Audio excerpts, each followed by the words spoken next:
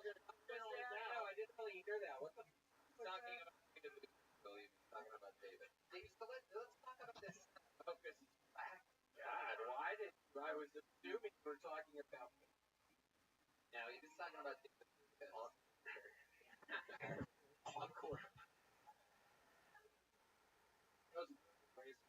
Like, I assume it's directed towards me. That was directed towards David. Oh my God! I'm trying to fucking counting. You cannot take that song. You about this before. You can say, wait, let's talk more about Cyber Monday. Let's keep talking about the things we talk about. You got these pants on Cyber Monday, which somehow were also delivered today, which is super weird. Nobody's talking about that. You ordered them on Cyber Monday. How did you get same day delivery? How is that at Federal Express? You bought it from Federal Express directly. You go, you cut out the distributor and go straight to the fucking delivery. Yeah, that's actually pretty smart. God, you sounded like an idiot all night, dude. William, stop. Why do you always attack everybody? Because of these fucking things. I swear to God, I paid $900 for these fucking things. I can't.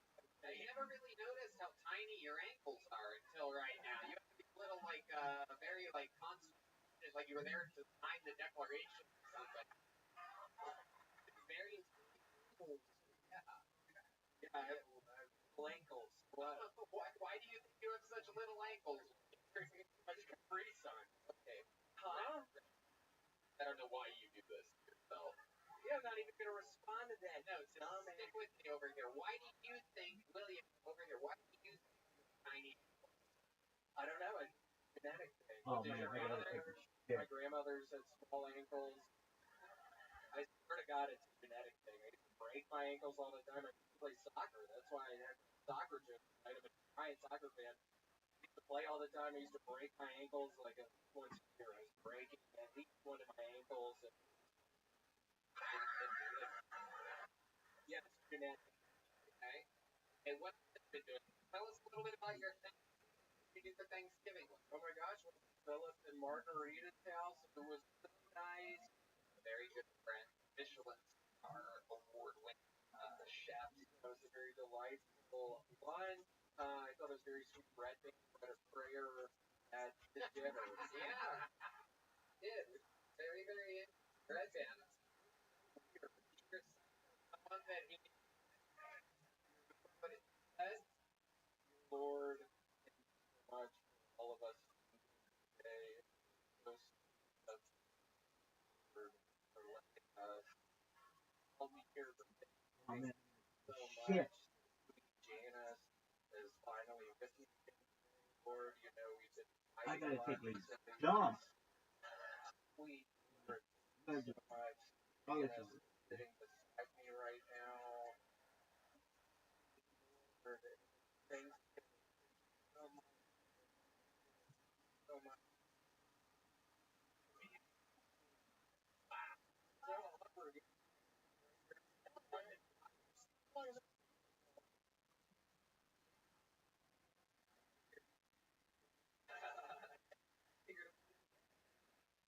I didn't notice. I was table. Didn't notice the trace at all. So I just volcano IJ.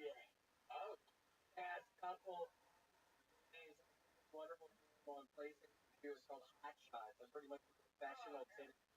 Oh, you're playing tennis. Oh, you're Hot Shots. Yeah, too. That's incredible. That's good. That's something. And then we break it there. And not on Cyber Monday.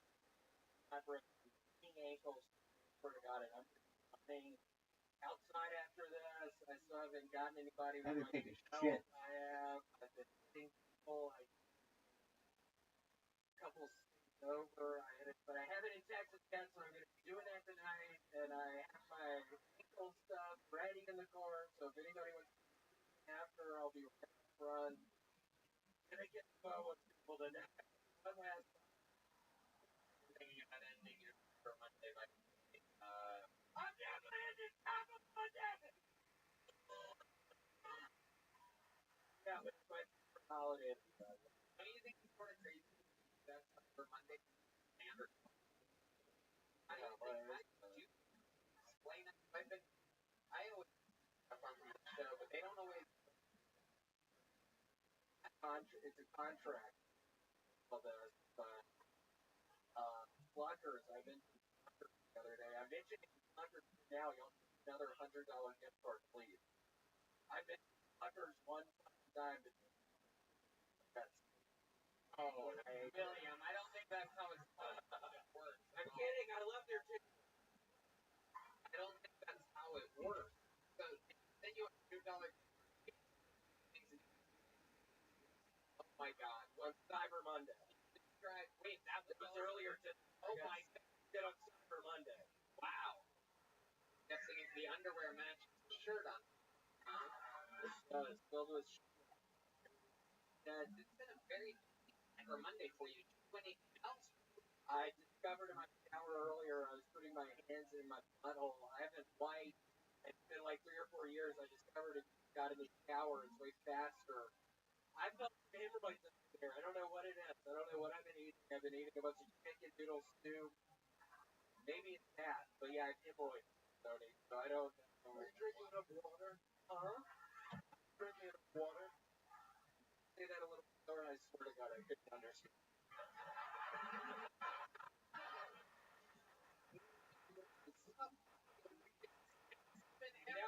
Now it's white. I thought you just wanted some advice about being hydrated. Nice to everybody. Now he's always had a red bit, had it, gas the place. Ever on it. Yeah, what would you say to Tom? Like, what did you red me? And I just, now, I couldn't even fucking hear what you said. I heard some little voice. Okay, very good. Wonderful. I don't think you know who's going. Great. There's a couple hours left of Cyber Monday. How do you plan on closing out? I am going to get that volcano immediately. I am going to put hot shots too. I'm going that thing that you do, that type of screaming thing that makes fans afterwards. You ever do that? Like when it's bitch, you better get my water. It's a lot of what else? Bitch, you better make that better quick. It's a lot of that. It's a lot of fucking. That's a lot. It's unbelievable. Yeah. We love him. Is the band there? You have the band at your place sometimes? Yeah, they come over all the time. They're actually coming over tonight for Cyber Monday. We're having a little party. Oh, shit. Having a little party after the show tonight for Cyber Monday. That's it. That makes it official. We gotta end the show. So the band and William Cyber Monday super party. How about one more time for the great William Montgomery, everybody? Check him out on tour with me, with himself. Make some noise for great Kurt Metzger, everybody. Kyle Dunnigan show. This could be your show. Amazing Kurt, truly one of the great writers of comedy out there. Anything else you want to plug or anything? No, nothing compared to that. My sheet of watching. Yeah, no, it changed my life. I agree. Thank you so much. I actually Kurt many great writing rooms, written many great things. So I respect your opinion a lot. I'm so grateful that you came by. There's the drawing from Ryan J. Ebel. He draws every single you holding a kite with RyanJebel.com for all those prints. How about one more time for the best damn band in the land, huh? That's the Kill Tony Band. Brought to you by Ball, peanut butter whiskey. I'll tell you, I had some of that fucking peanut butter whiskey with an espresso martini. Oh, great. Peanut butter fucking challenge. Shit. We've been having fun every single Monday. One more time for Michael Gonzalez on the drums. On the keys. The great Paul Deemer on the horn.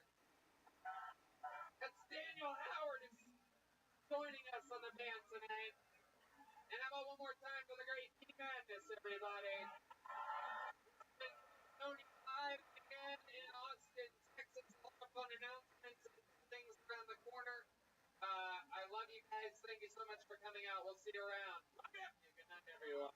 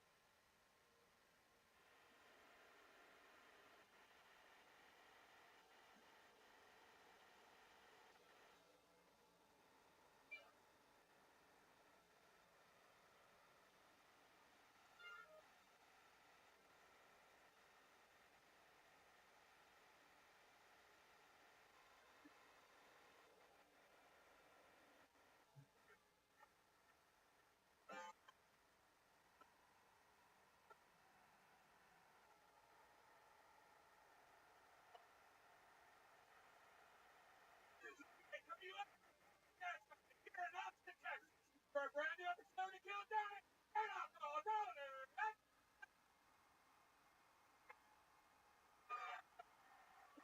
Once again,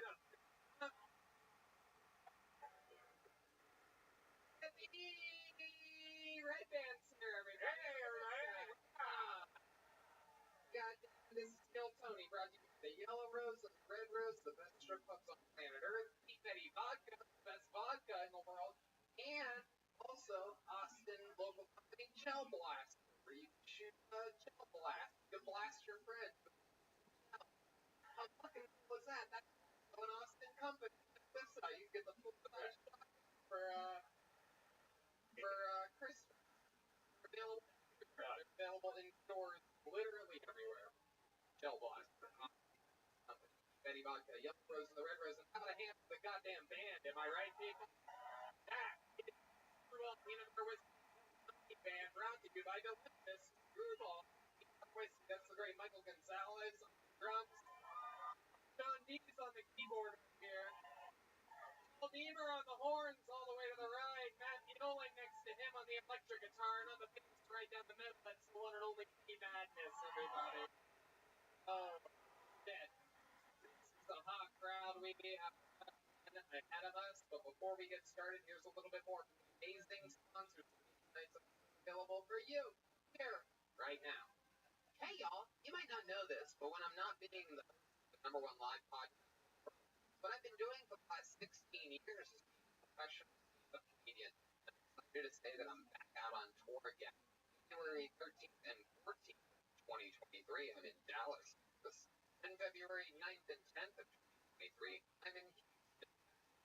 Tickets available at TinyClip.com. All these shows sell out, so don't be a doofus. Go to the website now. Tickets while you at.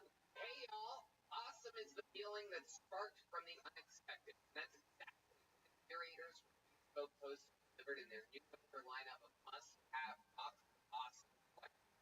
Bespoke Post partners with small businesses and emerging brands to bring you the most unique goods every single month. I have some of my favorite awesome gifts that I've been given. The Frontier box, the box developed in 1980, becomes synonymous with French design and utility. Pablo Picasso, Parade to carve his Arctic explorer Jean-Louis Etienne, and record sailor Elaine Ola, all by their pocket knives. I have one. I got it from Post, the box of awesome. Red Band, you got some stuff too, right? Yeah, man, I got all the awesome hot sauce. It's called Scorch. Hot sauce. And they're all small brands from all over the country. From Texas, Nevada, California, and more. And no matter what you have going on this winter, box of has you covered from cozy to travel, must-have, and cocktail kits. Box of Awesome has everything for winter. Get started, take the quiz at boxofawesome.com. Your answers will help them pick the right box of awesome for you. They release new boxes every month across a ton of different categories. Each box is valued at around $70, but you only pay a fraction of that price. Plus, each box of awesome, you're supporting small businesses, 90% of each, and everything that comes in your box of awesome is from a small upcoming brand. It's free to sign up, give a month, or cancel anytime. So it's a no-brainer. Get 20% off your first monthly box when you sign up at boxofawesome.com and enter the code KILLTONY at checkout. That's boxofawesome.com, code KILLTONY for 20% off your first .com, code, one word, Tony. Hey y'all, I hear them ring ding ding-a-ling ding ding ding-a-ling. The holidays are right around the corner. Looking for a good gift you know that your parents are in law genuinely love? Well, we've got the one for you. Want to get something meaningful? You don't want to go visit the design issue like? Skylight frame is the perfect gift for the really, really special people in your life. You've got to check out the Skylight frame. It's a photo frame which you can update instantly by email from anywhere. It's a great way to feel close to those you love when you're separated. I gave one of these to my 75-year-old mother. I swear to God, she thinks I'm in the room with her. I just update with another picture. Like, oh, Tony, you came to visit me. I love you so much. I'm so confused. It's effortlessly. After 60 seconds, get in your touch screen and connect to your wireless network and enjoy. Skylight help them help you with those in-laws and relatives that you want to share stuff with. Red Band, you know about technology. Oh yeah, I gave one to my mom. It's so great because it looks like a regular picture frame. It's a black frame with a white mat, so that's like on your counter and hey, look at that. I'm with a black frame with white mat adds up to your home. There's everything. You could have a whole family or one. It's a great way to keep large networks of friends and family. Skylight frames, vibrant touch screens. As you swipe through the photos, and if you like one of the photos, you can tap a heart to let them know the person that said it that you love. And there's a brand new size. There's two size options. There's the original 10-inch, and there's the new 15-inch frame. Ooh, 100% satisfaction guaranteed. If you don't love your Skylight, they'll offer you a full refund. Now, as a special offer, you can get $50 off your purchase of Skylight Frame. Go to skylightframe.com and enter the code Tony. That's right, to get 50% off your purchase of Skylight Frame, just go to skylightframe.com and enter the code Tony. That's SKYLITFRAME.com, promo code Tony. You guys ready to start Kill Tony or what? Guys, are you guys ready to start this? Tonight's guest is truly one of the great comedians of Texas. The guy that is paid regular at the comedy for moved here as one of the newest specials on Netflix. Truly, future of comedy. Multiple time guest. We love him. Austin's own Brian Simmons, everybody. For the magic happens, right? Brian, motherfucking Simpson, and the best legend. I just did the London Arena. Guys, we've been flying around the arena, having fun, kicking butt. You're not calling it. Outstanding. So, goddamn good. Alright, we're gonna have fun. You've been on this show many times before. You guys know how it works. There's people signed up for the crowd. They get 60 seconds interrupted. You know, their time is the time of a kid. And that means they have to wrap it up then, or else 50 seconds later, it's about the end of us there. Talking. We also have a few regular that write and perform a brand new minute every single week. It's very, very hard to that you're seeing them trying their absolute best minute they've ever done before. It's the regulars minute every single week. You guys get it? You ready to start tonight's show or what? Let's do something a little bit fun, huh? We always kick it off with Hans Camp in the first. I want to do guy that's here for one more week before he has to go back to the goddamn oil fields, Texas. And yeah, you guys might know where we're going with this. Recently found first recently on this show. We love him. Fucking wild. I swear to God, he's the origin story for everything we've ever seen like him. Man is a multitasking, Betty Austin, Texas. I'm proud to present a brand new minute. One and only Uncle Lazy.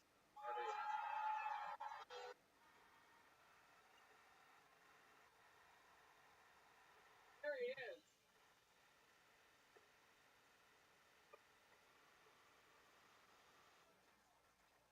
Thanks, line. What if his girlfriend don't see him anymore? Kyle, come back. That girl, you're supposed to take her on one fucking night. She got pussy like a snap at her lanes. That's where you been.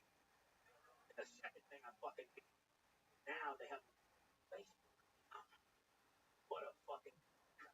There ain't fucking pussy nerd that's gonna make me join my Facebook again. You know what I'm saying? But me, managed to decide that I'm gonna go ahead and to that join them now. Okay? I like to stir the pot. I literally see a picture of a vein cock fucking football stirring the pot. But lo and behold, Claire told him. So now I'm the fucking shaman. Okay? Someone cheated. Hours after I said that, I guess so.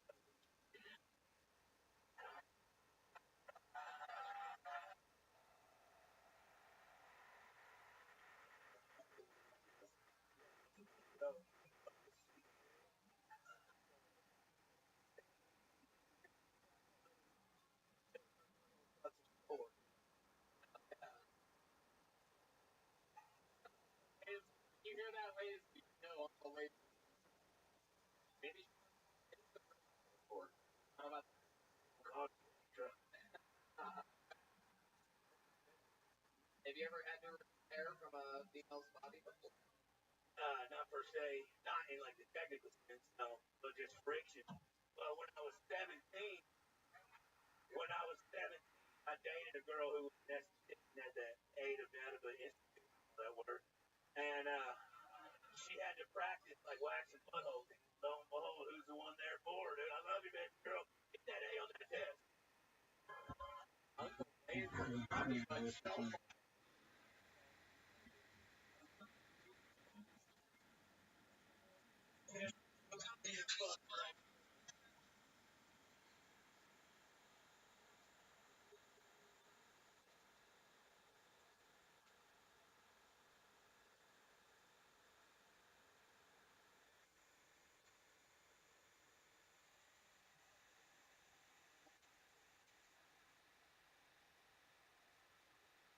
That's tight.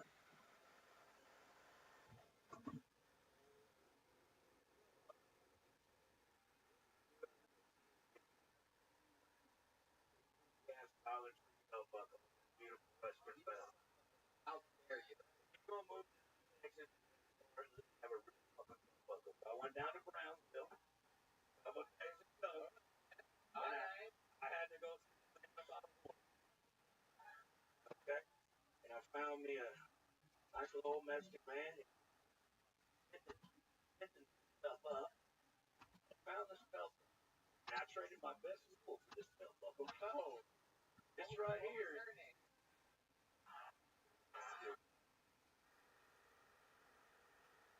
Right here. 4 blade. Broken 4 feet. Got to feed twice a week. Wait, that's still alive in there? Still alive. I He's love that. tapping. Yes. Oh, yeah. Good thing. How much, Uncle Lazy? So nice. Christmas. Mine's pretty sweet, but I'm gonna replace it. Okay. I'm gonna replace it. I'm gonna wear this. Yeah, but they have the same eyes, dude. Relax. Yeah, that was. I didn't. You cancel Uncle Lazy, folks. Even read. Uncle Lazy.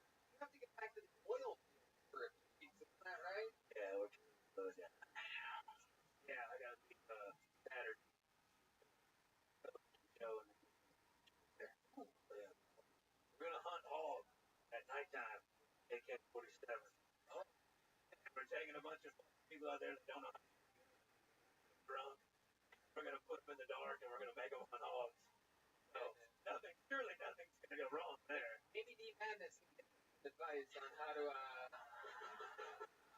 kill in the dark.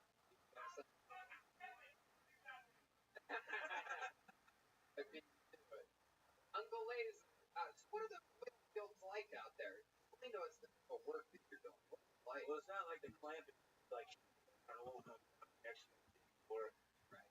And it's just long, strenuous hours. Convicts.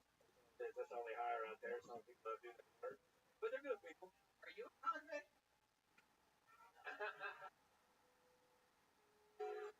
I have a warrant out for my arrest, right? Yeah. Is that why you go by Uncle Lay's? That's right. I'm like that uncle that got out on parole, but like 500 yards from the playground, but I can still look at him from the chain link fence. Oh. You know what I'm talking about. Uncle Lay's. Warrant for, do you know? Fraud. That's Sam 2022. Credit card in my mama's name. And she called the cops on me. What a... And yeah, I know the perfect. Let fucking water bullshit. Sell me out for a fucking $50 back. Hey, Mom. what's it like when a bounty hunter that looks like he comes face to face with you? Like, you ever get chased around by your dad at the playground? It's kind of like that. If I were you, I would just throw him up. Like a bounty hunter. If I were you, I'd be like, Who we look yeah, exactly. I'm here for the same guy. I've been over weeks. Okay, so you're a natural bounty. I trade, yeah. Sometimes I tuck my wiener between my legs for that. Hey, give yourself a little money if you find it. Every now and again, I do. Uncle Lee, love you. I'm glad I was able to shoehorn you up here before. I'd love to have you on the secret show Thursday. Uncle Brian. I love it. Leaves on Saturday. We've been on Thursday. Uncle Lee, we love you. Love you guys. You know when you're back from the oil fields. It's gonna be a few weeks before we see Uncle Lay's again. You guys ready to go to this fucking bucket, huh? It gets a little bit wild. This where it could be you. Perhaps you signed up. Perhaps your buddy signed up. Perhaps you're a brand new comedian. Perhaps a local legend who's been waiting for years for this opportunity. The first name out of the bucket goes by the name of Danny Tierney, everybody. Danny Tierney. It's reading rainbow back here. Oh, that is. Here he is, everybody. Make noise for Danny Tierney, everyone. Yeah, how's it going, everyone? Yeah, the other day I was making love to my wife. Or yes. She asked me to stop, and I didn't. I don't look at all judgy, okay? Before you judge, just know that it's really upset when I break character, okay? And she said to me, she said, you know what? A lot of things after that. She said, you know what? Putting it off me. And I have some cousins that are narco, and they're gonna cut your dick off and shove it in your ass. Of course, I'm getting really, really hard. And says, you know what? I forgot the safety part. That made it more hard. After you're over, no shit, she really did forget the safety part. I kind of felt bad, and then I said, you know, I'm gonna shave my hair so I can look like my favorite podcaster. So I got out of the bathroom. I said, hey, what do you think? Well, you don't look like Joe Rogan. You as fuck don't look like the rock player. I said, well, who then? He said, American History X. Danny. Hello, Danny. Welcome to the show. A little long there. But Danny, I don't even know where to begin. Brian, like, I wish I'd known the safety part. I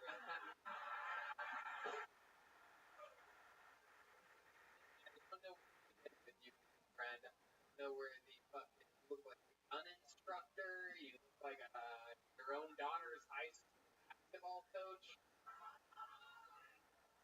Weird vibes. Well, what do you do for work, Dave? I am a contractor. For what? I built homes. Oh, okay. I thought you meant for like slides and stuff. A little bit crazy. Actually, if I had recently.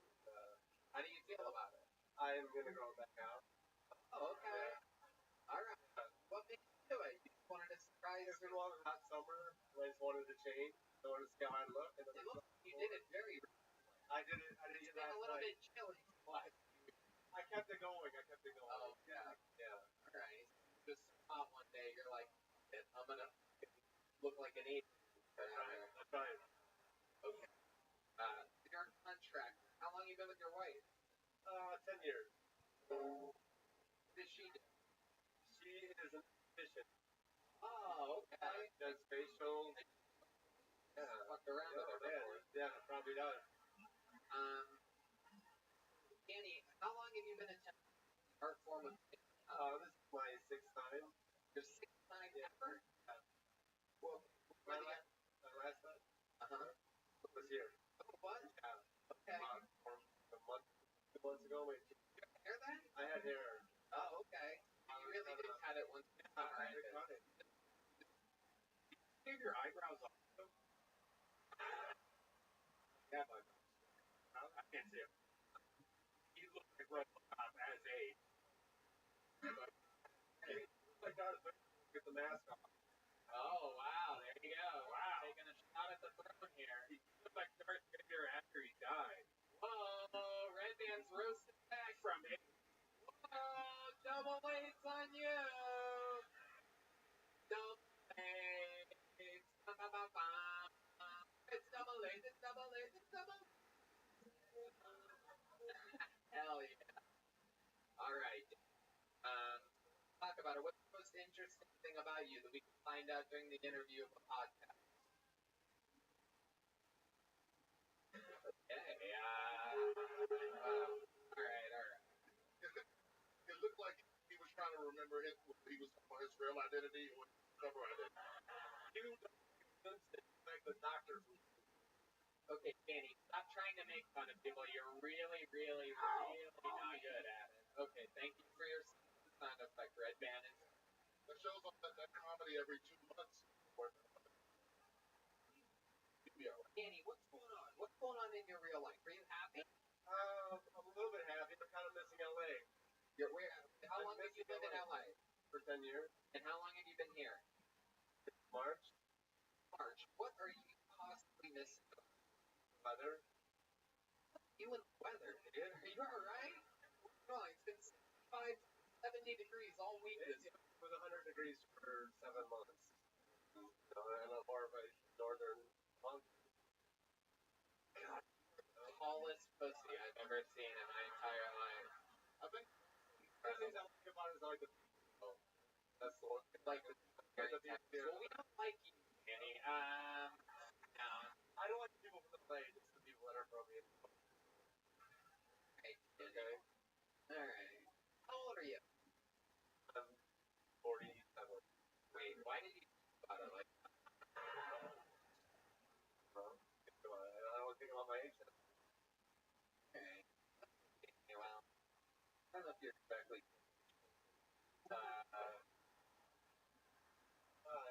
Any skills, talents, or anything like that? Is something that I miss? I can rap. You can rap? No way. You cannot rap.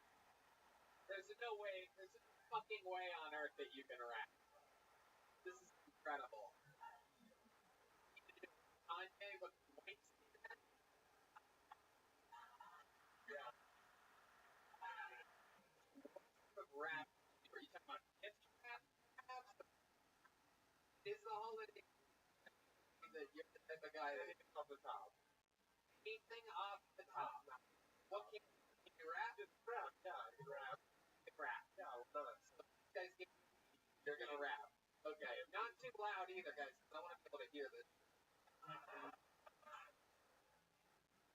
Oh shit. Yeah. 3. This is the bank robbery. Now you're probably not gonna want to will say to stop. Shut your mouth and open up your pockets. That's your personal property. Stars and bosses on a peace treaty. Mold the dash.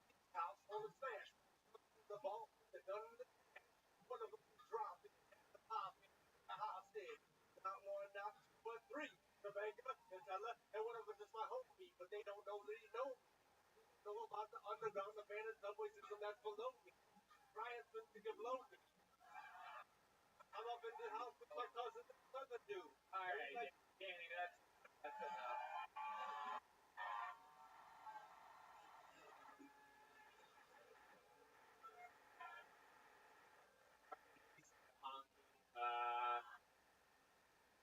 Oh my god.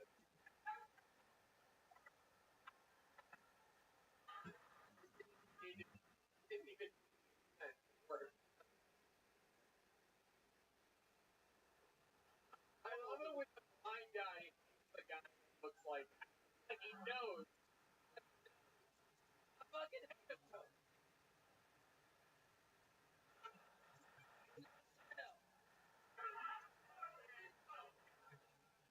Want to feel my face? He madness here. He madness here. Now bouncing off of Danny's bald head. Alright, Danny.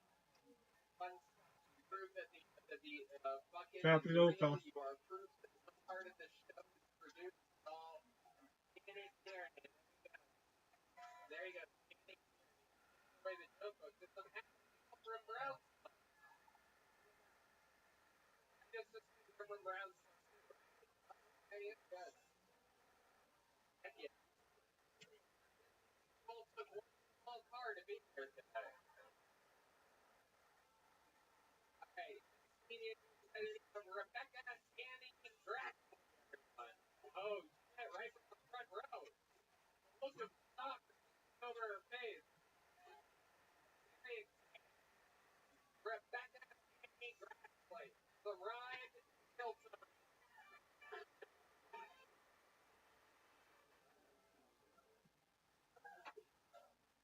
My white boyfriend was dating an Oriental about me that, for example, I should have really, but I'm wearing my personal tunnel. Actually, Korean fashion character. I can't drive for shit. For my 100. My boyfriend about me, like, for reason. And he said weird shit, like, I don't need like more coffee or walk. But I don't think he's racist. Like, we're polyamorous. Honestly, times are tough. And so, I have a guy for Netflix, a guy for Hulu, and a bitch for Paramount Plus. I have. Wow. Take a minute. There, Rebecca, Danny. Welcome to the show. Hi. How's it going? Really good. Is that your first time doing stand-up? Yeah. Wow. How about a hand for her? Incredible. Incredible. Right here, got called right in the front row. My favorite part of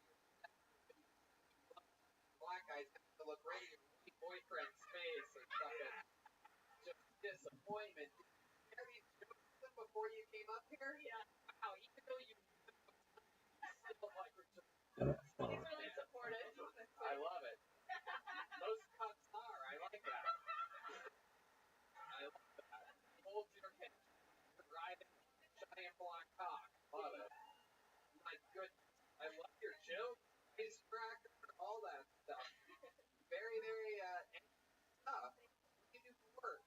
I'm a grants administrator in nonprofit work. Okay. Well, no matter what, it's going to be nonprofit after anyway. Hopefully they never find it. I love it. Yeah. How long you been with this white guy? 8 months. 8 months. You guys are really polyamorous? You guys really like get around and do stuff? Wow. Wild. And you guys decide find that like early on in the relationship? Or? Yeah. I was already polyamorous before I kind of railed him. Right, exactly. This. That is amazing. Wow. So like, what's the deal? Do you guys have like a setup deal? What are the rules of polyamorous relationship? I mean, it's whatever you want it to be, honestly. It's whatever rules you create. But yeah, like, it works like an open relationship, but I guess. It's like, if you do something, Yeah, because all of a sudden,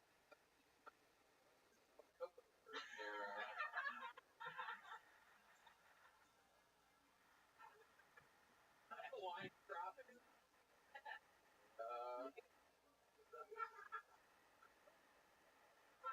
Poured all my barbecue sauce. All the fudge in there is for free barbecue sauce. Guys like tell each other. Gotta make sure that gets back to what the magic that or something. Yeah, no, it works out. Right. Okay. Get it all. It's dope. Okay. Look on his face doesn't say that it's that dope. I don't know. How after you put with the black guy, does it take them a little bit longer to come or anything like that? Is it like a pencil down the hallway or something like that after? Alright. Any thoughts on anything that I'm saying? Honestly, I'm just so nervous. No, I bet. Like been over here, I can imagine what it's like on the other side. Are you guys looking for a third? Oh shit! Hell yeah!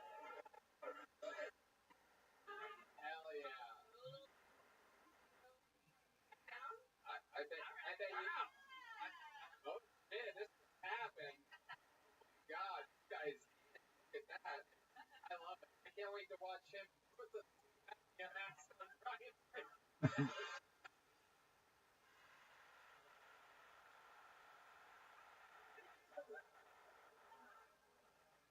Now, hide behind a curtain when Ryan fucks you. Like one of those.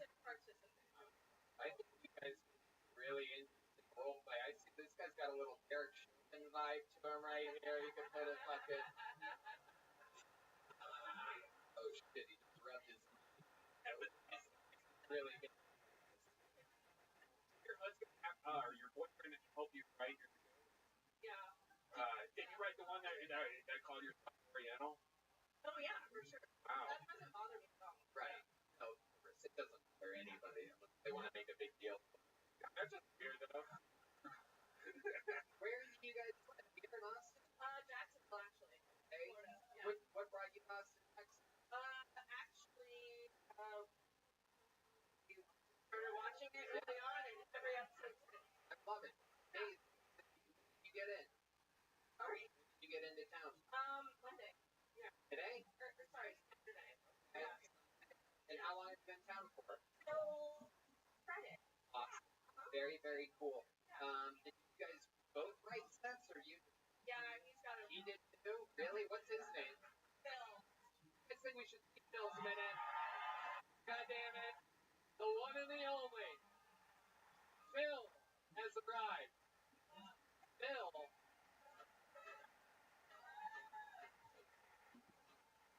Here he is, everybody. Phil from Jacksonville, Florida.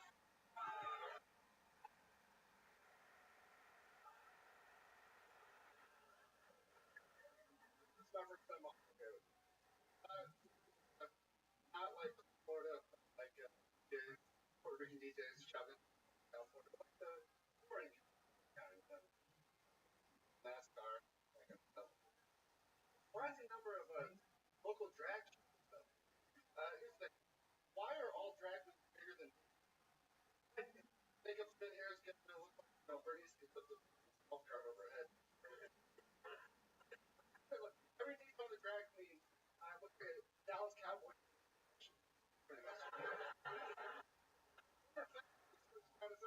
Which is fine. Cool. I mean, the heels.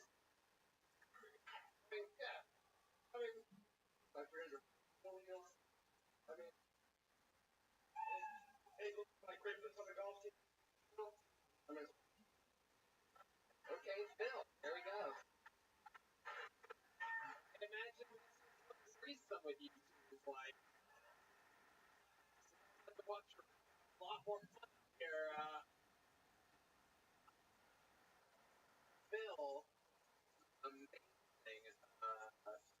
And it's interesting that your name is Phil. That's what other guy's girlfriend.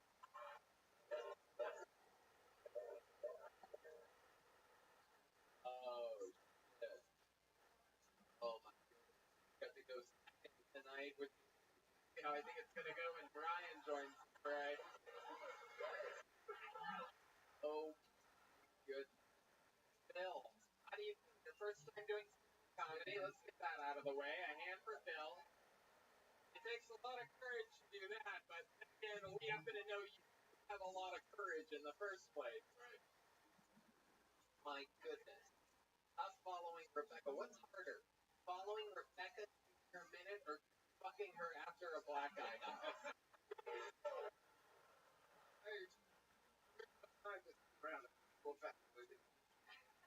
I'd imagine that happens quite a bit too. I love it. Phil, what do you do for work? a nurse. Oh, hell yeah.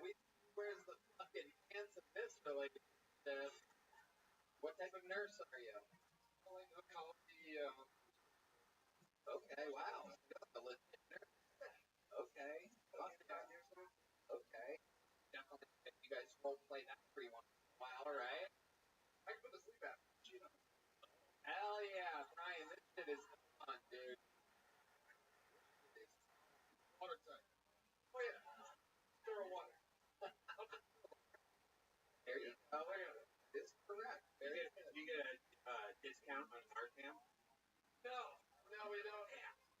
Yeah, Red Band looking for his next fix Narcan, everyone. Okay, let's talk about it. You got any special skills or talents? Damn, I figured if the last guy could rap, something. No. What do you like to do for fun? He likes to watch. Yeah, he does. Yeah, he does.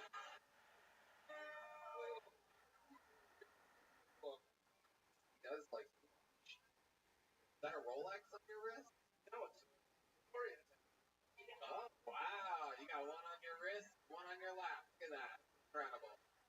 Absolutely. And where did you meet at? Hinge. Oh, wow. Get the microphone back to Rebecca over there. I want to funny one out of this. Where'd you guys go on your first date? We went out to a brewery and I invited him back over. Oh, hell yeah. Rebecca's awesome. I love it. And get him back to your place, all right? And then what happens? Puts on Kill Tony. Are you serious? Your first date?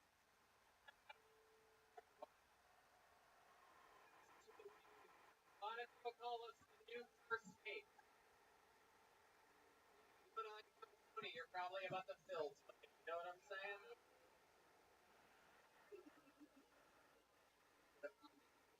I want to know what part did you make of David Lucas and William Montgomery?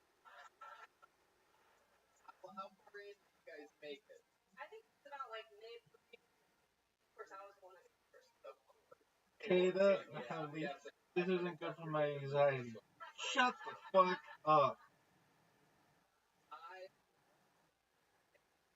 you dumb cunt.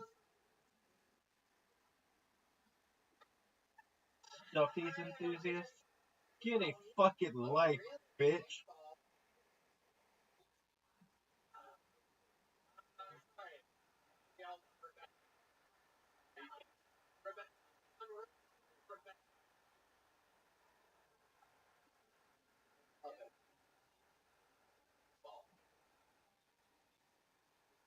A bunch of being white guys.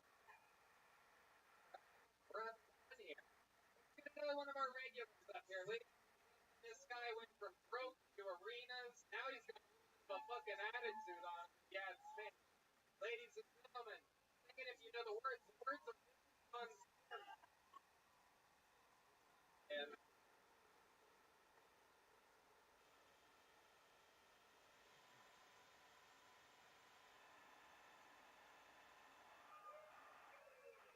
Hey, what's up, guys? Do you think there's anyone protesting right now who's like, what are communist China?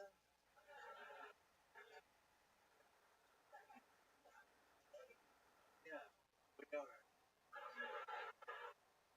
Sorry, I'll go home. I would hate to be in a crowd crush like what happened in Seoul or Travis Scott concert. That's one of my worst fears.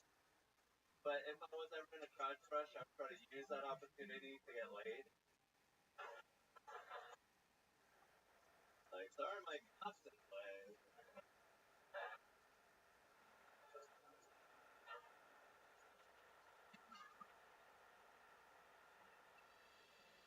Trying to put it in. It's like,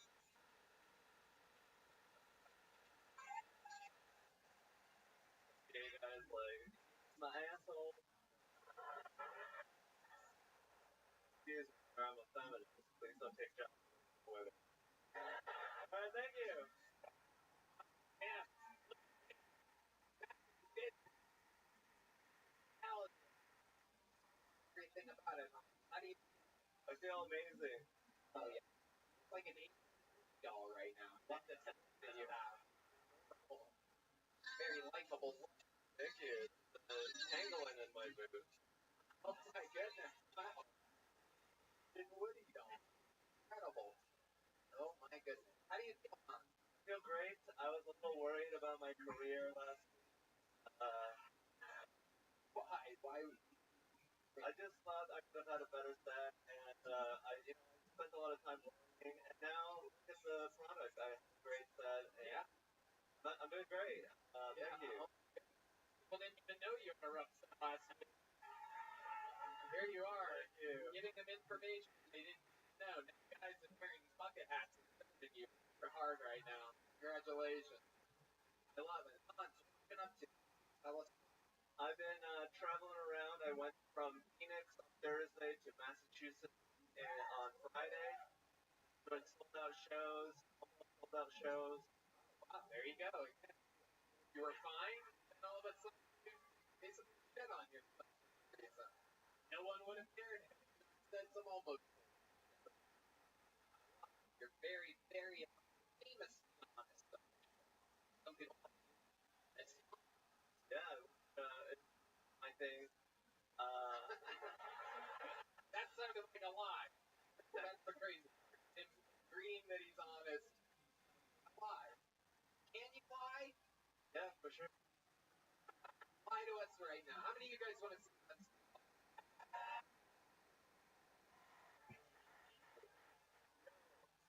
Excited.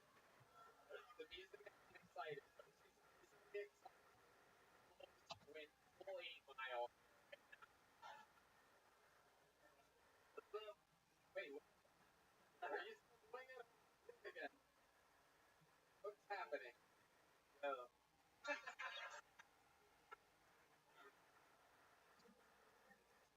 Well, Dave, Yo, I'm rapping. I'm Kill Tony. I feel great, not Moni. You think I'm made out of Moni? But stop it, stop it, stop it, stop it. I'm gonna stop you right there.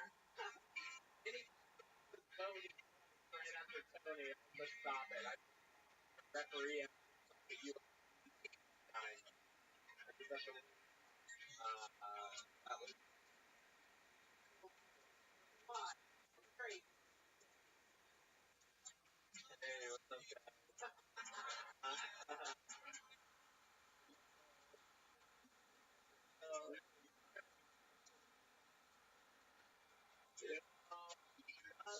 Anything to say about me, right? I'm loved. And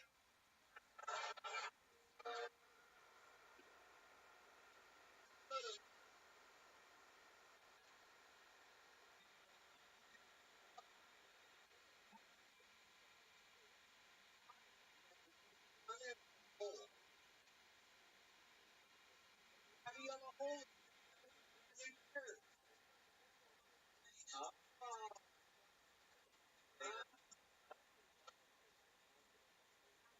Full rewarded. Are you talk a lot on it every I just hunt right before the show starts. And normally you go up first, but I don't ever remember anything that we ever talked about. You could have lied every episode. I wouldn't even remember. I love to be honest. Wait, Hans, what else were you up to? What did you do for fun? I had a Monday here when Kill Tony. You know, Yeah, after Kill. Yeah. even though you didn't No. The afterwards part was we were writing a book for our good friend. I did Joe's birthday. They wrote happy birthday in the book. right. Alright. Tony, for a couple weeks ago, I think it was 2 weeks ago, I was saying I was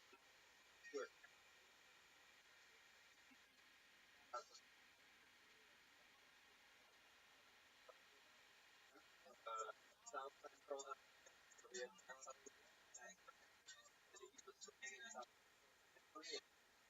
far away.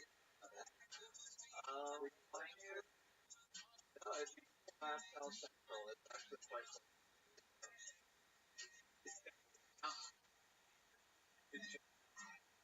I don't know LA that well.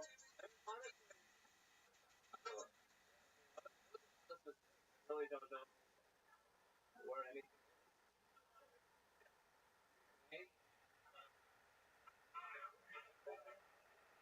I'm being to say flying. Flying out on? No, being very honest.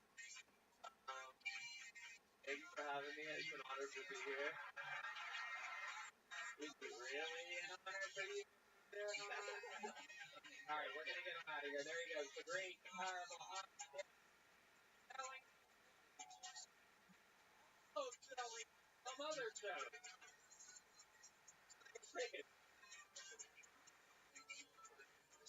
That's in a real like starting to find out and alright. Out of the bucket, it's our first time I short. Here we go. Having fun out there, huh? Ground spell.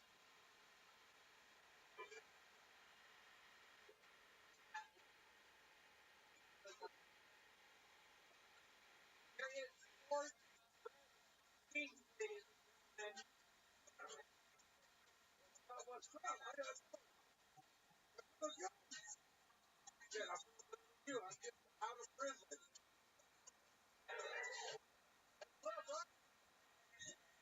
Not Rob. Yeah, man. The first thing I should food was my son. Yeah, was doing, and then Cabbage came up and said, then, no, no, Marty popped up, and,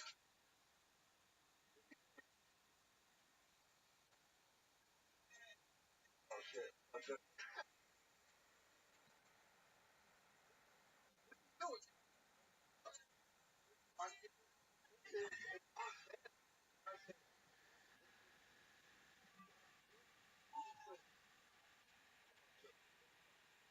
Go ahead, I want to hear what you were saying. I'm with you. I want to style. Fucking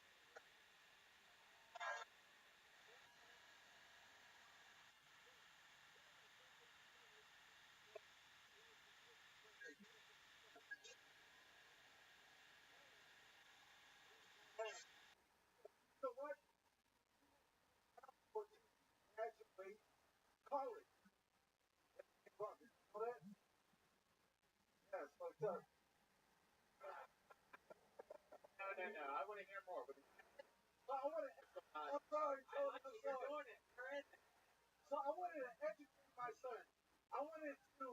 Every time I restart it, I'm sorry.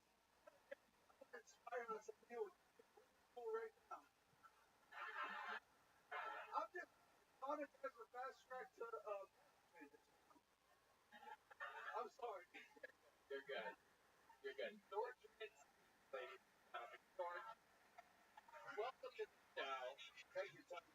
Hell yeah. Okay, let's talk about your first time here, your first time in a comedy, right?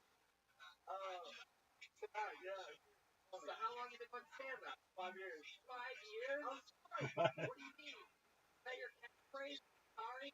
There we go. Okay. George, without apologize, let's talk about this. Where have you been doing for 5 years? I knew room, my red room. Okay. Here's what I fight for. So we're in the lobby. Where they people that weren't able to get tickets from my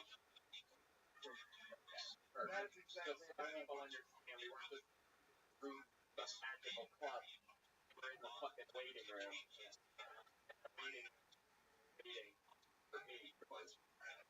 I know you probably told me.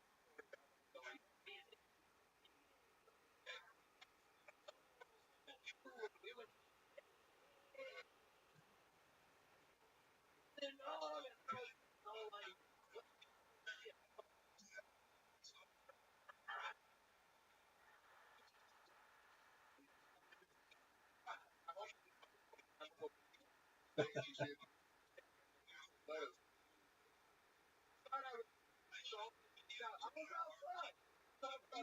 Were you getting a girl out there?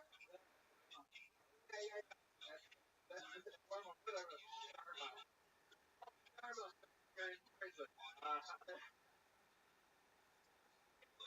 On a race. How long were you in prison for? 2.5 years. Shit, man. What got you in prison?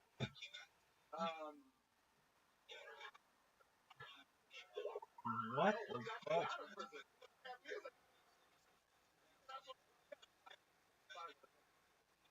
Shit. Higher time.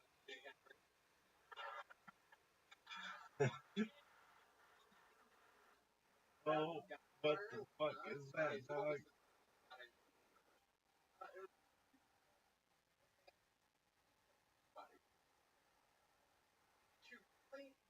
Oh, okay.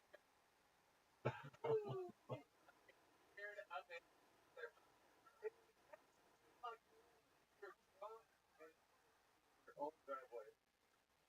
5 years they don't. Yeah, that's not what happened to you. What happened? I don't know. Let's sleep in someone else's driveway with the car on top of someone's body. And a child. Yeah. That's for school, man. Yeah. 2.5 years. And you have one son? I want some. Were you with your baby mama when you, No. Is this real? real? You guys were ready to split up.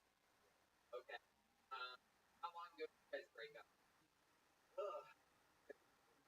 So about 10 years ago. Okay.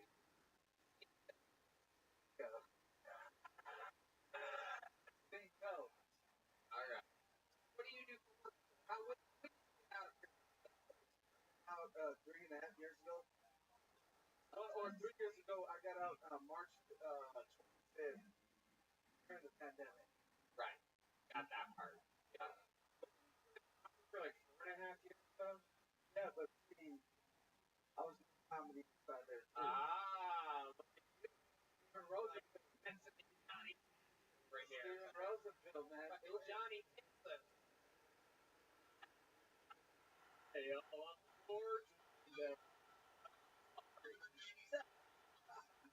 Little, I never hard enough for this. Baby.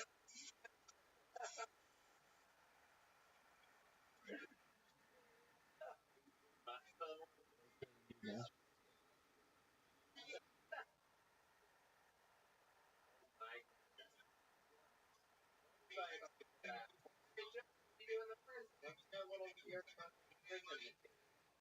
Material? Has anyone ever break? Yeah. Good show, right? That's our favorite show in prison. The bunch of things when the show right before shower time. Yeah. How about taking it in the face? There you go. There you go. The prison shows right there. Prison show, ain't it?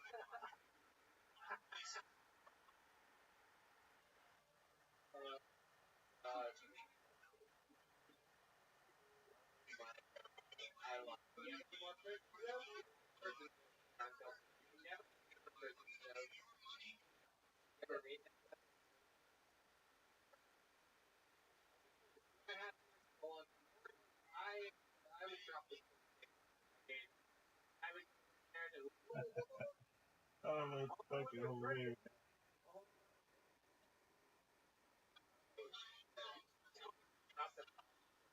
be right with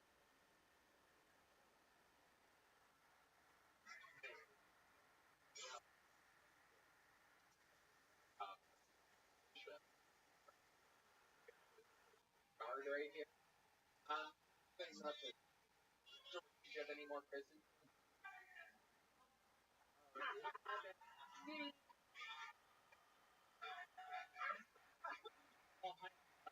Sugar-free red. I love how bad you get them. Love it, dog. That was great. Why you saying that shit? Heroic, even.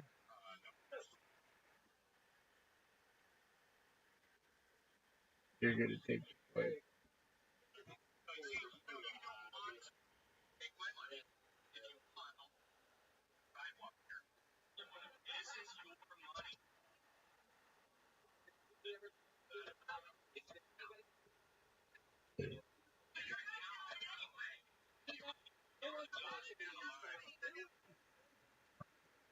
I love this. You watch his whole fucking life. I love how you interact with people, sir.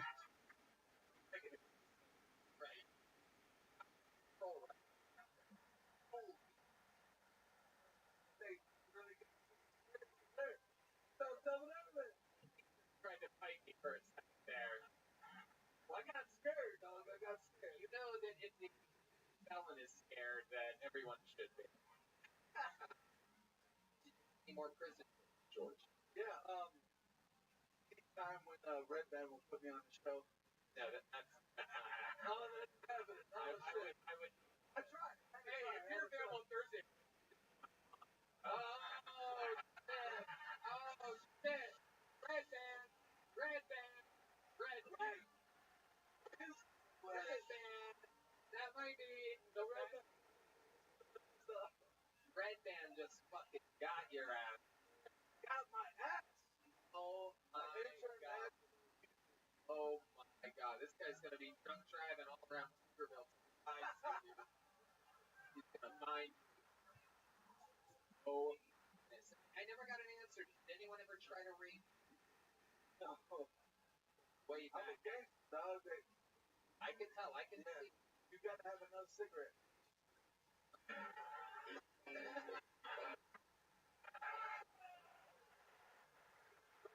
Fred, is there anything else we should know about you before I let you go? I find you to be an incredibly charismatic character. You're so entertaining. This is what you know. What do you want to know? I'll tell you this. What's up? Okay, what's the craziest move you have in the bedroom? Anything special? Fucking special things. Fucking Latinos.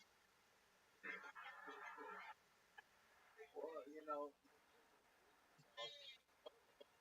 Yeah. What do you do with it?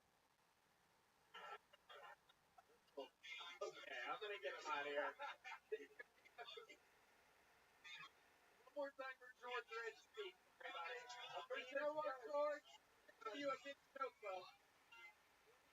I love this. At least 5 cigarettes. No, So we got more to go. We got a lot of show left. We gotta get another one of our regulars up here, gentlemen. Absolute legend, one of my favorite fucking comedians on planet Earth, legendary roaster, legendary writer, legendary comedian. It's just everybody.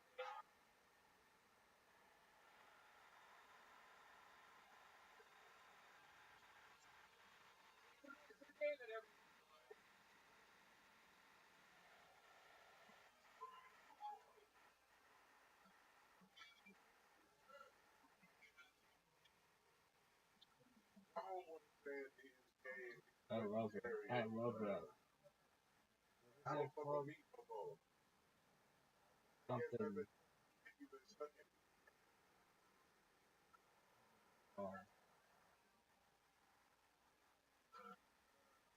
Not planned out. Delicious. What they are, their bitches are ruining America. I love that shit.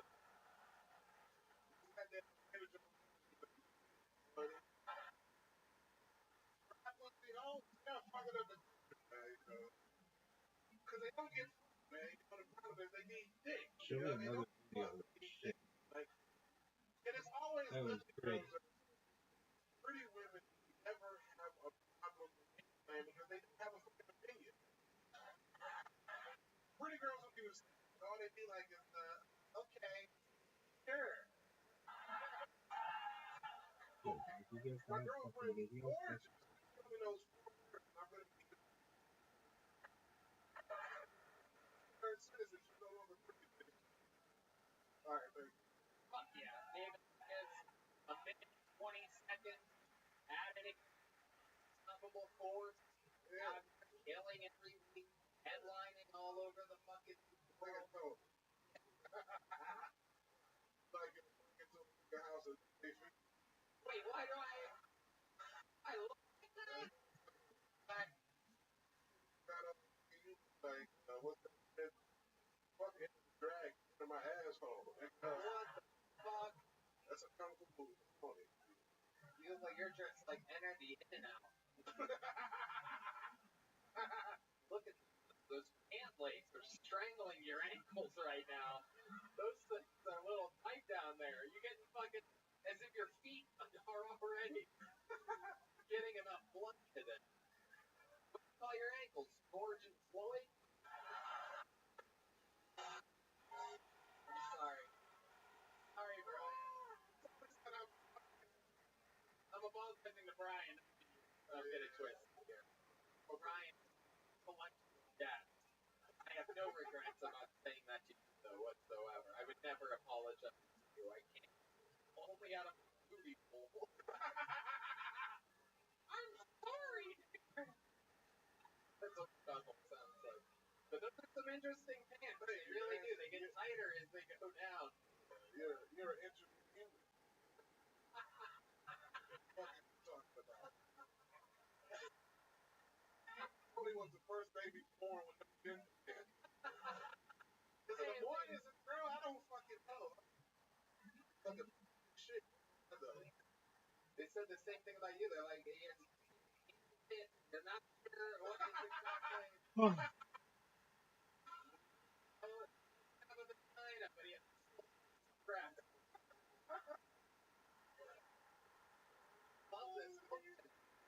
Wait, bro, I like your look too.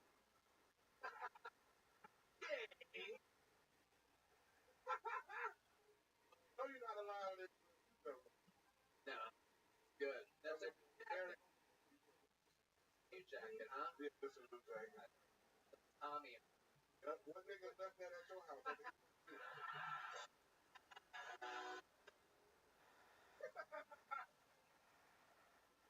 I don't have to buy clothes because men always need that shit. Show ass up out here. Y'all told me about Christmas is a hard thing. You want Christmas? Yeah. I know you got a fucking of a pistol.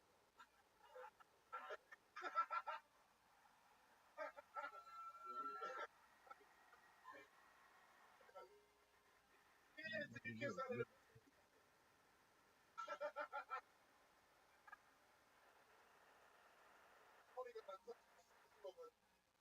bill above this dick that's like all you eat for under $1. If I had a sign there, you probably pay for it.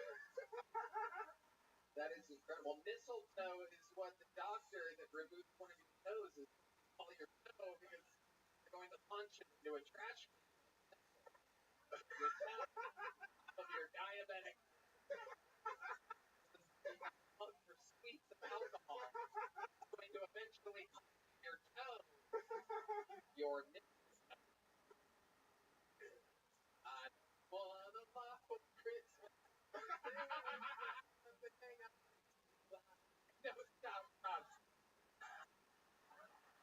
If I knew that song, I'd make a joke to it. Yeah. Frosted.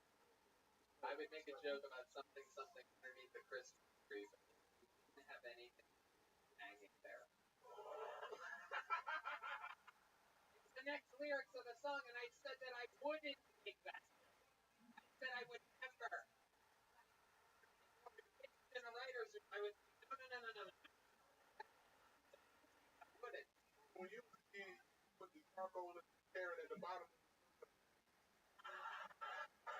That's true. I have really good eyesight now for how much of the Come on, carrot somebody comment about my me. throat. And they go, your Somebody booty be cheeks like, have oh, frostbite. motherfucker, where am I? Sorry. That's true. Yes. Sometimes Bitchin'. Oh, we get to translate this one. Oh, this motherfucker's great. Like fishing. This motherfucker sucks. German. And he can give you stuff. I've already blocked the sender from Rabbi Rothschild. He keeps coming back at a different number. Yeah. Yeah. First time I've ever heard of it. Dog. First time for everything. Oh man, this is gonna be so illegal in the future. It's gonna be like, what are they gonna call it? Like troll terrorism or some bullshit. Trolling terrorism. Trollerism.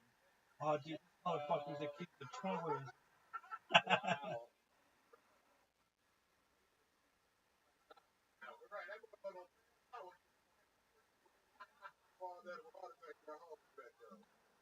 I love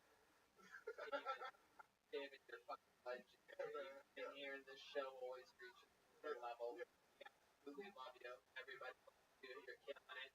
DavidLucas.com, right? David Lucas. David Lucas Funny. DavidLucasComedy.com for tickets. Going everywhere. Love us. Lucas, everybody. Alright, this bucket one more time. What do you guys say? Having any fun out there?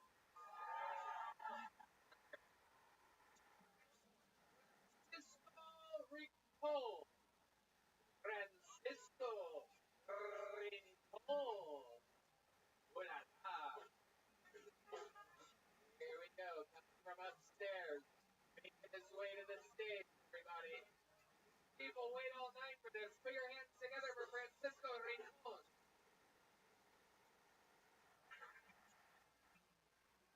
Okay. I was talking about sizes of penises as we do.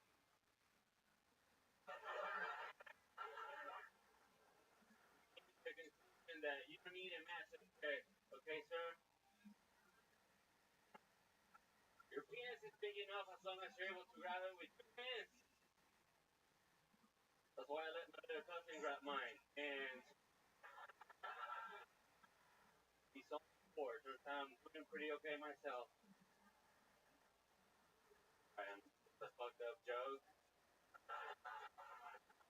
His hands were way bigger. But, like you guys are laughing, you're not a bunch of faggots. It's good. Yo, welcome. How you living, pimp? What's good? Guess what? I didn't want to fucking talk with you anyway, you little bitch.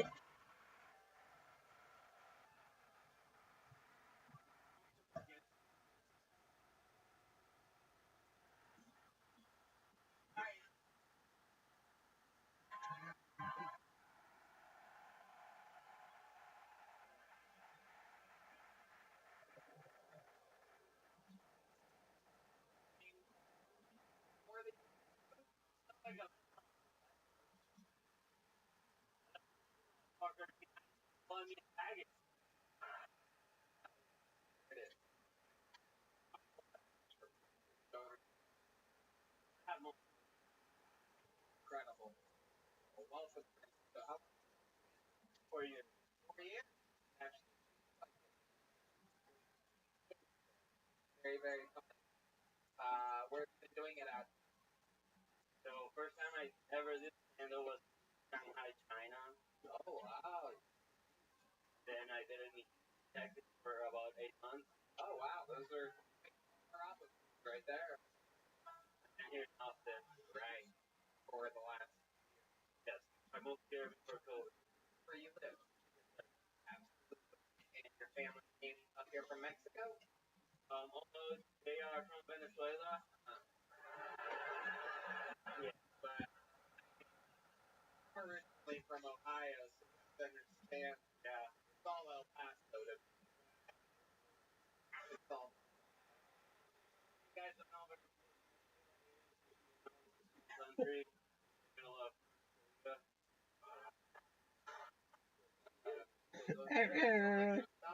a little bit. This guy's great. Yeah, man. I could watch a whole show about Bo from Cloud Nine. He's fucking amazing.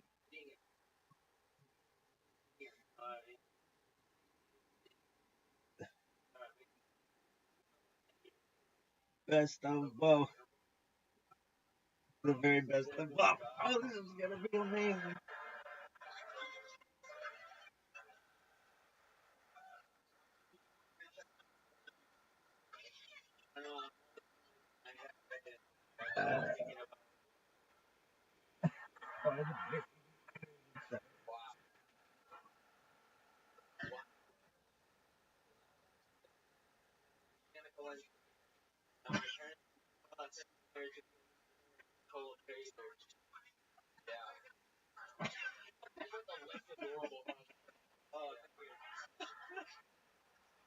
I love him. He's my teacher.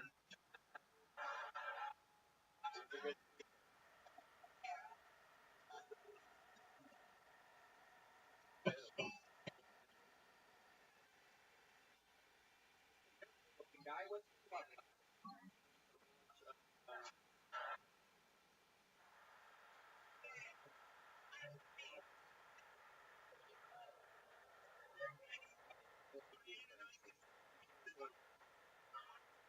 what's your love life like? You're looking at your love life, right? You just eye contact with me. That's everywhere, but I'm not homosexual. But you're very successful, more than my girlfriend and whatever. I'll recommend on Facebook. No, you did. You really did. My girlfriend and I were on Craigslist. Really? Yeah. Called her wife. Called her wife. Called her wife. Yeah, that's the option when you get her. I have a question. Right? How do you win?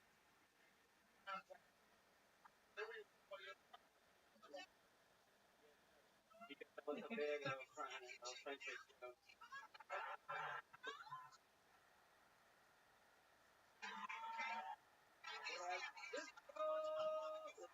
Oh,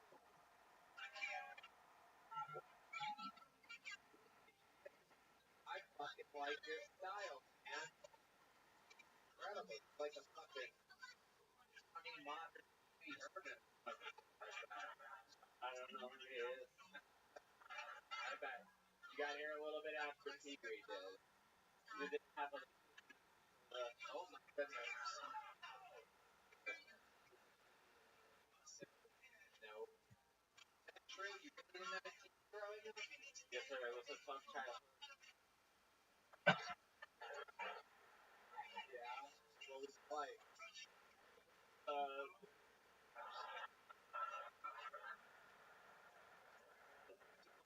There's dying, a bunch of losers. Oh, oh my goodness. Okay, what do you think? Very good. Put it here. You got me all right.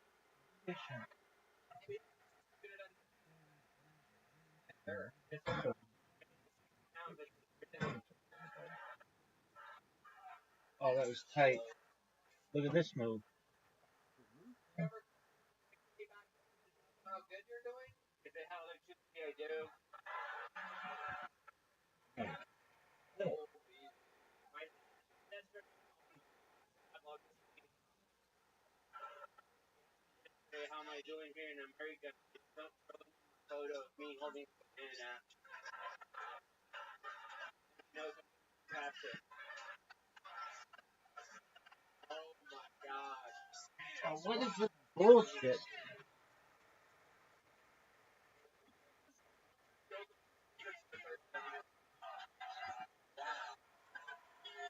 I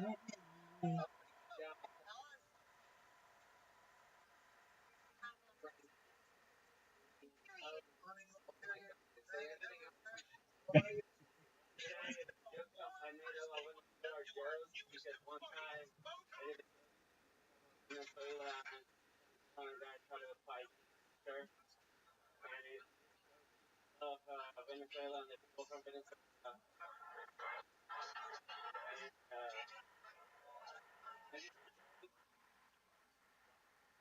Shit, but it's water. Fantastic performance. What an unbelievable interview. You for 4 years of Oh man, I can tell this. kind of a mechanical engineering. You're applying to the airport with stand up. It's very on a that's not that kind of thing.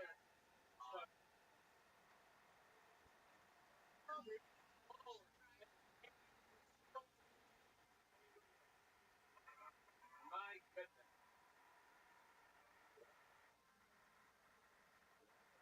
They're coming. Not to demand them.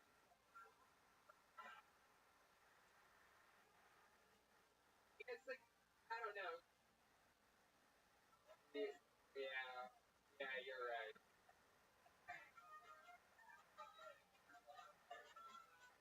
You guys think we should do one more out of the bucket?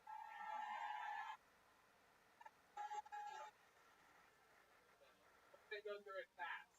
It's gonna be fast no matter what.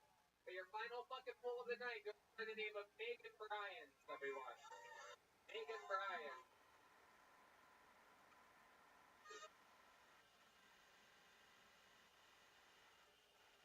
Megan Bryant. We got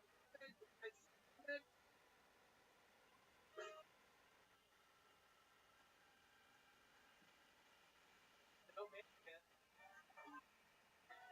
Alright, I'm gonna pull another one then. Next leave after I say one more bucket full, so maybe Jay Mathai. Jay Mathai. Jay Mathai. Oh? Alright. Random people raising their hands. That's not how it works. Okay, this looks like a fun name. Make some noise for Mr. Hip Hop. Mr. Hip Hop. I guarantee you Mr. Hip Hop is here. Mr. Hip Hop is not the kind of name that leaves early. Here he is. Exactly what you thought he would look like. Mr. Hip Hop, everyone. One more time for Mr. Hip Hop. Oh, everybody. Wow, this is my first time ever being on live. I'm really excited. I'm a big fan of the show. I watch it every single day. I have fun. And the only problem with the show is it gives me massive secondhand embarrassment. Somebody really bad and it's really bad. Especially when you reach the bucket, pull out a woman's name. I'm like, oh no, I'm skipping this hoe. You're getting skipped.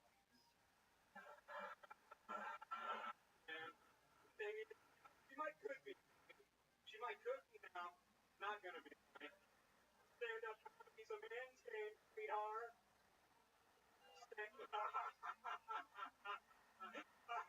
sorry. I didn't mean I'm there was one last part. Alright, I'm gonna cut you off there at a minute 5 seconds after hip hop show. Here, just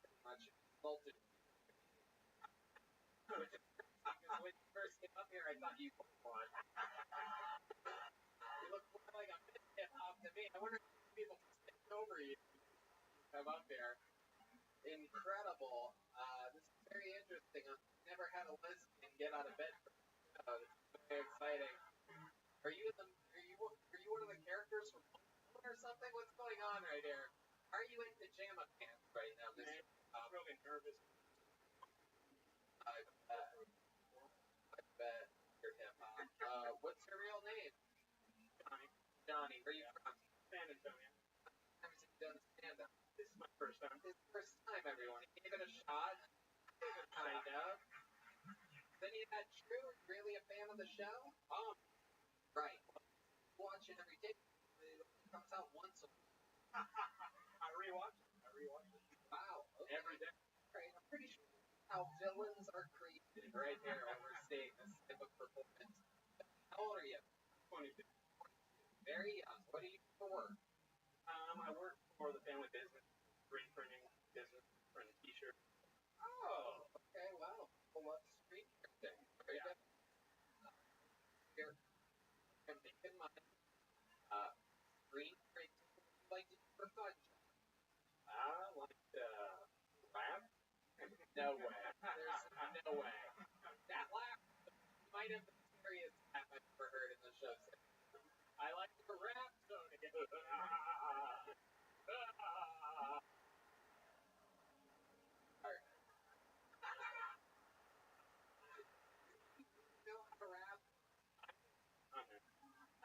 I think I'm with all the ladies right now. I didn't. My goodness. Okay, Mr. Hip Hop, because your name is Mr. Hip Hop, kind of. All right, Johnny, I want to see what kind of rap you do. You want to tell these guys a fucking rhythm or a beat or something or whatever, or they'll just do something. Oh shit. Kill Tony. I'm a kill Tony. Jay-Z calls me big homie. Can't control me. The truth is known by me solely. Get below me and blow me. Holy cannoli. No. I'ma be the blow. You could be the reach on the Lord. He's not the one. But gotta say it. No, it's even inside his face. It's solid as a rocket thing. Alright, stop. What's up? Jesus Christ. Starts like, we gotta have the band start doing that. They Oh, no. I like it goes. I'm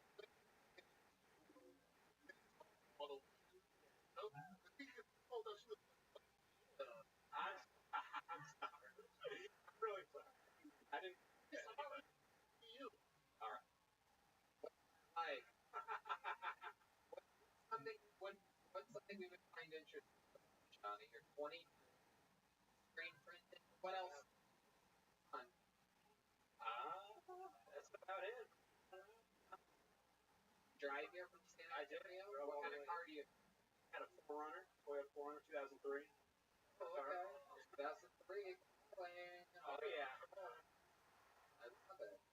And what did you listen to on the way here? Nothing. Nothing. Silence. Another sign that you're a young school shooter on the rise. My favorite thing in the world? Silence. No sweeter sound than silence in my own life. Sometimes. Mr. Very, very trauma that you had to deal with? Nothing you can remember. You forgot. Maybe think it's a strong change. Probably something very deep down. Hip hop, you have graced your presence. You have reinforced the fact that anytime I do one more fucking pull after something great happens, it's for words. Historically, in the show history, you could go hundreds of episodes and you will find that. You catch something other than monkeypox? There he goes, Mr. Hip Hop, everybody. Alright. Another time that I shouldn't have fuck it one more time. I've gone to where we go now. Ladies and gentlemen, the longest standing regular in the show's history. Coming fresh off of a weekend, opening up for the first time for Tom Segura. He opens for Joe Rogan, me, Duncan Russell, the big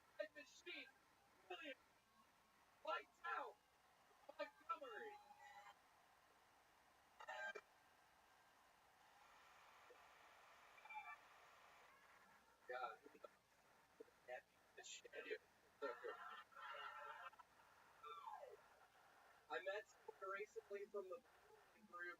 It's got never you're supposed to know. It's kind of like not a lot of people know, but Jesus has been dead for 10 years, but nobody has a clue because he wears that stupid ass makeup. I fucking hate Simmons. Can't fucking this stupid ass fucking makeup. Oxford's word of the year was decided by the public for the first time, and the votes are in goblin mode. Those who don't know what goblin mode is, I'll tell you. I put on my Sunday's best, set up a dinner date with your mom or dad, and after dinner I gobble up the answer. I think that's what it means. Goblin mode, gobble mode, I don't know. If I sound a little under the weather, y'all are very correct. I actually went to a super spreader event on Saturday at a casino. Bono was there, he was coughing and everybody walking the door, super excited. I'm sick as shit right now, so I want to apologize to everybody by the second in the room. I greatly apologize. I'm sick as shit right now. All right, that's my time. Right. Minute 23. From the man who's done it more than anybody else in the show history, a third William Montgomery. William, weekend, last weekend for you, and we're excited to find out all about it. Open. How many shows for Tom Segura? 6 shows with Segura. It was great. I bet fucking that Gene Simmons probably could fucking do that. I don't know why you have against this. You know that he performed on the very stage that you're on go here in Vulcan Pass Company? There's no way it was them. Literally not really. I literally lost $1,000 in a bet. Oh. I didn't think he was going to perform here either. I literally bet the owner of the club $1,000 when he told me that Kiss was going to be performing here, and I had to pay him, you guessed it, $1,000 because he literally performed here. But I was on your side in the beginning. Wait, Simmons is alive? Yes, and you're here, and he's probably thinking the same jokes about you right now. That piece of shit is actually still alive. I swear to God, I thought he died in a car crash like 10 years ago. Okay. But yeah, the shows were great. First theater was a 3,000 people. Great. That's run of 3,000 people, those shows. I didn't top it. I was pretty much bombing really hard the whole time. No, it was great. And then second night, I don't know, 2,500 people. And the last one, 1,000. It was great. Second show. Then a casino, tribal chief was at the front row, and I was talking shit about him, talking about his sucky mouth. He opened up his mouth, I could smell the smell coming out. That was a recurring theme when I was going after people's body during those shows. I could smell the dick smell emanating from their mouth. And then I'm literally walking off the stage, Tom is laughing really hard, and I'm like, what's going on? He's like, that was pretty funny. Honestly, funny. I was like, oh, yeah. Oh, yeah. And I was gambled that night.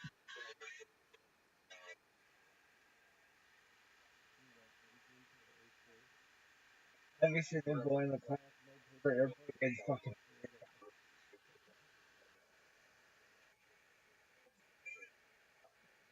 fucking what?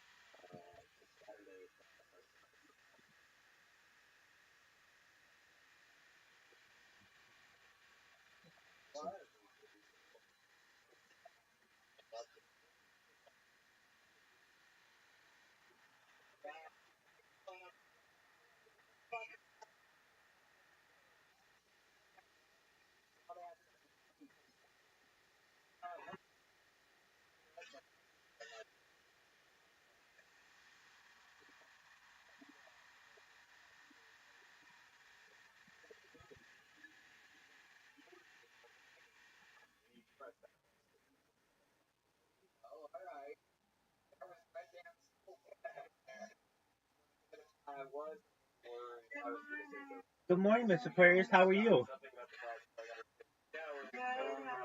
I'm well, thank you. Did you sleep well? Amazing. All right. You have today off, right? Just physical therapy? All right. Well, you'll get those done and hopefully have a good day.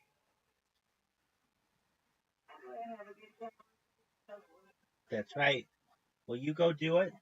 And then tonight, we'll get in some frames of bowling.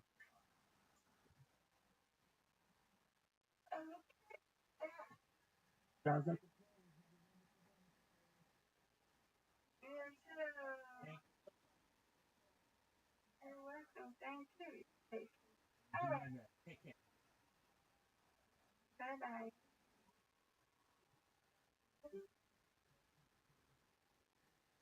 person on earth,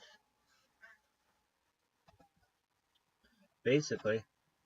I don't know anybody who's nicer than that lady. Really? Uh-uh.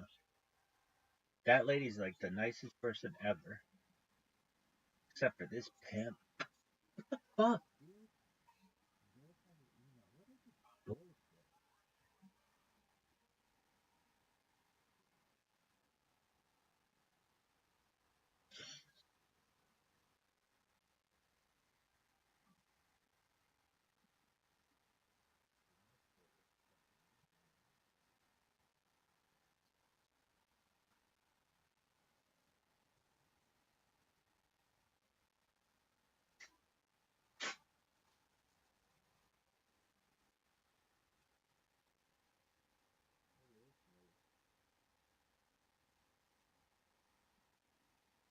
Look, look at this. Look at this.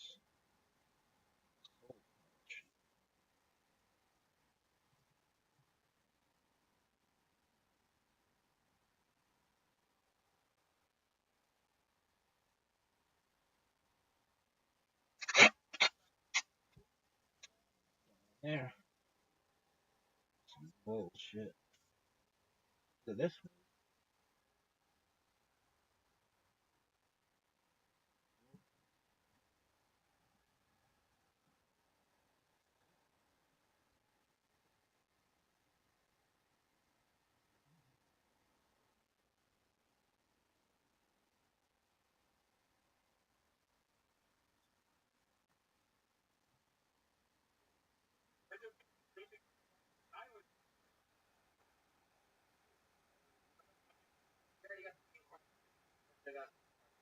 Wendy. Damn, girl. That's pretty hot.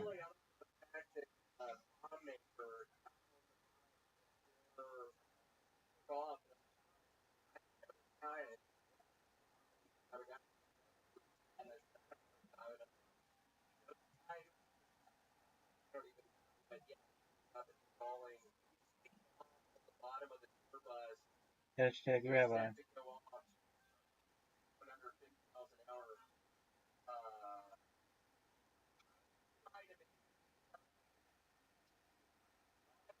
Later.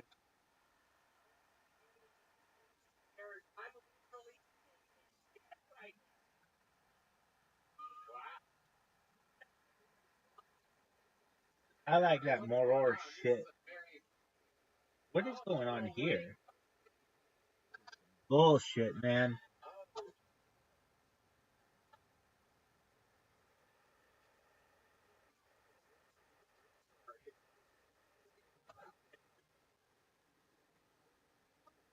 This shit thing quick.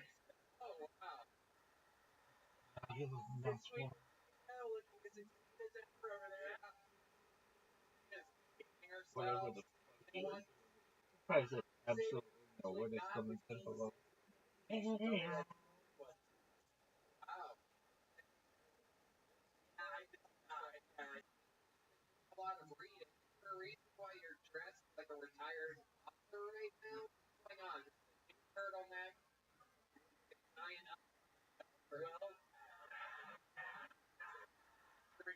Cyber Monday lands into a wonderful hell of a Cyber Monday meal.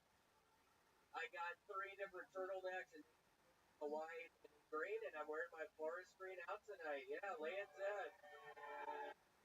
Cyber Monday strikes again in the Montgomery household. I now have 3 of these.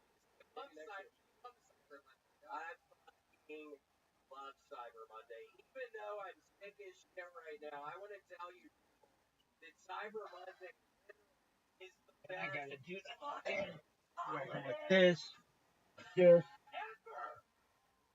This one. How'd you rip your shirt? Repetitive. Just fucking glass cut nipples. I gotta take it. Perhaps another watery shit. Allegedly. Look at this move. Look at this move. This move. Look at this move. Fuck yeah.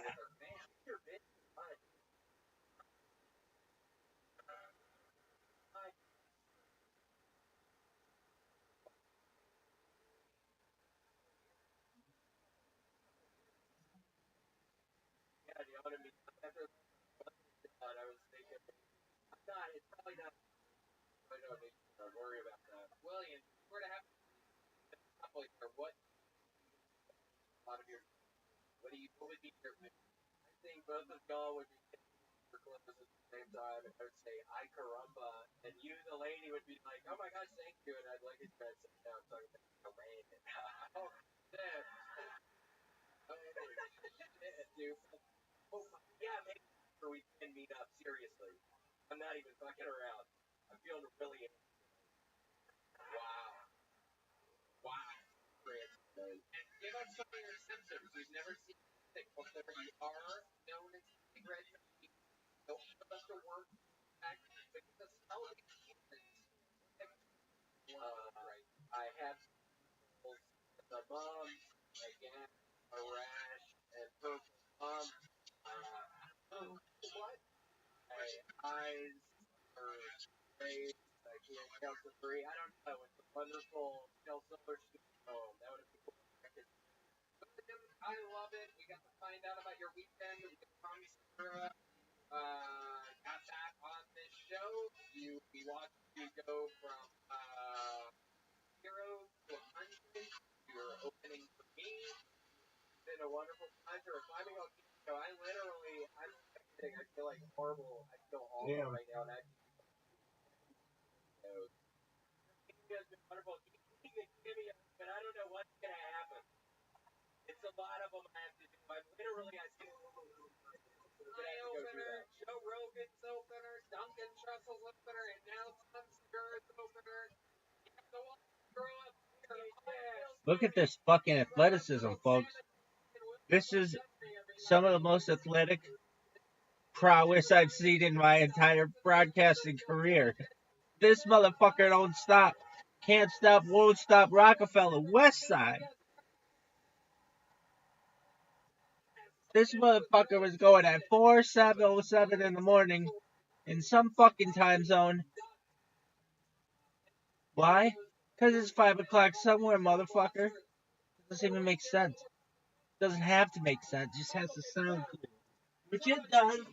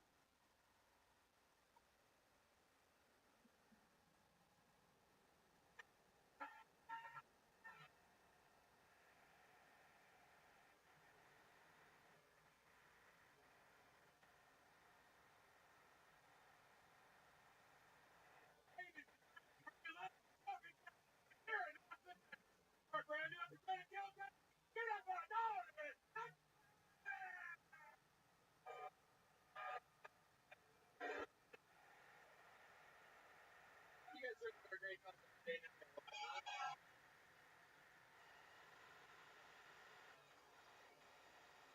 Man, everybody. Well, brought to you by the red rose and the yellow rose. Planet Earth. What's so happening here in Austin, Texas? Yeah. Hey,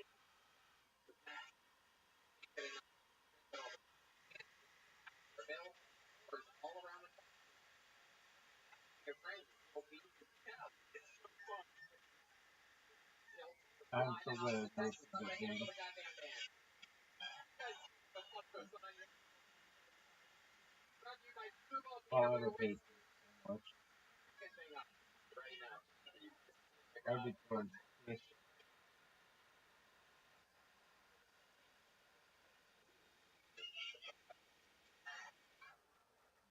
That's the great John D's on the Man, bro. You are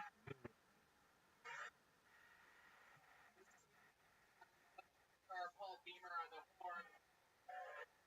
so And beautiful. right on the terminal madness.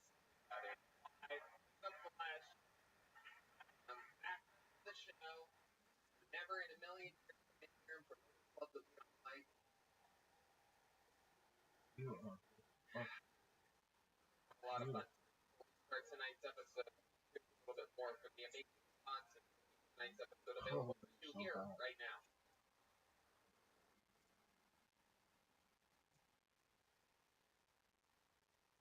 That bitch can go so badly. Friends, it's Santa. I come here and test. Normally stay up this. Drop the bag. Get your ass back up that chimney. That bitch is so hot.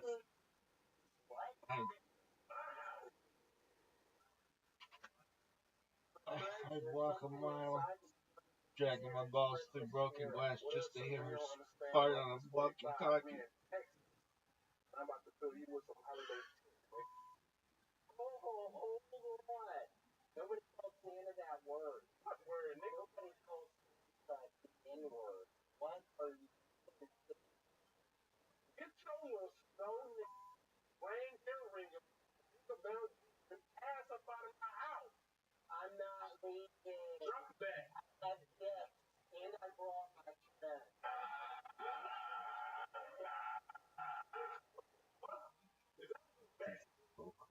I'm up there, no, I call bitch. That's his death. Well, call me a bitch one more time, and I'll make your ass Christmas ornament. How about that shit? Want to be the Christmas topper? Huh? Drop the bag. Drop the bag. The gold sack. Drop it. Okay, well, I have tips for y'all. Right here, I hope y'all like y'all blasters. Well, I'm about to flash on. Give us that shit, bro. By the way, y'all have any. Man, hell no, man. That's no weak thing in it. I have to be in El Paso in like 20 minutes. I need to okay. I don't know. Okay, fine. I guess it's my time. Thank you. Wow. I guess bitch, I can help you.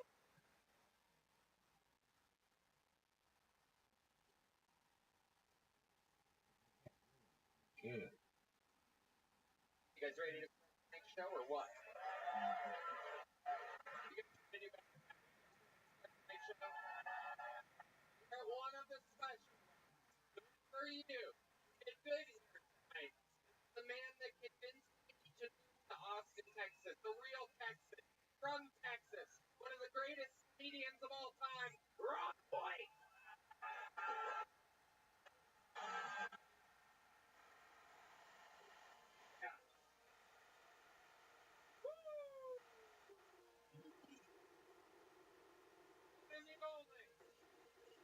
Fucking best.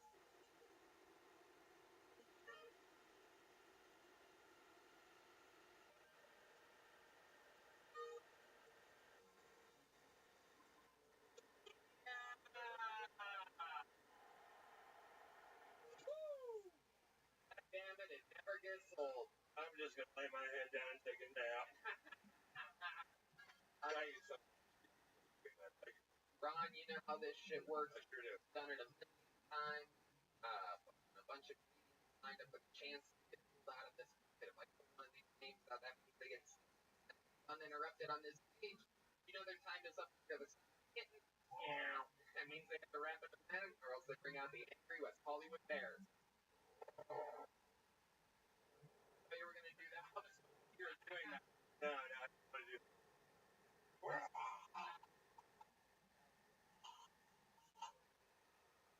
Just interrupts both after their time is up, and then I interview them to them. Maybe they'll get some insight. Great Ron White's feedback from him. You guys know how it works. The whole thing's improvised. We don't know what's going to happen. You guys ready to start tonight's show?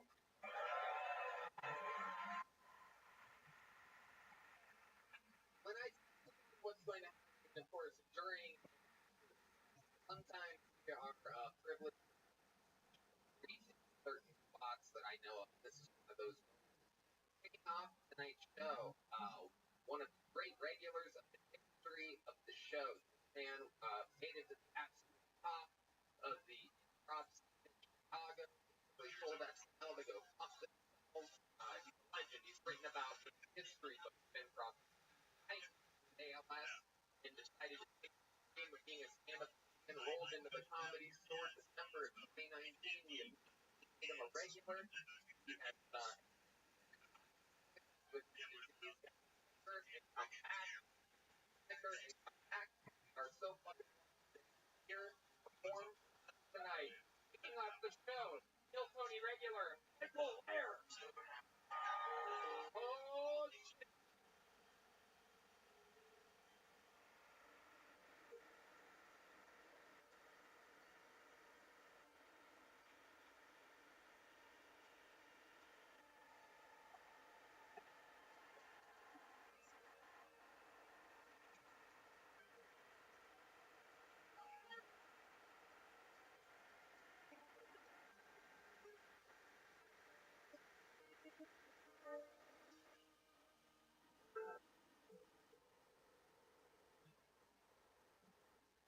One more fucking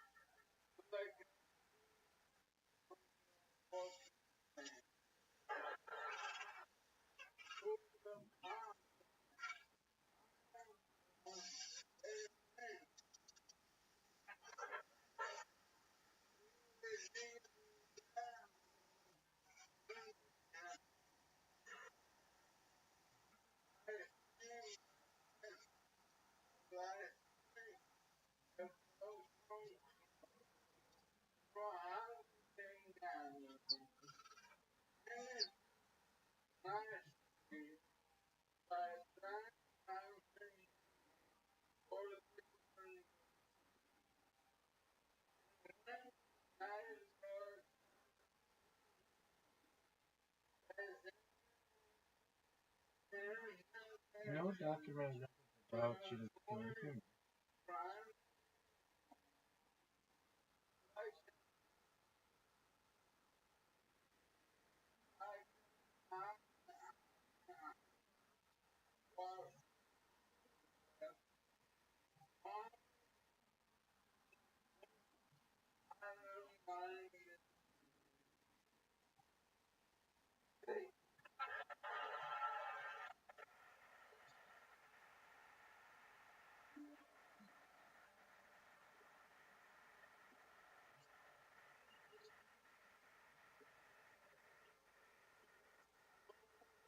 Awkward ending there.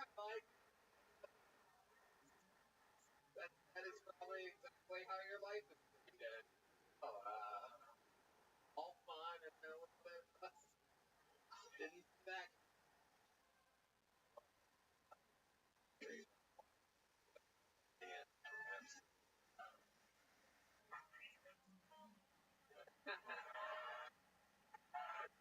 Yes, Michael Laird Stephen. No interview necessary. The man, the myth, the legend. Make some noise for Michael Laird, everybody.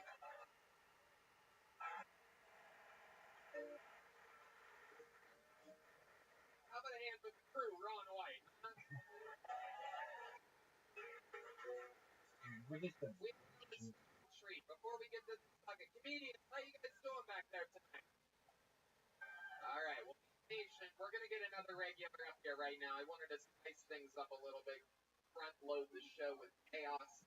Ladies and gentlemen, your next regular is the longest standing regular in the history of the show. He's currently whoa. That's not how show business works. Get all the way back, all the way back to A, all the way back to A. There you go. Your next longest standing regular in the history of the show. This guy's making hundreds of thousands of dollars a year on Cameo right now. The big red machine, the Manila Gorilla, the Memphis Strangler, the great William Montgomery.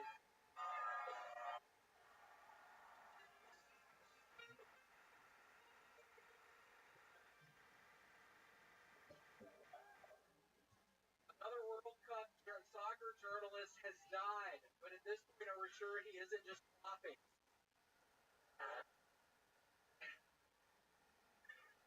And Russia have just completed a very festive prisoner swap right in time for the holiday season. Biden released an arms dealer nicknamed the Merchant of Death, who was responsible for deaths of thousands of American soldiers in exchange for WMD player Brittany Griner. Pretty obvious why Biden traded for Griner, because he's very important boxes in the current political climate. Tall, Jack, light cereal, Jack, plays music.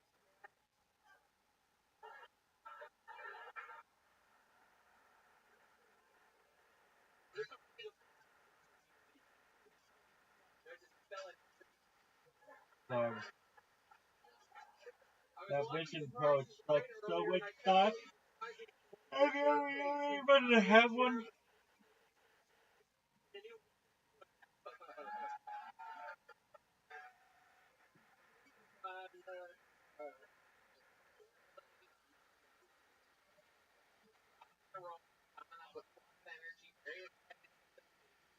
I know, I'm so sorry. I was too busy touching that sweet man's beautiful face, and I didn't think about that I should have come up so quickly. So, what the fuck are you? Some shit. That's pro. Not fuck with this guy at all. That is Russell Crowe. I totally. Hello, Russ. There he is, live in the flesh. So, William, what's been going on? How do you feel? Feeling really good. Did the 4 shows in Arlington this past weekend. Had a wonderful time. Ron, I think you'd be very excited to know. I wasn't going to talk about this again, but I killed fucking 3 Brazilians. When I was in Arlington, so Ron, you might like to hear that. I know you have a thing with Brazilians. But... Wait, what? I'm kidding. I have no idea, Ron. I was just trying to suck you into that. Sorry. But yeah, no, it was fun doing that. I just downloaded a new Need for Speed game. I just added a new engine into my Honda earlier. So things are really looking up. My Honda's fast as shit. I'm hitting 155 consistently right now. So, wow. I'm going to be doing it right after till like 6 in the morning tonight. Take some Adderall and play Need for Speed to Unleash. You bought a video game where you can have any car you want. You went with a Honda? Yeah, it's a nice steel color. I've upgraded the tires. I've upgraded the system. I added the new engine, and I'm topping out at 155 right now. It's No more than anybody ever in the history, almost 10 years of doing this show all around the world and every single Monday at its home base. And I've never asked you, what kind of car do you have in real life? What would, I mean, we all picture you a fire truck or something like that. I have a black Volvo. Do you want me to give the license plate number as well? No, no. Black Volvo. I got a black Volvo. Well, what fucking laughed at that like a little bit? Why was that so fucking funny? What dumbass did that? Seriously, raise your hand. I'm not gonna tell you to get out, but you did that. Okay, like that. Ron, bro, this. Right. I saw it later today. Later today, I saw both of them. That's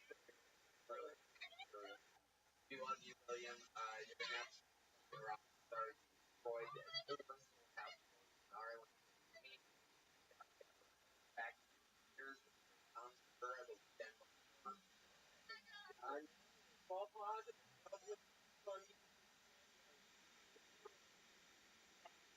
Right now, so really tough one today. 30 a day. God, get away from the fucking head.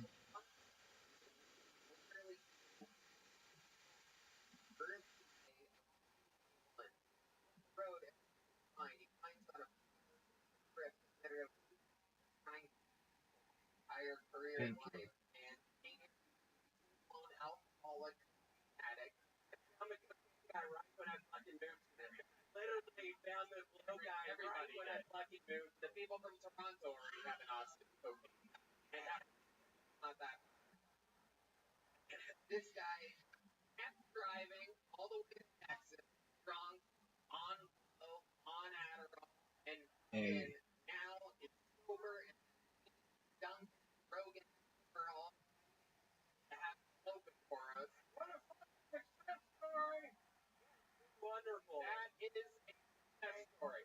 And that was the great Montgomery, everybody. There you go. Look right now. Where the fuck are the drafts?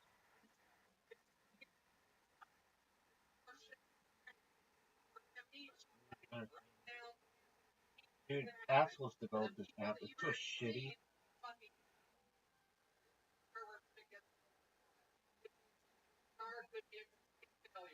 Anything could happen. Your first get out of the bucket goes by the name of Matt Decker. Matt Decker. Take it off from the bucket. Tonight. Live. All gonna keep it together. How's the bucket doing tonight? You guys out there? From Matt Decker. Everybody.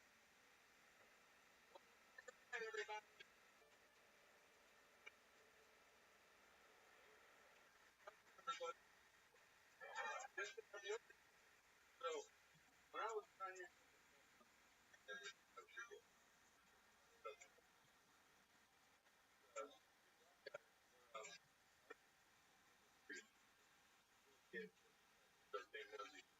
and they it was big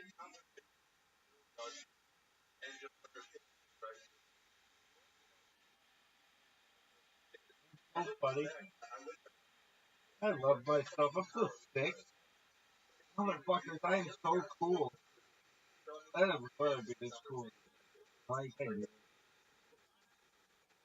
I'm quicker than I am. Right? Not possible.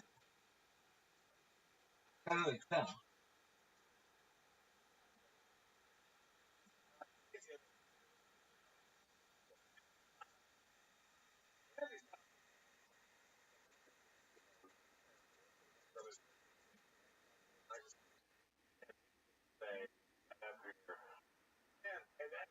Oh, shit.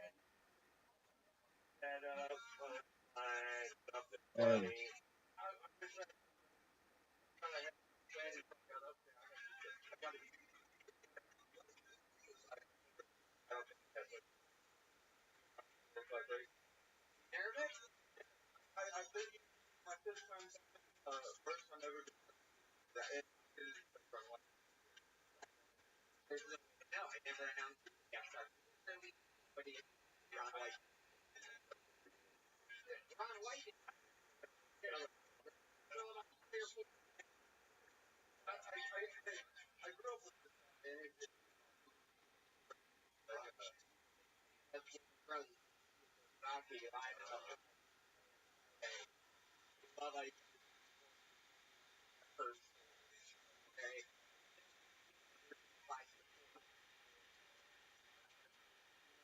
I love a match. Comedy. Congratulations. There you go. right. And with, but here's what you story. And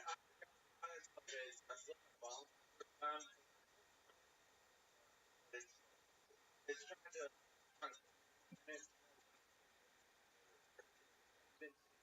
right.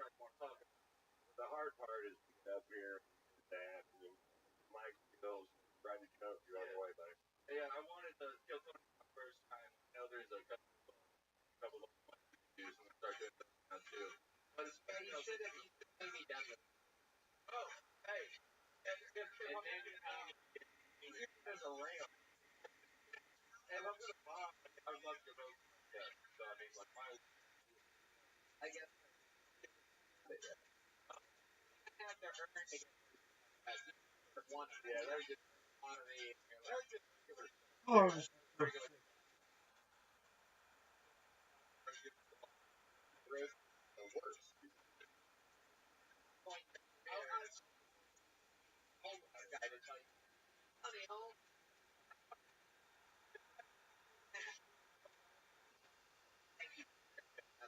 Not funny. So sick. No, that's so cool. I'm bursting at the seams. So sick. Just fucking confident as balls.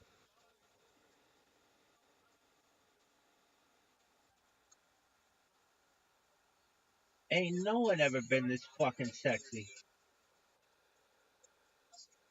look at this.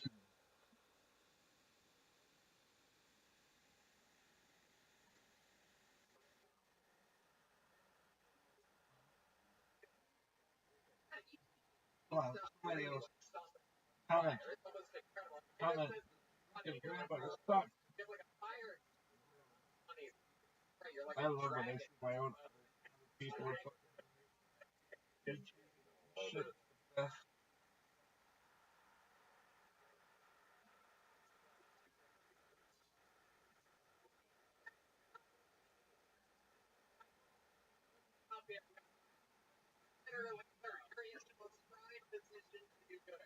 You're making more than you got. Right. We understood every word said, and it didn't have. Right. Yeah. Why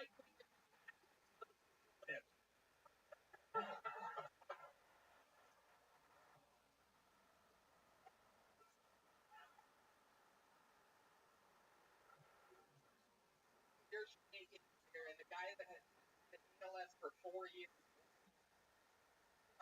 Blaine, you're after.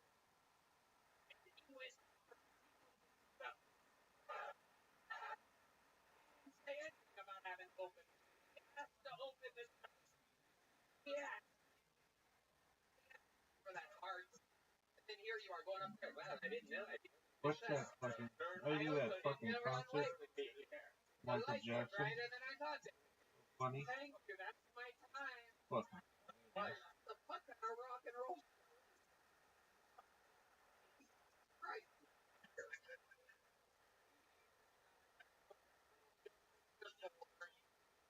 Literally says you to put nice try on the back. It literally is. He's just getting better and better every day. So you guys aren't getting me going to Bonesi's Instagram and buying them straight from the stores. And I appreciate the opportunity. Well, I hope so, man. But there you go. Absolutely. There you go. Matt Decker, everybody. See what I'm talking about? This shit is not easy at all. It's not bad. Want to go forward. Nasty boy. Yeah.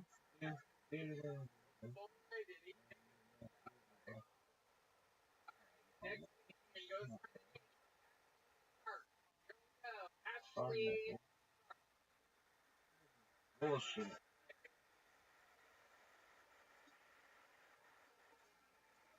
Alright. No, That's Ashley no, Sharp. Probably scared as fuck. Sometimes they're up on the balcony. You got any movement? Is this Ashley? Ashley Sharp. Oh, that's not Ashley Sharp. That's some guy. Really Ashley Sharp? Are you Ashley Sharp? I swear to God, I'm gonna... Okay, Ashley Sharp, everybody. We're gonna for Ashley. Alright. You guys just make some... out here. Some shit. What the fuck is this shit? I got this name, my mom, bless her heart. Helicopters. Really. She got my name from Donald. Yeah, crazy fuck. Donald, my mother, Bradley, and was watching this shit. Like, I'm gonna name my child. I'm rocking that shit. I've always been someone like exploitation movies. I just love that shit. Bro, it's always see your ass kicked on there. Like me watching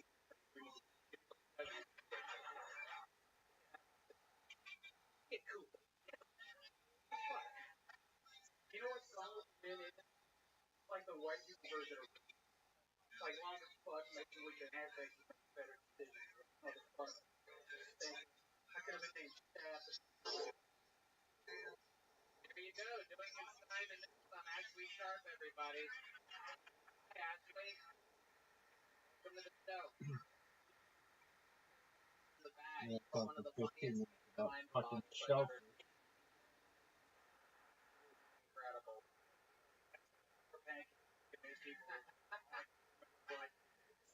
Tags the funny and goes longer with it. Matt Decker, take notes. That's how it's done.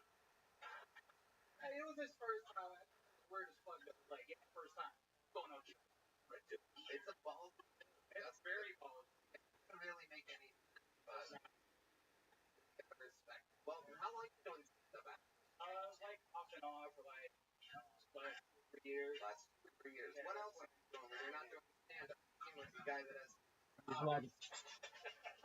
Like helicopter, just flying.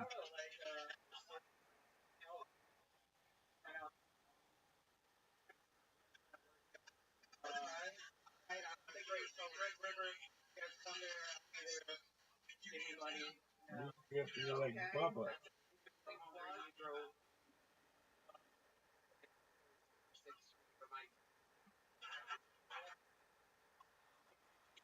Like diarrhea or just... I love it. Born and raised. You love a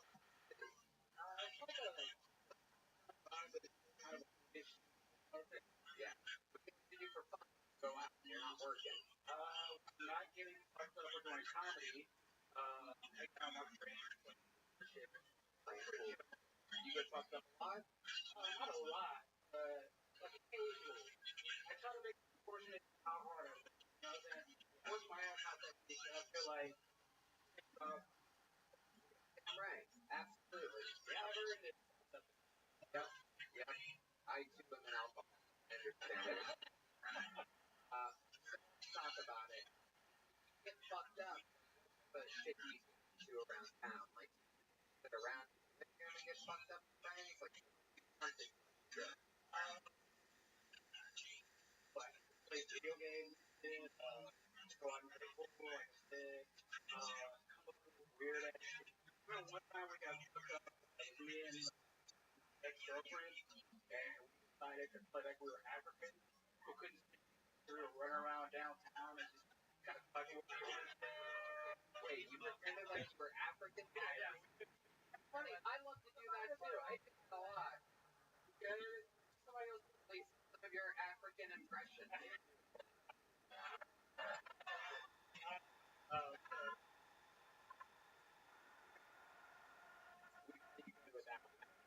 was unbelievable. You're like, wow. I want to lie to you about this kid, just kind of right when they're born. Black me. Hold on.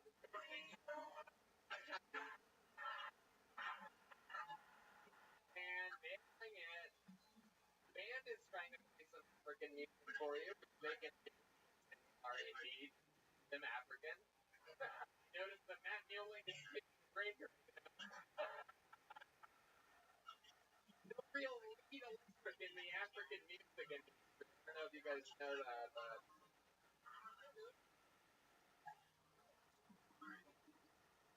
you gonna do something? No, I'm not. What are you doing, buddy? One of these black people that can't rap or do anything. Sorry, all I got is. Hell yeah. Oh, I love it. Black guy from us. I like to bring in it's something with my friends. So, familiar?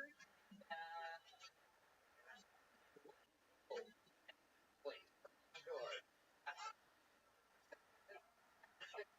He's talking about right now.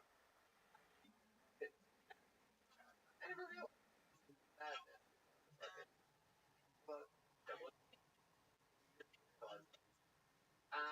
Anyway, what's your love life like? Decent-ish. How does it, I seen it, attractive strange or anything else? Decent. I'm gonna go a little bit harder in this direction. I'm gonna stay a little bit here. Exactly. What's your girl? What's going on out there? I use average as like. Whoa! Holy! Hey, calm down. It's not that bad. It's just like when I'm drunk, I look like I go. Right. Right. Figure it's.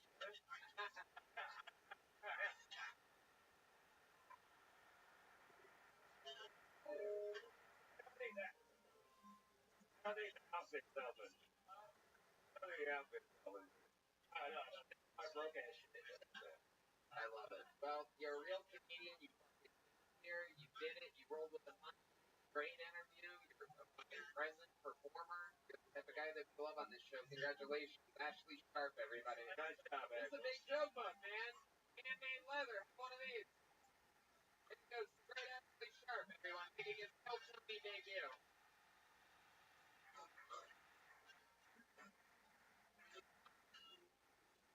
Alright, let's get another regular in here. This guy famous for his unbelievable writing, unbelievable roasting. This guy also had an amazing weekend with me in Arlington, Texas. Enjoys one of the greats, David Lucas, everybody. Here he is.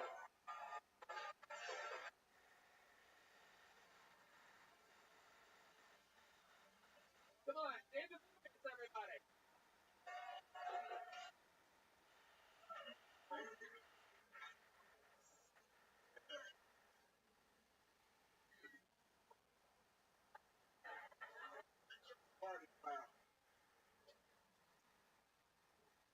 I don't think being a gay man is sustainable long term.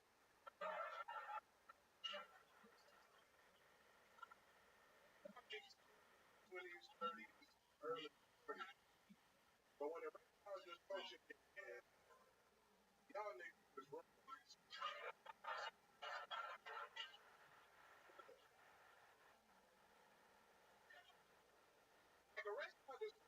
fuck up a like erectile dysfunction ain't shit. Because you can gummy worm your dick and pussy.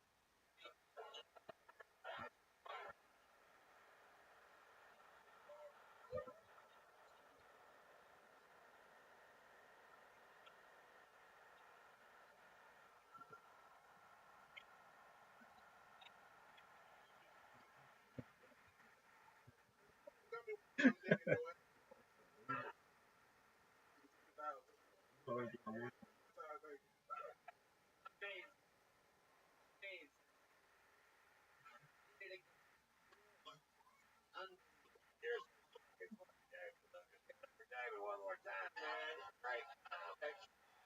One of my favorite things. Not easy at all. Make it look easy every single. You make it look gay. Oh, come on. How dare you? Hey, when Brittany Griner got released from she only to Arizona to get his pussy ate.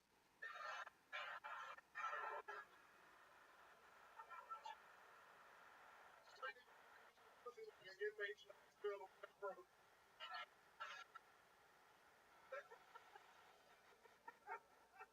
I put everything you haven't eaten.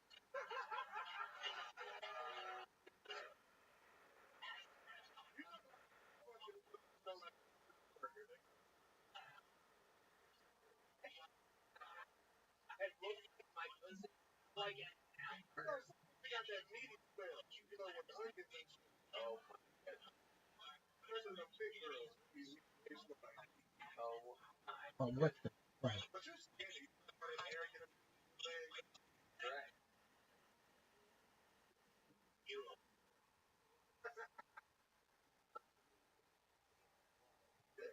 Okay. Called me.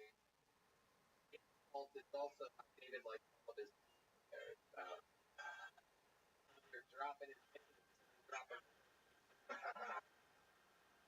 Oh, you gotta repeat full of your ass out. Tony's up here taking an adequate amount of drugs. Unbelievable.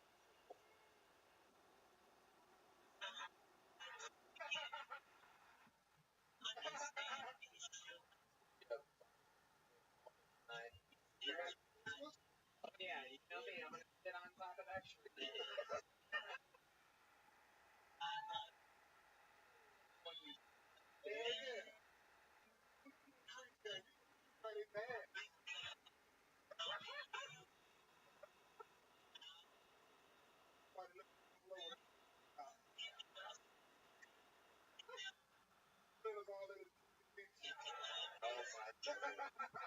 Oh my goodness. Oh god.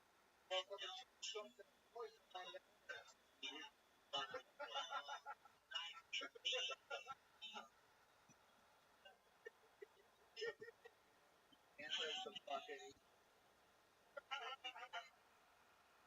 It's one of your.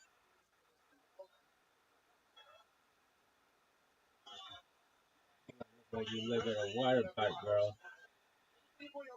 You're gonna look like you live at a water park. One of my Patriot racist friends.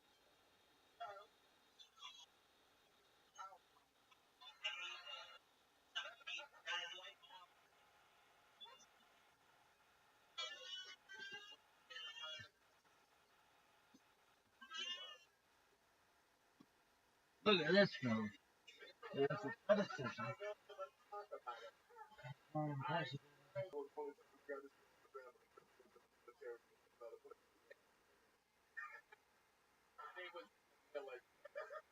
Yeah, all of his black relatives.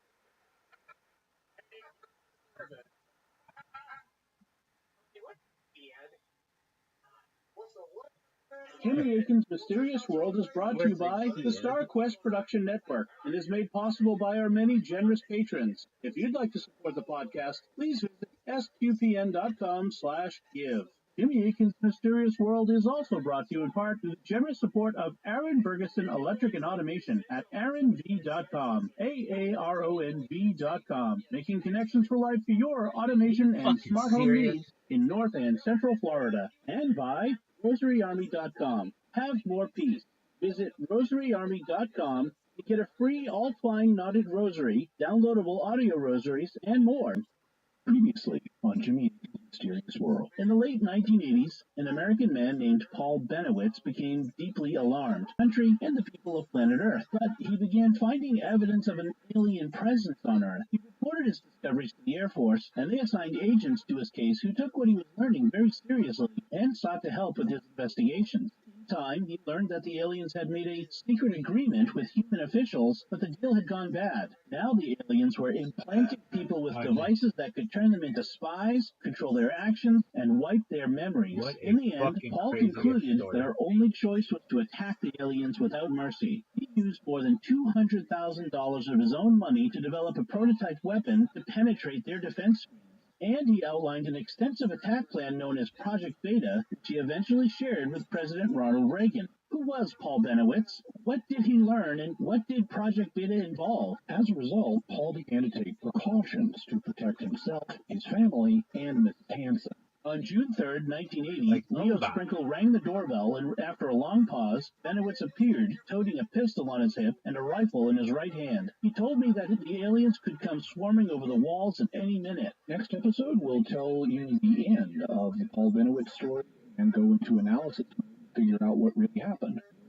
Stop the alien invasion that he feared? Has it been covered up all this time? Why did the Air Force call in the Army Delta Force? And what was the huge price that Paul Benowitz personally paid?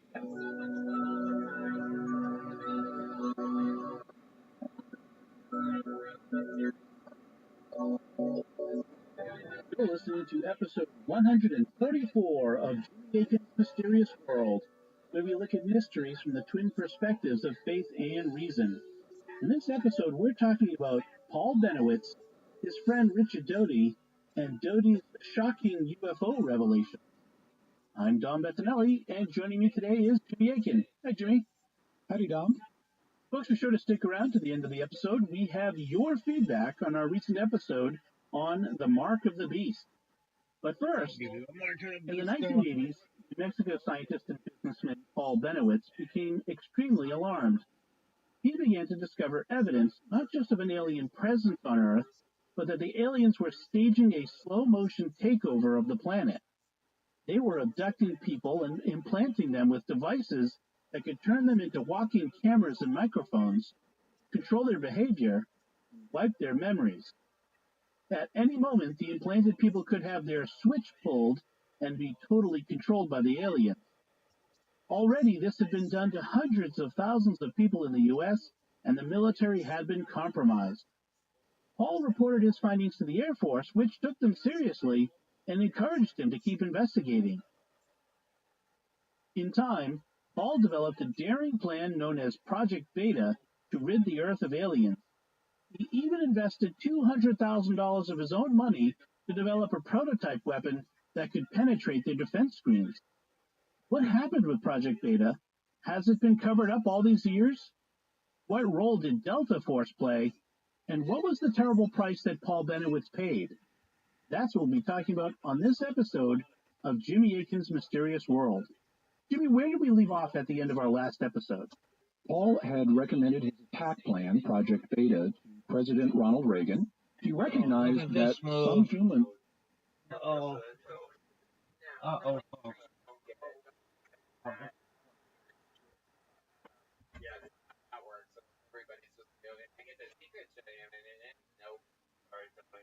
Great performance. Wild card. My question is, why did it matter to you that they didn't respond again? I don't see why you didn't finish it. You were doing great. You had everything. I was hoping some people yell out, but dead silent. But you wanted them to yell out, yeah, I love this kind of thing. Yeah. Yeah. And then what we Couple different options. I like.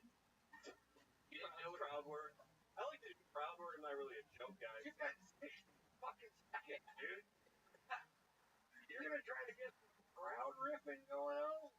My bad. You did a really good job. You came up here, you set the microphone on the stage, you said how you doing? Well, okay, which is a waste of time. Just start doing the joke, right? And which you did, and it worked. And it actually had a place to go, and I thought it was really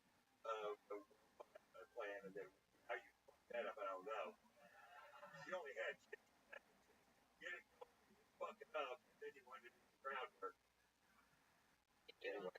My point in asking did that is you need to do. We covered this a couple times on the show, but it's a real veteran comedy move to set up your bit.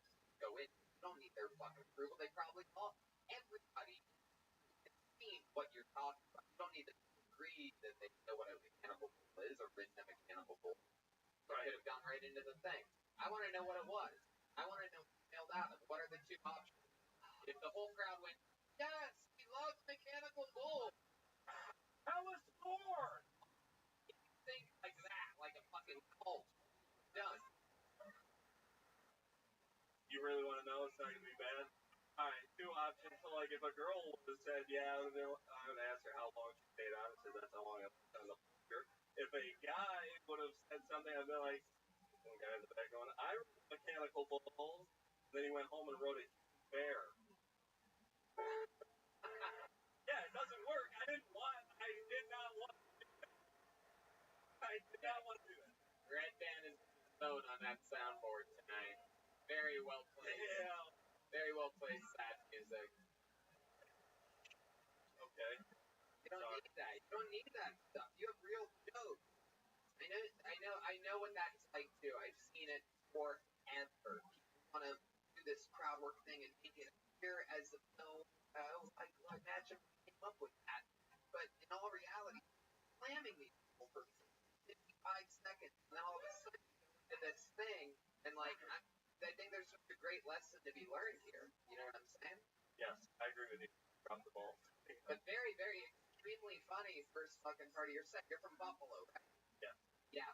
You were hilarious last time you were on. I remember you well. Thank you. Yeah. So both super solid. How long have you been doing it again? 4.5 years. 4.5 years. You've already got it by 55 seconds. Wow, you're on your way, dude. It's fun. The Donka.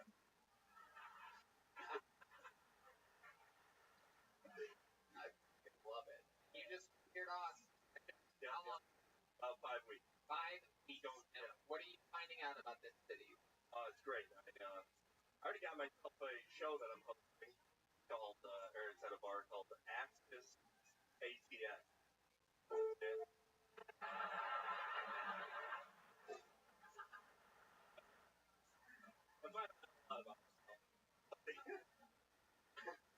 Oh my goodness. Access. Been here 5 weeks. What have you been doing for fun? Tell us about your nightlife. The most fun I've been having here is that manophone on something freaking exciting. Okay. Yeah. I've literally never heard of this. How many of you have heard of this? You guys have heard of it? Oh, you've heard of it? Well, wait till you get the banana phone at your house.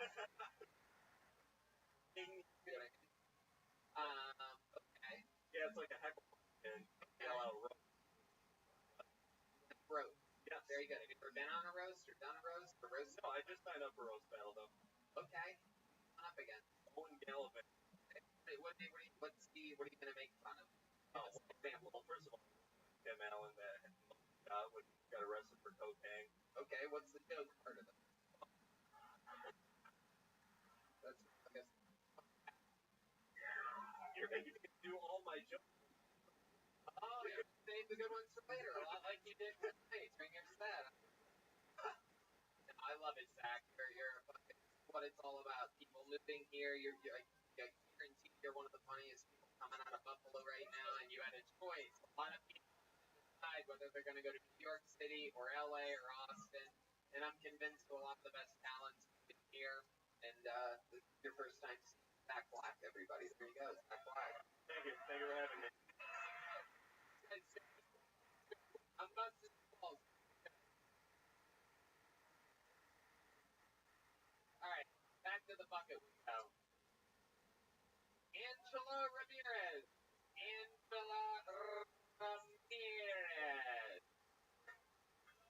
up next. You guys still having fun out there, huh? Angela Ramirez is making her way to the stage. Here she comes, everybody. Make some noise for Angela, everybody.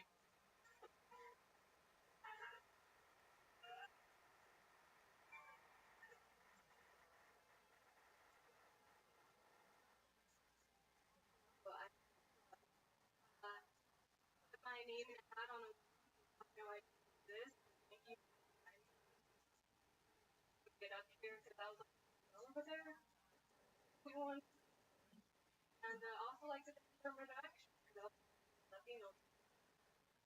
But it's nice to be up here. This is like my night out in Austin. I'm not from the middle of actually nowhere by below. Really nice to be out here. Simple country girl, you know what they do.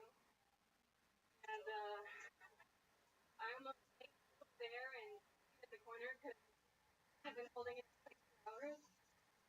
And since I am Latino, he's standing up because my girls talk.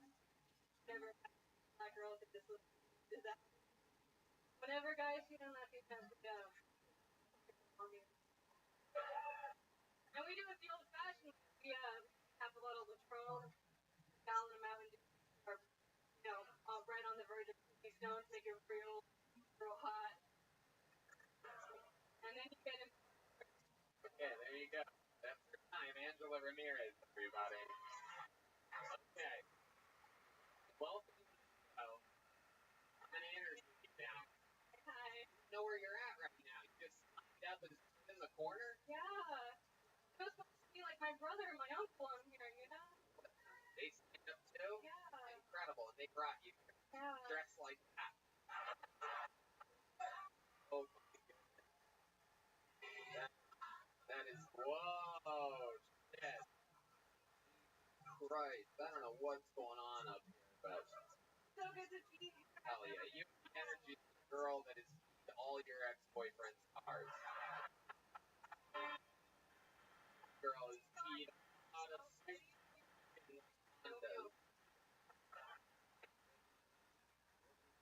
Wow, you've never performed on a stage before? Nothing at all on stage? Nothing of any kind?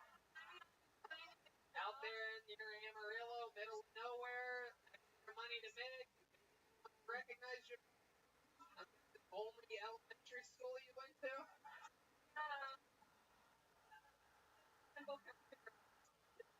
You're a little girl. Yeah. Love it. What do you do for work? I cut fruit for a living. You cut fruit for a living? Can we get some fucking Latino super music? Oh, not that sound. Again, there you go. Right. So funny. So funny you say that. They literally call me Maddie at work. Like, they don't know my name. What? They don't call me by my name. They call me Maria. Like, they just assume Maria. Right. Because you are a Latino. Love it. Long drive here tonight. You're up here performing. I love it. How does it feel on the stage? Really like it. Right. Okay.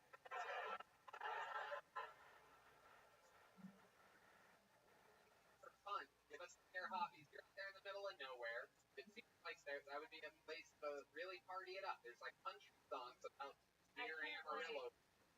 I mean, we do it for fun. This is the country song. Go ahead. It's like, I was talking about making, I've never used the This motherfucker's like a coat of arms. This motherfucker's like a man at arms. Motherfucker.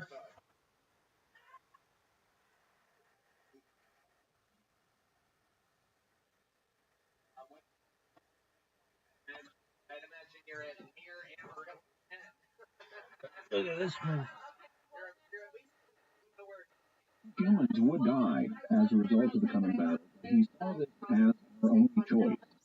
And we needed to strike now while the aliens were still weak and we could exploit their vulnerabilities, which he had documented extensively through his radio and TV communications with them. So what did President Reagan do? It's not clear that President Reagan received the document that Paul had sent to him. All Paul got back was a boilerplate letter explaining that the government no longer investigated UFOs since the closing of Project Blue Book in 1970. Only that clashed with information Paul had received in the form of the Aquarius document, which indicated that the government was still investigating UFOs on a covert basis, with information being funneled up to our space agency, NASA. Why might President Reagan not have seen Paul's battle plan? Well, one possibility is that it was typical Washington and Defense Department bureaucracy. The Aquarius document indicated that the government's covert UFO investigation was classified top secret and that the information it generated was distributed on a highly limited basis. The president gets all kinds of people writing to him every day, and it's extremely possible that the person answering the correspondence simply wasn't on the Project Aquarius distribution list and didn't have a need to know about it. As a result, he would give the standard boilerplate reply and never show Reagan the document. Could the documents have been deliberately kept away from Reagan by people who had been implanted by the aliens? That's another possibility that may have occurred to Paul. After all, he estimated conservatively, he thought, that the aliens had implanted 300,000 people in the United States alone. And if you're conducting a covert invasion, a nation's command and control is what you'd want to take over first. So Paul may well have suspected that people high up in the Defense Department and the government had already been co-opted by the aliens and were deliberately frustrating his plan. Wouldn't he make himself a target if he announced himself like this with the Project Beta document? He'd already established a communications link with the aliens, including a video link, by decoding their transmissions near Kirtland Air Force Base. That's a big part of how he learned so much about them, their capabilities and their weaknesses, especially their psychology. But if people who had been compromised by the aliens intercepted his Project Beta attack plan, that would tell the aliens he was a direct threat to them, and they might well take action. In fact, Paul reported that they did, and he took special precautions to protect himself. His colleague, ufologist Bill Moore, reports on the state he was in by the time of their last meeting in 1986 or 1987. He had guns and knives all over the house. He had installed extra locks on his doors, and he swore that they, meaning the aliens, were coming through his walls at night and injecting him with hideous chemicals which would knock him out for long periods of time. Moore was shocked at his friend's appearance. He looked like a concentration camp survivor. He'd lost a lot of weight. His hands were shaking. He smoked incessantly. Moore once counted 28 cigarettes in 45 minutes during a lunch date where Benowitz touched not a bite of his food. Benowitz told Moore that after the aliens injected him, they would make him drive his car out into the desert in the middle of the night, but he couldn't remember what he did after he got there. Both Moore and Richard Doty independently recalled noticing injection marks running down Benowitz's arm. So perhaps the aliens had come to realize that Paul Benowitz was a threat to them and were taking actions to increasingly render him unstable so as to neutralize him. Paul also discovered, to his horror, that his wife Cindy had been implanted with one of the alien devices. Presumably, he found the telltale scar that he had seen on other implant victims that revealed its location. Paul and his family seemed to be under grave threat at this point. What could he do in response? Probably one of the best things he could do to protect himself would be to simply walk away, to use his communications to tell the aliens that he was canceling his investigations and keep it all up so that he was no longer a threat. That would mean letting their plot against Earth go forward, but at least he might save himself and his family. And, in fact, people were counseling him to stop. His family members were telling him that he needed to stop, and his friend, Air Force Special Agent Richard Doty, recalls, I actually sat down with Paul and told Paul, listen, Paul, I think you ought to stop doing this. I think you've gone as far as you can go. This is a friend. This is Richard Doty, a friend. Wasn't Richard Doty a special agent with OSI talking to him? I said, a friend talking to you, Paul, because I became a friend with him. He was a very wonderful person, and I didn't want to see him harmed. And I said, Paul, stop it. Listen to your son, listen to your wife, end it. Get rid of the equipment, lock the stuff away, go on with your life, go back to your work at your business, and stop it. Paul listened to me, and I thought maybe he was going to take my advice, but he didn't. He continued, and at that point we ended the investigation. We ended every involvement with Paul Benowitz. So the Air Force was concerned enough that they ended their involvement with Paul, but he was determined to go on. After all, the fate of the Earth was at stake. But the strain was too much. In his book, Project Beta, Greg Bishop reports, by August of 1988, after 8 very long years of unrelenting stress and fear, the 61-year-old Paul Benowitz could no longer function normally. He had turned over much of the day-to-day operations of his business, Thunder Scientific Labs, to associates and his 2 adult sons. Former acquaintance Gary Massey says that Benowitz had finally barricaded himself in the house and had piled sandbags all around the windows. His family, finally convinced that his sanity and health were in immediate danger, took him to the Anna Caseman Mental Health Facility in Albuquerque, just a couple of miles up the road from Thunder Scientific headquarters, and checked him in for nervous exhaustion. And you can understand why Paul would have nervous exhaustion after all the shocking things he'd been through. After he got out of the hospital, Paul finally did back off and cease his UFO studies, though he still believed in the aliens and all the things he discovered up until the end of his life. He passed in 2003 at the age of 75. And there are just a few remaining questions we need to look at. Like, how much of all this was the Air Force and his friend Richard Doty lying to Paul about? We'll have more on that shocking revelation after we take a moment to thank our patrons who make this show possible, including Teresa S., Jess K., Megan F., Patrick W., and Paul B. Their generous donations at sqpn.com/give make it possible for us to continue Jimmy Akin's Mysterious World and all the shows at StarQuest.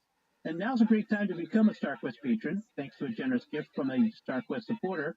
When you start a new Patreon monthly pledge at sqpn.com/give, the first 3 months will be matched by an equal amount from our donor.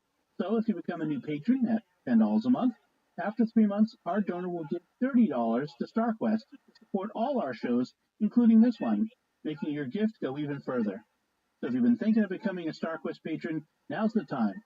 Visit sqpn.com/give today. Jimmy Akin's Mysterious World is also brought to you in part through the generous support of Aaron Ferguson Electric and Automation at aaronv.com, AARONV.com, making connections for life for your automation and smart home needs in North and Central Florida. And by rosaryarmy.com. Have more peace.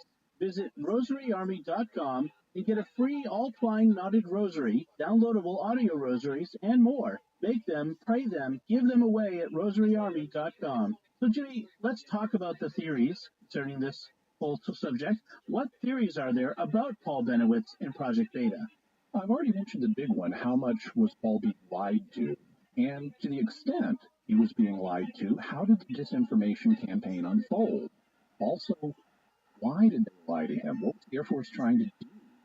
And since every good disinformation campaign has elements of truth in it, how much of what he was told about the UFOs happened to be true? And then finally, we'll need to review our findings from the faith perspective. All right, what can we say about what happened to Paul Benowitz from the reason perspective? Let's start by talking about his friend, Special Agent Richard Doty. What do we know about him? He was born in 1950, and he has a pedigree connected with UFOs, as his uncle, Major Edward Doty, headed Project Twinkle, which investigated the green fireballs over New Mexico in 1948 that people thought were connected with UFOs.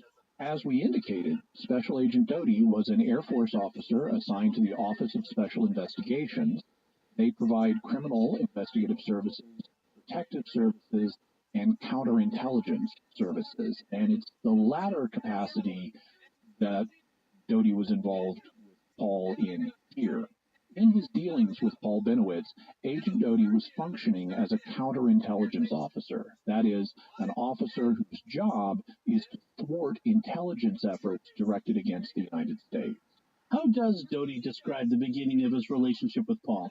At the point they met, Paul had been getting film footage of strange lights over Kirtland Air Force Base, as well as picking up unusual radio transmissions from the base. Paul contacted base security, wanting to alert them to a potential security threat, and Agent Doty initially thought it might be coming from the Soviets. After all, this was during the Cold War. And that shaped their initial meeting. In the documentary we mentioned, which is called Mirage Men, Doty says this. Paul didn't know initially what he got. He didn't analyze it.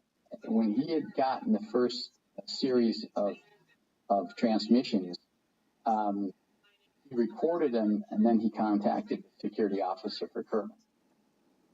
I began a dialogue with Paul, trying to find out everything he had. And as I did, then I learned that a lot of the information he had wasn't anything to do with a Soviet threat or some kind of hostile threat against Kirtland. It was information that he gathered because of the fact he was a scientist, because he had sensitive and sophisticated equipment. He was collecting emissions coming from space. The problem was what Paul had discovered as he filmed the unusual phenomena over the base and the Monsanto Mountains inside it. He had two films of an object flying. One picture depicted an object that looked like it was flying out of the mountain, and it looked like some kind of saucer-shaped object.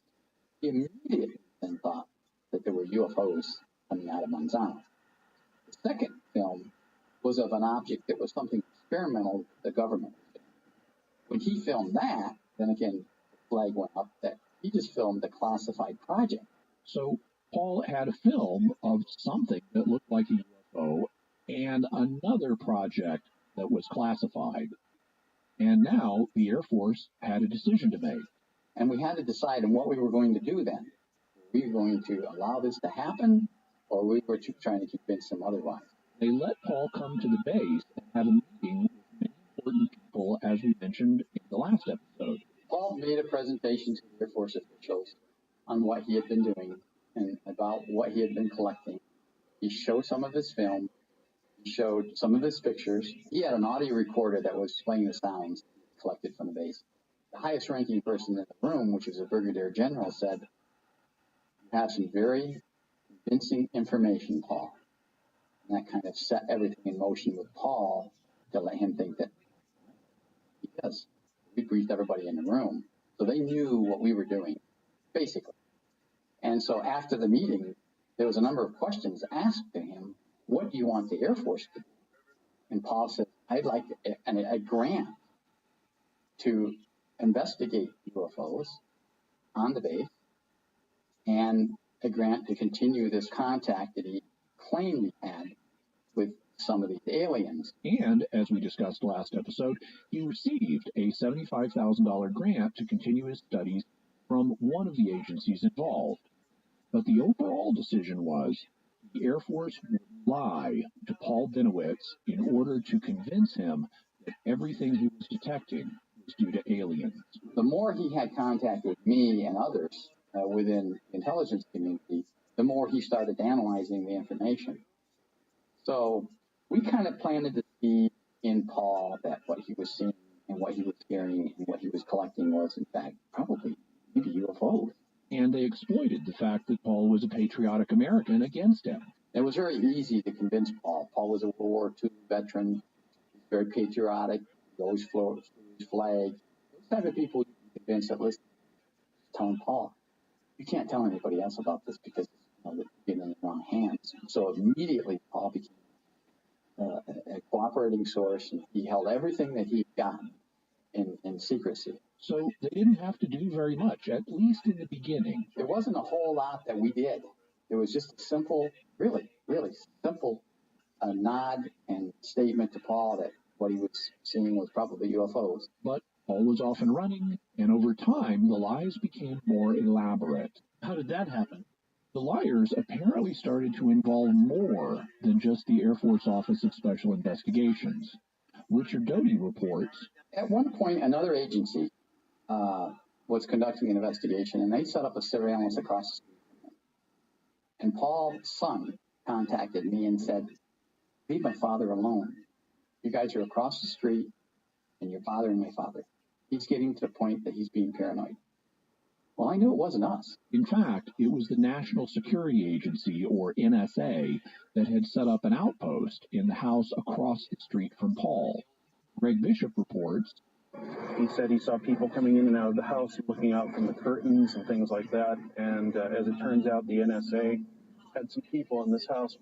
They were watching him and actually beaming messages straight across the street into his antenna setup.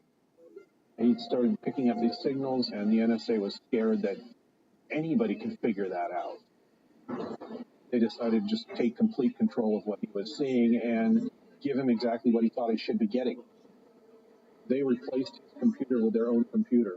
The computer had software that would decode the messages he was getting in the way they wanted him to see them. And if you look at the transcript of it, it seems like almost gibberish, but because people want to pull out content from a random order, it starts to make some kind of sense. They said that they were from a planet with no water, and they were trying to find a new place to live, and they wanted to take over the Earth, and they can only trust Paul. They have some kind of agreement with him, but he said you can't trust anything they say. These aliens are evil, and served to make him look silly, which is actually what they're trying to do. So after Paul started picking up transmissions from Kirtland AFB that were connected with a classified project the NSA moved in. This is the organization that, as we've since learned, conducts massive global surveillance, including of telephone calls. The NSA took control of the equipment that Paul had set up in his house. They started beaming radio and television signals directly into what he'd set up.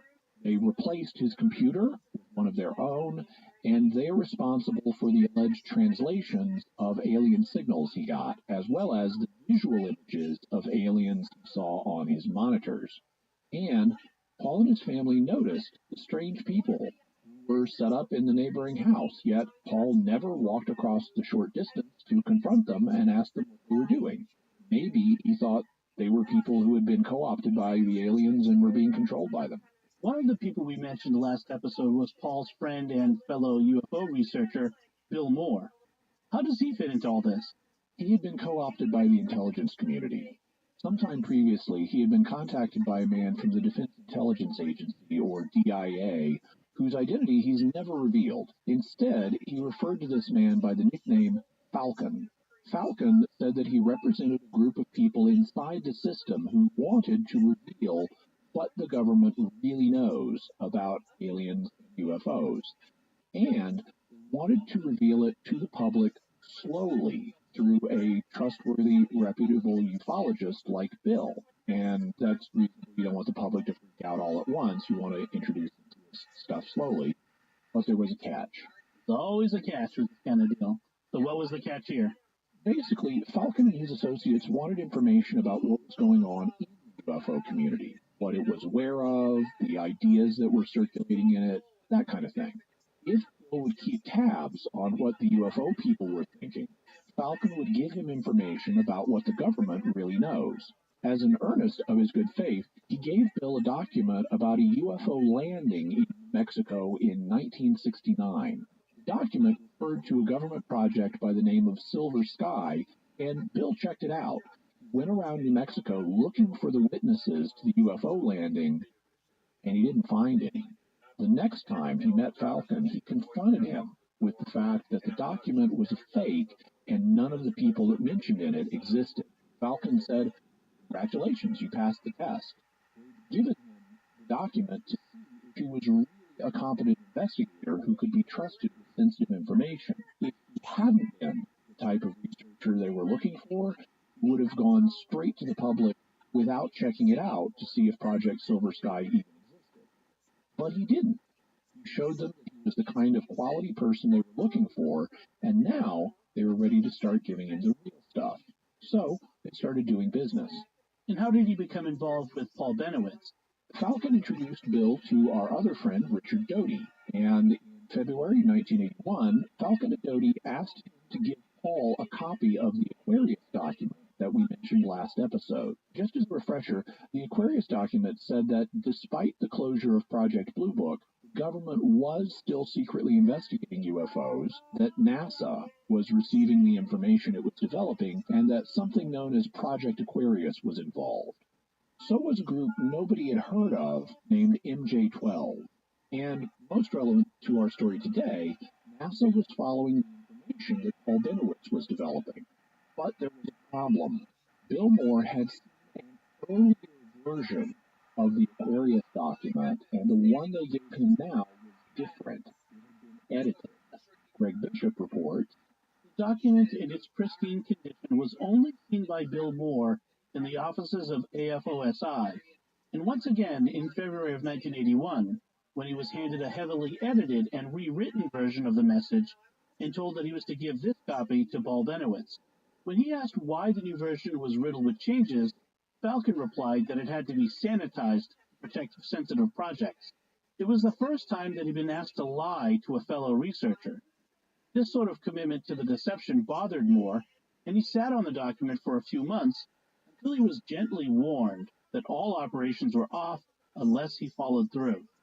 Moore explained, "My understanding, although I never knew for sure, was that Benowitz was expected to wave it to the press and others as proof of what he was saying about an alien invasion, at which point the document would be denounced as counterfeit and Benowitz would be further discredited."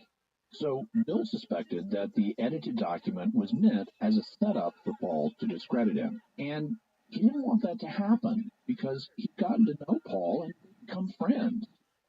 But if Bill didn't deliver it to him, he wouldn't be learning anything more from Falcon about what the government really knows about UFOs. So he sat on it for a few months. Then he got an almost Solomonic split-the-middle idea. He would deliver the document to Paul, satisfying Falcon, but he would tell Paul not to use it, thus protecting him and thwarting Falcon's plans. And as we discussed last episode, in the summer of 1981, he made an appointment with Paul at his business, Thunder Scientific Labs, took him into a closet, turned up a radio so nobody and no listening devices could hear them, and whispered to Paul that he should just use the document for his own research, but otherwise just sit on it. So even though Bill knew he was giving Paul an edited and thus at least partially falsified document, still trying to be his friend. And, as we'll see later, Bill eventually did a major voluntary act of public penance for his deeds and paid a heavy price. What about Paul's discovery of the alien base at Archuleta Mesa? How'd that happen? As we indicated, Paul suspected that there was an alien base in that area because of his interactions with abductee Myra Hansen and Officer Gabe Valdez.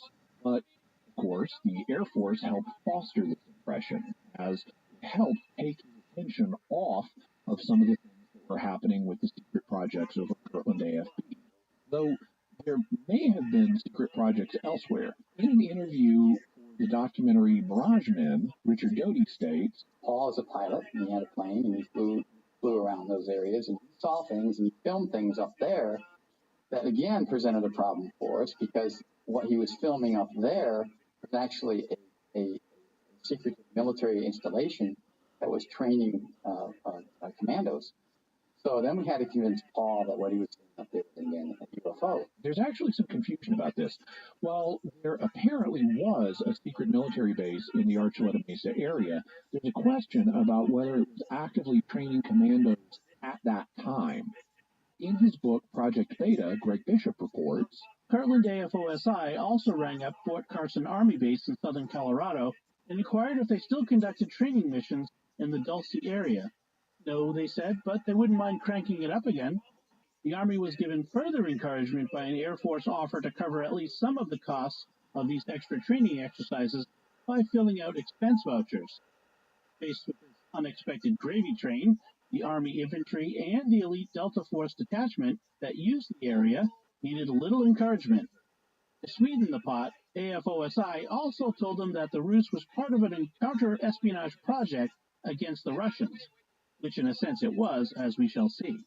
We'll cover the Russian espionage angle later in this episode, but for now, notice that we have a contradiction between whether the commando base near Archuleta Mesa was or was not currently being used for training activities. Whichever was the case, the Air Force decided to seed the area with props to convince Paul that there was, in fact, an alien base there. Doty talked about this in an interview back in 2005, and many listeners of Mysterious World will recognize the voice of the interviewer. From the high desert of the great American Southwest, I bid you all good evening, good morning, good afternoon. You may be in the world's time zones, all of them covered like a great warm blanket by this program. Coast to AM, I'm Art Bell. My pleasure. What we did was we went ahead and fortified his thought by putting a fence up there around certain things, bringing in some helicopters. Well, what did you paint them jet black or something? We had a couple black helicopters, and we had some things planted onto the ground around Archuleta Peak. The things they planted apparently included a dome Paul saw, as well as air vents from the supposed underground base. And the commandos that were being trained there included the Army's Delta Force Special Forces Detachment, which I promised last episode would play a role in this mystery. Greg Bishop reports, At one point in the proceedings, Officer Gabe Valdez was helping to coordinate a local Albuquerque news crew reconnaissance of the area for a documentary that had hired Benowitz as a consultant. Serendipitously enough for the AFOSI, the Delta Force was conducting one of their free-for-alls up on the Archuleta Mesa that day. As the news helicopter was hovering about over the pines, Benowitz pointing out areas of interest, 3 huge Black Hawk helicopters streamed over a ridge and buzzed the terrified passengers. Thinking that they were under some sort of attack or harassment, they quickly retreated and landed back at the local airport with the Army in hot pursuit. The Delta Force set down a few hundred feet away and disgorged a few of their black-clad personnel, while Army tank trucks rolled out to refuel them. Still shaken and dubious about approaching the menacing group, Benowitz and the news people asked Valdez if he knew what was going on. Unnerved, but undaunted, Valdez approached the open door of the nearest helicopter. One of the officers shouted that Valdez was out of his jurisdiction, but the single-minded Valdez jumped aboard to take a close-up look at the identifying patches on one of the uniforms before he was threatened with more than a verbal warning and backed off. Recalling the incident, Valdez said, "This was my jurisdiction, damn it, and I wanted to see who was invading my town and scaring people." The AFOSI also asked the Army to fly low over farmhouses and pastures to drive home the point. Special forces were in the area, and something was going on up on Archuleta. Hotshot pilots were only too happy to comply. I like the way that Bishop puts it. Valdez was threatened with more than a verbal warning. Nicely understated. I assume that means they pointed a gun at him. Paul also saw a crashed vehicle of some kind that he took to be a nuclear-powered UFO that humans were using, but that aliens shot down. What was that? It's unclear, and there have been various speculations about it. Some have suggested that it would have been an early stealth plane. Stealth technology was still classified at this time. Others have suggested it might have been an early drone. That raises the question of what technologies the Air Force and the other agencies were trying to protect by lying to Paul. What's the current thinking on that? There are a number of different theories. Obviously, whatever it was that crashed on Archuleta was, whether a stealth plane or a drone, was one of them. But there were also other technologies. One of them was the NSA communication system that Paul had hacked into and that they then turned against him to feed him messages from aliens. In his book, Project Beta, Greg Bishop makes the case that one was another technology alternately known as Project Rainbow or as Tabor Orange, which involved tracking and controlling Soviet spy satellites.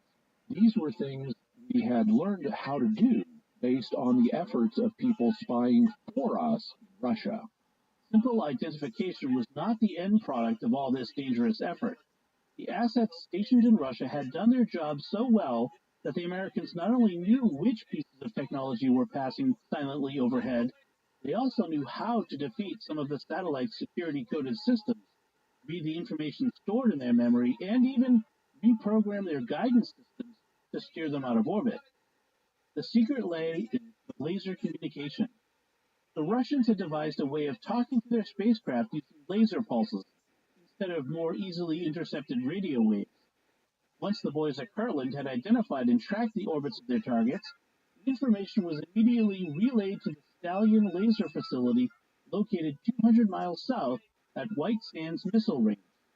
There, laser experts and intelligence officers used the stolen codes to tap into the satellites and download any useful information, such as any sensitive areas that had been photographed, and then sent a command to steer the spacecraft into a useless orbit or attitude.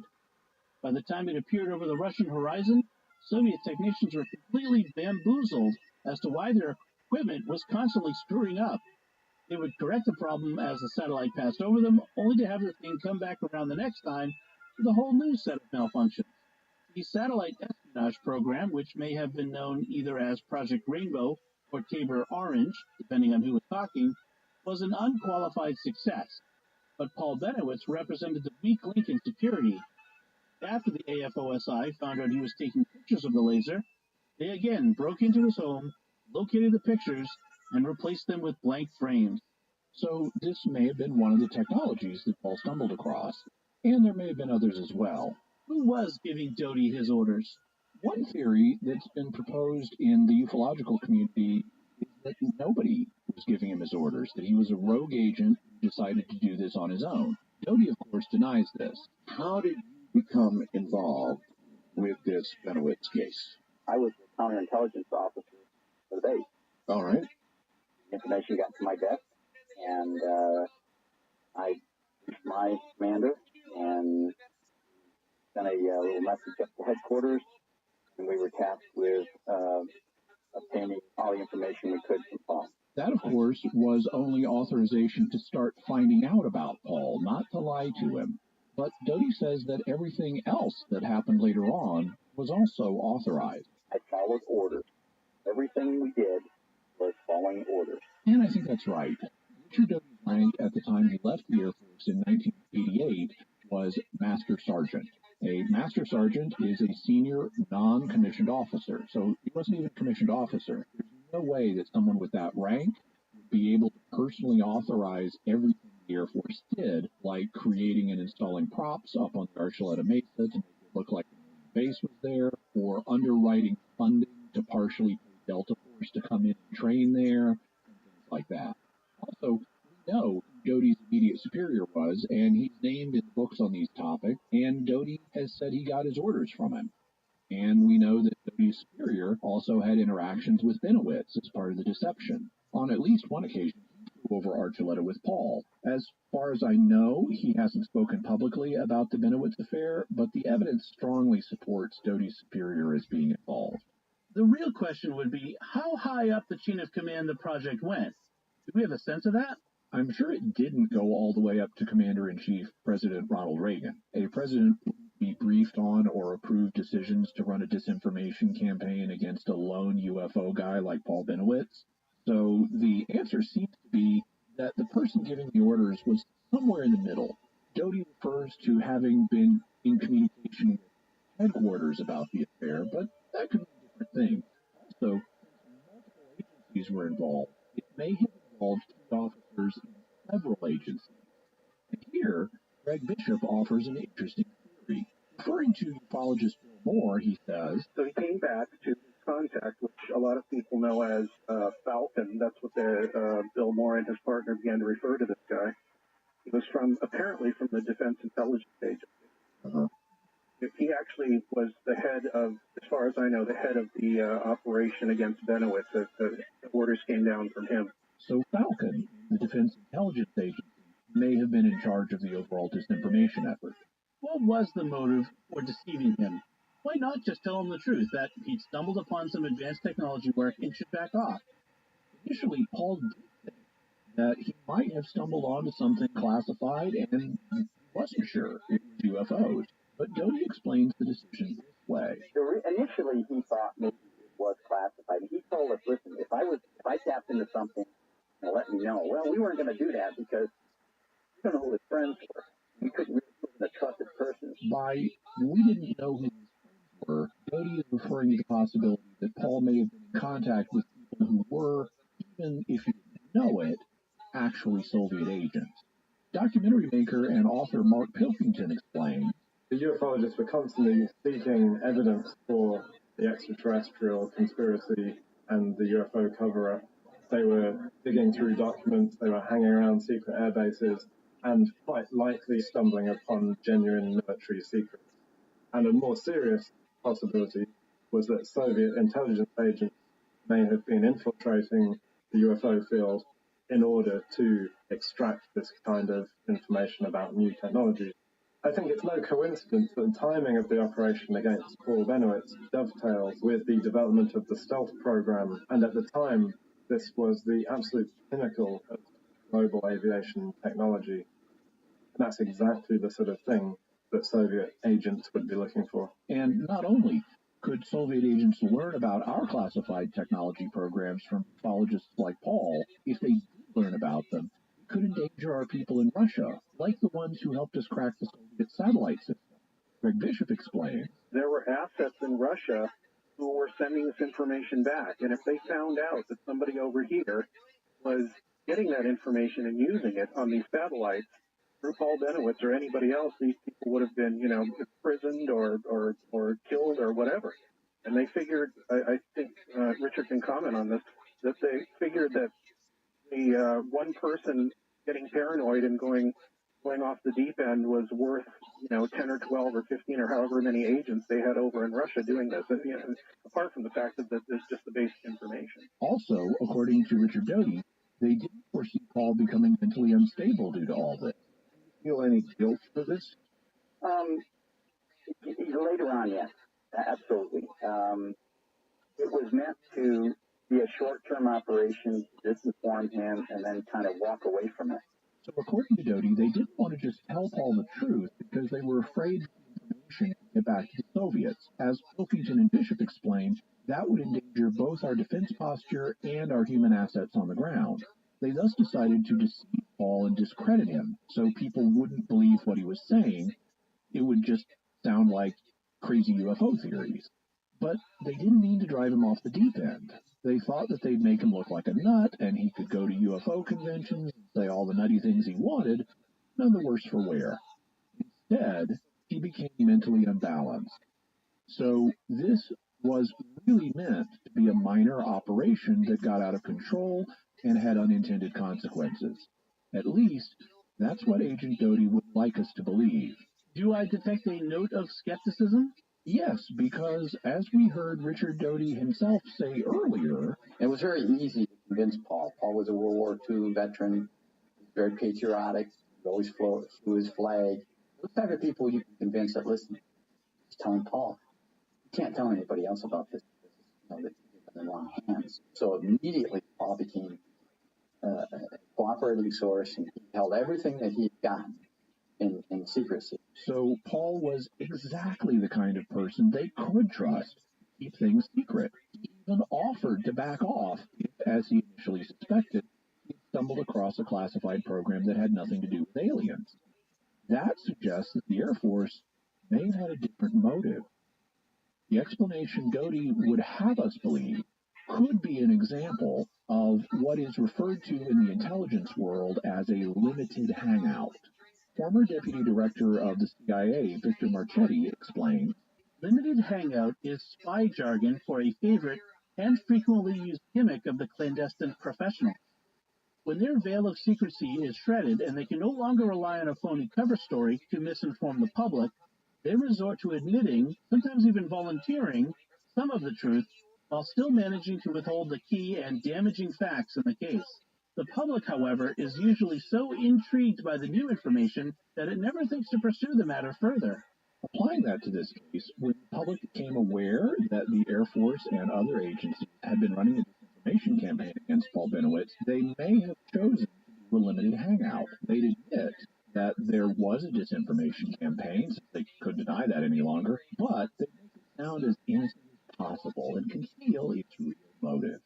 How did the public become aware of the disinformation campaign?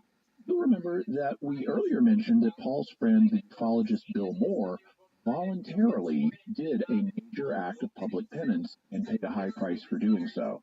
What he did was blow the whistle on the entire operation. At the 1989 Mutual UFO Network, or MUFON, convention in Las Vegas, he gave a speech in which he revealed the whole thing.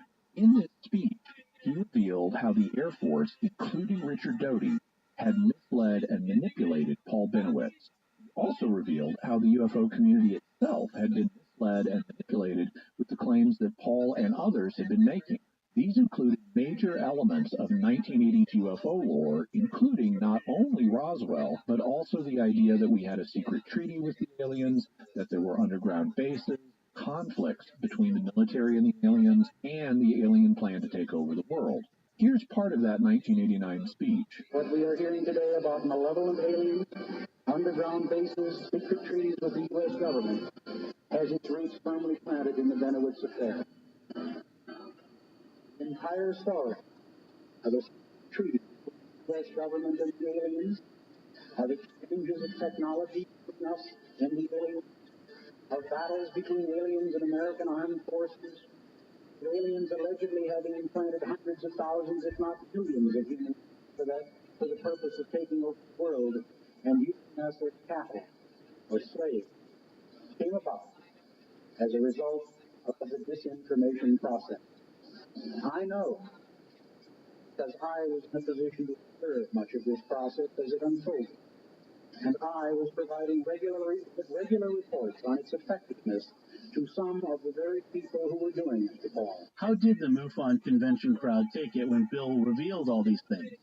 Not well.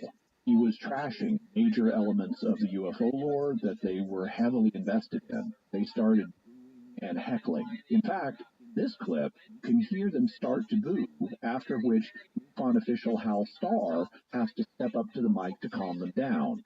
It became apparent to me that my supplying information to the government through Doty on the activities of Paul Benowitz, APRO, and to a lesser extent several other individuals was to be a part of this equation.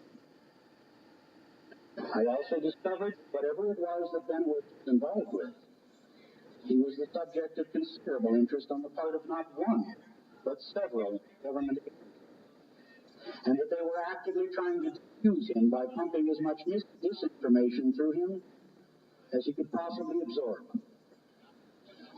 Being a very small part of that process gave me, I thought, something of an advantage. It became my intention to play that advantage for all the information I could get out of it. Benowitz, for his part. Frankly, I'm a little ashamed of some people in this audience, regardless of what you believe, what you hear, or not. Greg Bishop, who attended Bill's speech at the 1989 MUFON convention, reports, Moore's speech ran nearly 2 hours. It had to be stopped several times by MUFON's Arizona State Director Hal Starr to restore order. Another researcher stood up and rhetorically asked, "Where'd you get all that crap from, Bill?" The publisher of a major UFO magazine ran out in tears. People literally yelled, cried, and gritted their teeth in anger. I was surprised that they didn't throw things. The reaction to Moore's admission was predictable. Bill English, who ran out with fists clenched saying, "I'm going to get a fire hose," was one of Moore's fellow APRO members, and probably felt doubly betrayed, even though Moore had never disinformed him or anyone else he worked with at APRO. English stormed out in red-faced rage. Like English, many of Moore's colleagues could not handle the cognitive dissonance that he had laid on them. when he got up to give his speech, Bill knew that this would likely end his career in ufology, and it basically did. After this, he essentially retired from the field. However, he had succeeded in his goal of alerting the UFO community to how the Air Force and others within the intelligence community were deceiving and manipulating the UFO world. And it wasn't just Paul and Bill that were involved. Bill revealed that other prominent ufologists had also struck deals similar to the one he had. He hasn't revealed the names of these other ufologists, but what he said suggests a broader disinformation campaign than just the one aimed at Paul Benowitz. Who would the broader campaign's targets have been? The UFO community itself. In the book version of Mirage Men, Mark Pilkington writes that the explanations that have been proposed do not explain the Air Force's sustained a psychological assault on Paul's brilliant but fragile mind, nor do they explain why the Air Force, or whichever organization was responsible, would test its new toys, especially its most treasured alien toys, with an eye and camera shot of a housing development when it had several square miles of secluded open desert in which to do so. Most damning to the secret technology argument is that if Benowitz had seen something that he shouldn't have done, the Air Force could simply have asked him to keep quiet about it. As a patriot and a military contractor, he would almost certainly have done so. Should he have refused, the military could have resorted to legal pressures. As Brad Sparks and Barry Greenwood point out, intercepting secret government or military communications would have been in breach of the Communications Act of 1934 and the Espionage Act of 1917. If Benowitz had been intercepting sensitive NSA transmissions, for example, they could have arrested him, impounded his equipment, and shut down his business. But they didn't. Instead, they encouraged him in his delusions. Why? The version of events proposed by Greenwood and Sparks casts AFOSI and the entire Benowitz operation in a more sinister, premeditated light. Kirtland AFOSI probably first identified Benowitz at Harrison Schmidt's cattle mutilation conference held on their doorstep in Albuquerque in April 1979. A month later, Rick Doty transferred to Kirtland from Ellsworth, where UFO-themed disinformation had been successfully deployed against the National Enquirer the previous year. 4 months later, in July 1979, Benowitz began filming lights over the Manzano Range at Kirtland, conveniently within eyeshot of his own home, and recording the radio transmissions that he believed were connected to the UFOs. On 27 January 1980, Benowitz received his first communication from the aliens themselves. In a 1981 letter to the Assistant Chief of Staff for Intelligence at the Air Force, he makes the striking point that none other than Major Ernest Edwards, the commander of Kirtland's security force, and the first person that Benowitz reported his UFO sightings to, had been present at the first electronic communication session and had unofficially provided valuable logistic judgment to Project Beta. The Air Force had been actively involved with Benowitz, encouraging him in his delusions from the very beginning. In July 1980, AFOSI sent Craig Weitzel's letter about UFOs at Kirtland to APRO, who asked Bill Moore to investigate. And finally, that September, Moore was contacted by Falcon and Richard Doty, and the Benowitz operation went into second gear. Considered in this light, the affair takes on a whole new dimension. Benowitz didn't accidentally stumble onto the UFOs flying over Kirtland. They were a brightly lit lure, flown entirely for his benefit. The Weitzel letter, meanwhile, was expressly intended to draw in a UFO researcher. Both Moore and Benowitz were baited and trapped. AFOSI planned to use these men as conduits for their UFO disinformation from the very beginning. Their real target was not Benowitz at all, but the entire UFO community. The idea proposed here is that the Air Force entrapped Paul and Bill into a pre-planned disinformation operation targeting the UFO community as a whole. Why would they want to do that? Mark Pilkington writes, Imagine that you are the Air Force. Your goal is nothing less than total air supremacy, and to maintain this, you need to keep secrets. Lots of them. Operational secrets, tactical secrets, and technological secrets in the shape of aircraft, satellites, and weapons. Maintaining these secrets, particularly regarding your technology, is absolutely critical. Meanwhile, the ufologists are trying to get a peek at your black projects, bombarding you with Freedom of Information Act requests, and accusing you of conspiring with DNA-stealing aliens to cover up the truth about UFOs, which you know don't exist. The ufologists' aim is to reveal all the secrets that you're spending many millions of dollars to protect. You are, quite reasonably, going to consider these people a threat, and you're going to want to neutralize them. By controlling Paul Benowitz, the noisy proponent of UFO conspiracies who lived right on your doorstep, and Bill Moore, one of the most well-respected members of the UFO community, you have the perfect base from which to launch an assault on this troublesome segment of the population. Benowitz's Project Beta served to focus and divide the UFO community, creating a wall of noise around the subject that made serious research difficult. Many people who might want to take the subject seriously were dissuaded from doing so. It was a masterclass in information warfare, but it came at a terrible price. So, according to this theory, Paul Benowitz was a victim of a broader plan to deceive the UFO community, to inject so much disinformation into the UFO lore that it would make serious research much harder, and thus throw up a smokescreen that would better protect the U.S.'s secrets and strengthen our position in the Cold War. Let's look at this from the other perspective. A lot of people in the UFO community argue that, in a good disinformation campaign, some of the material has to be true in order to make it believable.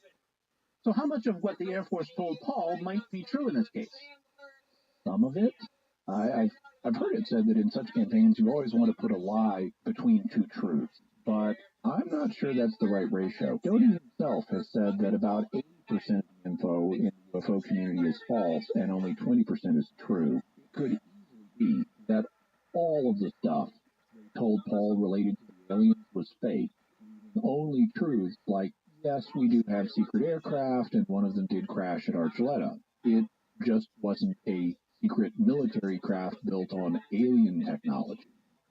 Some in the UFO community have argued that in a disinformation campaign like this, they want to give away some of the biggest truths so that they can be discredited and people won't believe them.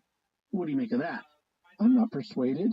Let's consider a parallel. If the government knows aliens are real because they've recovered crashed saucers or have a secret treaty with them, then this is something as important as the Manhattan Project's development of the nuclear bomb back in the 1940s.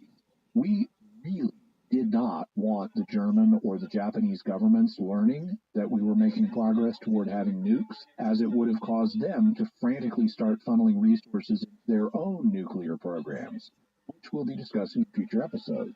So what did we do? We didn't start spreading rumors that we were getting close to having the bomb, but then surround these rumors with crazy stories in order to bring discredit on the idea that we were running a nuclear program. Instead, we tried to keep an iron lid on the fact we were aggressively pursuing developing a bomb. And we used extensive security measures, which were not entirely successful, to keep the Manhattan Project entirely secret. Given that history, I think we'd likely do the same thing if we had proof aliens were visiting Earth. Leaking it and surrounding it with crazy stories could easily backfire. What about the claim some have made that we want to get this information out so that the Russians would know we've been reverse engineering UFO tech so that they won't mess with us? I think it's possible that we might have wanted to deceive the Russians and make them believe we had UFO tech so that they wouldn't mess with us. In that case, we might let rumors leak out to make us seem stronger than we really are. Some have suggested that this is what's happening now with the Navy's current UFO patents for Dr. Salvatore Pais, that we discussed in previous episodes, that they're meant as a disinformation campaign against the Chinese to make them think we have tech that we really don't. But if we actually had alien-based technology, I don't think we'd leak rumors to the public about it. We would either secretly tell the Russians or the Chinese, not the UFO community, that we had tech that was way out of their league, or we would have announced it publicly like we did with the stealth fighter and the stealth bomber, or we would have kept it completely secret like we did with the Manhattan Project and the nuclear bomb. Because if you actually have a piece of advanced technology, you don't need to scare your opponent into thinking you're stronger than you are. You really are strong. Weren't there actually some very strange events that were part of the Paul Bennewitz story that the Air Force didn't know how to explain? There were. As we covered last episode, the Kirtland papers indicate that one of their guards encountered an unexplained glowing disc-shaped object at Kirtland Air Force Base and other similar things. There also was a mysterious jamming of military and civilian radar in the area that came from a source within Kirtland. When abductee Myra Hansen was hypnotized, she was able to describe the interior of one of the facilities at Manzano Base in great detail, despite the fact she was a civilian who shouldn't have access to it. And both Bill Moore and Richard Doty reported seeing a strange glowing orb in Paul's house. These things could indicate that there was something more to the story than disinformation, but I'm not convinced. Why not? How would you explain them? The Air Force papers discussing the glowing disc-shaped object could themselves be disinformation, or the object could have been a secret project of some kind that the people preparing the papers weren't cleared to know about. Radar jamming could have been another secret project which the people preparing the reports also weren't cleared to know about. Myrna Hansen could have been an undercover asset used to trap Paul, and she may have been given information about the Manzano facility. Or Paul was told her information was accurate, even though it might have been totally off. Or maybe she remote viewed the facility under hypnosis, who knows? And the glowing orb in Paul's home could have been a projection of some kind, perhaps a trick by the NSA. We already know they were projecting other things into his house, like the transmissions. While some reports suggest that the orb looked solid, like the one we heard, the fact it simply vanished and that Bill Moore looked around to see if he could find a projector suggests it might have just been a projected light. So I don't think that these facts provide proof that any elements of the story have paranormal explanations. What does Richard Doty have to say about how much of the story was real? He claims that although many of the specifics that he told Paul were false, the core of the story, the idea that we've been visited by aliens and the government knows it, is true. He said that in 1979, just before the Benowitz affair began, he was briefed onto a classified program. I was selected to participate in a special access program within the counterintelligence community. My supervisor selected me and said, "You're going to be briefed into a program and you're responsible for investigating everything associated with this program." The first part of the briefing dealt with how the United States Air Force were countering unauthorized exposure of technology to the public by using the UFO phenomena as a cover. And then the second part of the briefing was where we were actually shown and briefed about the United States government's and involvement with extraterrestrials since the late 1940s. Well, they showed us a lot of things. They showed us a film, which was late 40s or early 50s film of a recovery operation, which they talked about as being in Roswell. They showed crash debris, they showed extraterrestrial bodies, and then there was also a brief showing a live alien sitting in a room talking to people. And then the narrator of this film talked about the continuation of a connection between the United States government and extraterrestrial civilizations. After viewing this, I was not sure if it was real, if it was, they presented it to us for some reason, maybe some kind of psychological conditioning. I don't think I initially believed any of it. But after the film was over, an Air Force colonel in uniform then started talking about the operation, the program, how the United States government, and it was always the United States government, it wasn't Air Force or Army of the United States government, how they progressed from early days, and meaning crash retrieval operations in the late 40s until now, which was the late 70s.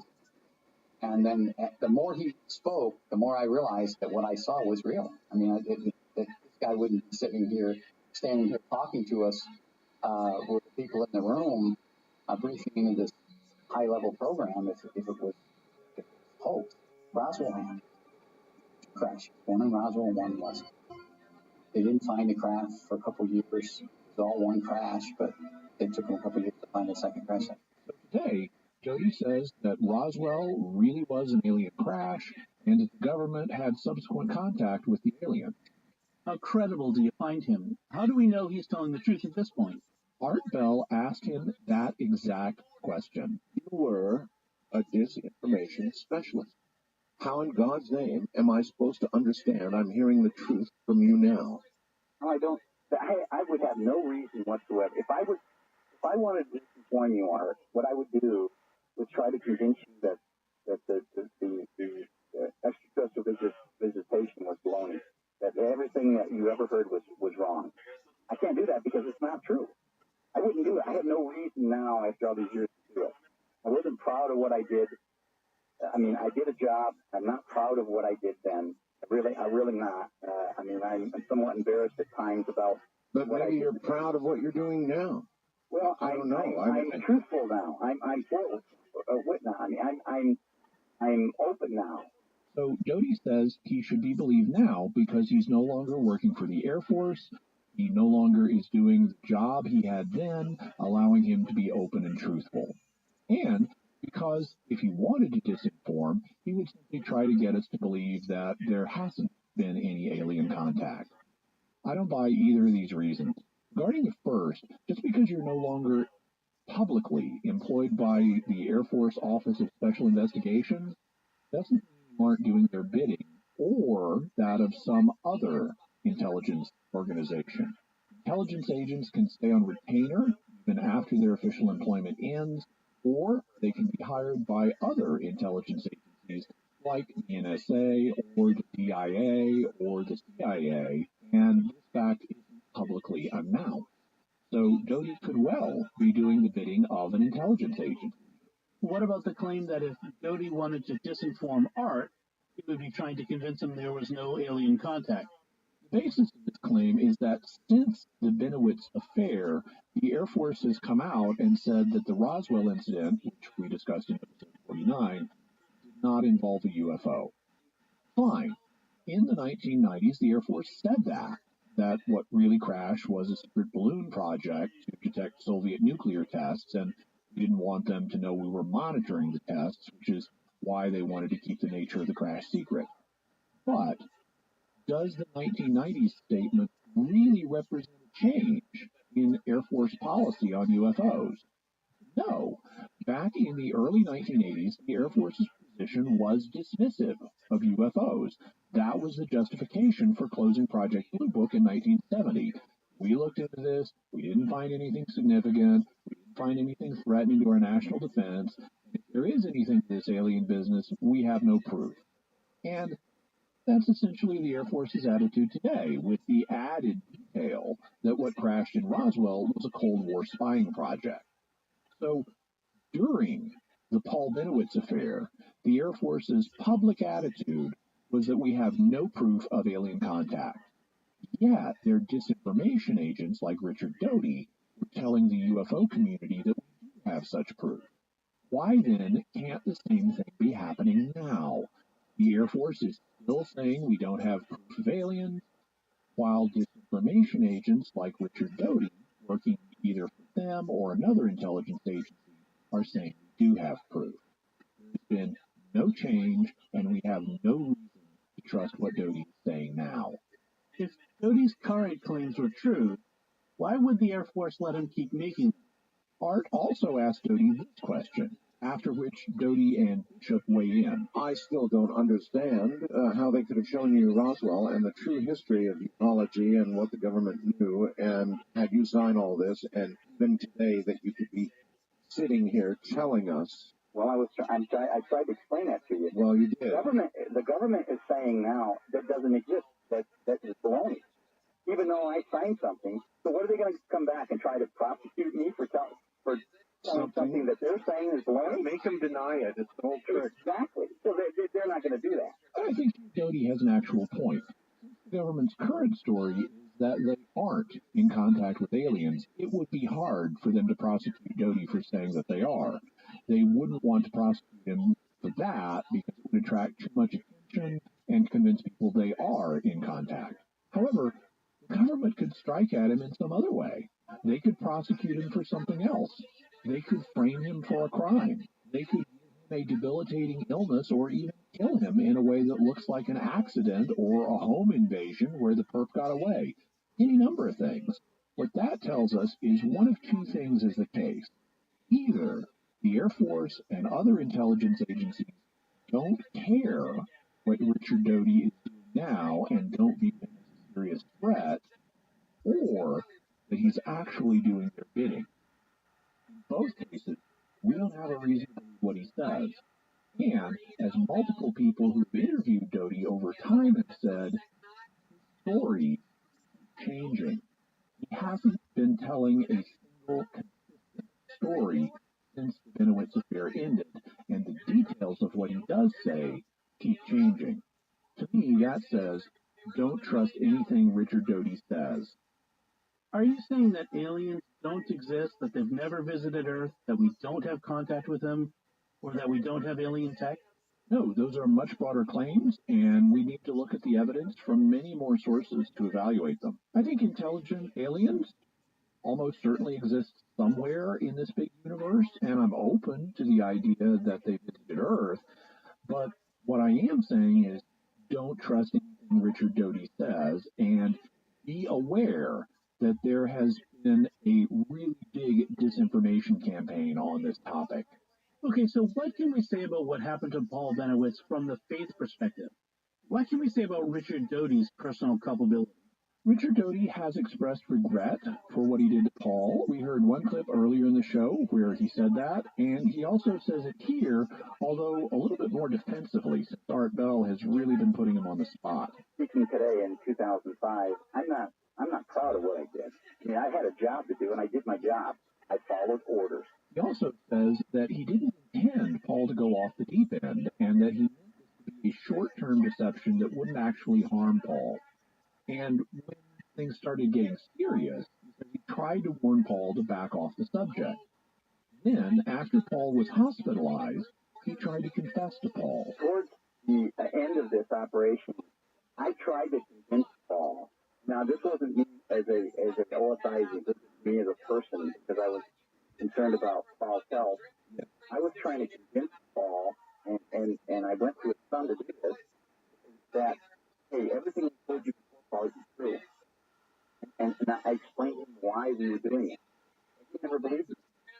He said, no, I can't believe you, Chris, because... Well, right. Lie to me once, and lie to me twice, that kind of thing. Right? So, I can see why that, he would just think you were in official denial. Emergency mode, we've got to deny all this. Doty even says that he went against orders in his effort to undeceive Paul. It upset me what happened to Paul. I mean, I went and talked to Paul about it, trying to convince him against my commander's orders, telling me, hey, he doesn't have clearance, you can't go tell him it didn't happen. But he did anyway. But his efforts were unsuccessful. I visited Paul, and right up until I think probably 8 months before his death, I became friends with him, took him to dinner, and he never. I tried to talk to him. Away from that subject. He was totally. From Bill Moore's perspective, Richard Doty wasn't the real problem here. In his 1989 talk, he told the Macron audience, Rick is not the man you're after. It's the person in the control position that's important here. In my opinion, you're a pawn in a much larger game, just as I was. And I think that's right. I can't judge Richard Doty's part or anybody else's. I'm glad that he's expressed regret over what he did, and I hope he's effectually repented. But he was only a small part of this. The people ultimately responsible were those in charge of the overall disinformation campaign. I know we can't judge their hearts either, but what can we say about the morality of the overall campaign? As we say in many episodes that involve espionage, it's going to depend on your overall theory of lying. If you think that lying is never permissible, then obviously disinformation campaigns are immoral. However, if you think there are circumstances where lying can be warranted, like tactical deceptions to save lives, especially in wartime, like telling the Nazis you don't have any Jews in your attic, then the situation is more complex. This was during the Cold War, and lives, potentially millions of lives, were on the line if things went badly with the Russians and we got into a nuclear war. Many people would look at that and say most definitely our intelligence agencies are warranted in telling some lies to the Russians and even to the American people as a way of keeping the Russians in the dark. Then the question would be, was this one of those cases? What do you say? It depends on what the overall motive was.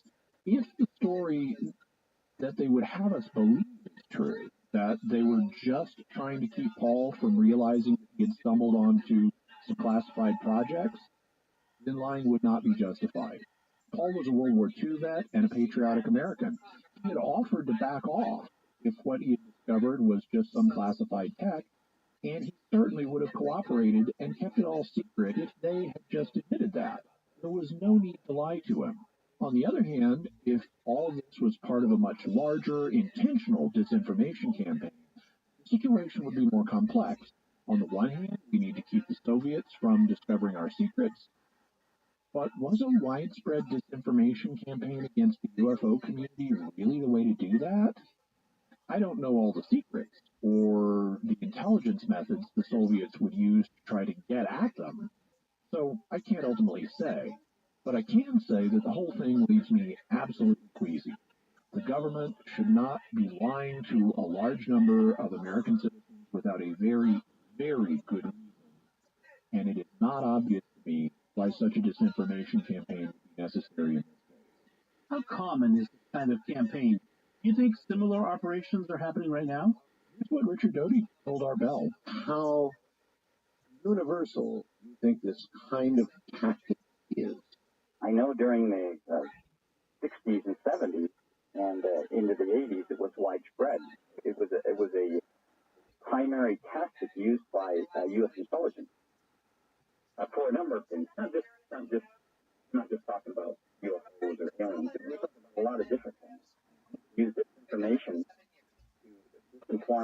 on about anything if you play your cards right.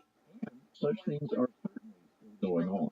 Is there any doubt in your mind that our government is still doing exactly that? There's somebody doing Richard Doty's past job in today's armed services. Oh, I'm positive somebody's doing it. It's such a great method of laying people astray. So disinformation is a great method of leading people astray, and there's certainly someone working for the government who is doing that for us right now, today, maybe Richard Doty. So, Jimmy, what's your bottom line on the Paul Benowitz and Project Beta affair? Paul Benowitz was a tragic figure. He was a brilliant man with a great deal of scientific knowledge. He was also psychologically fragile. He ended up being driven over the brink by the lies he was told. The Air Force and Richard Doty presumably did not foresee what would happen to him. Paul may or may not have been entrapped by the Air Force and the intelligence community, but they did tell multiple lies to him and others, and the necessity of these is unclear at best and absent at worst. None of the UFO lore that came out of the Paul Benowitz affair should be regarded as reliable. In fact, many parts of UFO lore should be treated with great suspicion, as Paul was only one element in a broader disinformation campaign, as Bill Moore revealed. And you should never trust anything Richard Doty says. So, Jimmy, what do we have for further resources for the listener? We'll have a link to the documentary Mirage Men, also Mark Pilkington's book, Mirage Men, which covers some different ground than the documentary does, so there's added value there. Greg Bishop's book, Project Beta, Gabe Valdez Jr.'s book on Dulce Base, an open letter from Alejandro Rojas, who is one of the people who was accused Doty of just being a rogue agent who didn't have orders, and so he explores that idea in this open letter. Also, a link to the original Coast to Coast AM interview with Greg Bishop and Richard Doty, so you can hear the whole thing if you're a Coast subscriber. Article on Paul Benowitz, an article on Dulce Base, one on Kirtland Air Force Base, Albuquerque Historical Society's article on Kirtland Air Force Base, an article on the Aerial Phenomena Research Organization, or APRO, one on the Air Force Office of Special Investigations, one on the National Security Agency, a copy of Richard Doty's military records, and an article on what limited hangouts are. Excellent. It's been a great 2 episodes on this subject, and thank you very much for that. So let's move on to our mysterious feedback. And as I said before, we're going to be receiving feedback on our recent episode on the Mark of the Beast. The first feedback comes from Midwest Magifa on YouTube, who writes, "Great episode, but the Pope didn't end up getting discussed." Yeah, that's true. If I had thought about it, I would have included a segment in the show where we discussed the claim that one of the Pope's alleged titles, Vicarius Filii Dei, or Vicar of the Son of God, adds up to 666. There's a bunch of problems with that. Among other things, that's not one of the Pope's official titles. And if you get to pick your own phrase and add it up, you can make anybody the beast. Also, that view is not taken seriously by any biblical scholars. The rest of the data about the beast does not fit the Pope. And so this is an idea that's out there in fundamentalist circles, but it's not really taken seriously by biblical scholars. And so it wasn't really on my brain. But I'm sure we'll cover it in the future in an episode devoted to the papal Antichrist theory. Okay. Father Horton sent an email. He said, "I agree that the most likely conclusion is that it's gematria, and that the most likely candidate is Nero, but I don't think that either one is an open shut case. It's not certain that the number is the number of a man, as is often translated. The word being translated is anthropou, which shows up in a very similar usage in Revelation 21:17, definitely not meaning of a man in the sense of a singular individual. Another puzzling issue is that, although St. Irenaeus is aware of the 616 reading, he doesn't think that it points toward Nero. He has lots of ideas, some more inventive than others, but not Nero. I would think that were Nero the obviously right answer that everyone knew in the late 1st century, it is unlikely that Irenaeus would be unaware of it as he is. He also looks for a future fulfillment of the prophecy without referring to the idea that it has already been fulfilled. A good episode at any rate, and thank you for working to calm the fears of people who are upset by incautious rumor mongers. So Father Horton has a number of good things to say here, and I actually had to condense his email a little bit, but I tried to retain the essential points. He's correct that the word anthropo, which is the genitive form of the noun anthropos, meaning man or human, and because it's the genitive form, because of the way the Greek works, it can be translated either of man or of a man. That's a decision that the translators have to make. And the thing that you want to look to answer that is the context. So when anthropos shows up in Revelation 21:17, John has been measuring the heavenly city, and he's using the measure anthropos, the measure of man or human measurement, to do it. It wouldn't make sense to say, I've been measuring the city with a big rod according to the measure of a man, meaning some specific guy. It's clearly, in that case, the context points you to man as a general term. But I think the context is different in Revelation 13, where we read about the number of the beast, the number of man or of a man. There, we're told we need to import everything we know about the beast, which strongly links it to the Roman Empire and the line of Roman emperors, specifically. 7 heads represent 7 kings or emperors. And when we then find that one of those emperors has a name that adds up to 666, and he persecutes Christians, and he fulfills all the other things about the beast, I think that context helps serve as confirmation that, yeah, we've got the right interpretation here. Now, I agree, St. Irenaeus of Lyon was writing about 120 years later, by my reckoning. He's writing around the year 189 AD. He did not link it to Nero. He had various other theories, but I don't think that it was obvious to everyone in the first century that Nero was the answer. John specifically says it takes wisdom to calculate this. John expects some people to get it, but not everyone to get it. And I think some people did get it, which is why we have the number 616. But I think not everybody got it, because that's why we don't have everybody in the 2nd and 3rd and 4th century saying, oh yeah, that was Nero, or that was linked to Nero. So I think the knowledge of who it was fairly limited and died out fairly quickly. And I think one of the reasons it died out is because of the hermeneutic that Irenaeus and others tended to apply to Revelation. I think they took an overly literal hermeneutic, and so they expected things to be fulfilled in a more spectacular way than they actually were in the first century. And so that left them expecting these events to just have fulfillments in the future. And as part of the overly literal hermeneutic, Irenaeus and others think that, like, the Revelation 20's millennium is going to be a physical earthly reign of Christ for 1,000 years and stuff. So I think these guys had an overly literal interpretation, so they did feature, and that's why they didn't associate the beast with Nero, and that's why the knowledge of that fulfillment became eclipsed. Charlie K. writes on YouTube, the Boss Metal Zone guitar pedal is known by guitar players to be one of the worst sounding pedals ever made, which means the schematic was probably more of an inside joke to guitar players than anything. When I found out this was the case, I thought it was hilarious. So this refers to a claim that we covered in the Mark of the Beast episode, where some people had put up a schematic on the web and claimed that it was a schematic for a Mark of the Beast chip you would get with the COVID vaccine, when actually it was a schematic for this guitar pedal. And I, not being a guitar player myself, much less a electric guitar player, I had no idea that this was regarded as one of the worst, and that only adds to the irony of the situation. So thank you, Charlie, for sharing. The Jar Jar Binks of guitar pedals. I guess like. so. Sherry Not Shirley on YouTube writes, so very helpful. Glad I found this video. Relieved.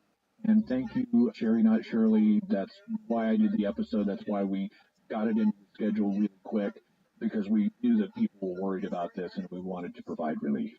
Flying Car 100 on YouTube wrote, they actually don't even allow for social security numbers to start with 666. I'm not surprised. I haven't verified that for myself, but I can easily see why when they set up Social Security, they wouldn't want any numbers starting with 666 because it would only confirm in people's minds that it was somehow connected to the beast. Kung Fu You Too on YouTube wrote, I got the first of 2 COVID-19 vaccine shots and 665 appeared on my forehead. I'm nervous about getting the second dose. I would be too if that happened to me. Crystal M on Facebook wrote, thank you. I am a Catholic convert from a very end times focused Protestant background. I know we're not supposed to be afraid and to trust in God, but I'm human and this stuff freaks me out. This episode made so much sense and I feel a lot more calm about it. I even shared it with others like me. Thank you so much. And thank you, Crystal. I'm very glad that the episode was helpful to you and that it helped, calm some concerns. And thank you for sharing it with others. And thank you, everyone, for your feedback. We really appreciate it. So, Jimmy, what mysterious headlines do we have this week?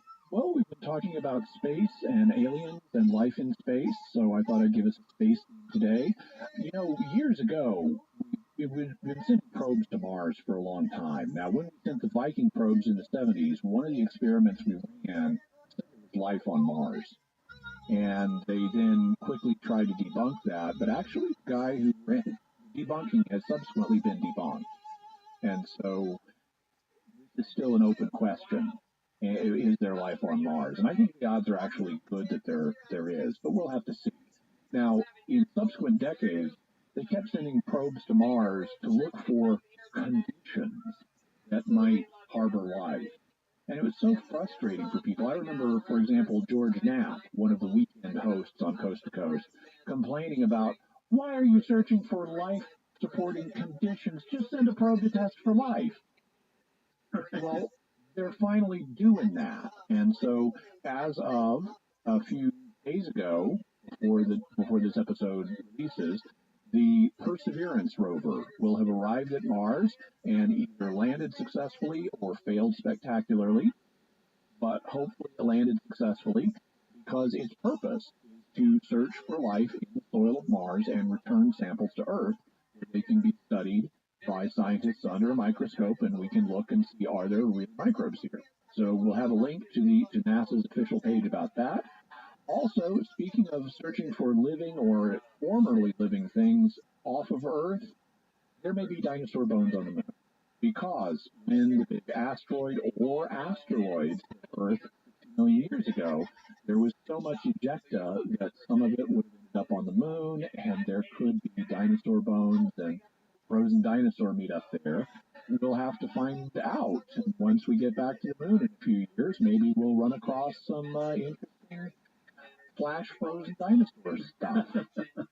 And if life can go up from Earth, life can come down to Earth. There is a report of a meteor in Peru that has made people sick. So there's this weird meteor sickness that's happened down in Peru. It hypothetically could be due to a number of things. One of them, there could be a virus or other pathogen on the meteor, other microorganism on the meteor. It's also possible that it could be due to something else. It could be hysteria, although I think the evidence may point against that. But it also could be things like when the meteor smacked into the ground, it made a big dent, and that could have gotten some arsenic into the water supply or something. So there are some different options, but we'll have a link to the article and you can read all about it. Excellent. Good headlines.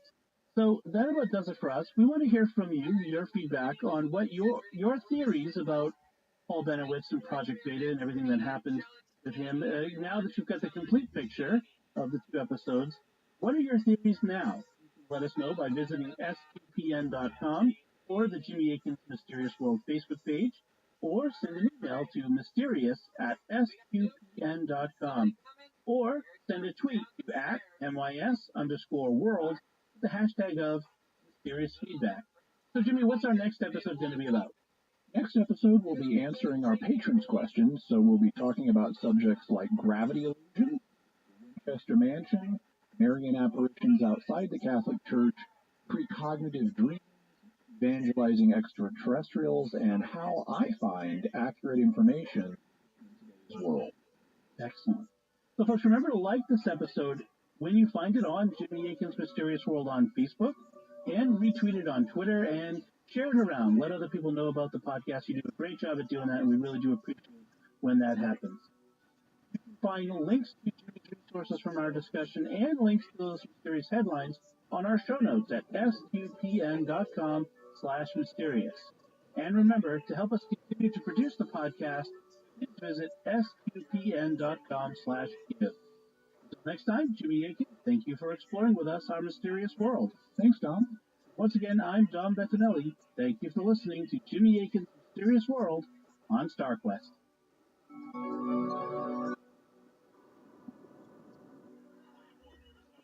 And you should never trust anything Richard Doty says. Jimmy Akin's Mysterious World is brought to you by the StarQuest Production Network and is made possible by our many generous patrons. If you'd like to support the podcast, please visit sqpn.com/give. Mysterious World is also brought to you in part through the generous support of Aaron Bergeson Electric and Automation, making connections to life for your automation and smart home needs in North and Central Florida at aaronv.com. And by rosaryarmy.com. Have more peace. Visit rosaryarmy.com and get a free all-twine knotted rosary, downloadable audio rosaries, and more. Make them, pray them, give them away at rosaryarmy.com. And by the Colchester Curry House, helping people make authentic Indian cuisine from the comfort of their home. Find authentic Indian spice blends and recipes at colchestercurryhouse.com. Previously on Jimmy Akin's Mysterious World. My crew and I need more information before we can make our recommendations to stop it. But I'm puzzled over the Metazoid to this meeting. If her purpose is to probe my thoughts. I can sense some strong emotions, Crawford.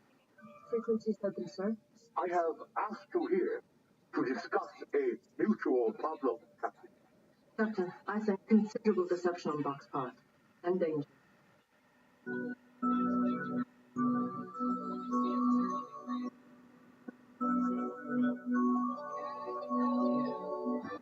You're listening to episode 130 of Jimmy Akin's Mysterious World, where we look at mysteries from the twin perspectives of reason.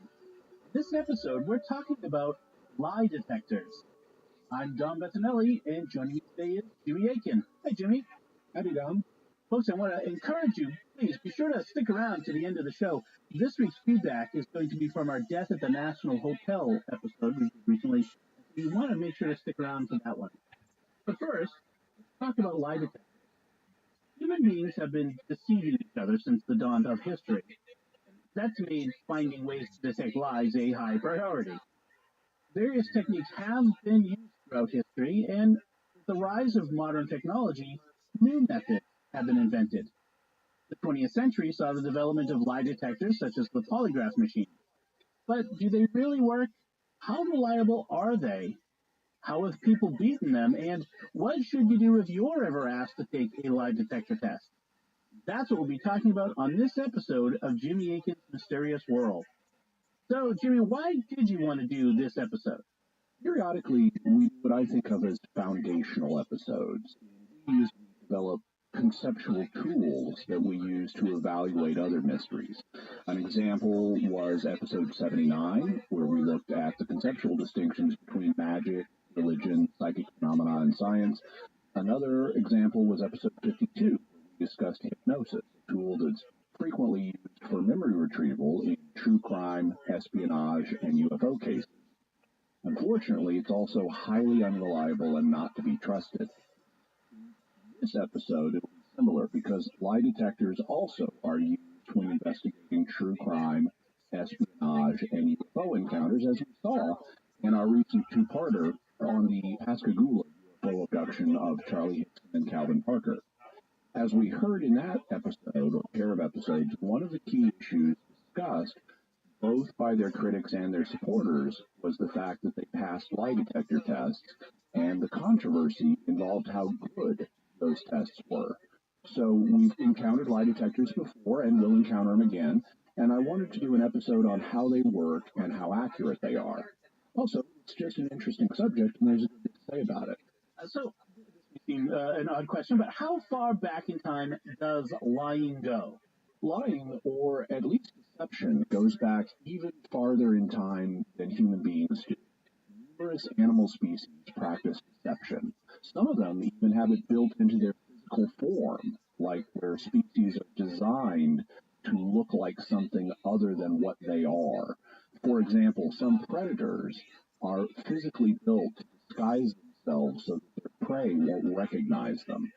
Case, for example, with anglerfish, which have a long filament growing out of their foreheads, and they can just sit there and wriggle that filament so that it looks like a nice, juicy prey animal that a passing fish could eat.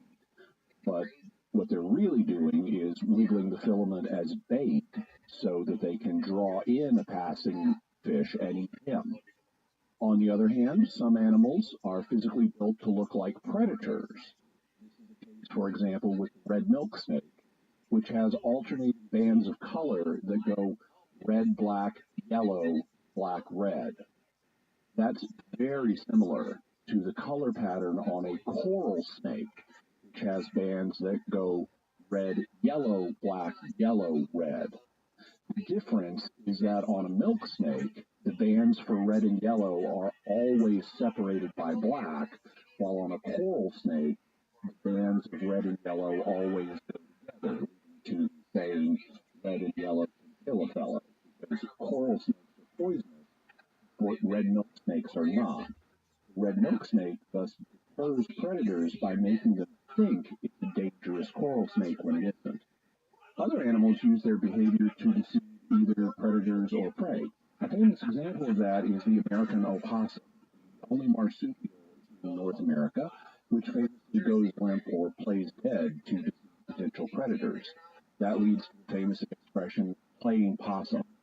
And by the way, for our listeners outside North America, when I was growing up, we had cats and we put food out for them on the front porch at night, and possums would waddle up in the middle of the night to eat the cat crunchies. So I've had personal experience with possums. So, what about deception in human beings? All of the examples we mentioned in the animal kingdom deal with creatures that don't have the kind of spiritual nature that humans do, so they aren't subject to human morality.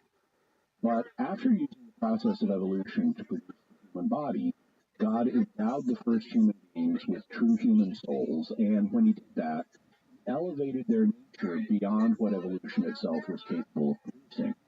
He gave us his grace in a way that elevated our nature and made it possible for us to live in perfect harmony with him and with other human beings. So love of God and love of neighbor could prevail, and we wouldn't need to do things like lying. But man fell by original sin and lost that elevated nature, putting us in opposition to God and to our fellow man. That means that lies are something human beings have been telling each other ever since the fall. In the Genesis narrative, the first lies told by human beings are attributed to Cain. As we read in Genesis 4, Now Adam knew Eve his wife, and she conceived and bore Cain. And again she bore his brother Abel. Now Abel was a keeper of sheep, and Cain a tiller of the ground. In the course of time, Cain brought to the Lord an offering of the fruit of the ground, and Abel brought some of the firstlings of his flock and of their fat portions. And the Lord had regard for Abel in his offering, but for Cain and his offering he had no regard. So Cain was very angry, and his countenance fell. The Lord said to Cain, Why are you angry, and why has your countenance fallen? If you do well, will you not be accepted? And if you do not do well, sin is lurking at the door. Its desire is for you, but you must master it. Cain said to Abel his brother, Let us go out to the field. And when they were in the field, Cain rose up against his brother Abel and killed him. Then the Lord said to Cain, Where is Abel your brother? He said, I do not know. Am I my brother's keeper? And the Lord said, What have you done? The voice of your brother's blood is crying to me from the ground. in this passage, Cain tells two lies. First, he deceives his brother Abel by inviting him to go out into the field without revealing that he's planning on killing him. Depending on what your definition of a lie is, you could quibble about that, whether it's technically a lie, but it's at least a case of deception, since Cain expects Abel to believe that he will still be alive at the end of this excursion, when that is the case. And secondly, he directly lies to God by saying he doesn't know where Abel is. In fact, he killed Abel and does know. Also, there's a little subtlety in the text that may not be obvious. You'll notice the text says Abel was a keeper of sheep, and when Cain is talking to God, he says, I don't know, am I my brother's keeper? Like, am I his shepherd? Am I supposed to keep track of him? So, in any event, lying is something that humans have been prone to ever since the fall, and that means that we've had a need to detect lies ever since we acquired original sin. What's the earliest form of lie detection that we know about? Earliest form is simply watching other people and trying to form an estimate of whether they're telling the truth or not. That involves watching their behavior and seeing if they show signs of deception, like being nervous or anxious, telling us about something they shouldn't be nervous or anxious about. It also involves taking other facts we know and comparing them with what a person is telling us. So if he says something that conflicts with what we know to be true, it's a sign he's lying. But these methods don't cover all the cases we encounter, so we've also developed more specialized lie detection strategies. What are some of the techniques that were used in the ancient world before we got modern technology? One example is found in the 11th century BC during the reign of the Israelite judge Jephthah, who we read about in the book of Judges, chapters 10 to 12. This was a little before 1000 BC. Now, Jephthah was the man from the territory of Gilead, and he defended Israel against its enemies. But some of the Israelites got jealous. These included men from the tribe of Ephraim, who thought that Jephthah had slighted them by not calling on them when Israel needed to be defended. Jephthah's answer was, hey, I asked you before and you didn't show up, so I didn't bother asking you the most recent time, what's the big deal, you bunch of slackers? Their answer was, we don't care what you think of us, we will burn down your house over you with fire, so get ready to be burned alive, buddy.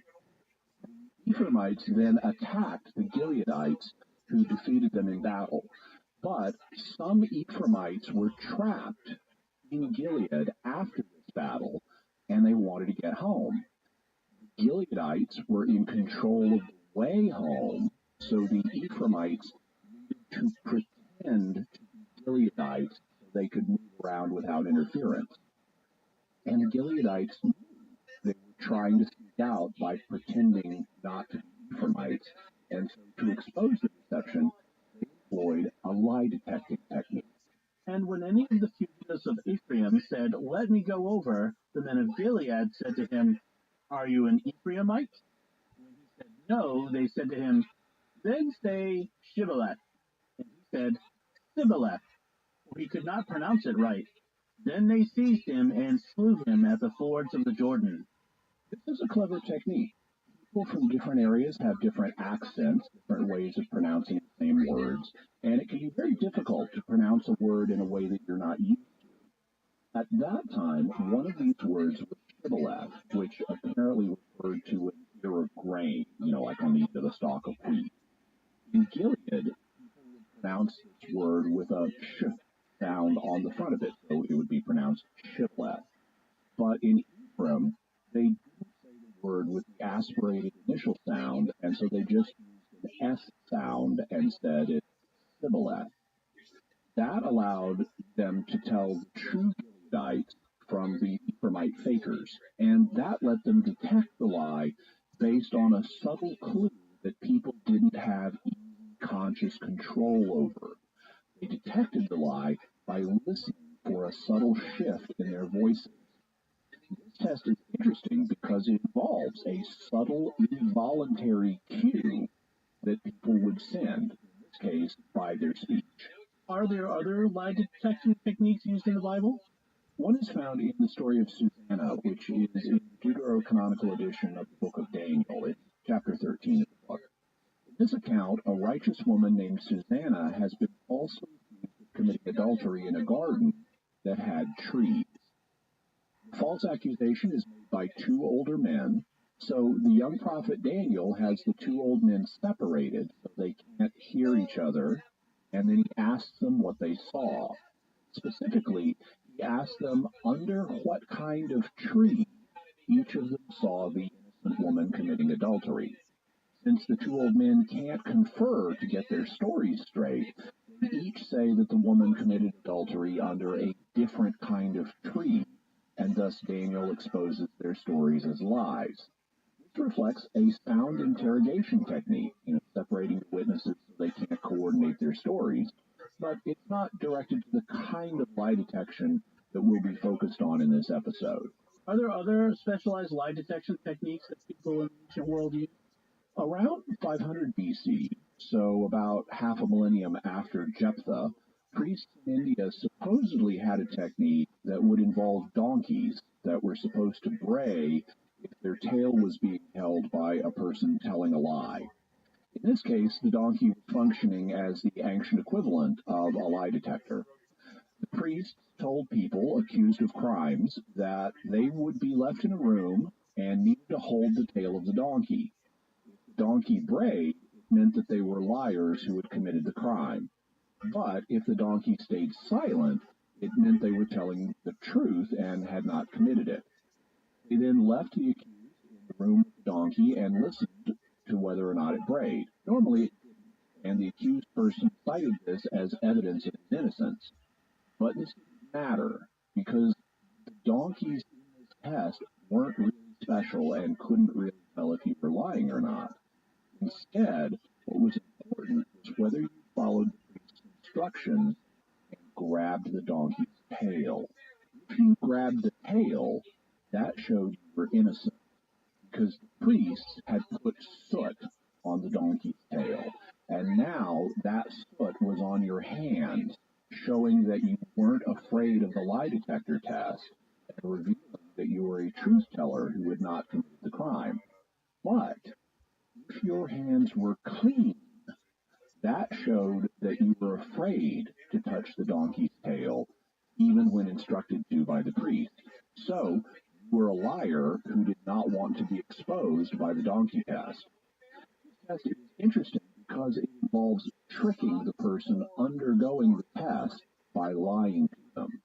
The person could beat the test by grabbing the donkey's tail whether they were guilty or not. So the test wouldn't work unless the subject were deceived into thinking that it worked. China also had an advanced civilization in ancient times. Did they have a lie detection method? Apparently in ancient China, a physiological test was used. If you were a suspect, they had you put dry rice in your mouth. You spit it out, and then they checked whether you still had any rice sticking to your tongue. The idea was that liars tend to be nervous, and so they get dry mouth. If you had rice still sticking to your tongue, that meant you were lying. But if you were telling the truth, you'd produce enough saliva for all the rice to come off your tongue, and there wouldn't be any still sticking to it. This test is interesting because it involves another subtle involuntary cue, this time a physiological one, saliva production, rather than an involuntary speech cue, as in the shibboleth example. How reliable were these ancient lie detection methods? Not very. They were all either easy to beat or otherwise likely to give false results. But the ancient world was a rough place, and these were what they had to work with. So naturally, people were interested in more reliable methods, which seemed to become possible with the advent of modern technology. How did the modern era of lie detection begin? One of the things that accompanied the scientific revolution was taking lots and lots of measurements, as well as improved methods of taking more precise measurements. By the beginning of the 20th century, people were starting to wonder if these measurements could be used to detect subtle cues involved in lying. That's like the say shibboleth test or the Chinese rice test, both of which involve detecting subtle cues, one in the voice and one being a physiological change. And both strategies would be revived in the 20th century in new forms. In 1900, the Italian psychologist Vittorio Venuti started exploring physiological changes and proposed that the timing of your breathing changed when you were lying. In 1930, 1913, the American psychologist and comic book writer William Marston proposed that your blood pressure changed in life. He was the inventor of the systolic blood pressure test, and his wife noticed, because of course he experimented on his wife noticed that when she got mad or excited, her blood pressure went up. Marston, incidentally, was the creator of Wonder Woman, who is famous for having a magic golden lasso, and when she puts it on people, they are compelled to tell the truth. They can't lie if she's got them in a golden lasso. Despite this, there is a debate about whether or not Wonder Woman's golden lasso was directly inspired by Marston's work on lie detecting. There was a problem, though, with Marston's blood pressure-based lie detection. As you know from going to the doctor's office, when they take your blood pressure, they put you in a cuff, which they then inflate with air to squeeze your arm, and then they let the air out of it to take the readings. That takes time, and so you can only do blood pressure readings every so often. You don't get a continuous feed of what your blood pressure is. And that was a problem for Marston's blood pressure-based lie detection, because if you can only take a reading every minute or so, you may well miss momentary spikes in blood pressure that could signal lying. The solution to this was to try to get a continuous blood pressure reading. But there's also a problem with that, which we'll discuss below.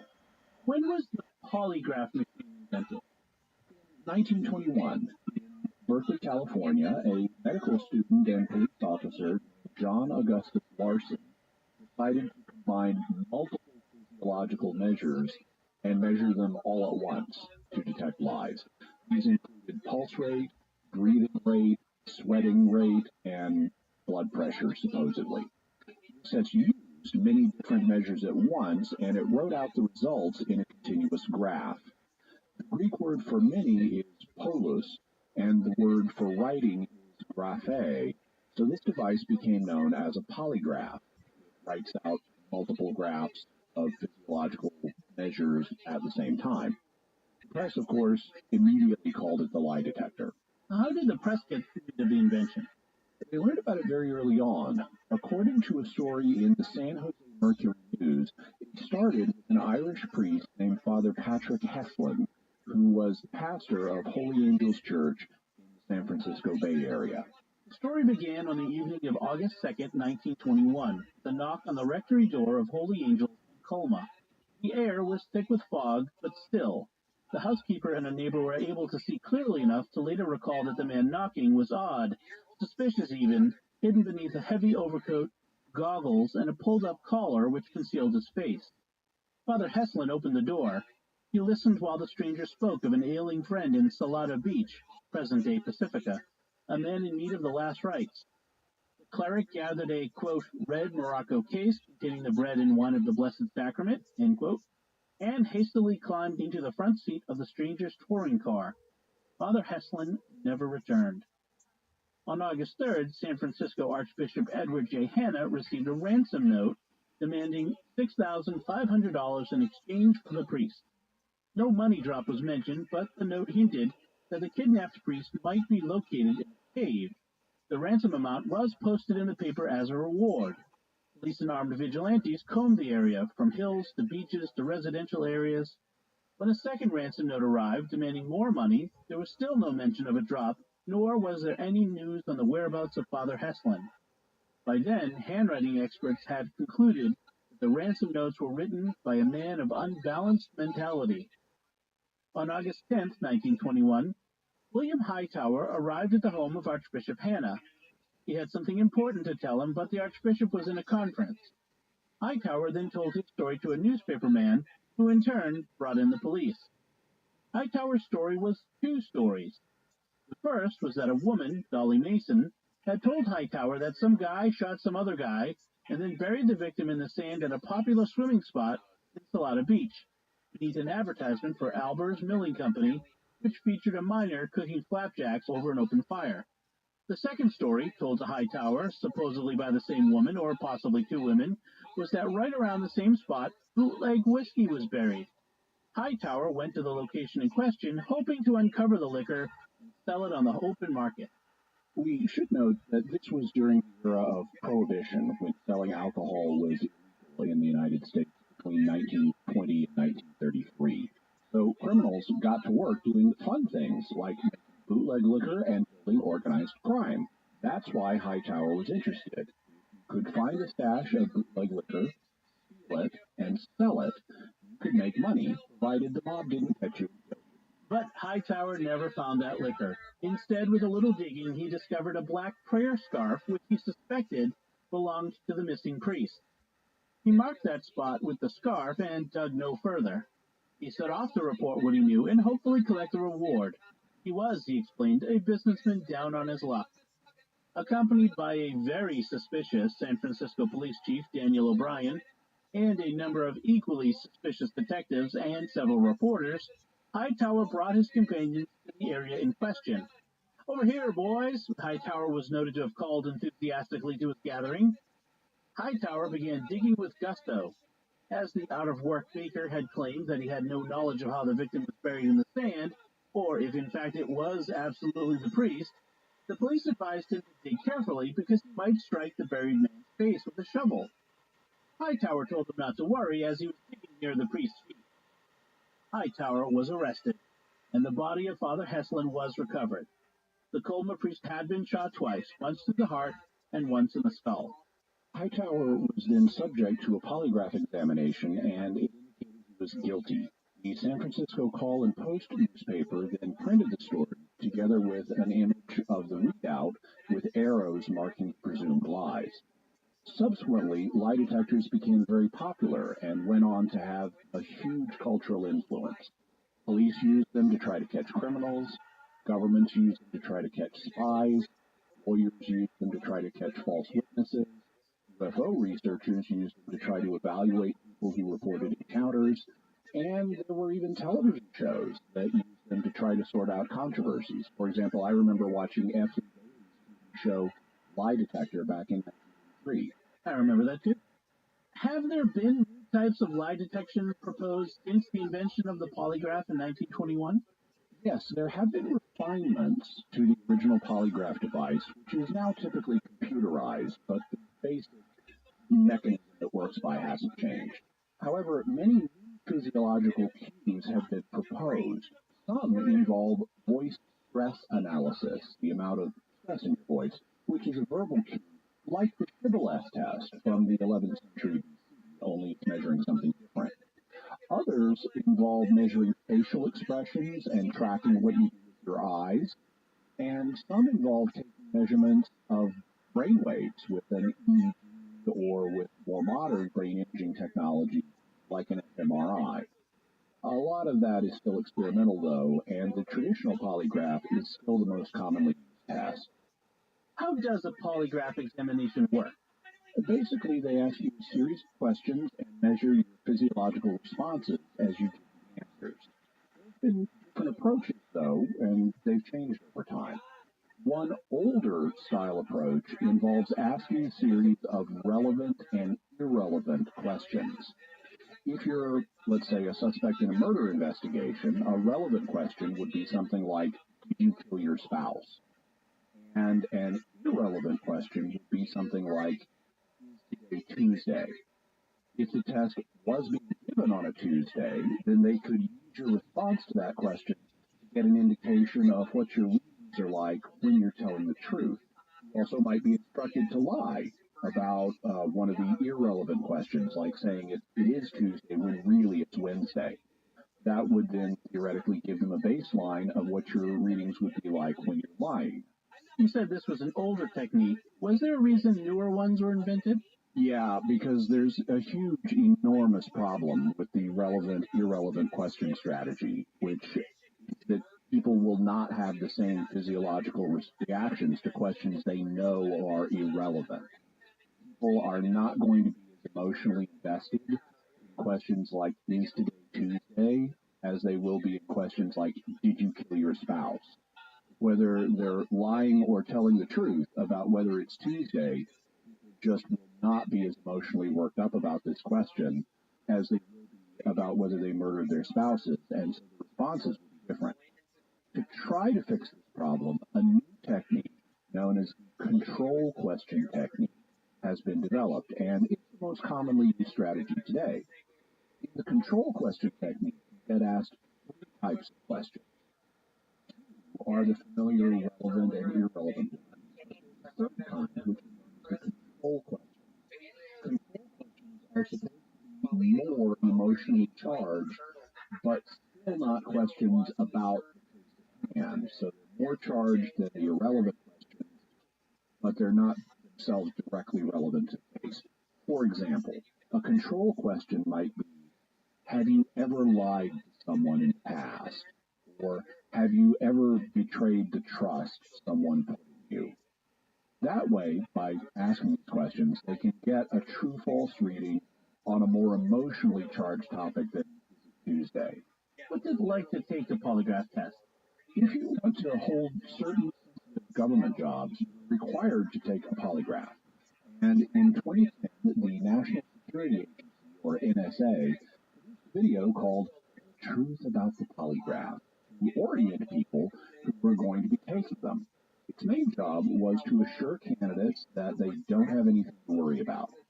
Here's how the polygraph examiners in the video describe the process. What I do at the beginning is I tell the person exactly what's going to happen. Okay, well, I'm Heather. I'm going to be your polygraph examiner today. They will know ahead of time everything that's going to happen before it happens. There will be no surprises. Once they get into the polygraph room, we're going to take some time to go over the consent form, make sure they understand what they're signing, because that's very important that they're not signing a document they don't fully understand. Basically, what this means is that you voluntarily consent to the exam, that your rights are protected by the Fifth Amendment and by the Privacy Act. Which basically means we do not disseminate any of that information outside of official channels. It doesn't go to family, friends, or anyone else.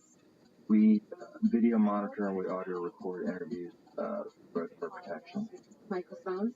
I want to make sure that I am capturing everything correctly that you said. It also allows you the comfort of knowing that I'm going to be professional. We start by talking about what the scope of the test will be, the different types of questions. And the questions that I go over and define for you in the pre-test, they're not going to change.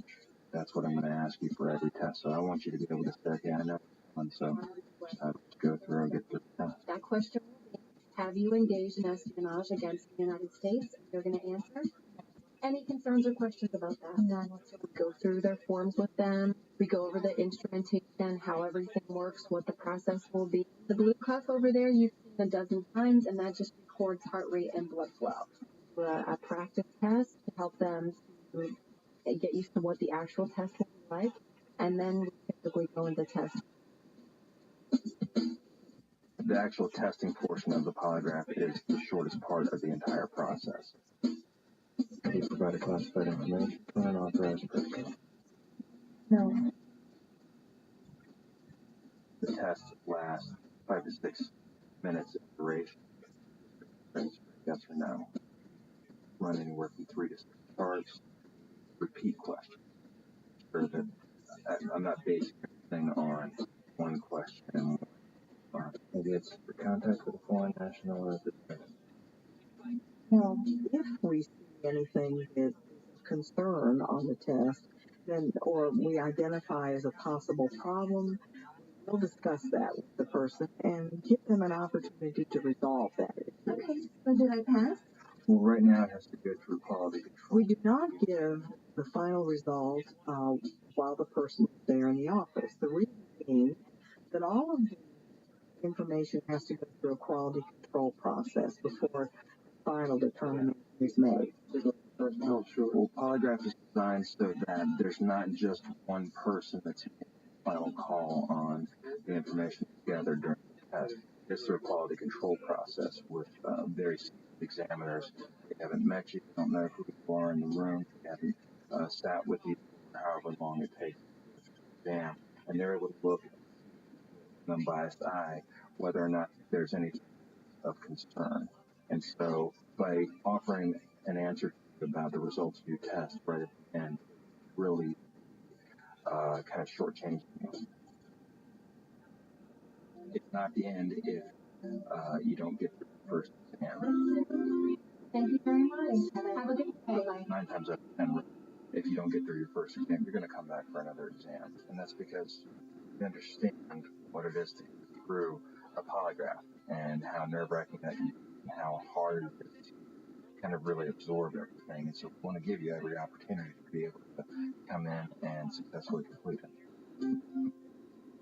So, they bring you into the examination room. They try to be very reassuring. They go over and have you sign the consent form. They tell you they won't disseminate the results outside official channels. They show you the machine and tell you how it works. They go over the questions they'll cover in the examination. They do a practice test with you so you have practice answering the questions. And then they do the real test. Afterwards, they don't give you the results immediately because they need to go through quality control with an independent evaluator. But they do give you a chance to clarify any potentially problematic answers. And if you don't make it through your first test, you get a chance to come back and take another. And that's what the NSA wants you to know about the lie detector in your video, the truth about the polygraph. It's all so comforting. We want to give you every opportunity to be able to and the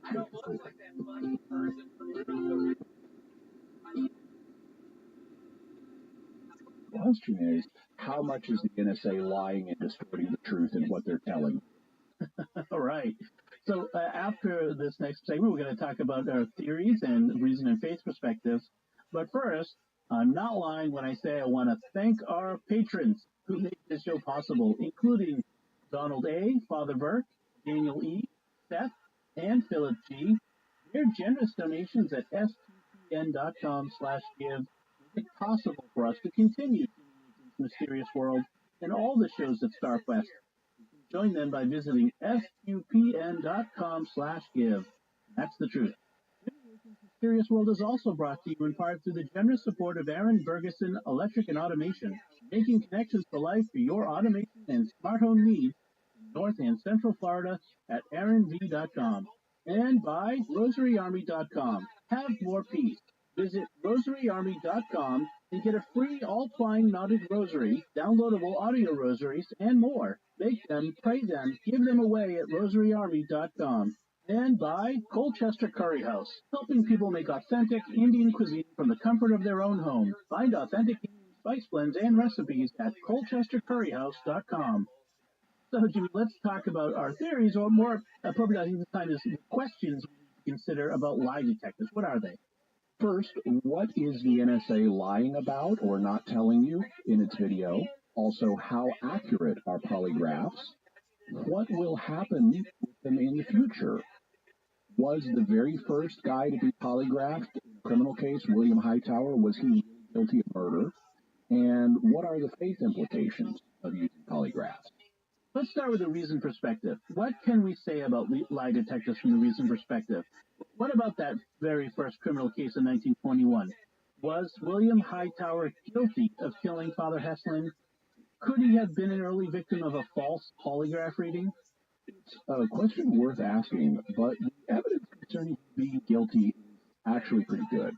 You'll recall that he told two different stories about what led him to the burial site. One was a story about hearing a rumor about a body being buried there, and the other one was about him hearing a rumor about a bootleg cache of liquor being buried there. So, which was it? One of these would seem to be a lie, or at least it would suggest that he's lying about something.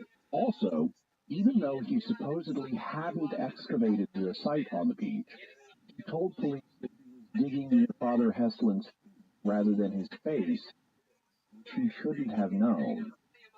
Also, the Mercury News reports that after the polygraph test, police work uncovered the .45 caliber pistol used to kill Father Heslin. They also found the typewriter used to type the ransom notes in Hightower's room at the Larn Hotel in San Francisco, along with a piece of bloody burlap and sand consistent with that of the burial site. Hightower was convicted after a short trial, and despite public outcry for his execution, the baker was sent to San Quentin for life, where he became a master chef specializing in pastries. In all his years there, he never spoke of the priest, and no motive was ever ascertained. He was paroled in 1965 at the age of 86. Also, they found the typewriter used to compose ransom notes in Hightower's room, along with a piece of bloody burlap. Both of those are notable indicators of guilt even without modern DNA testing. So this is an ironic question, but what is the NSA lying about or not telling us in their video? The advocacy website polygraph.org issued a response to the NSA video in which they made several counterpoints. First, while it's true that the NSA won't distribute your test results outside official channels, they won't give them to your family or friends, but they will retain them forever, and that could harm you in the future. For example, they will share them with other government agencies, and it could stop you from getting a job with one of them. They will even share them with agencies that don't use polygraph tests. They'll still tell the other agency that this guy failed one of our tests, and so you get shut out of that job, so you normally wouldn't have to take a polygraph to get it. Also, share information with law enforcement if you admit to a crime and you can get prosecuted. Law enforcement is considered official channels. Second, the video doesn't disclose the real purpose of the practice test that you do, which is not to get you comfortable with the procedure. As part of the practice test, they do what's called a stimulation or stim test, whose job is to convince you that the polygraph is accurate and will be able to catch you in a lie. For example, they may ask you to pick a number and then deny that you picked that number when the examiner reads you a list of numbers. The examiner will then tell you that you reacted strongly when the number you selected was named, implying that the examiner will see a similarly strong reaction when you do the actual test and tell a lie. But it doesn't matter whether the machine actually picked up on your lie when the examiner got to the number you chose. The examiner will flat out lie to you and tell you that the machine detected the lie whether it did or not. The purpose of the STEM test is thus not to calibrate the machine, but simply to convince you that it will catch you in a lie whether it does or not. Third, when the NSA said that you'll be given an opportunity to address areas of concern and resolve potential problems, that's a euphemism for interrogating you. They make it sound friendly in the video, but they will outright accuse you of lying, and it will become a harsh interrogation to try to get you to make admissions of wrongdoing or confess to crime. Fourth, while they won't tell you the results immediately, with many agencies, it will be clear if you didn't pass, because if they suspect you of lying, they will proceed to the interrogation phase. So if you get interrogated by one of these agencies, you'll know you didn't pass. On the other hand, with some agencies, they routinely accuse virtually everyone of lying on their first test so they can bring them back for further testing. If you're applying to one of these agencies that routinely accuses everybody, and the CIA is reportedly one of these, then you can't know from your first test whether you passed or not. And fifth, the antipolygraph.org video, which we'll have a link to, points out that if lie detectors actually worked, they wouldn't need to routinely call people back for further examinations. They'd be able to tell from the first test, with only, an occasional botched or ambiguous test. The fact they often call people back for one or more new tests shows that they don't have confidence in the results of the procedure. What kind of errors are polygraph tests subject to? There are two principal types, false negatives and false positives. A false negative is when a person is lying, but the test says that he's being truthful. And a false positive is when a person is being honest, but the test says he's lying. Let's talk about the false negatives then. What are some examples of these? There are a bunch of famous examples of people who beat lie detector tests and then were later found guilty. For example, Kim Philby, a British spy for the Soviet Union back in the 1950s.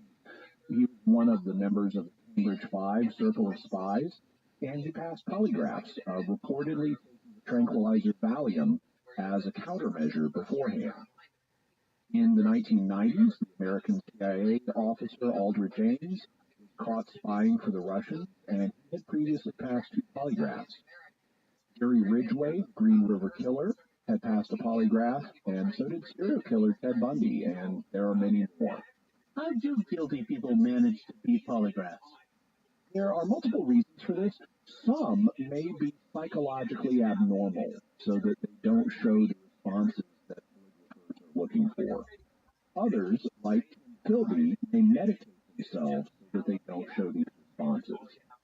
But other people beat them through simple training, knowing what the polygraphers are looking for and adjusting their reaction. How do they train themselves to beat the test? Well, remember that in the control question technique, there are those 3 types of questions: relevant, irrelevant, and control. The relevant questions are the ones they really want to know the answers to, like, did you kill your spouse, or have you ever spied on the United States? The irrelevant ones are innocuous things they expect you to tell the truth on, like, is today Tuesday, or are you sitting down? They will tell you that the purpose of these irrelevant questions is to get a baseline reading on you, what it looks like when you're telling the truth. But that's a lie. In fact, they don't even score the irrelevant questions. The only purpose of the irrelevant questions today is to serve as a buffer between the relevant questions and the control questions. Those are the 2 keys people who are taking countermeasures will focus on: the relevant and the controls. The control questions are ones they expect you to lie about. Examples include: have you ever lied about someone behind their back? Have you ever cheated on a school assignment? Have you ever cheated playing a game? Have you ever lied to a friend? Have you ever gossiped about a coworker? Have you ever lied to a former boss? They expect people to say no to these questions, and they assume that you're lying when you say no.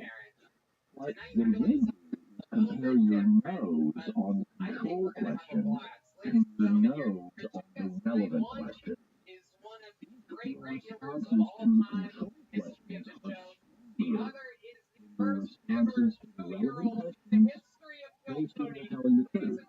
If you were more freaked out lying, have you ever cheated on a school assignment? You say no. If you're more freaked out about that, or when you're saying, no, I've never spied on the U.S., assume you haven't spied on the U.S. But the responses on the relevant questions are stronger than the responses on the control questions. You lie. Who are educated about countermeasures will and the responses on the control questions act normally during the relevant or irrelevant questions. The polygrapher will then look at the responses and say, this person reacted less strongly to did you kill your spouse than he did to have you ever lied to your boss, and they'll conclude you're not lying. In fact, the person may have killed their spouse and simply doing something to exaggerate his response when it came to the lying to the boss question. What kind of things do people do to exaggerate their response? There are a bunch of options, and I won't go through them all. My purpose here is not to teach you how to do the lie detector test. There are books and websites that will teach you exactly that. My purpose here is to illustrate the problems with the test, so we'll cover a few examples. One thing that people would do is keep thumbtacks in their shoes and then press down on them with their toes during a control question to generate a pain response.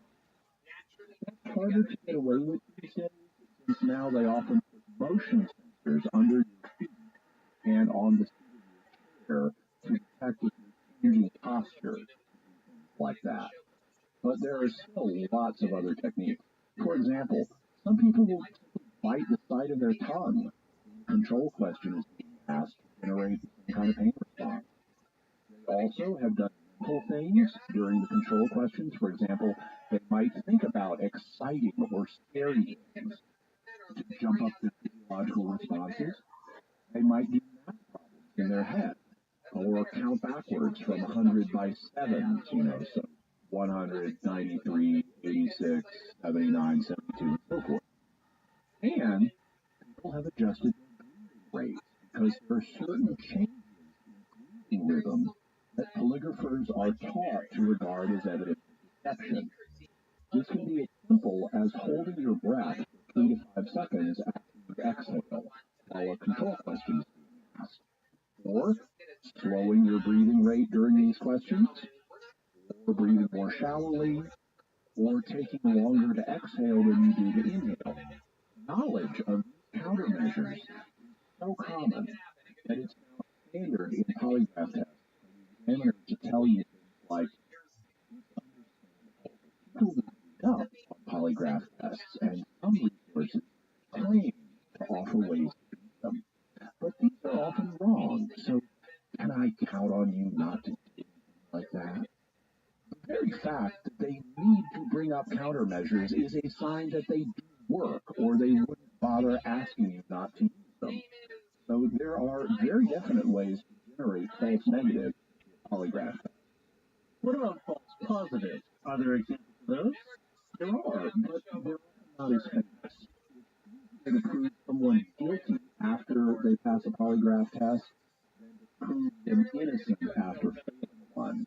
So there are fewer proven examples. Still, the risk of false positives was great enough that when American employers started routinely using polygraphs to test prospective or current employees back in the 1970s and 1980s, there was a backlash.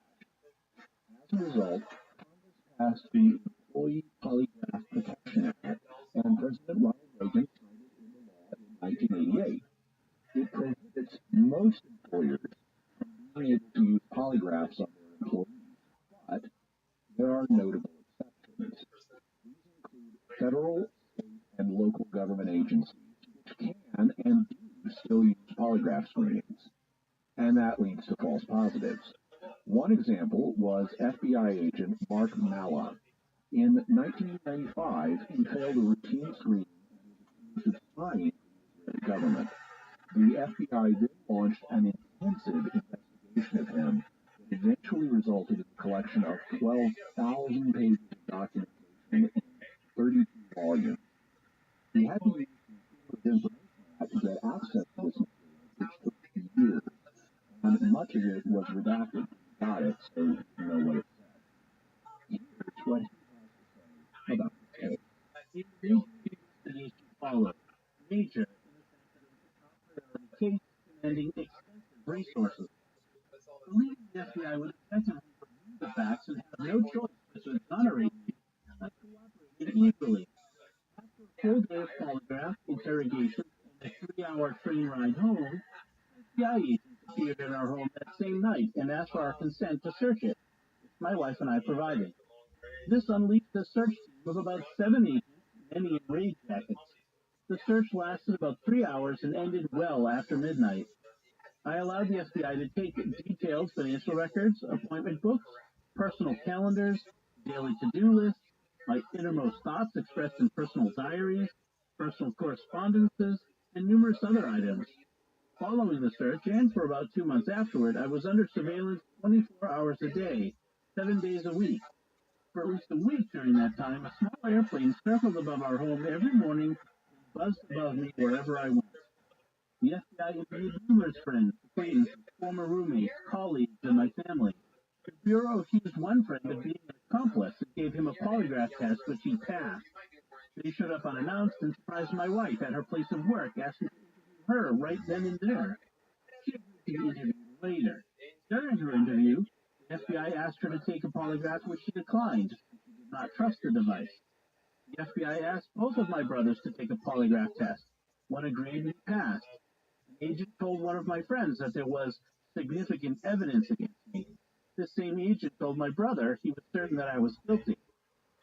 The experience was highly disturbing on a personal level for all the obvious reasons. It was invasive. My reputation was under constant assault. My career completely undermined. My integrity placed under suspicion, and I was definitively accused of sins which run completely against my values. This was, to say the least, a stressful and challenging odyssey. Perhaps even more disturbing are the larger implications. Nothing more than unsubstantiated polygraph charts launched a major investigation in which squandered amount of resources. I the FBI spent far in excess of $1 million on the case. The FBI concluded that they didn't have proof of any wrongdoing on his part. They gave him back his badge, gun, and top secret clearance. Yet, the investigation perversely continued, and Mala got so sick of it all, died. What causes false positives on lie detector tests? It can be a variety of things. One of these is the attitude of the examiner.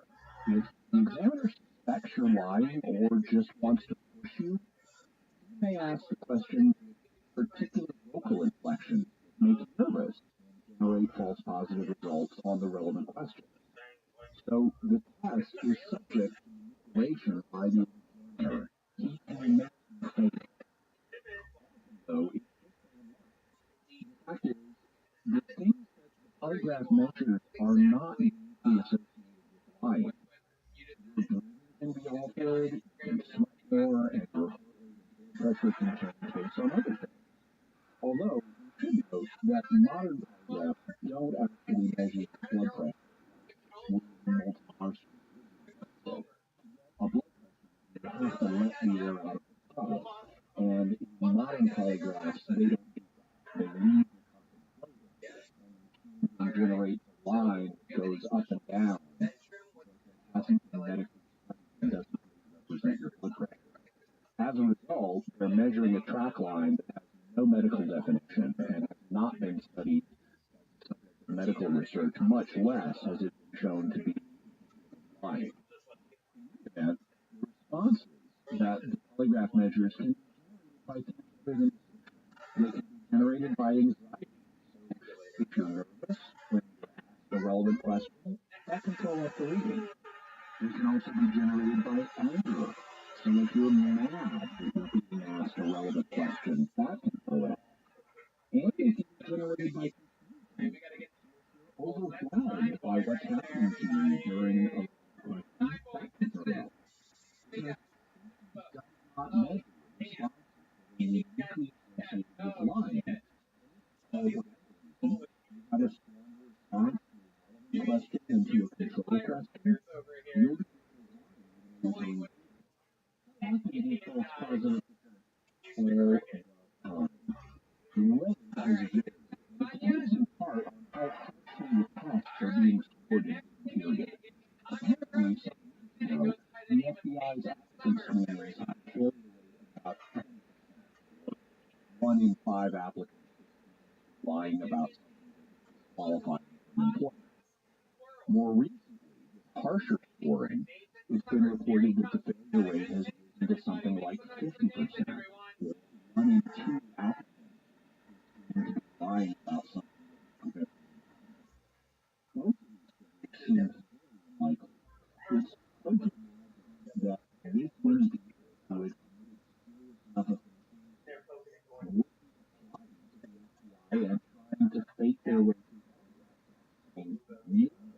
To a half of the lying about serious employment matters? That's quite unbelievable and points to an abundance of false positives. But because the results of the polygraph get changed and other government agencies, it constitutes a permanent black mark against the candidate ever and the candidate goes with routine employment, it can destroy his career and irreparably harm his reputation and his family. Surely the problems with polygraph accuracy must be obvious to the government. So why do they keep using them? Probably for several reasons. One is the policymakers who order the use of the test aren't that familiar with the science or the statistics involved. Also, employers aren't likely to blow the whistle on themselves. They'd be out of jobs if they convince their bosses to stop the test. In fact, the polygraphers themselves probably aren't that read up on the science either, or they've only read scientific cherry pick accounts. Like some reports which will say that this test is 70% accurate, when it's actually wrong 30%. And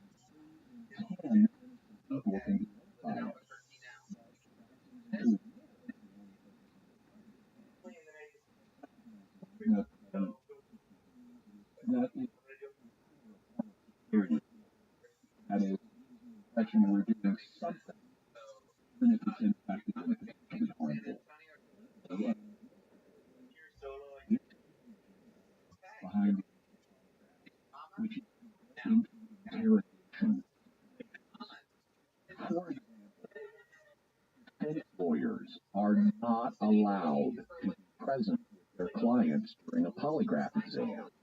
And so police will use polygraph examinations as an excuse to conduct interrogation without the presence of a lawyer.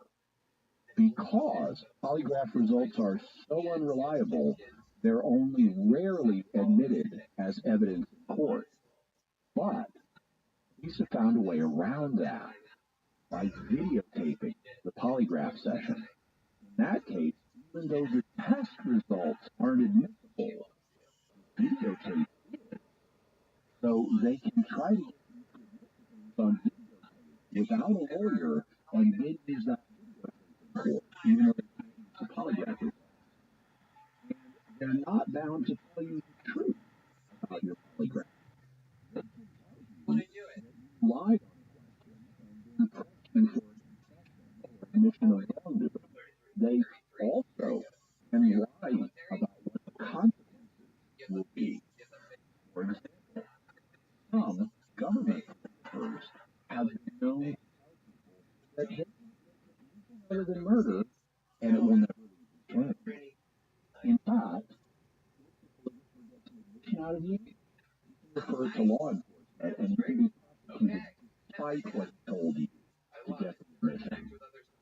Even if you're innocent, the police may press you to make a confession during the polygraph by telling you, oh, because you're just throwing it so badly, you could have cut a books out of you. Horrible for you to confess. And this is a common means by which false confessions are extracted, whether or not in conjunction with a polygraph. And it's getting these admissions and confessions that are the main goal behind polygraph examinations. The tests themselves are unreliable pseudoscience, but they're a pretext for getting you into an interrogation situation. And in the case of government polygraph screenings, are actually rated and rewarded on the number of admissions they get. Think about that. The examiner looks better if his bosses the more admissions he gets, and his career is enhanced by extracting them. So photographers are incentivized to accuse lying, and the test is fundamentally biased against the person taking it. What did the experts say about the reliability of the polygraph? You'll recall that the polygraph was invented by John Augustus Larson back in 1921. He very quickly realized there were problems with it. And before he died in 1965, he wrote, Beyond my expectations through uncontrollable factors, this scientific investigation became, for practical purposes, a Frankenstein's monster, which I've spent over 40 years combating. The man who invented the thing realized it had become a nightmare, and by his own admission, spent 40 years combating the abuse of polygraph, which is Frankenstein's monster. Now, Larson was referring to the use of polygraph tests in criminal matters by police. That's different than its use in employee screenings, whether by government agencies or private employers. And here is the dispute. Some experts think that it's okay to use polygraphs in criminal investigations, likely because of the ability to extract admissions and confessions by as when the lawyer is present. Used to teach in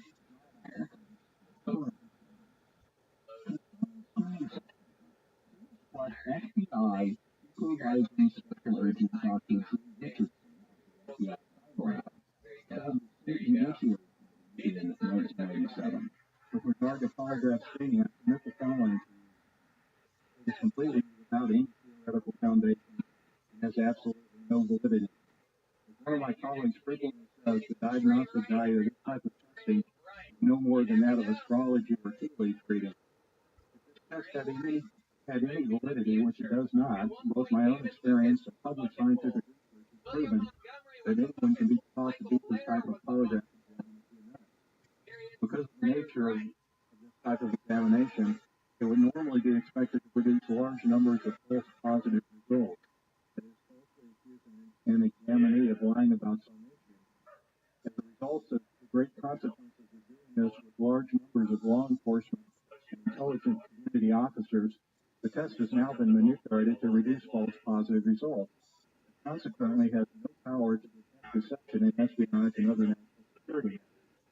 Thus, I believe that there is virtually no probability of catching a spy with the use of polygraph screening technique. I believe that the Bureau is routinely falsely accusing job applicants of drug usage or drug dealing.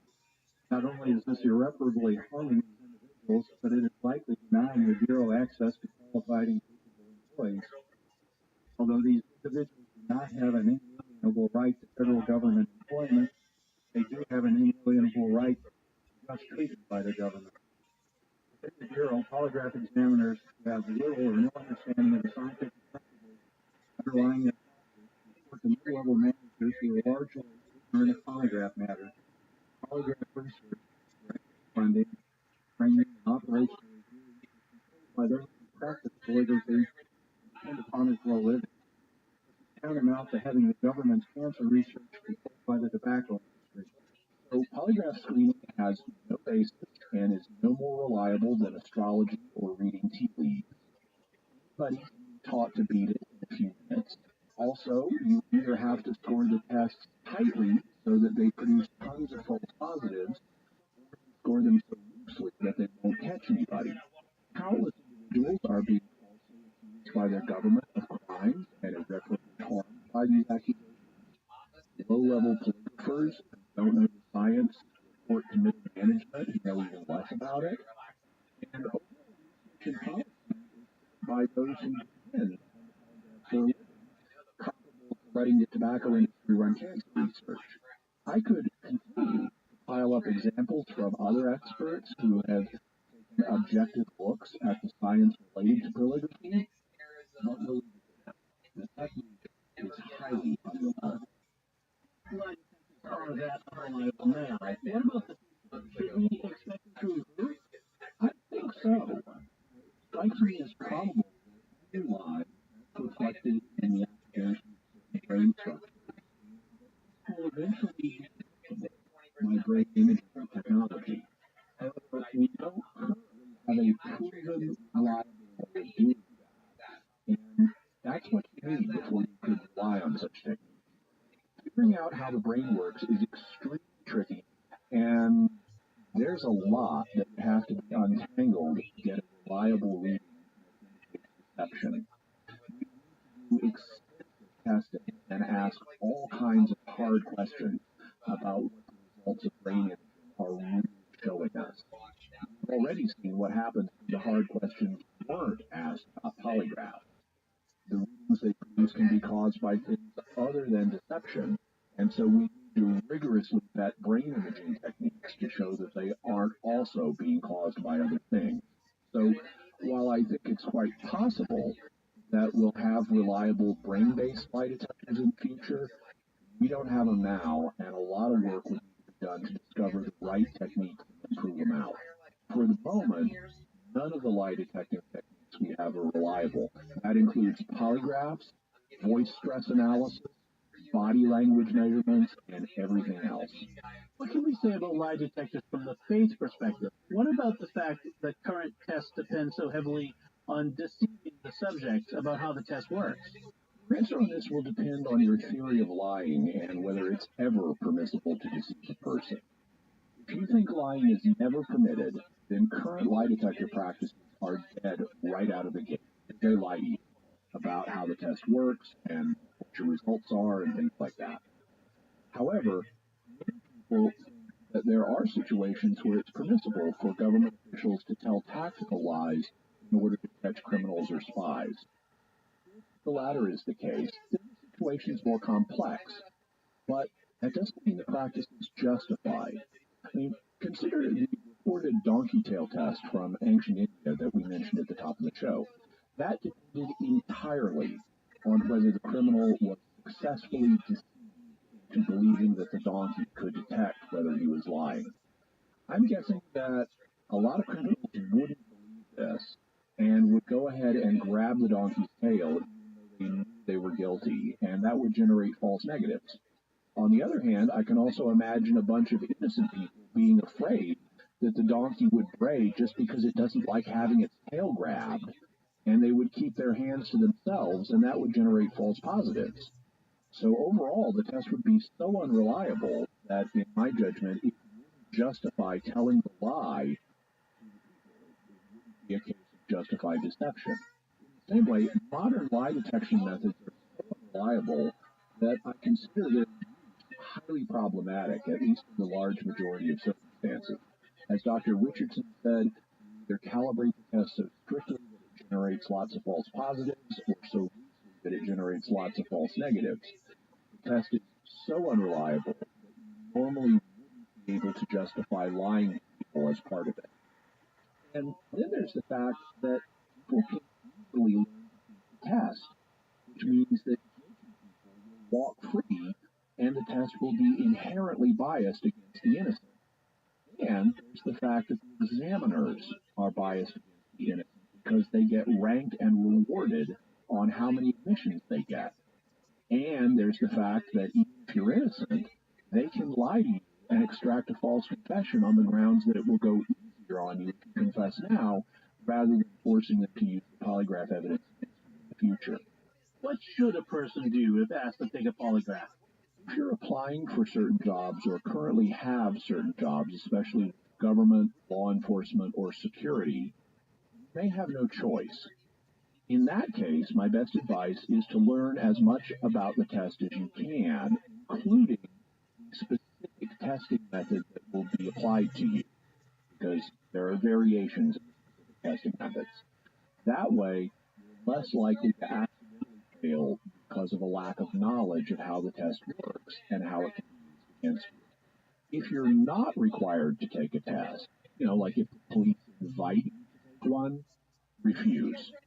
Do it politely, but refuse the test and request a lawyer. In fact, do not voluntarily talk to the police as part of criminal investigations at all. We'll have some resources to explain why in a few moments. Jimmy, what's your bottom line on lie detectors? Polygraphs and other lie detection methods are fundamentally unreliable.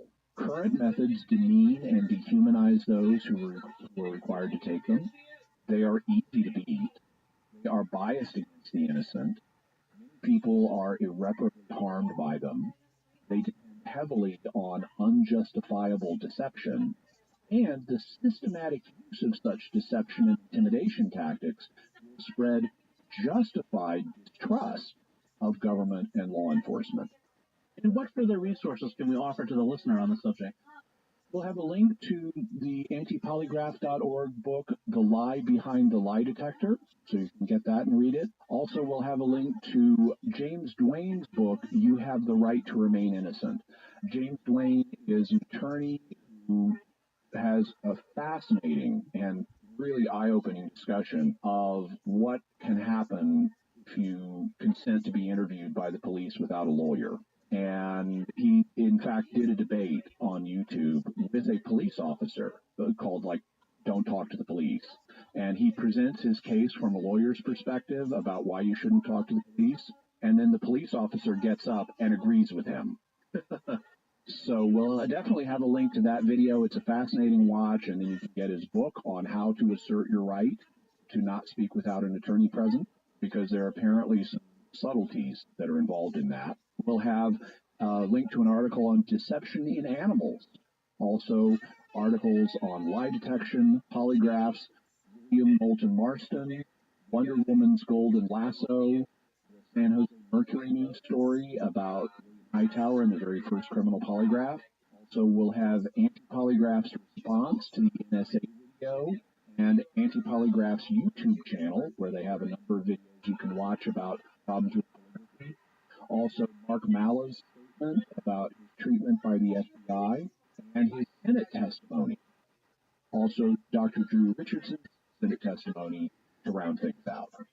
All right, so let's move on to our mysterious feedback. As I said, we'll be discussing the feedback from the listeners on our episode on the deaths at the National Hotel. Paul writes by email, the National Hotel could have been a parasite. Yes, this was something that it suggested itself to me when I started reading about the case, because parasites can hang around and have new breeding cycles and could cause ongoing problems. So parasite was definitely something on my mind. Paul, by email, sent us a link to a Mayo Clinic webpage on a parasite called Giardia, which can produce symptoms like that of the National Hotel disease, and it can cause long-term problems. Here's what the Mayo Clinic has to say about it. Giardia infection is an intestinal infection marked by stomach cramps, bloating, nausea, and bouts of watery diarrhea. Giardia infection is caused by a microscopic parasite that is found worldwide, especially in areas with poor sanitation and unsafe water. Giardia infection, giardiasis, is one of the most common causes of waterborne disease in the United States. The parasites are found in backcountry streams and lakes, but also in public water supplies, swimming pools, whirlpool spas, and wells. Giardia infection can be spread through food and person-to-person contact. Giardia infections usually clear up within a few weeks, but you may have intestinal problems long after the parasites are gone. Several drugs are generally effective against Giardia parasites, but not everyone responds to them. Prevention is your best defense. So Giardia is a possibility for what occurred here. It's obviously not certain. It could have been some other parasite or some other pathogen. Kathy writes on Facebook, great episode, but kind of harsh on President Lincoln, saying he made a lot of racist statements, especially while giving Jefferson a light tap on the wrist for owning slaves. Lincoln said and wrote many, many things and had often to make difficult diplomatic choices. Tough break for him, considering his statue is probably being pulled down somewhere as we speak. Thanks, Kathy. I appreciate the kind words about the episode. With regard to Lincoln and Jefferson, I don't think that we gave Jefferson a light tap. We noted he owned slaves, although he did recognize there was a problem with the institution, and so I wanted to give him credit for that. I always try to be balanced in the way we approach historical figures, and that includes Lincoln. Lincoln has been idolized here in America. He's really like among the fact that he supposed among his presidents actually made statements, and so my mission is to take honest with the history and not idolize or demean people. Flying Claw 100 writes, could it have been sabotage from rival hotels? Interesting hypothesis. Yay! That was something that you want to investigate and I want to put back in. The hypothesis that I see is that this is something that you can figure out by the professional medical doctor had some kind of biological thing, but really this is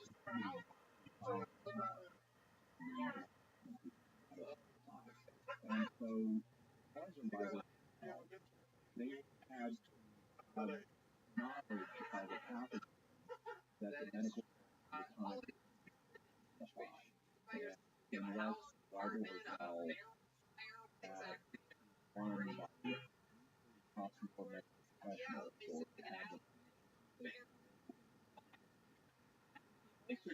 on YouTube writes, wasn't alone in offering this. I think they were poisoned by aliens. as all those aliens. All fun on Facebook writes, good podcast not only but all the details, temporary politics here. What a solid episode. I like it. Also look at the question. Thank you. So much fascinating stuff. Looking at art, get the voice discovery. So, I mean, okay, yeah, here's episode on Roswell or whatever, but something I've never heard of. That's something I think is interesting. Some of the biggest responses from those I agree. What do we have for headlines this week? Well, article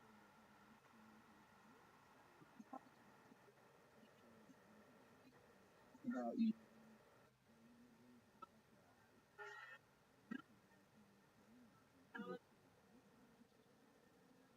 up on his screen, and so we have an article thoughts about that might not be possible with the challenge. Also, we have a follow-up on episode on how to get better sleep. Well, episode 90 to get better sleep, and you might want to cause self-defense Alzheimer's as part of the process at night. Get enough sleep, ready to have an effect on Alzheimer's, so we'll have a look at that as well. So that's well wraps it for us. So we want to hear detectives and polygraphs. So that experience, especially love to hear from you. So let us know or the Nations and Serious World, or send us a note in the series at sbc.com, or send us feedback. What's our next episode going to be about? Hillary never had Bill. Monday, a special episode. Email we've ever had.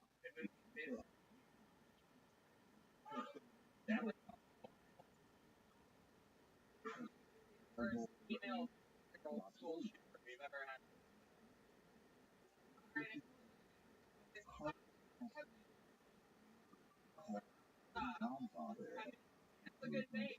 It's a good company. Also, that's called Founded. You ask, and we need your help. Share the podcast with your friends, and if you can write a review in Apple Podcasts or wherever you get it. That helps us grow our community. That benefits all of us. You can find links to the show notes at sbn.com/. And remember, help us to produce the podcast.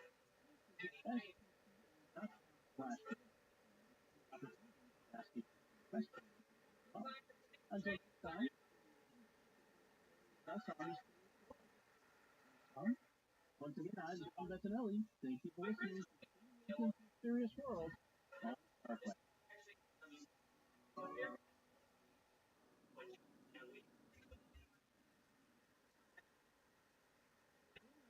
Serious World is brought to you by the StarQuest Production Network, made possible by our many patrons. If you'd like to support the podcast, visit sbn.com/. It is also brought to you in part through the generous support of Fergus Electric and Automation, making connections for automation smart home North and Central Florida at Aaron. By RosaryArmy.com. Have more peace. RosaryArmy.com. Free all-time knowledge, downloadable audio, and more. Pray them. Pray at RosaryArmy.com.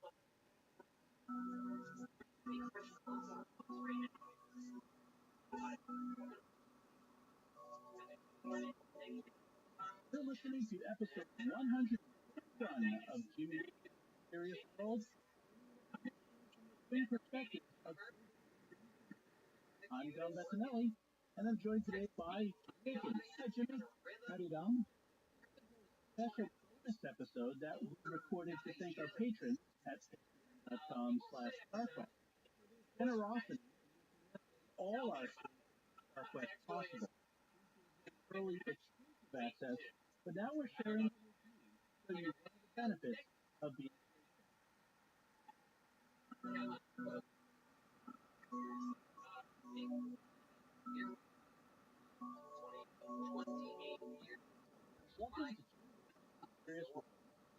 people by our people.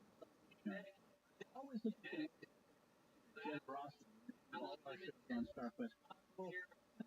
One of those ways. Reached out, asked if you had questions you'd like to ask, and we got many great responses, and that's what we're talking about on this episode. So, how will we answer as many questions as we can? We've got a lot of great questions, so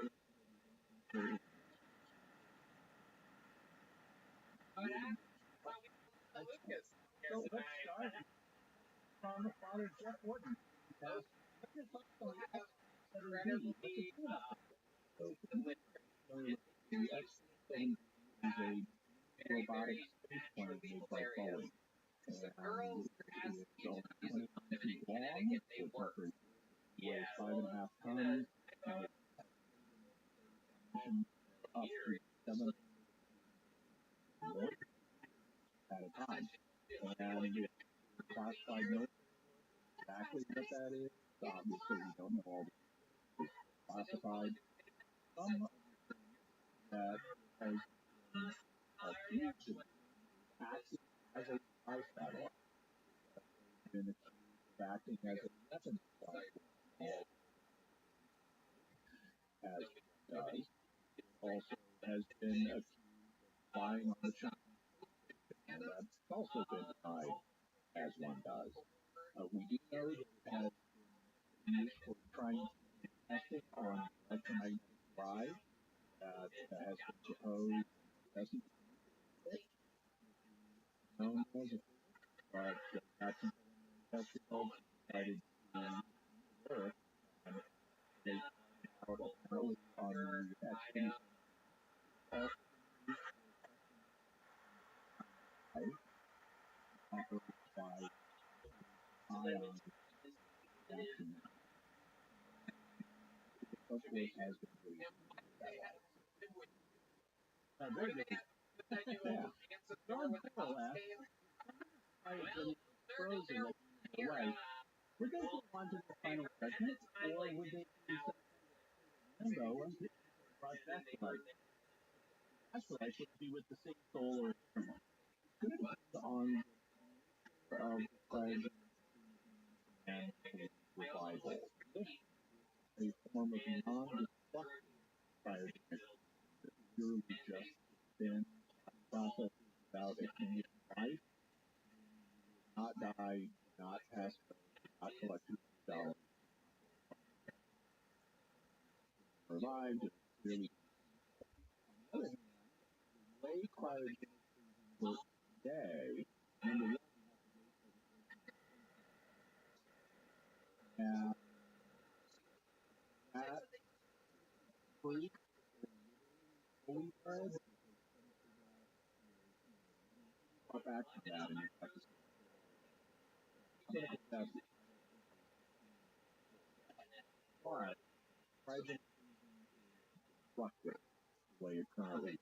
So it like cell structure and stuff. And I think if you weren't fully dead, you died, dead, you are cryogenesis. And consequently, at that point, I'd say on the eternal judgment. And if they survive, quote, survive centuries from now, constant body that may have some or all count, all that stuff, likely count body plus the part of the soul. That would be nice. I had a plastic person that come back and revive, and how long after it would work. I wouldn't go that far because Lazarus definitely died and came back for 4 days. But that actually would return. It happened after 100 years, but that was a full and you had an argument and had an argument with all of the cell destruction and reconstitution. So it had an argument with the body. I would assume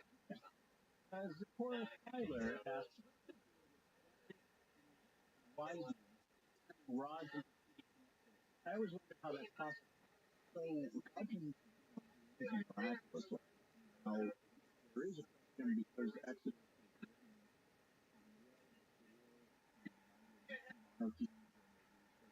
court record does accurate memories of earlier times, but they may stylize various whether you go back before who's had written records or stylization in a way. But God can back like he make the question, what about thing? So Aaron Bass gets up this action in this case. How would like some people in the past might be inclined to say, oh well they had something. Actually another that I think likely I think magic trick is modern because this is no trick that not only but because there are snake charmers today, and I got a clip here from a course on by psychologist Bob Breyer. Outstanding. And that's as much as you mentioned describing the Bible like that. Talks about this. And so here's a clip. Bob Breyer is talking about this, or at least very similar one, being performed today. Alright. We know this guy, he's been on the show before. Make some noise. Brandon Bennett from Buzzing. Killing everybody. Buzzing.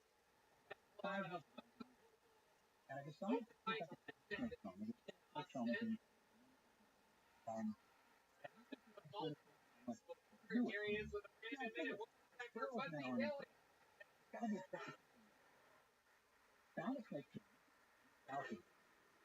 So what's with Kobe?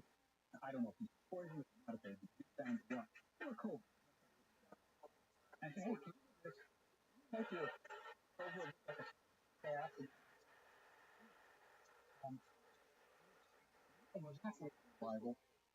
But I was impressed. He took this cobra and he holds it up in his hand. And kind of wiggling around. And all of a sudden, the cobra goes. It looks like the top of the cobra's head is the top of a walking stick. Got this guy holding what looks like a staff. Falls like a cobra. Now, that's pretty good. I mean, sure, pressure on nerves. He's probably like what? But this cobra looks like a staff. So there you have it. Charmers in each same trick, and so Pharaoh's done this, and by the fact that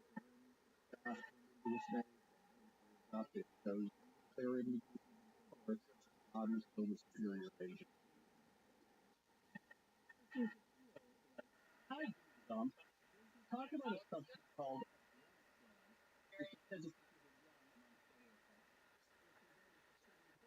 and about how it's involving a person very high levels of learning. Have you heard of this? People from the QAnon talk about it. Yeah, I've got to be a little careful with I mean, I'm not saying that people be safe because everybody can make these claims that can be evaluated on a basis, but there are a number of demonstrably false QAnon theories. This seems to be one of them. Adrenochrome is a substance. It's actually made in our bodies from the oxidation of epinephrine or adrenaline. Here's sufficient quantity neurotoxin and cause psychotic. It's also commercially don't just high levels of adrenaline. What they do is they use like oxide as an oxidizer. It's not a used drug, and so I mean, off-label that, but not really going to be younger. There is, though, a blood treatment that some people have wondered about, because it turns out, and it's been verified in mice, for example, if you take the blood of young mice and transfuse it to older mice, the older mice start acting young again. So this led to speculation and exams to be the same thing with humans. And there has been concern about exploitative relationships set up between old and young for their blood and their entire life. Now, that's not safe. And having a young person blood person that's not safe in of itself. Have kind of expectations about that. However, it can be necessary in order to protect, because it turns out blood would interfere with some kind of blood and get infected without a young person involved. Simply or diluting blood of older people seems to benefit. That may be the explanation for why the younger blood in the mice helps the older mice. It's not because blood itself is younger or it had have some crud that the older mice had in their blood. But you could do the same thing by doing And you want to feel young, donate blood. or have a third or something like that. This is all still an area of active. Laura Sharpolo told you no writing as an educated man in the future. Why is it that we have evidence of letters he wrote, a la Paul or Peter? Or is there something I'm not aware of? Well, one of the things that has been commented on is that rabbis, called Rabbi Rothschild, one of the things that characterizes rabbis is most of them didn't write. So, like, even the famous ones like Hillel and Shammai, who founded two major European thoughts, they didn't write. So, a lot of passed down as oral tradition. And this was characteristic of a lot of Jewish churches. And the writing process started until the second century, after they've been destroyed, after they no longer worship there. That they had was forgotten. If nobody or if we're out of the land, like that, it kind of puts primitive style. And so so down by a man, Judah Hanassi, and that's the basis of what's called the second collection of, and then that of what's called the Talmud. So if you go to the Talmud, what it is a collection of commentaries on the Mishnah that narrowly tradition on it. It's like an unusual thing. And prior to this, sages did not write treaties. So that's apparently part of why Jesus did not use taught his disciples orally. Said that there is an early church legend that Jesus, according to legend, Abgar the fifth of the city of Edessa wrote a letter and said, hey, I understand, by the way, I need you, and also I understand you've got some local problems. Come and look here and you'll be safe. And he wrote back and said, okay, thanks, I'll send someone to after. Legend on documents that apparently out, and I believe it's actually what my, but based on documents that were allegedly archived in Odessa, and seriously, it was not taken seriously by and like the archive at a late after Christmas, like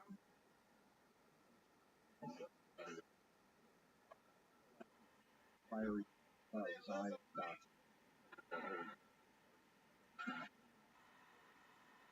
have a link for more information about Abdar correspondence and the police.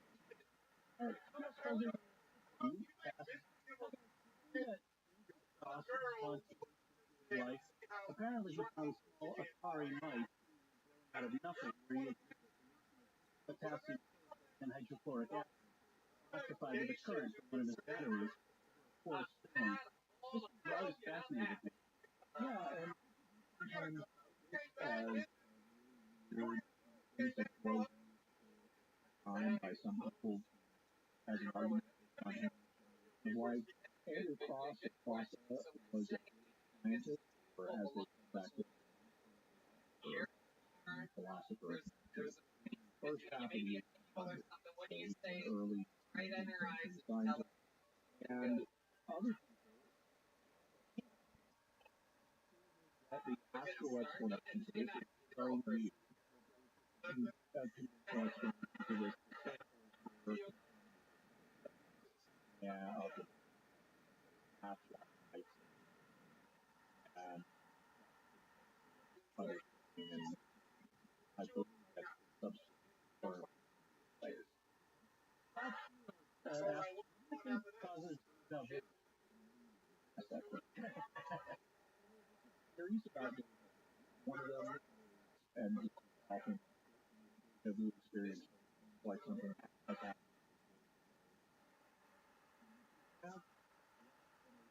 Half-life. Like, I don't buy that.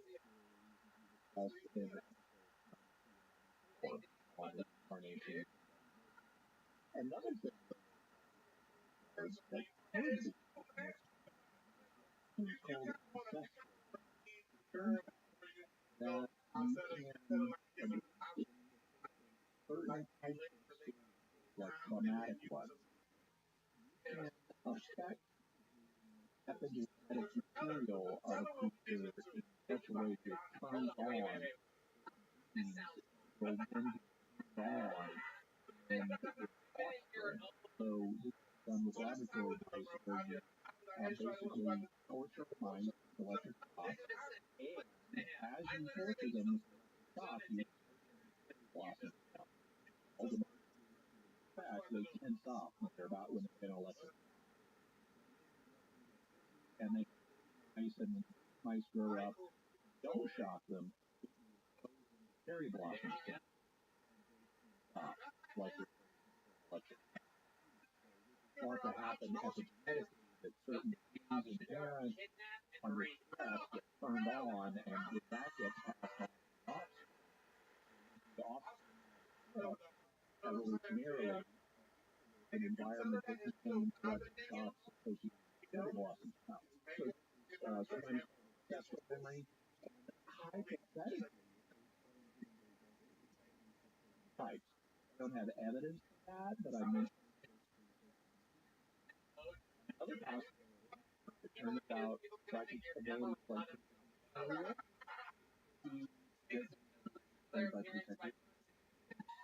about to happen right before it can happen. Another possibility is black one is our brain has certain running at all times help process and they can get out of one hypothesis that a organization of the process running that are processing stream of sensory you have about your experience, and because one of the brain processes faster than the other, conscious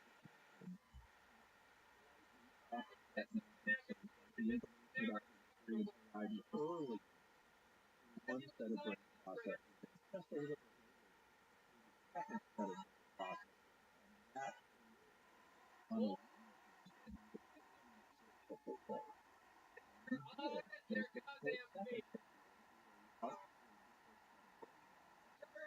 So, perception theory is one. There are also memory-based theories, and my money most likely that it's a form of when you life forgot it, triggering an old memory, and forgot it, and triggering that memory. Jonathan Hill writes, a few years back there was a news story about a gentleman from Muskegon, Michigan, Kevin Dykstra, who had a theory that at the end of the Civil War, a large amount of Confederate gold was moved by Jefferson Davis to Texas. On the way, members of the 7th Cavalry captured him. The theory goes that officers in the cavalry secretly buried part of the gold and years later smuggled it. Eventually, it was being transported across Lake Michigan on a rail car ferry from Frankfort, Michigan, and its boxcar that it was pushed into the lake. There was a History Channel show about the curse of the Civil War gold. I've heard slightly different versions of the story as well, and other theories they all surround this idea of a lost Confederate treasure. Does Jimmy have a theory on it, or is this already on the list for a future episode? Well, it is on the list for a future episode. I am more familiar with other versions of the mystery than but I've done it looks like I still need to do research, so I'm not committed to this. But it looks like that there was lost gold that was put on a train up in various places. My some of them covered, and that there are to where it located carved on trees, stuff. And apparently some people found some of it. So we will be talking about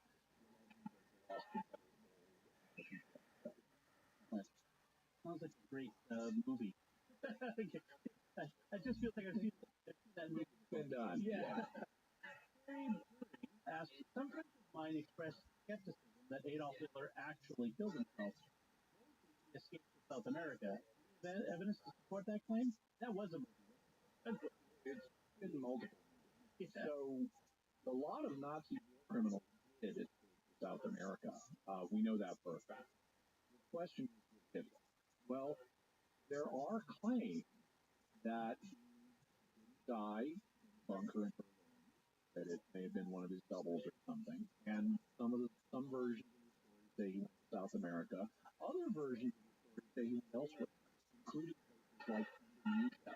And so there's not just one alternative of what happened to Hitler. There are actually a number. And looking at the episode, of course, they are contradicted by the standard, which is that he would die and saw this. But I look forward to evidence each way. Okay. Richard, I can't remember one of Art Bell's most popular shows were on what was called TV. Guests that were making had no one making noise. Played back, they were hard to make out, and they believed it said. The people were very clear. They even would ask questions sometimes. The voice on the tape answered. Yeah, so even for electronic voice phenomena, and as Richard describes, and Art to cover this as well as related phenomena. I have not had a chance to look into it in detail, but I can put on the list already there. My suspicion is that this is a case of pareidolia is the human pattern on foot, and I used to all the time when I was a kid. Go off it. Have people watch off the air static on your. I remember well seeing patterns in the static. like that. But I knew my brain actually something similar happened. Noise to random but noise, our brain find patterns. In fact, there's a known phenomenon where some people like hearing the sound of a way, and it's brain sense of pattern on those random noise. So if you have a tape recorder, let it play play it back. Loud or the white balloon, let's say, and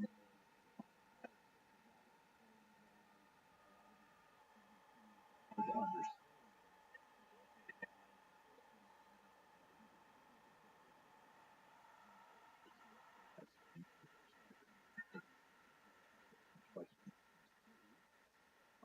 Fraud, but I have been working courses reflected on ancient Mesopotamia. Mostly got a started on the put in a basket as a baby by his mother, hoping someone would take care of him. It's also similar to Moses. I don't remember what Pledge of Sargon was written in my mind. Unlike the aspects of the flood and the world, because those are common beliefs of other cultures, logical. So it doesn't necessarily have to be a word historical account. But I'm not sure what to make into a basket thing. Exodus, for one, which I thought should be taken as a historical account. Could it be common people actually time at the actual element of Moses' origins? So everybody knows that Moses was not put in a basket, in a rocket. Oh wait, that's a different guy. Yeah, okay, so baby in a basket. Well, Versus has a couple of history. I'm not sure. I've got them both. I've listened to them, and it's actually quite a by the way. It's actually very interesting. But of course, as a professor, oddly sounds a lot like played Troy on Star Trek: The Next Generation. Yeah. Now on the show, that kind of husky way. Talk with her native accent, it's very British. Professors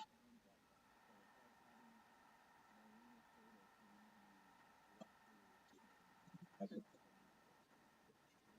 odd, but professors I really talk about of thousands of years. Start on the dad with fourth Moses on the except was sometime between the 12,000 years earlier. And she knows that Sargon of the Cat had the fast did so did some other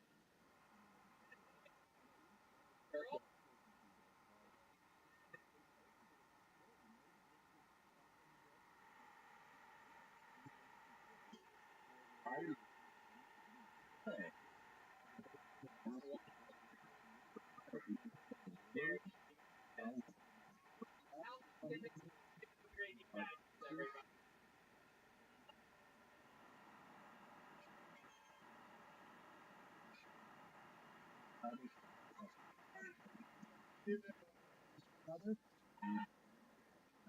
somebody will find it. When fire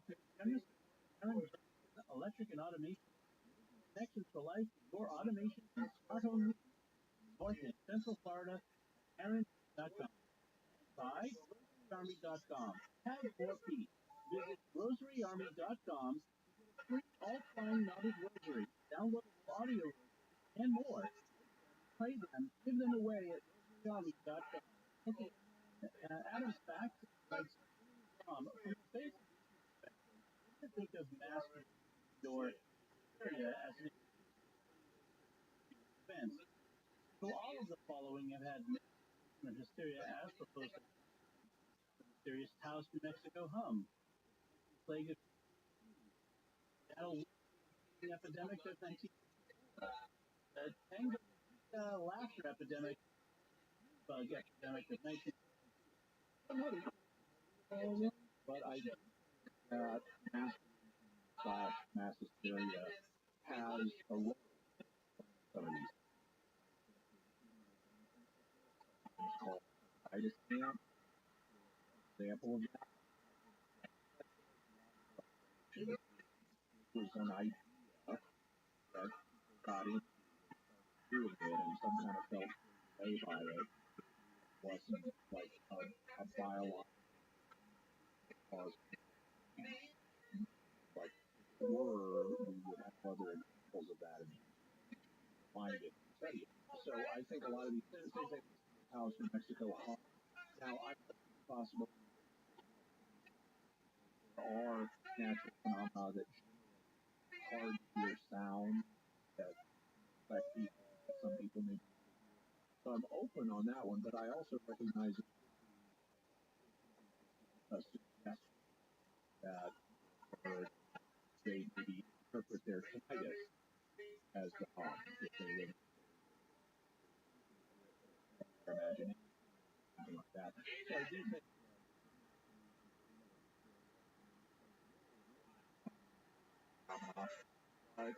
just to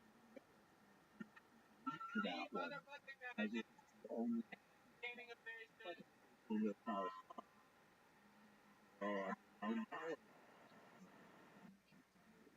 geographical something else. My question about the holy fire. Here's the 2 years Orthodoxy. I'd never heard of this prior to my conversion to Orthodoxy 5 years ago. I'm surprised at how little known the phenomenon is among Christians, or not. Where my was able to procure some of the fire in our parish because not giving festival. That he was not burned, touching where some testimony from local clergy. The fire was the lighter. But then there's the testimony of lots of friends that the fire doesn't burn them. Say nothing. I'd love to see a whole episode on this. Well, I plan to do on the holy fire at some point. I have done preliminary investigations of it, and I have some preliminary thoughts that I want to test before going to them. I think both natural and supernatural explanations considered. Certainly rule out the possibility of God performing miracles. I'm Catholic. God cares about everybody. Perform miracles outside the Catholic Church, and we talked about that in the episode. Talk about it as well. Just because this is part of my tribe, I don't think that. At the same time, I think natural explanations need to be, and I wanted to do the research, so I will be my conclusion for episode. Gregory Fontaine writes, "Hi, Dom and Jim. I love the killer episode. Along those same lines, I recommend who the Zodiac Killer was. My mom was in Napa during that time, and riding the school bus and having it followed by police. That was a actor. Yeah, that was largely stopped identifying. He didn't stop or stop identifying himself as various people, but he letters threatening children on school. So that did of extra caution regarding school buses checking on them. It also led in Dirty Harry on the Zodiac, although it's called Scorpio. Zodiac, and by the way, played by Robin. Oh, yeah. Right. But school bus is that where Andrew Robbins hijacks it. But find out who the killer was. The answer is eight. There are people who think it was Robert with the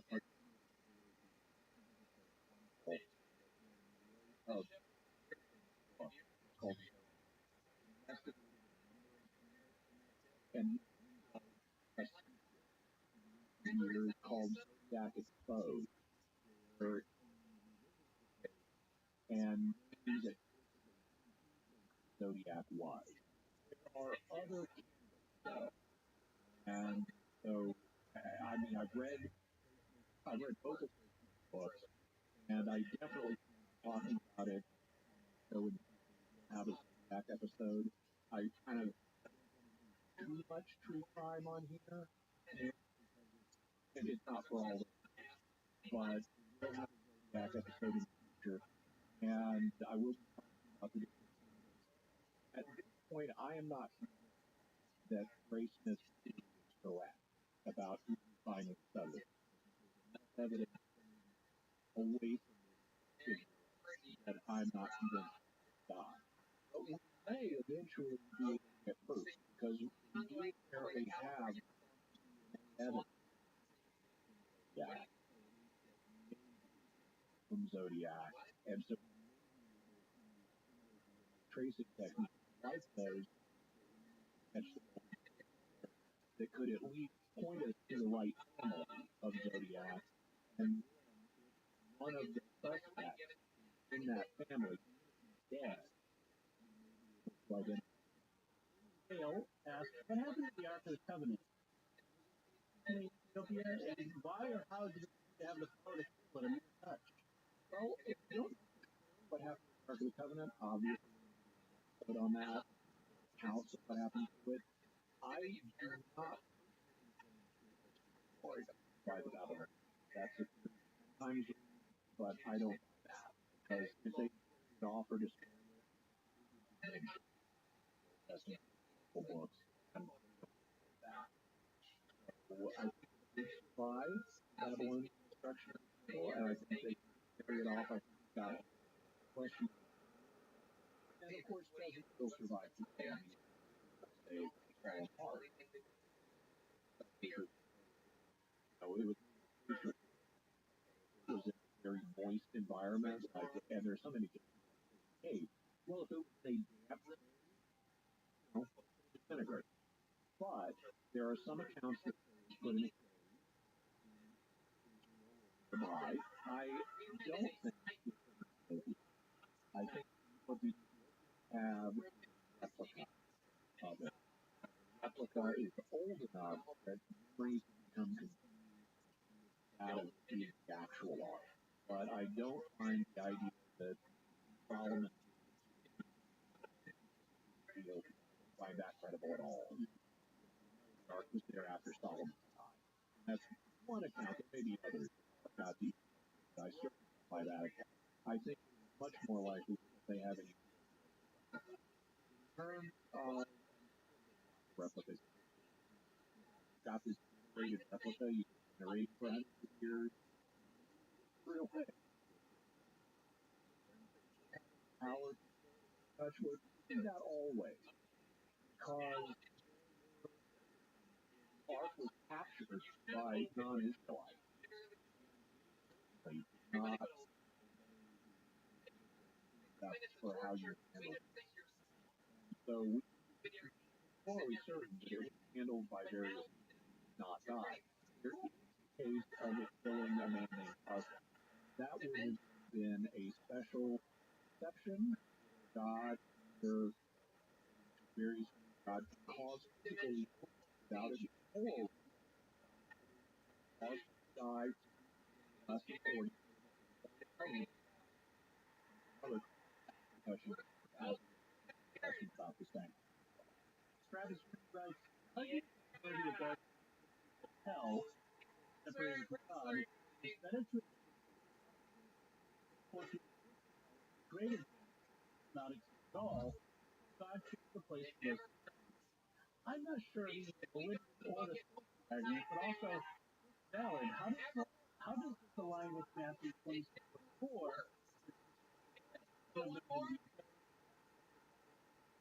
to that man by his son of trade. It was better for that man if he had been born. Thanks, y'all. So, is it one of the proposed arguments that it's better to exist than hell not exist? So, there have a net benefit. That's one way of it.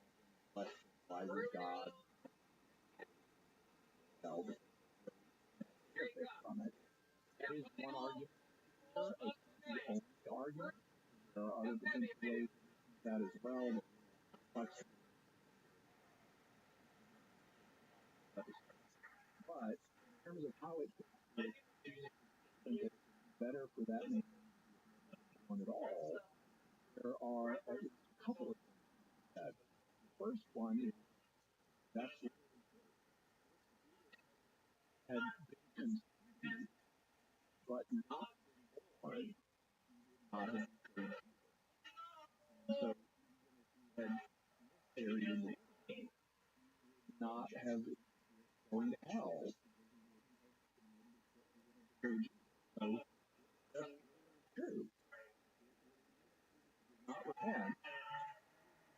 Time hell. So it would have been that's one way of looking at it. There's also another way of looking at it, which is that it's not altogether something Benedict talked about.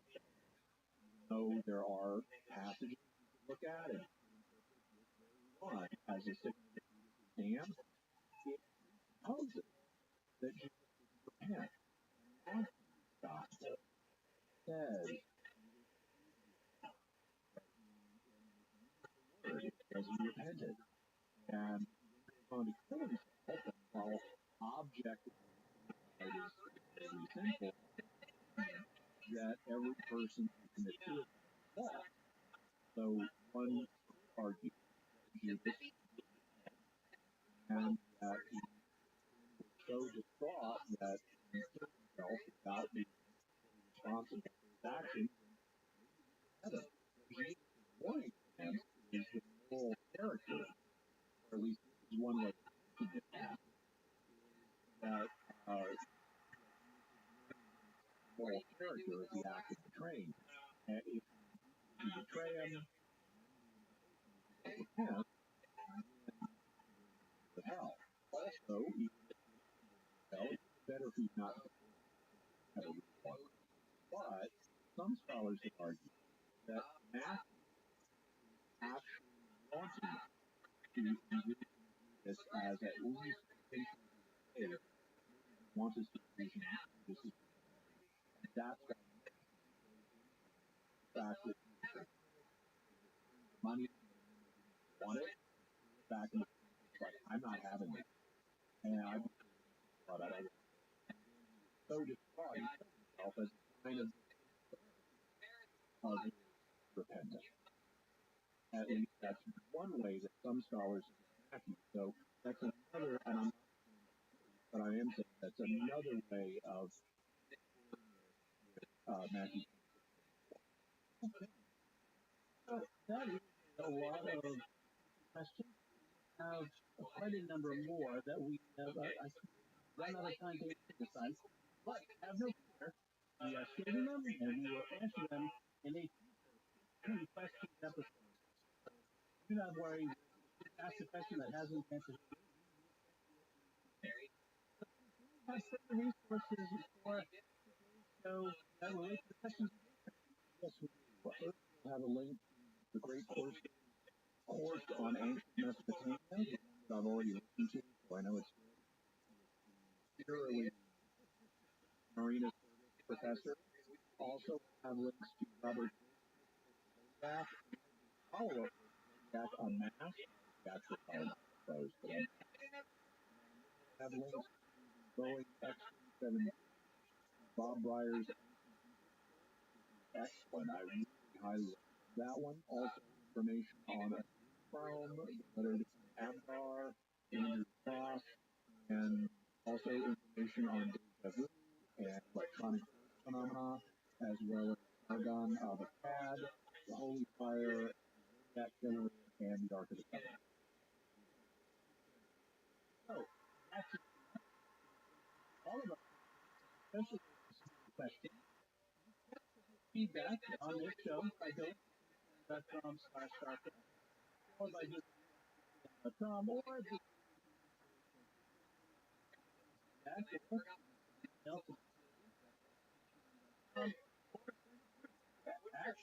else at NYS_world hashtag of. You'll find links to all those resources from our discussion on our show notes at spn.com/Southwest and eventually at spn.com/mysterious. Release the episode to the audience.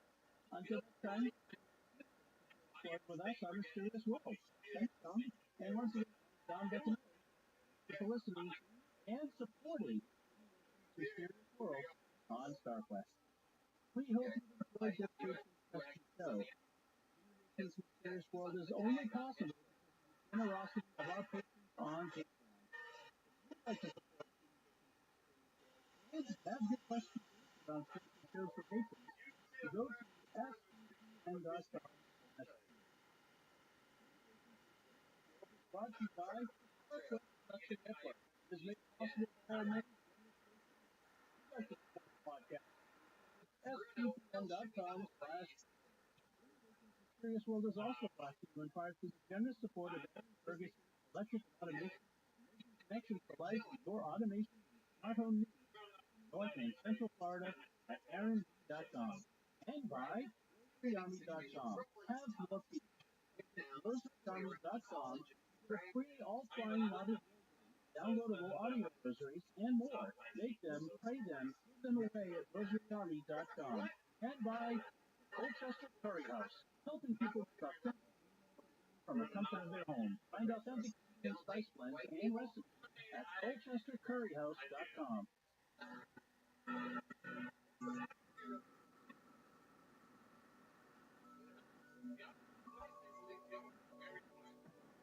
This is episode 100. World. Mysteries from a twin perspective of faith and reason. This episode is talking about Dr. Sorcerer Don Juan. I'm Dom Beck. Joining me take it. Folks, around to the end of the episode as we'll have more feedback on our weekly episode on Thursday. So first, 19th, America was experimenting with new mind-expanding philosophy. This summer of love saw the hippie movement blossom. Some were exploring American culture as a path to enlightenment. Many pursued psychedelic drugs. In 1958, anthropologist Carlos Castaneda published a book called Don Juan, Knowledge.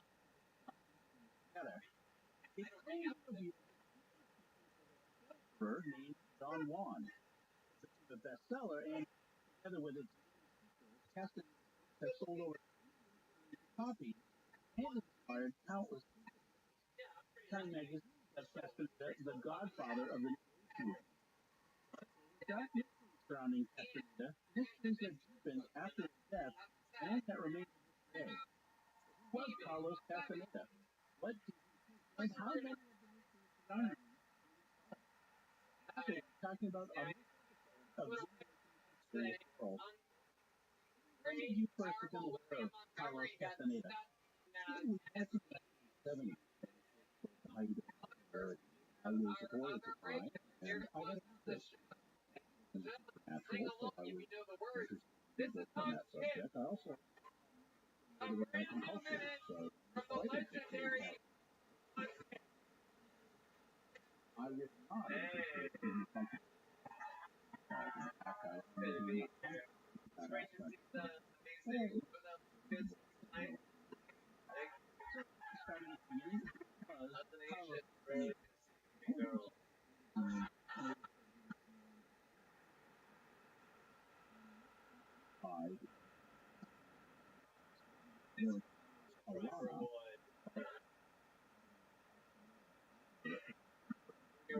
because Carlos had a background in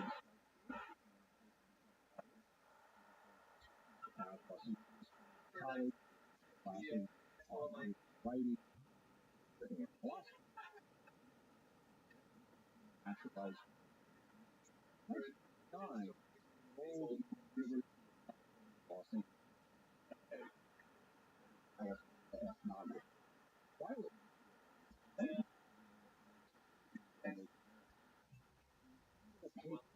writing an unhappy man about the same of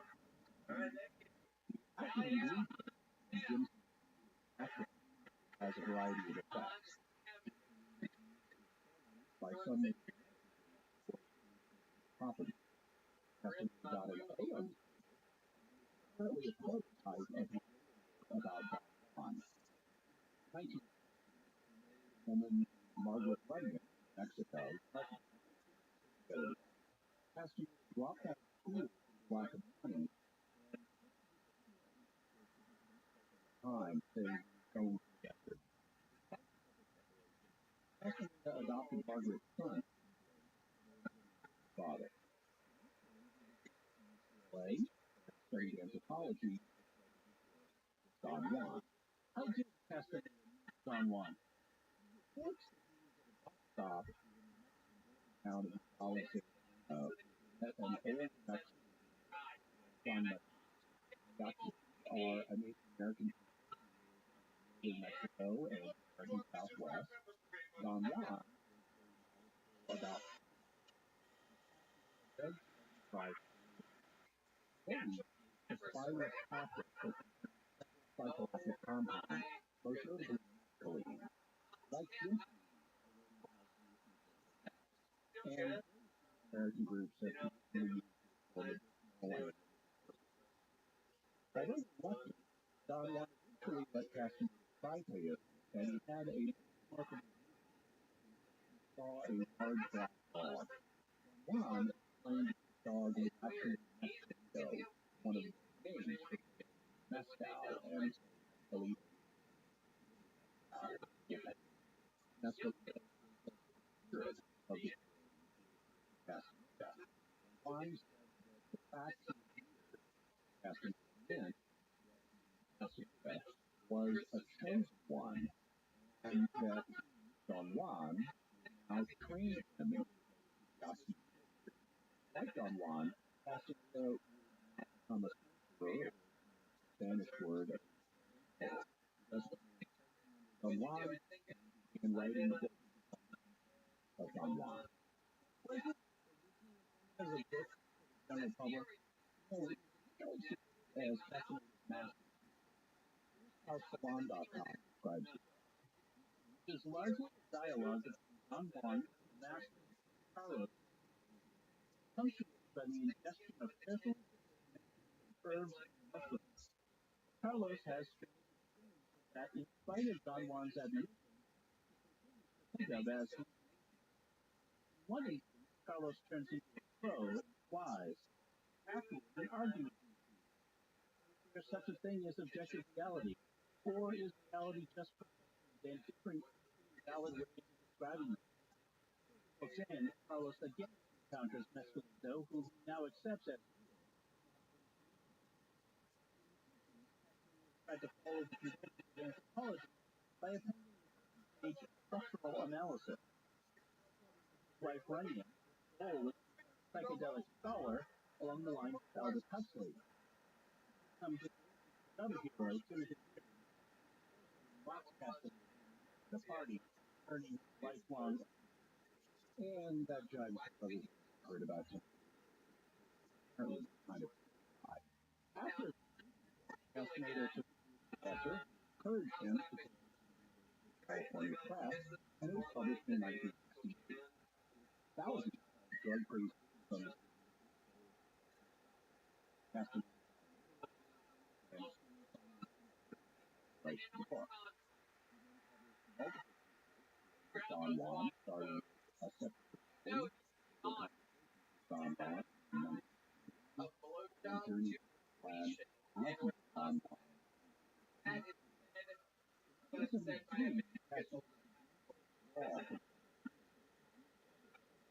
1974, he published Power, 1977, Power, 1981, Frogman, 1984, had the Fire Again, 1987, had the Power of Silence of Don Juan, 1992, had the Art of Reading, and he had of the show, and also had with time, Common Bank of Mexico, and that was out. 1999, after Fight Infinity, All told, he published 12 major books, all on physical physics. What happens in the book? Don Juan? One way or another, they're not all centered on Don Juan's first. Here's how Juan describes them. Separate Reality, published in 1971, Carlos returned to Mexico to give Don Juan a copy of his new book, The Teachings of Don Juan declined suggesting a new cycle of apprenticeship. Don Juan tries to teach Carlos how to characters here, most importantly Don Juan's friend and fellow Don Gennaro. In a separate reality and the stories that follow, Journey to Islam and Tales of Power, numerous new concepts are introduced, including becoming inaccessible, personal history, stopping the world. There are also displays of magic. Don Gennaro is at one moment standing next to Carlos, at the next he's on top of a mountain. Don Juan uses unseen powers to help Carlos start his dull thoughts, and he tries to show him how to be a warrior. Like the enlightened has eliminated the ego, but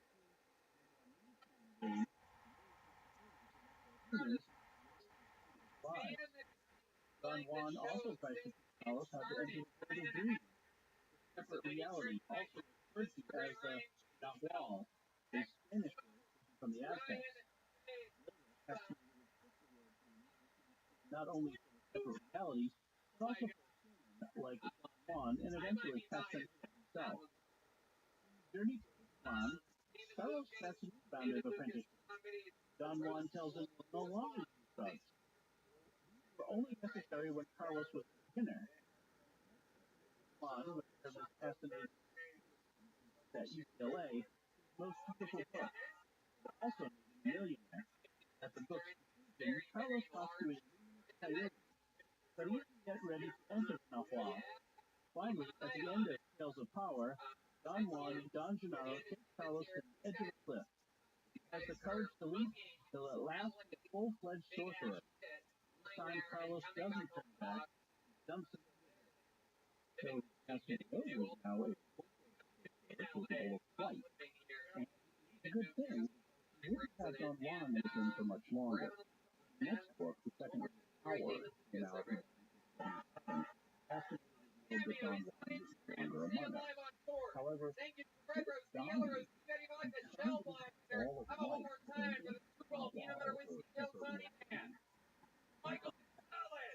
back in our reality, Castaneda were insanely popular and received tons of critical praise, as well as having a following. As a publisher, Castaneda I love it. We got through it. We're going to do it again next week, all right, fam? Love you guys. Have a good night, everybody. Thank you. Kill Sony After Party starts now.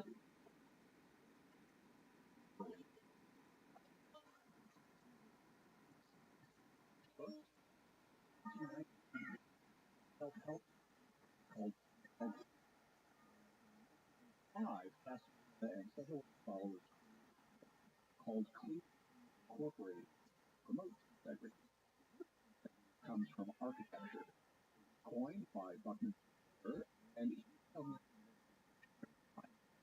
property of a historic structure having wires and pressure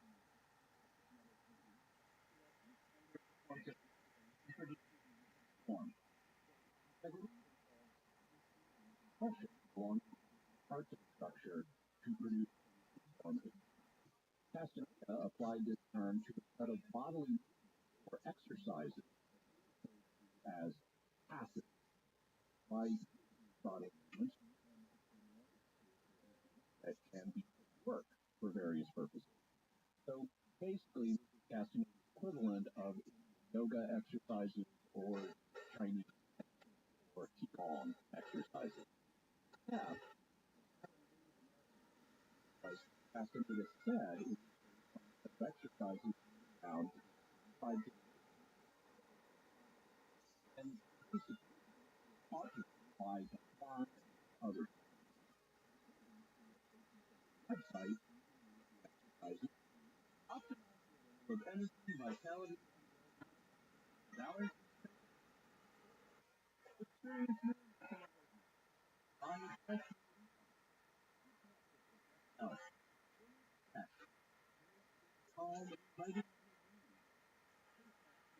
offers a variety of workshops at sites around the followers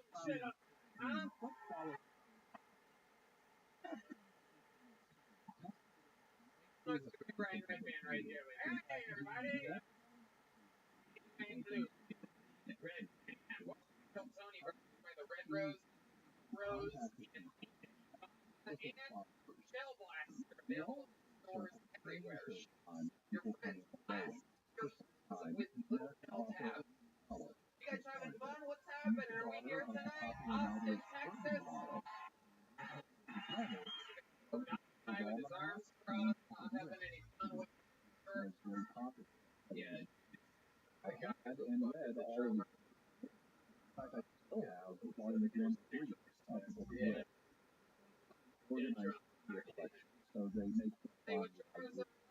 However, Wallace Sony, everybody! God damn it! Go get Southland!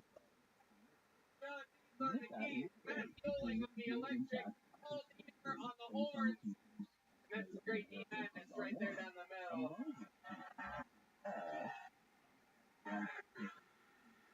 We're gonna have a lot of fun tonight. Before we get started, here's a little bit more available for you, or the listener, right now.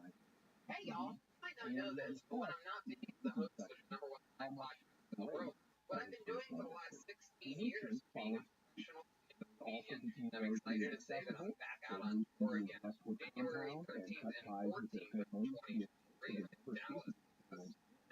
They also erased their first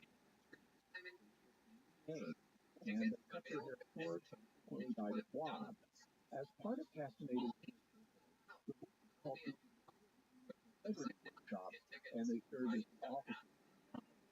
Also, access Pasadena in how did die? Summer of 1997, diagnosed with most common cause of death. People have cirrhosis of the liver, and it's associated with chronic liver such as caused by hepatitis or alcoholism. Died on April 7th, 1990, and start to get more disappearances of his followers as well. Among the questions is just how much of all of this has turned out lying about. It's our series as we thank our patrons, Pastor John M., Mary M., Craig, and Father C. We're generous at sn.com/give. Possible for us to continue in this world, and all this is at Southwest. Join them by visiting sn.com/. It's also brought to you by the generous support of Aaron Automation, making connections to life for more automation and smart home needs in North and Central Florida at aaron.com and by rosaryarmy.com. Have rosaryarmy.com free all-flying knotted rosaries, downloadable audio rosaries, and more. Take them, trade them, give them away at rosaryarmy.com and by Colchester Curry House. Comfort of their own home. Find authentic and recipes at colchestercurryhouse.com. So, what series are there about Carlos and his followers? We've got a bunch of matters when we discuss. First, how much did he lie about? That includes about his own biography, what he wrote in his book, and second, his followers. What was his relationship with them? What happened in his final days? And what happened to them? Also, matters from perspective. What do you think about Carlos?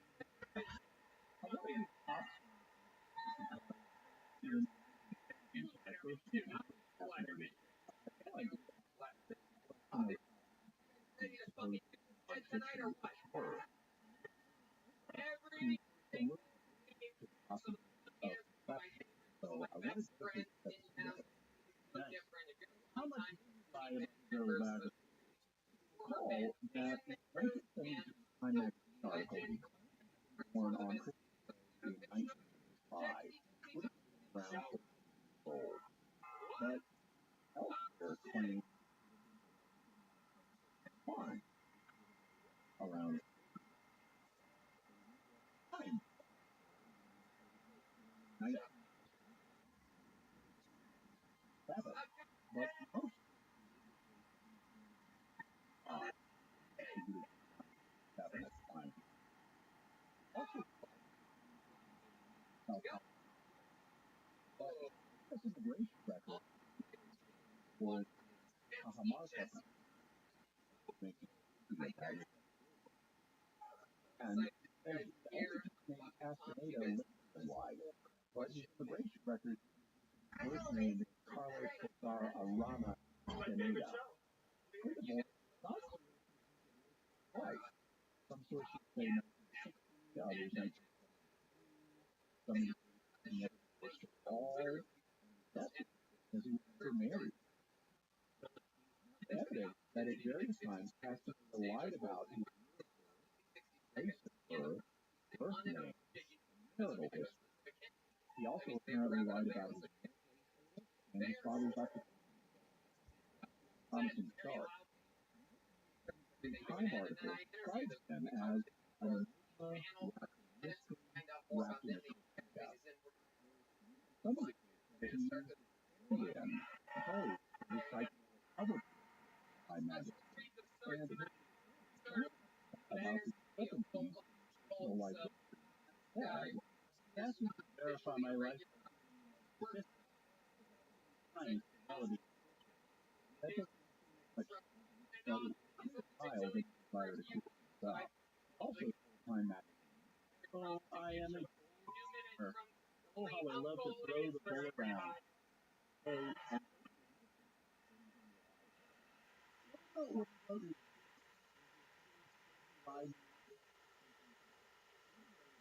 Had been here. Listen, my mom raised me not to be. With online about a source free person. But you can also suppose you didn't want to public and claim and harm the marketing of your proposal on books. Also, you may have had a paranoid personality manifested way. Maybe critics started pointing out problems, right? One of them is something my aunt made for me. As you know, popular books that a figure of John Barry, 20 lots of people wanted to get high with him. So, as my aunt pointed out, combing the desert for Don Juan. Don Juan Martí apparently has to be enough possible to identify his Don Juan. But it wasn't. Nobody could find it. Question was yes, and just as they're created by passing. Other things also suggested was psychologist one of the Hollywood directors also recognitions on the other film. .com article notes, no one has a passion for Bill, who held a psychology from U.S. Something of a freelance in a recent interview, he remarked that because he wasn't associated with the university, he could tell the story straight. The academy do it, Mark. The embarrassing establishment. Specifically, UCLA professors who the hoax from the start. The hoax that, he said, supported their theories, Bill summed up succinctly. Reality doesn't it's all that people do to each other. Bill's first expose, Captain Eternity, 1970, pointed to numerous internal contradictions cast in his field reports absence of convincing details.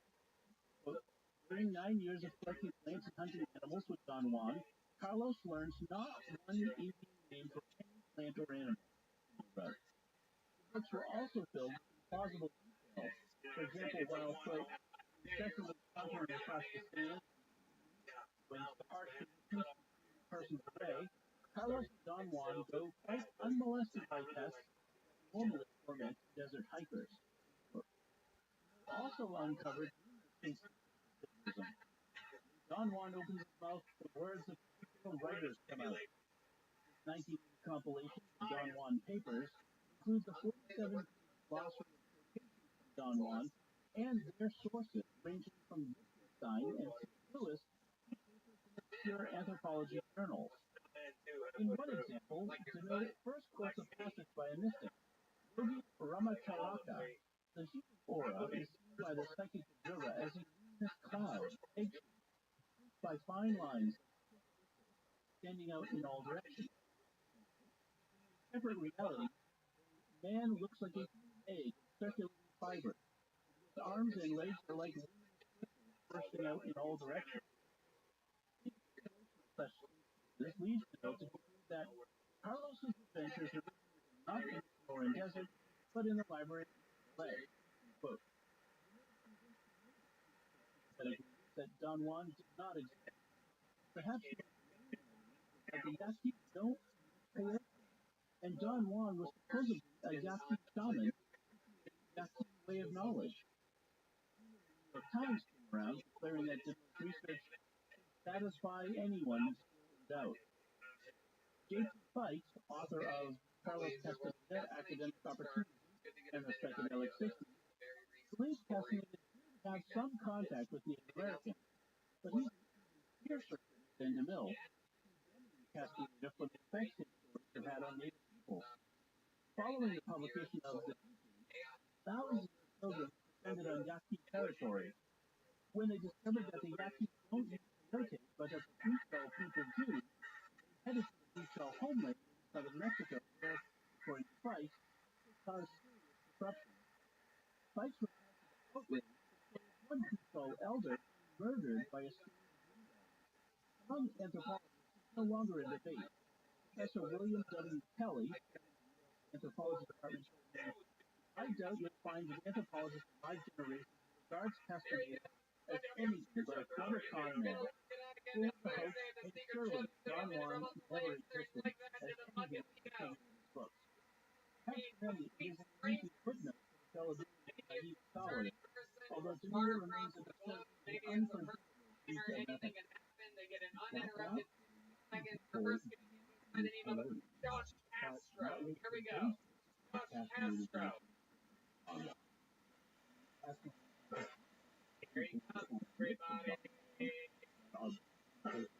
Illinois form, Josh Castro, everyone. Also, out that Don Juan's conversation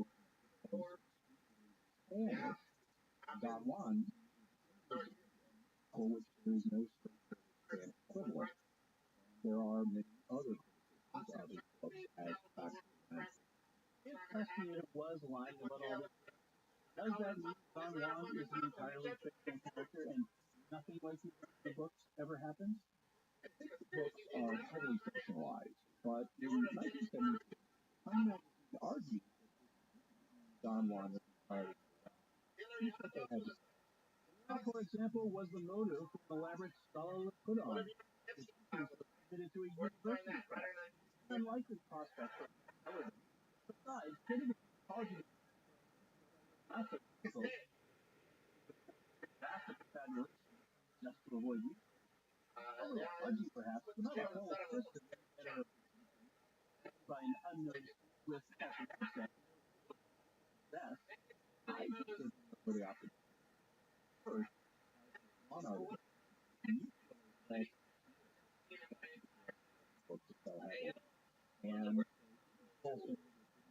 mega starting hot. I could sell well, making money, and after all, he wanted to come out of a guru like all the such Second, honest on their homework by plagiarizing and fabricating to make assignments easier. And Castaneda was demonstrably honest in these personalized accounts as academic fulfillment of his doctorate. Third, I can easily imagine a student like that one voice spending months here, the hot desert of northern Mexico, while in chat, to chill out and pick up the library. And fourth, Castaneda is a pathological liar. I mean, if you get much from doing so, one of the definitions of pathological lying. Also, that's entirely disproportionate. And have Castaneda lie, that he lies a lot. He's a lying liar who lies, and I don't think he does without any service. We don't have any of that. John, what about his tendency? Do they have any greater meaning in fact? Let's listen to how a video describes the purposes of the practice.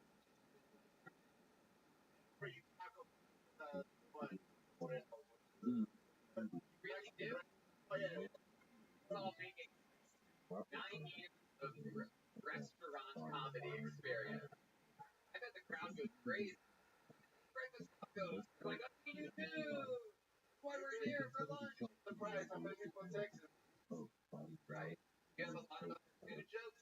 Now, you just wanted 9 years of business. Breakfast tacos. Here's the main problem. What do you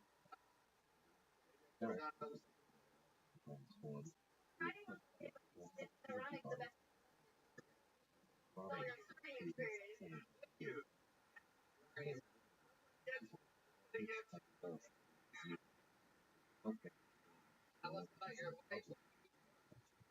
So, some people in Mexico are supposed to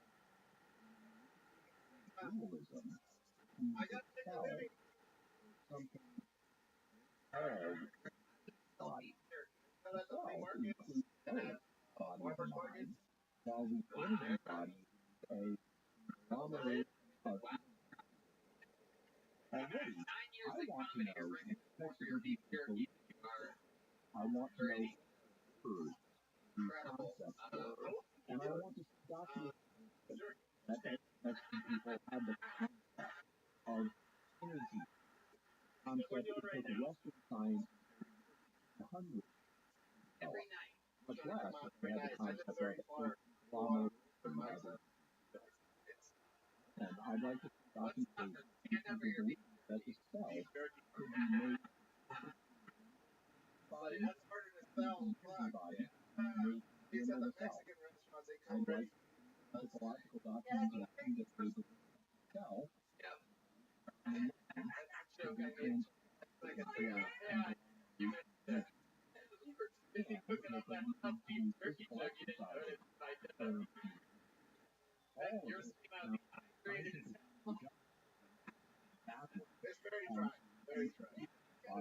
Absolutely. What's drier? Being dirty or when it's supposed to be near around them? Exactly. The most embarrassing thing in your life that you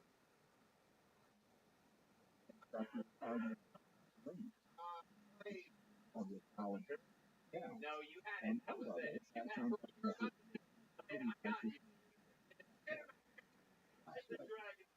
on the other level, real one. I should have finding the verification to this claim.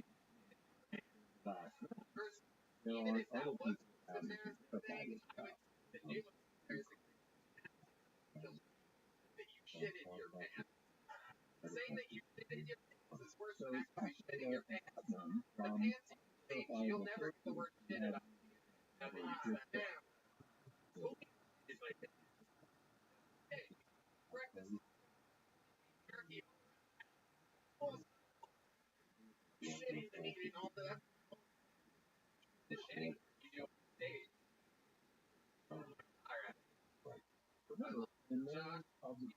all different shapes and sizes. You get one like nice cycles of Asia. There you go. But I want to celebrate the fact that we finally have a Native American term that stepped out. As a garden of an style. Alright, this is definitely a new name. I remember it in my meeting before. Your next comedian goes by the name of Birdfish.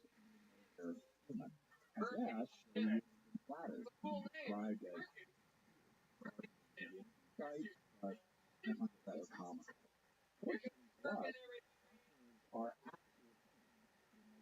culture and archaeology tell us about them. How well does what archaeologists have to say correspond to what the video says? Not well. In actuality, a chalk mural is a kind of sculpture that was used by people like the Maya and the Aztecs. We don't really know what these people called the sculptures, as the term chalk mural was only applied to them in 1875 by the British American archaeologist Augustus Leigh. A chalk mural is what named chalk mural. A statue that depicts a person lying on his back with his knees bent, propping himself up on his elbow, turning his head sideways. It has a link so you can see pictures of chalk mural. Out on the backdrop, not what you would expect from this guardian. In fact, the article will link note that it is a defenseless passive. This defenseless passive posture is thought by archaeologists to represent the people captured in the lying on their back. Chalk murals have flat stomachs. Sometimes they have full bowls. It's thought that the bowls to receive offerings to the gods, alcoholic as well as tamales, tortillas, tobacco, and Aztec parts that have flat stomachs with no bowl have been suggested to be sacrificial stones on which you make a captive lie down and cut out his heart as part of a sacrifice. Chalk murals have been found outside, but never inside the inner sanctuary temples. That may be the basis of the integrity claim that they were guardians of the place of power. But they weren't guardians, as their helpless instead, they were animal figures crossing the doorway that offered God including sacrifices. Rather than being guardians, they represent helpless victims.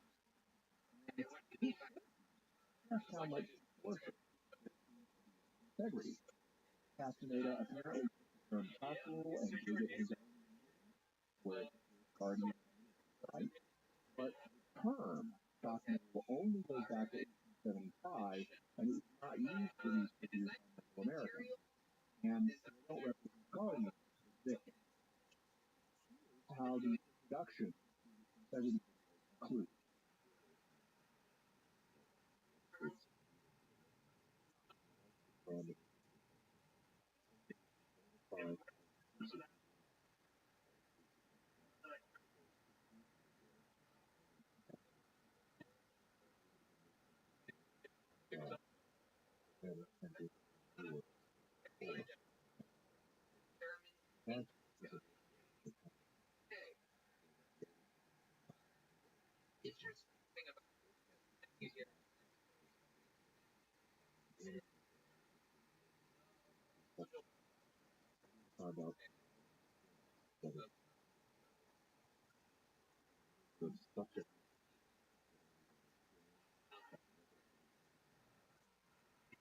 So, ancient Mexican practitioners bypassed the negative consequences of the term magic and termed liberal magic.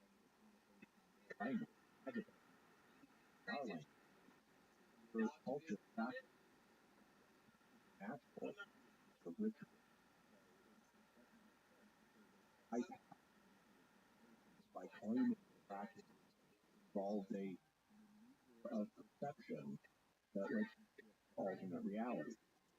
Really, says that this is will have to be level-headed person.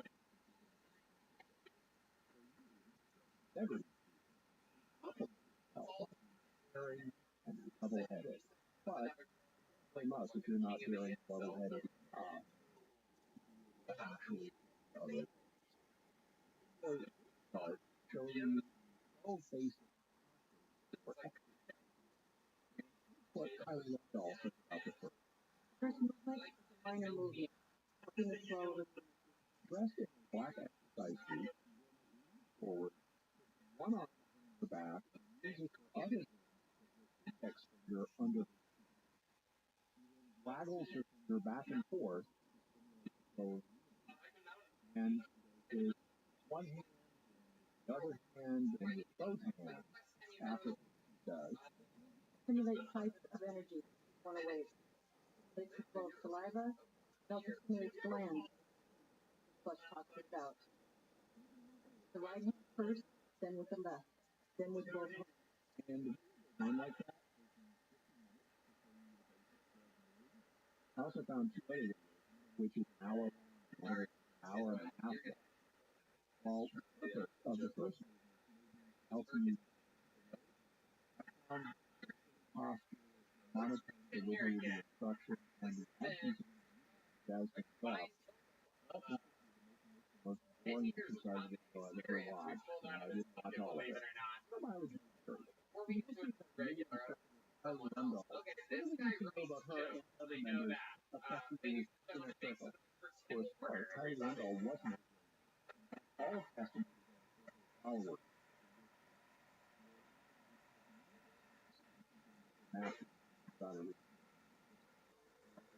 Dressing wise, blonde, and cutting ties as part of the becoming accessible. All disappeared immediately after his death. What she had to say. At the heart of Castaneda's movement was a group of intensely devoted women, all of whom were or had been his lovers. They were known as the Wicked, and two of them, Florinda Donner Grau and Taisha Avila, vanished the day after Castaneda's death, along with Clear Green President Amalia Marquez and integrity instructor Kylie Lundahl. A few weeks later, Harvey, Castaneda's adopted daughter as well as his lover, disappeared. In February 2006, a skeleton found in Death Valley, California, was identified through DNA analysis as Parton's. Some former Castaneda associates suspect the missing women committed suicide. Based on remarks that were made shortly before vanishing, point to Castaneda's frequent deception of suicide in private transcendence to a death maintained had long been central to his teaching. The witches, along with Castaneda, maintained a tight secrecy. They didn't allow themselves to be photographed.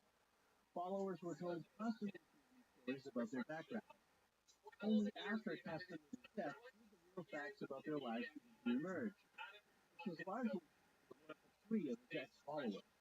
One of his ex-followers was Wallace. Published about her experience with Castaneda called My Life with Carlos Castaneda.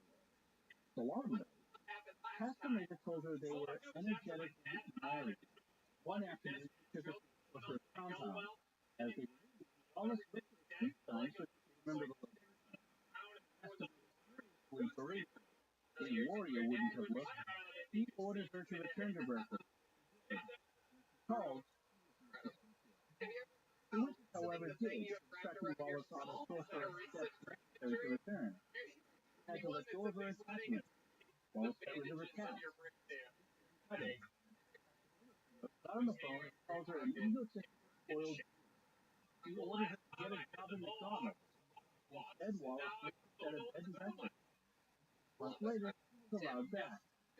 According to Wallace, acolytes were told to tell their family, "I send you to hell." Wallace tells of one young woman who, early years, had been ordered by Castaneda to give her mother a Holocaust survivor. Many years later, Wallace told me, the woman cried about it. She'd done it because she thought he was so psychic to tell her. The most difficult part, Wallace told me, was that you never knew where you stood. You picked someone, found them, and was but figured out in 48 hours as clear and years. He never knew. He was always trepidation, a lot of jealousy. Sometimes vanished for obscure spiritual offenses, such as drinking cappuccino, which Aston himself guzzled in quantity. They'd no longer be invited into the compound. Phone calls wouldn't return. Having been allowed for a time into a secret family, they'd be abruptly cut off. For some, Wallace believes, this pattern was highly traumatic. In a weird way, he said, the worst thing that can happen is when you're loved and abused and abused, and there are no rules, and the rules right. All of a sudden, you're that's the most crazy behavior modification. And that's what Carlos specialized in. So, this ran it. What happened in the final day? Well, everyone got problem.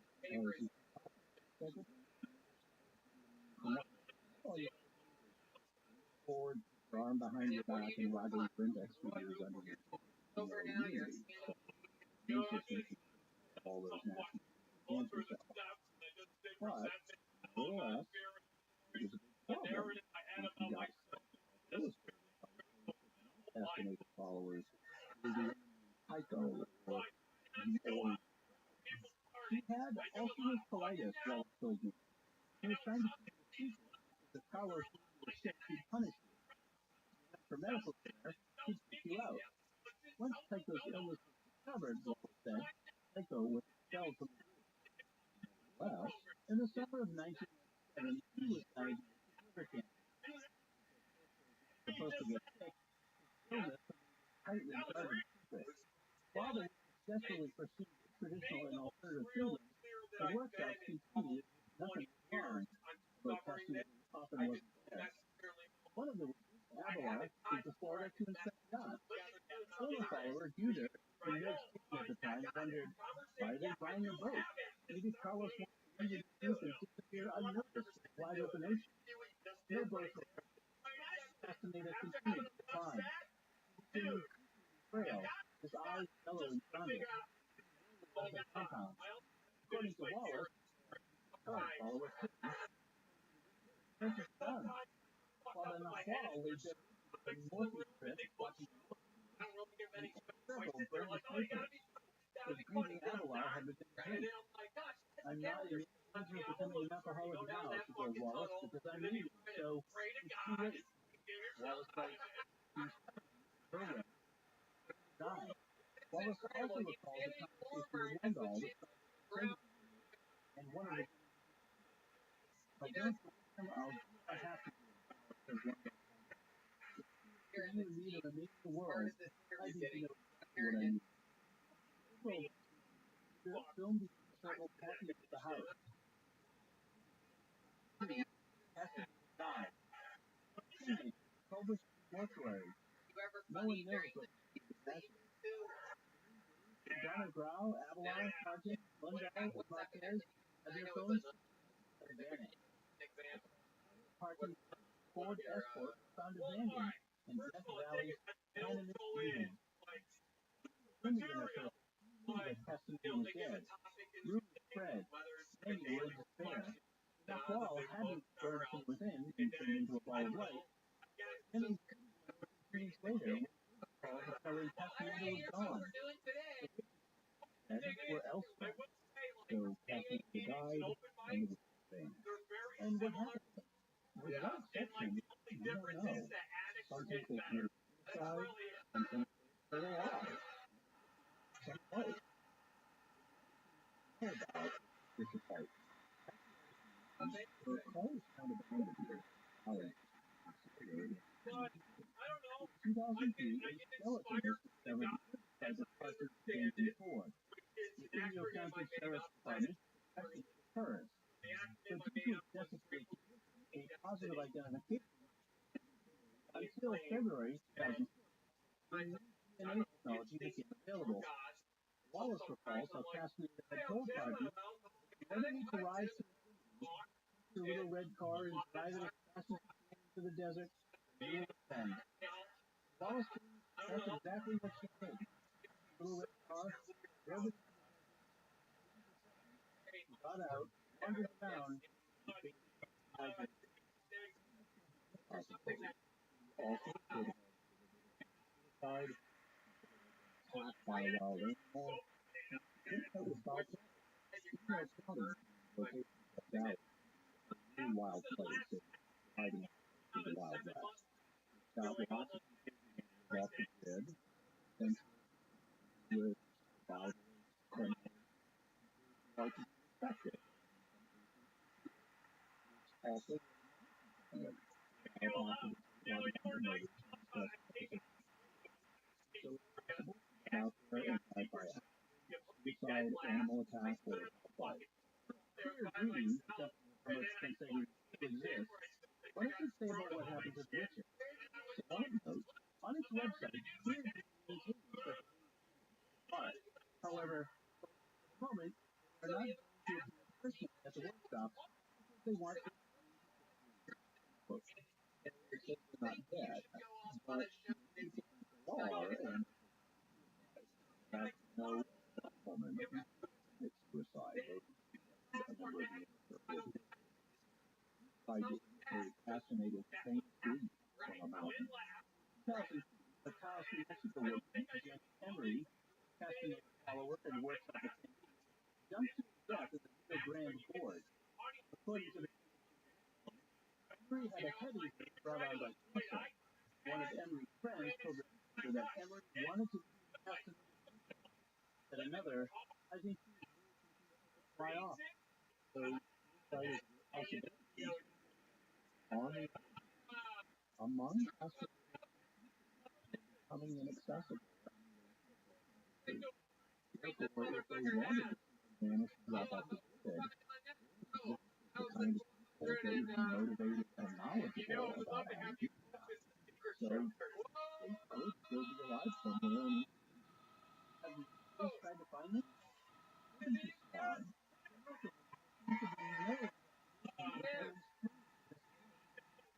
Except for Connor Brow, we'd all been escaped from the concept of Venice, none of the other fellas knew what happened. According to some former followers, a lot of public officials, previous residents, no Los Angeles FBI confirmed that the explosive injuries on Brow, Avalon, Lundall. There is, however, a file open in the Marquez tireless efforts of Luis Marquez told Salon that he first tried to report in 1999, but the LAPD said repeatedly ignored him. Later, Carmen wrote a letter to the missing persons. Again, no response. According to Marquez, it wasn't until Marquez's remains were identified in 2006 that the LAPD opened a file on Amalia.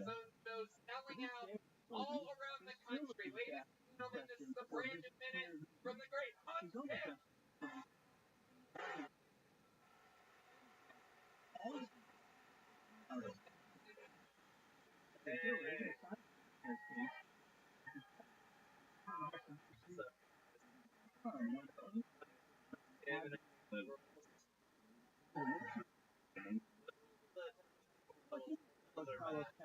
From the kid's perspective, what about the elements of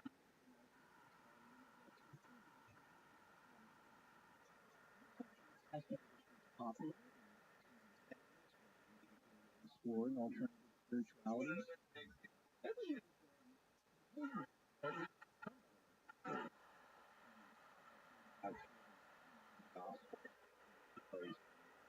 Father, or all but also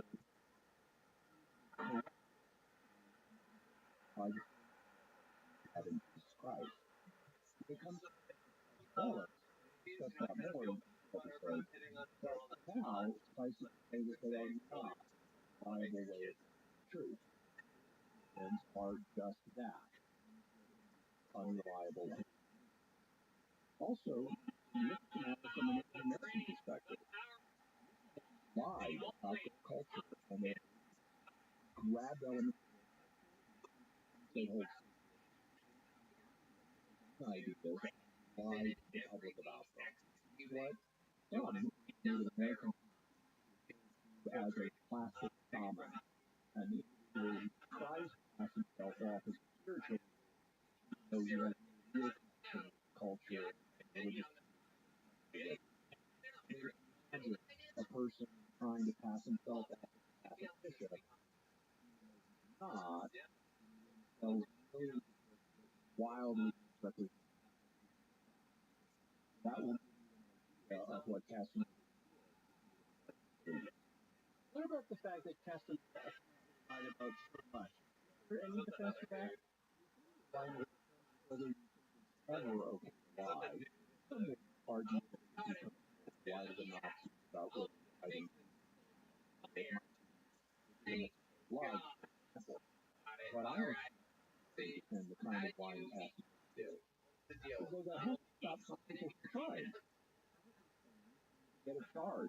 The idea of him as a trickster, as a figure folklore. Some also on the ground that stuff up.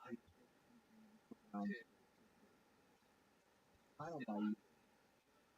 Wasn't simply a playful trickster. The academic fraud in order to convince and spiritual and lives of people by lies in order to aren't they're unacceptable moral offenses. What about the collective non-literal narrative? All these parables can non-literal narrative that you somehow communicate to the audience. Everybody recognizes parables are symbolic rather than now. Gospel hey, taught that so obvious to everybody. But that's not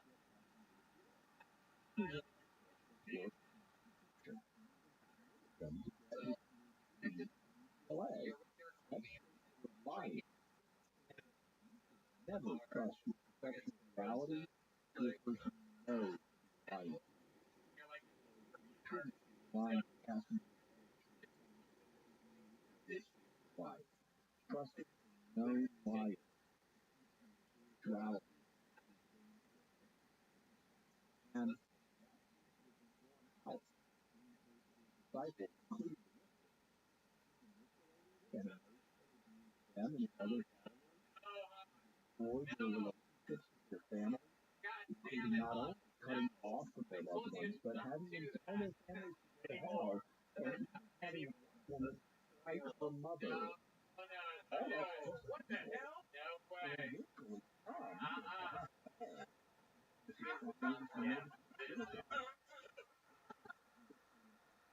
son of a bitch. Okay. And there happens a quarter of events exactly. It was on up. So there are actually other girls that George, but that's the only with the girl regular mission. Powerful together to like it on mass training for animals. It sounds like what happened with Skywalker. And excuse my girl, and now you're using your room. What's the night? This is around 1 a.m. As well as other things from folklore. And by the way, shout out to our colleagues in Star Wars. If you want to you're listening about this episode of the world as an aspect of the background. You're welcome to join. But not all. And then we were just having sex with the door open, and he was in the living room on the couch.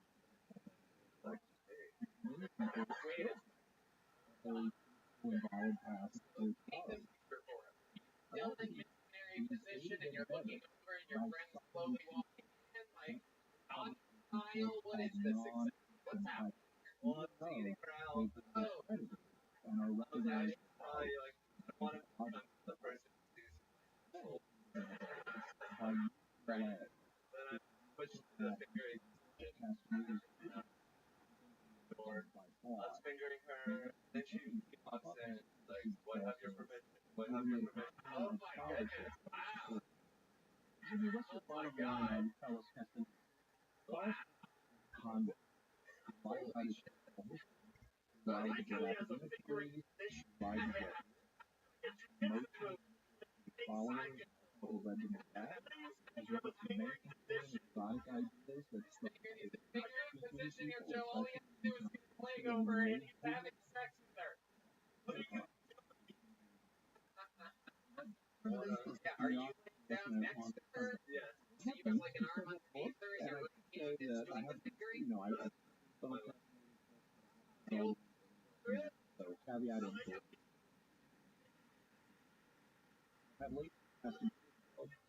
also also a multi-author book called The Don Juan. Wallace's book, The Story of Tennis. Juan article that we also magazine article. Father Matthias, art helping find. I have articles on Carlos Castaneda, Dr. Jensen Lee, Nody Clear Green website, also from an article on Papa Life, an article on Soccer, and an article on plastic shop. So we are receiving back, and as I said, back from our every on person, and our first that comes from W on Facebook. I was initially surprised by on world clip, because I didn't remember hearing it before, but I enjoyed it and was happy to correctly identify the source.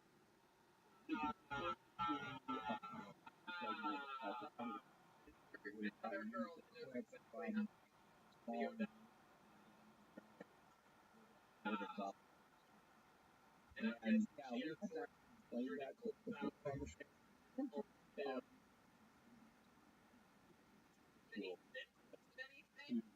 Mind of even talking about in this episode. I'm as a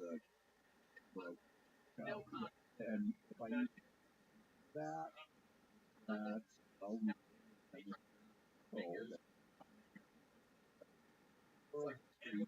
has happened before on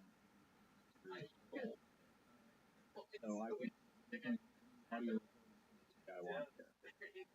But so that's what I had to say to you. No, but loves the episode. That song out of my head. Yeah, good. Michael F. on Facebook, right? Great episode. I appreciate it. Yeah, that's a lot of folks are around, and we had some similar conversations. Well, they appreciate it. Miles on surprise. Other There we go. Make some noise for Sammy Burnell, everyone.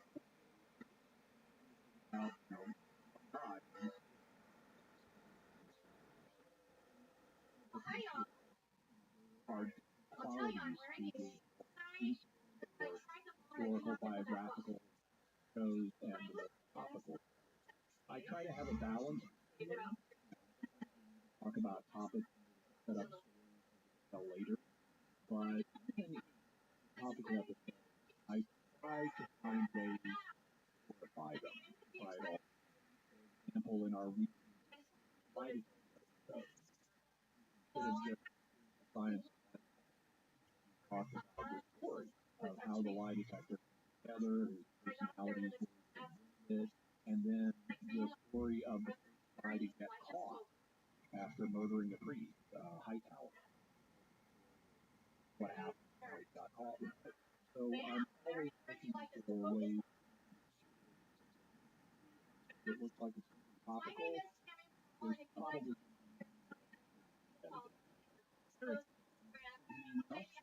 look at one person once while in college, a friend on the phone. God, I was Far for a while, back and forth. After that conversation, I found myself in a Spanish, regardless of how much I ate. Even if I ate so much I couldn't eat more, I was still thin. After a few days, I had a suspicion of cursed, so I said a deliberate prayer of my own composition, and I had no more subsequent problems with it. I don't tangle with Wiccans anymore. What say you? That she put a curse on you. Back to the other hand, there's speculation. I don't know if she put a curse on you. That was a guess based on having a conversation with her and having a condition. In fact, it could be the speculation why you have an effect on her. That could be the perception you're having. So it's possible, but and in terms of messing with him, I don't think they have as much power as like. I was listening to an episode about curses, and it got me thinking about another reason why people make sure that they are under a curse. Someone I know has been diagnosed with delusions, and after medication and therapy has been able to control this. But he was doing work and had someone point out something that he could work on, and then decide that he was probably going to be fired. And unintentionally give up and self-prophecy. I wonder if some people have the same mindset. I think Mark is right. I think that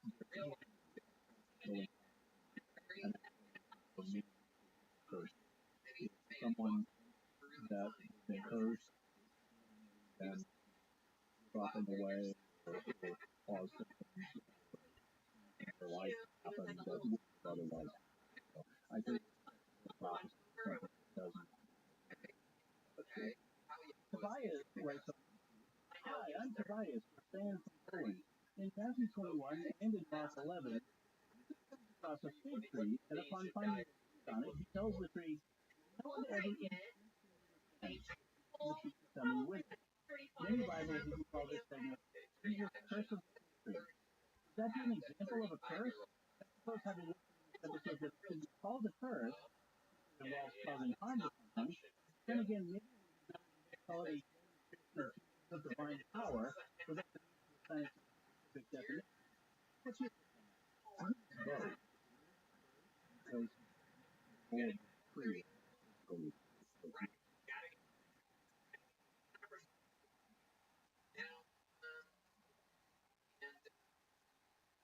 You're like, guys, settled a little bit.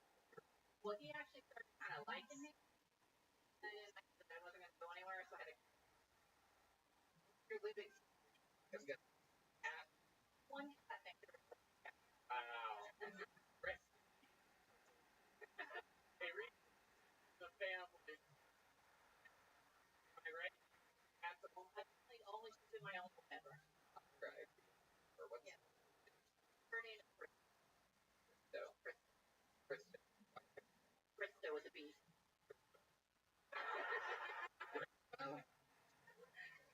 E-R-I. Christo. That's a weird name. After Alias, Sydney Bristow was the main character in Alias. I love that show. So.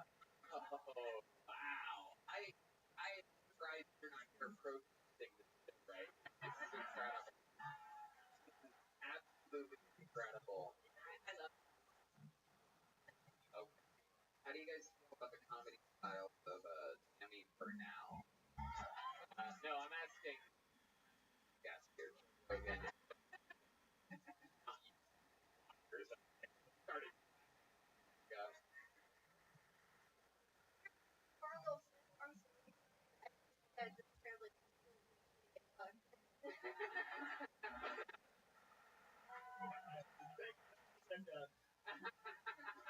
It's like, how do I put this? I don't want to be rude. I mean, have you ever been with a black man before? Never prescribed this before. Normally, I'd say this show or this tag or this I think that's kind of Had a lot of offers. yeah. I think it's time to take the job. Playing a guitar and a keyboard at the same time. That's pretty See that? Nice. It's over the age of 35. yeah. Wears black socks with shoes, that's bold. Okay. And you go straight for the fucking. You stop things that ladies don't shit about. Oh no. Oh, Tony, I like for lady running out of time. Find somebody.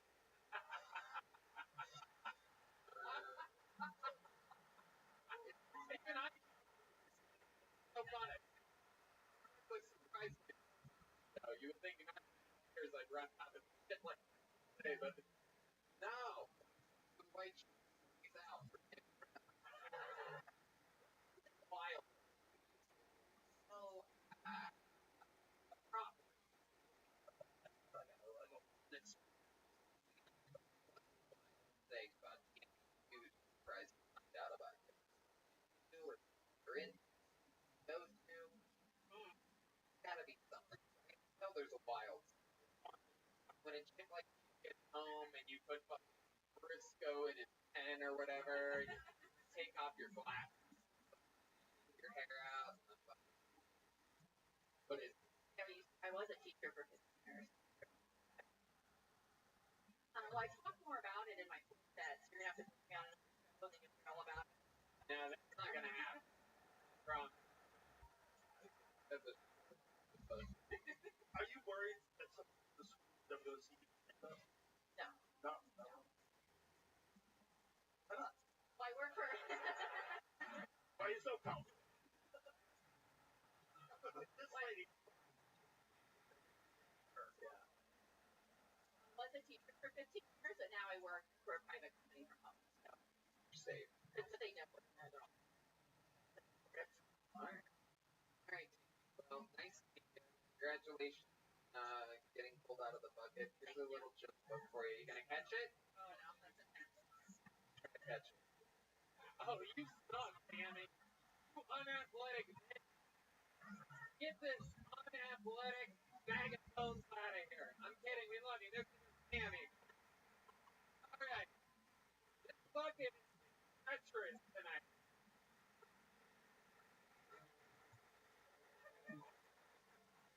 Alright, back to the bucket we go. There's gotta be something that's gonna happen here. Make some noise for Nicholas Sapaglia, everybody. Nicholas Sapaglia. It's a wild bucket tonight. Wild bucket tonight. Nicholas Sapaglia. Here he comes. He's been on the show before. What happens here? Nicholas Sapaglia, everybody. Some noise for Nicholas.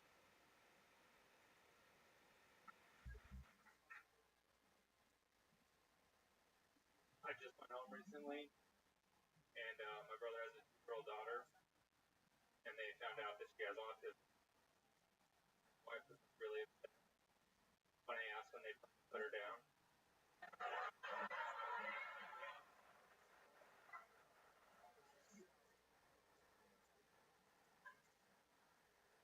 Due to Austin. I love the rains. People under the bridge with the bomb.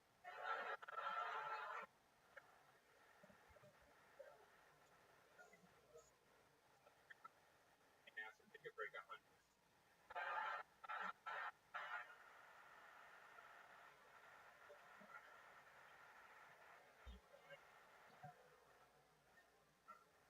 Let's fuck that bus. And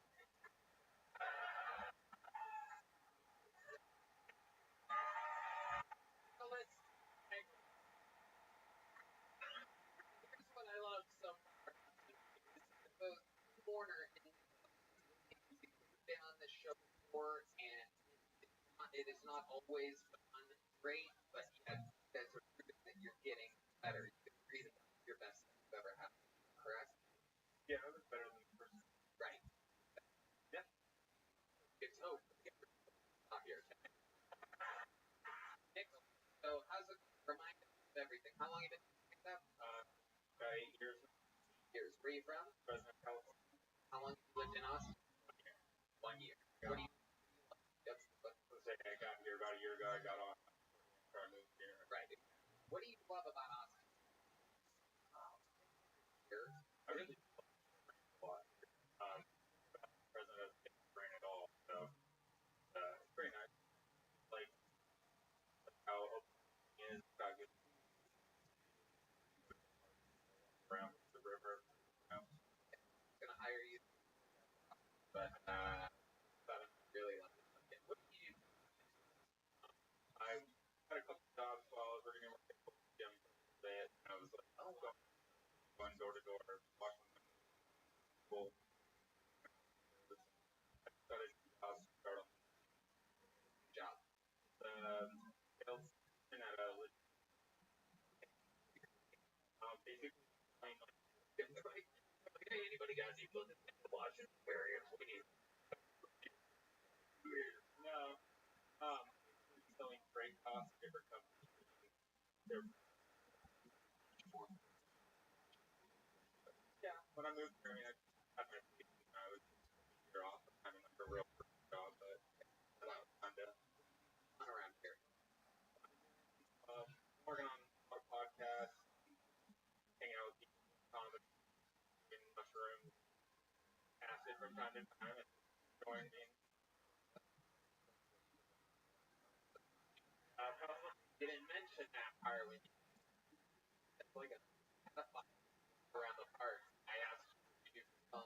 Oh yeah. That makes more sense. Yeah. I'm the guy that mountain bike trail. What's something wild about you? Live podcast like that. Well, we like I would kind of briefly went over it. Like I used to have for a living. Work for the corn office. Okay. I was knowing What about your date already? That's what you did for work? Yeah, a little while. Yeah, I was pretty. How much that? How many dead people? Probably, definitely made my.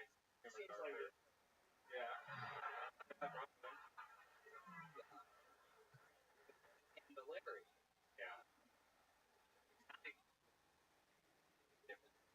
Spots.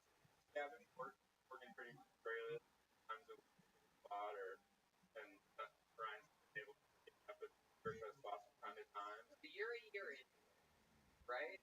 And overall or just us? Right. 8 years. So if you could give advice to yourself 8 years ago, that take a look ago. I probably never invite friends to an open mic. Yeah. Yeah. Solid advice. Invite them to shows that mics for practice. Right. When was the last time you saw a dead body? Then 2000 said that guy. Oh, jeez. All right. No, but I mean, like, my question was, I want to know, like, as you've gone from, like, being around dead bodies all the time, how do you change? No, I mean, it gives me a more appreciation of, like, life and more things, not for granted or people, but you never know when, like that. Right. Around people who are dead on doesn't. They don't want to believe it, but it does. It definitely makes you notice that the body is more like a shell. Actually, while I was working there, I actually picked up a kid I went to high school with that I actually knew. I didn't like really good friends with him, but around school a bunch and had any like classes. But then like when I saw him, I was like, oh, that's Alex, but it's not Alex. It's kind of weird. A story about that. Like, you or anything? That's pretty crazy. If he shoved you in the lockers. And now all of a sudden, no, he was just a kid that like we had mutual friends, but we were never all that close. All right. But, I mean, sorry, it wasn't that juicy, you know. You already have a big joke book? I'd love to have you on this show Thursday, man. Well, it's the Bagley, everybody. You can see people better on this show to watch all the episodes. It's pretty crazy. It's a very, very interesting thing. Speaking of which this guy is one of the veteran regulars on the show, one of the best comedians, writers, and roasters on planet Earth. An Austin, Texas resident. We love him. Make some noise for the one and only David motherfucking Lucas. Real guy.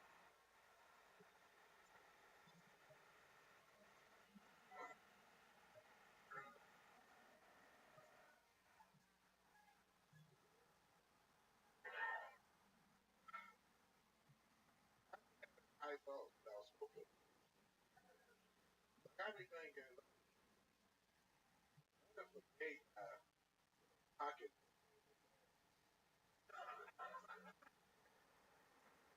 and I fucking that make me gay?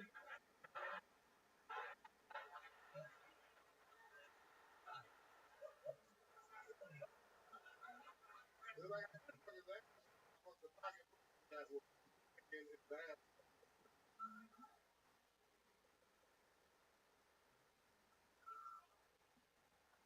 I want to know, like, after a girl has an abortion, how long is it appropriate to eat? You know what I'm saying? I say like 6 months. You know what I mean? Anything earlier than that, it's like nothing.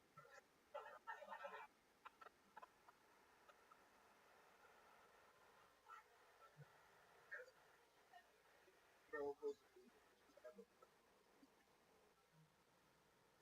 I get inside.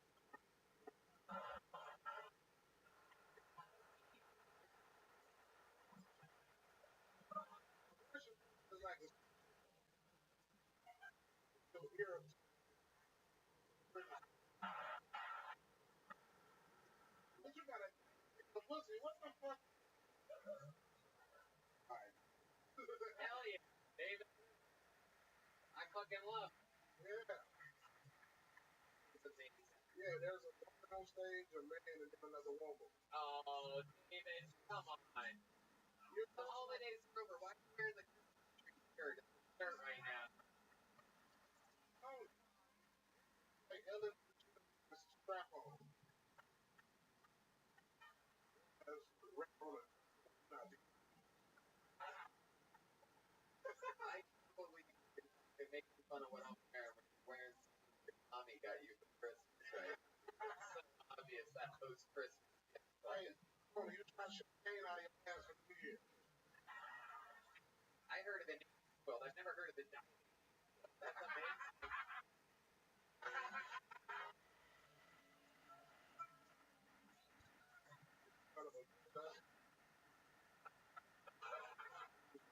So the diabetes get on the McDonald's, but fucking you are rocking. I seen you in one of the HIV commercials riding a bicycle. I saw you AMC commercials. Look at that. Boy, got a rainbow pad on his lower back, those gay ass niggas. You just say are you having fucking low blood sugar flashbacks right now or something? Call me rigatoni? I'm telling you, I subscribe to the OnlyFans for Christmas. Motherfucker, OnlyFans $15. Niggas sit on the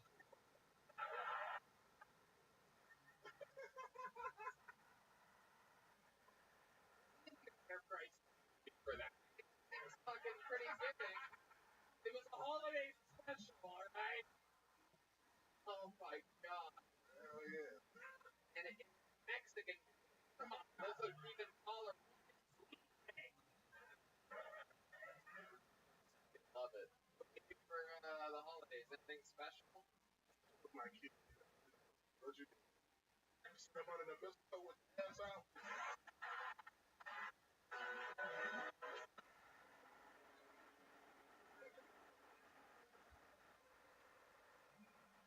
I miss my ass over there. I use baby wipes. So, Yeah, bro. right there? Bro, you look like you're a Christmas tree, nigga. You're like, sorry, you look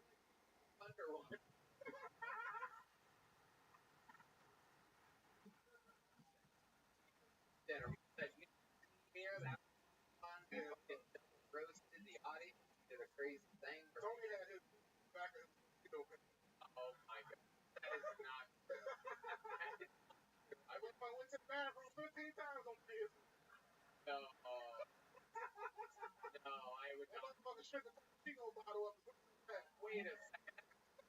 The bottles of an ass is really hurting my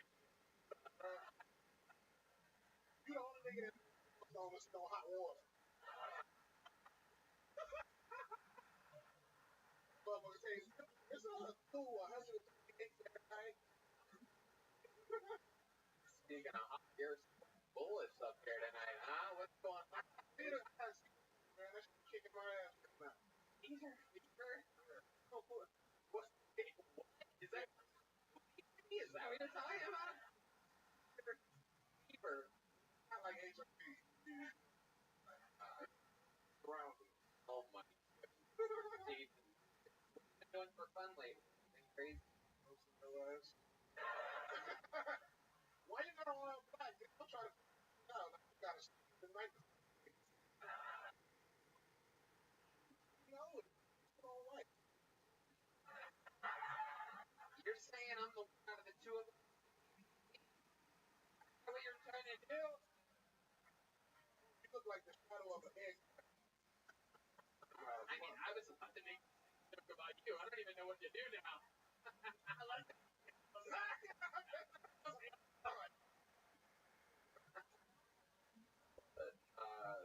Good fucking killing it. You're absolutely on treat your cedar fever with fucking bread or whatever. We love them. It's only David Lucas, DavidLucasComedy.com. Everything David Lucas. The man. Go back to the bucket, huh? It's risky business, so let's try it. Wild night. Make some noise for Katie Felton. Katie Felton.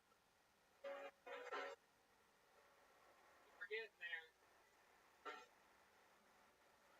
Katie Felton. Here she comes. People wait all night for this opportunity. Give them a hand when they get here. Katie Felton is next.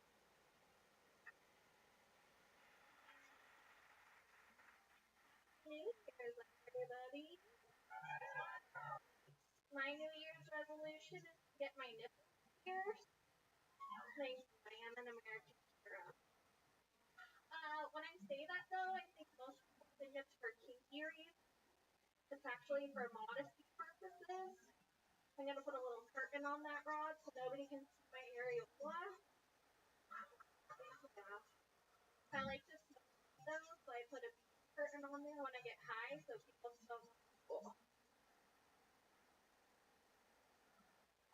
2022 was a hard year. I had depression. I was at this is gonna be my last year, but I like to be here, so I carry around my life just happens. If that's okay.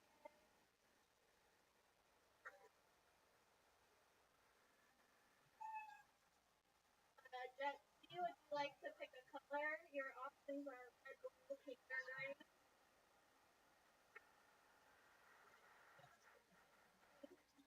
Alright.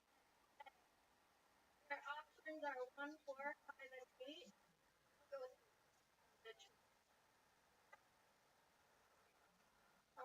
my friend. I saw no point to living, doesn't mean to.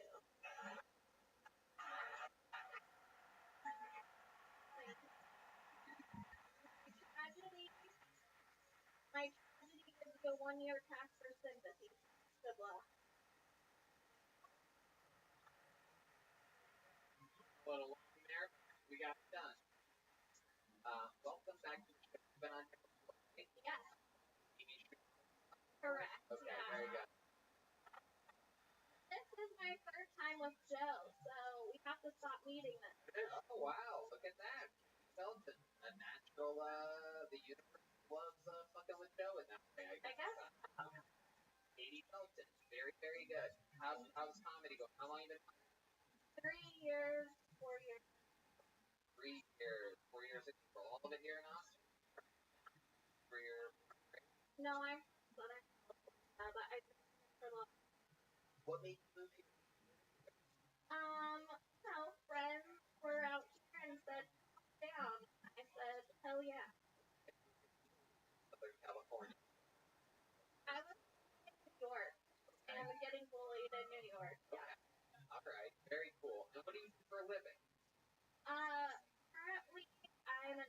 for a manager, but I'm job. Okay, what's I'm gonna be working for an AI company for quick service. Like called Domino, you'll do a robot, and I'm gonna help you. you're going to help people use the robot? Yeah. Well, I'm gonna be setting up the robot here. That's Why don't you get the order? That costs money. right. So I'm gonna ask here. Is a great question. Order. That costs more money. You don't have to pay robots. Right. She's just setting up the service. Work. Yeah. And then you think that's headed fast. It's gonna be a little bit. Hopefully. They have technology for drive-through, so if that could get going.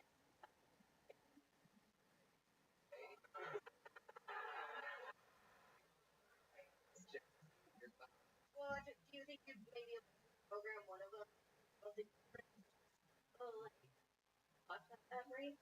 Or if your stone translates stoner language into an actual order, I can get on board with that. Okay. All right. And why are you antelope?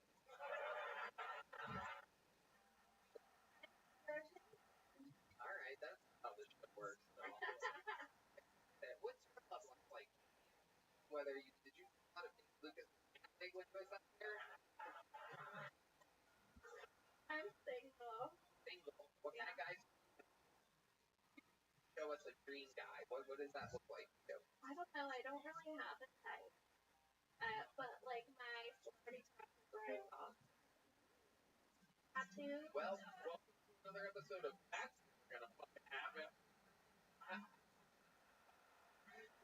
Oh my goodness. One can only hope that Ryan Gosling's out there being interviewed on some show right now. What's your dream girl? And he's like, I don't know, a sloped up daughter. Kidding. You look like a daughter. I am kidding. I'm kidding. 3 years ago I wasn't kidding, but now I have to admit that I'm kidding. Immediately afterward, girls think it, and then they just put it in a highlight reel. I'm kidding. Tony's getting jealous because his celebrity crush is awesome. Bro, that's me now.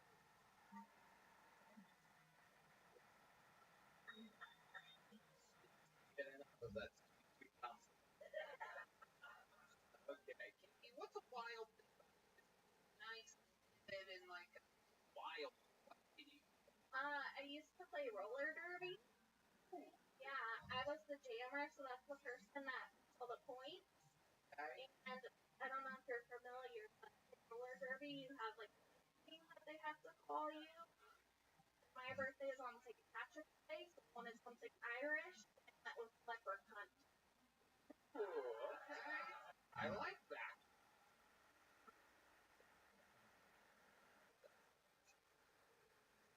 Sure. But I'm in love with Ryan. Oh wait, that's that I was in love with. Shut up. This is bought tickets, animal. Katie, so much fun. You're a fucking trooper. You're always very, very good at taking the jokes. You've been on this show before. You have one of these big ones already? Yeah. Right. Working it out, Katie. Melton, another new minute. Think we should go to this bucket one more time?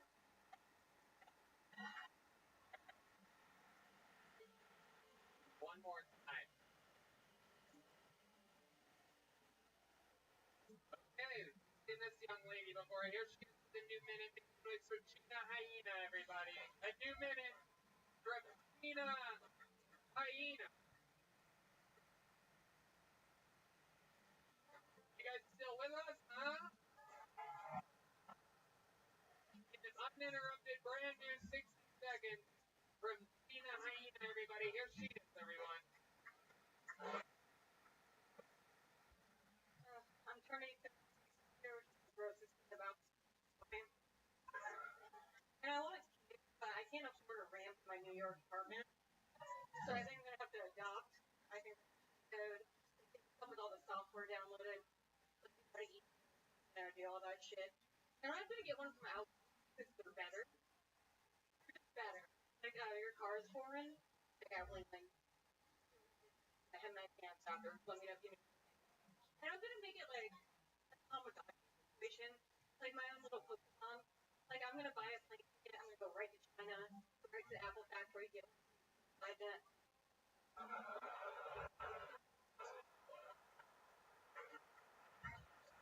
That's not gonna be the hardest feature. I'm not flying all the way over there. Okay? I actually found that very expensive to get cheaper, right? I found it's very expensive to get to China. I'm gonna go a cheaper route. I'm gonna go down to the border and go on a straight train.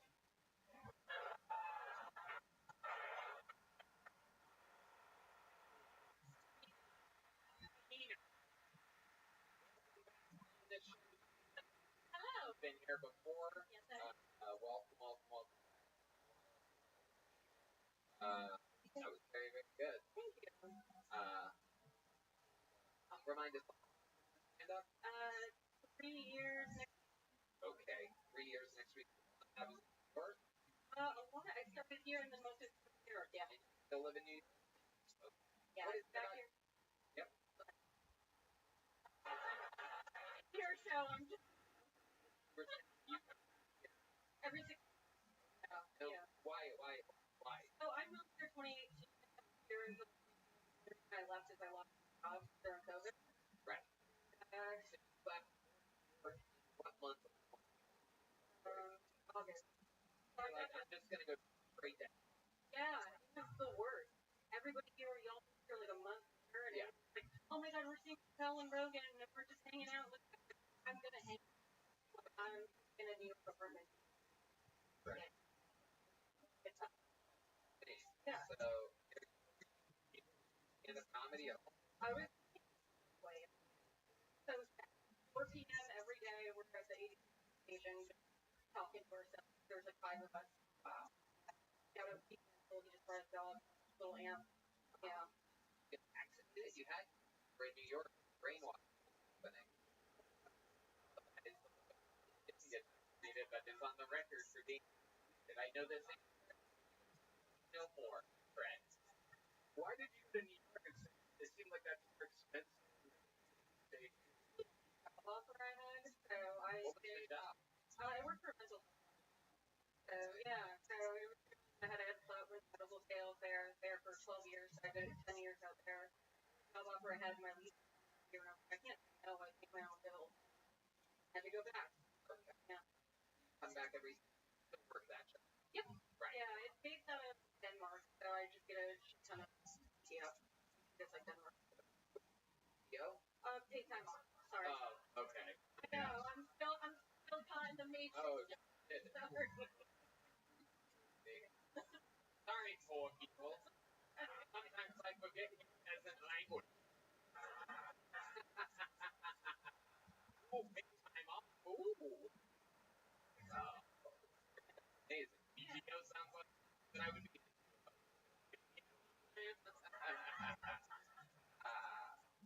Okay. So, you're an amazing comedian for 3 years in. I gotta say, I like to call you behind your back. I call you. Oh, I appreciate that. All right, I thought that was funny. Done it earlier in the interview. Well, hold on to it. I wrote it down. I wrote it in cursive. Now everybody likes you. Help it. But if I would have done it right after your 60, I would have been like, good stuff with me. Anyway. I'm also a volunteer crisis counselor. Wow. Looking at you, know you. You're the one that needs all of that stuff. Yeah. Well, crisis counseling. You have queen person on the side of your. Proud about yourself. Whoa. Those are Prada shit. Meanwhile, you got me. Bitch, you don't have to. Oh my goodness. Look at the mind. Someone's spending their paycheck regularly.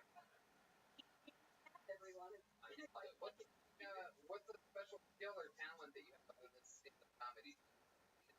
Crisis counseling. I'm really good at poker for NY. I actually love playing poker. Really? I've been playing it for absolutely love it. Yeah, I like the whole like watching people trying to read what's going on. Watch somebody like fuck up and then you're them. I love it. Right. Okay. Fill up life. I've been celibate for well over a year now. Wow, another thing that I would not have guessed. I know. When I first started they're like, what? You know what I mean? Incoming. Yeah, I'll give it. I've been completely fucked over. I dated in my 20s. We can go there. We can go there. Yeah. Yeah. That's. Oh, it's gotta be hard to date. You got so much baggage. Yeah.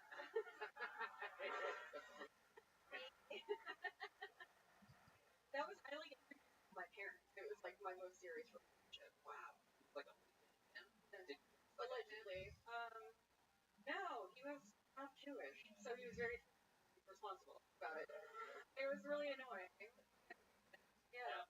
Nope. That guy. Tina Hyena did it again with another new minute. There she goes. Tina Hyena.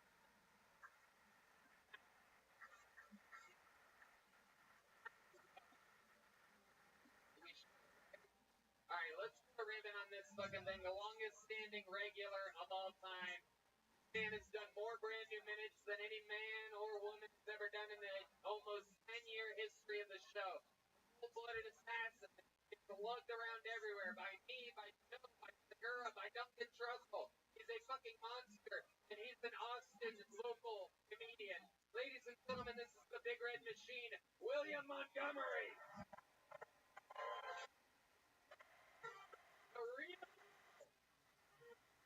The Memphis Strangler. The Manila Gorilla.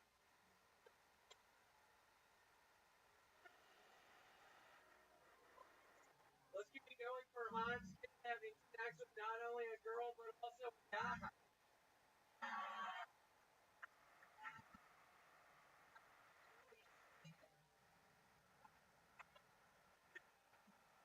Jeremy Renner is in critical condition after the snowplow. He was using radar for his bag. Wait, I thought that guy was like a superhero or something. I thought that guy was like a hawk or something. Everybody, years, I've actually got a pretty bad week. I just found out I'm not going to be playing Gary Glitter in his new no bio. Like a convicted sex person. England and something. Okay. Mississippi executed a convicted murderer and rapist. Last meal was fried pork chops, sweet potatoes covered in butter, and peach cobbler with vanilla ice cream. Can you even imagine the cholesterol and all that? Holy shit, it's like nobody wants to eat clean. At least he's going to be full when he enters the gates of hell. Mr. Barbara Walters and Pope Benedict will be right there to greet him.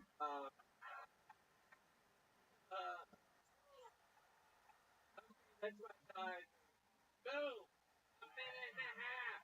A brand new serial. And it's done it. The Pope. Dude, there's something to that. There's something there. That's good. There's something to that. Cool, thank you. Yeah, I recently got a volcano vaporizer. I think I brought that up. But man, I do that thing 100 degrees Celsius, and I get high as shit. And luckily, wrote that earlier. I was having panic attacks. I'm like, I'm not going to be able to have a minute ready. That happens in the middle. Well, luckily, hit the bag, drank some coffee, and it's like, who died recently? I was like, holy shit, Barbara Walters, the Pope. Perfect.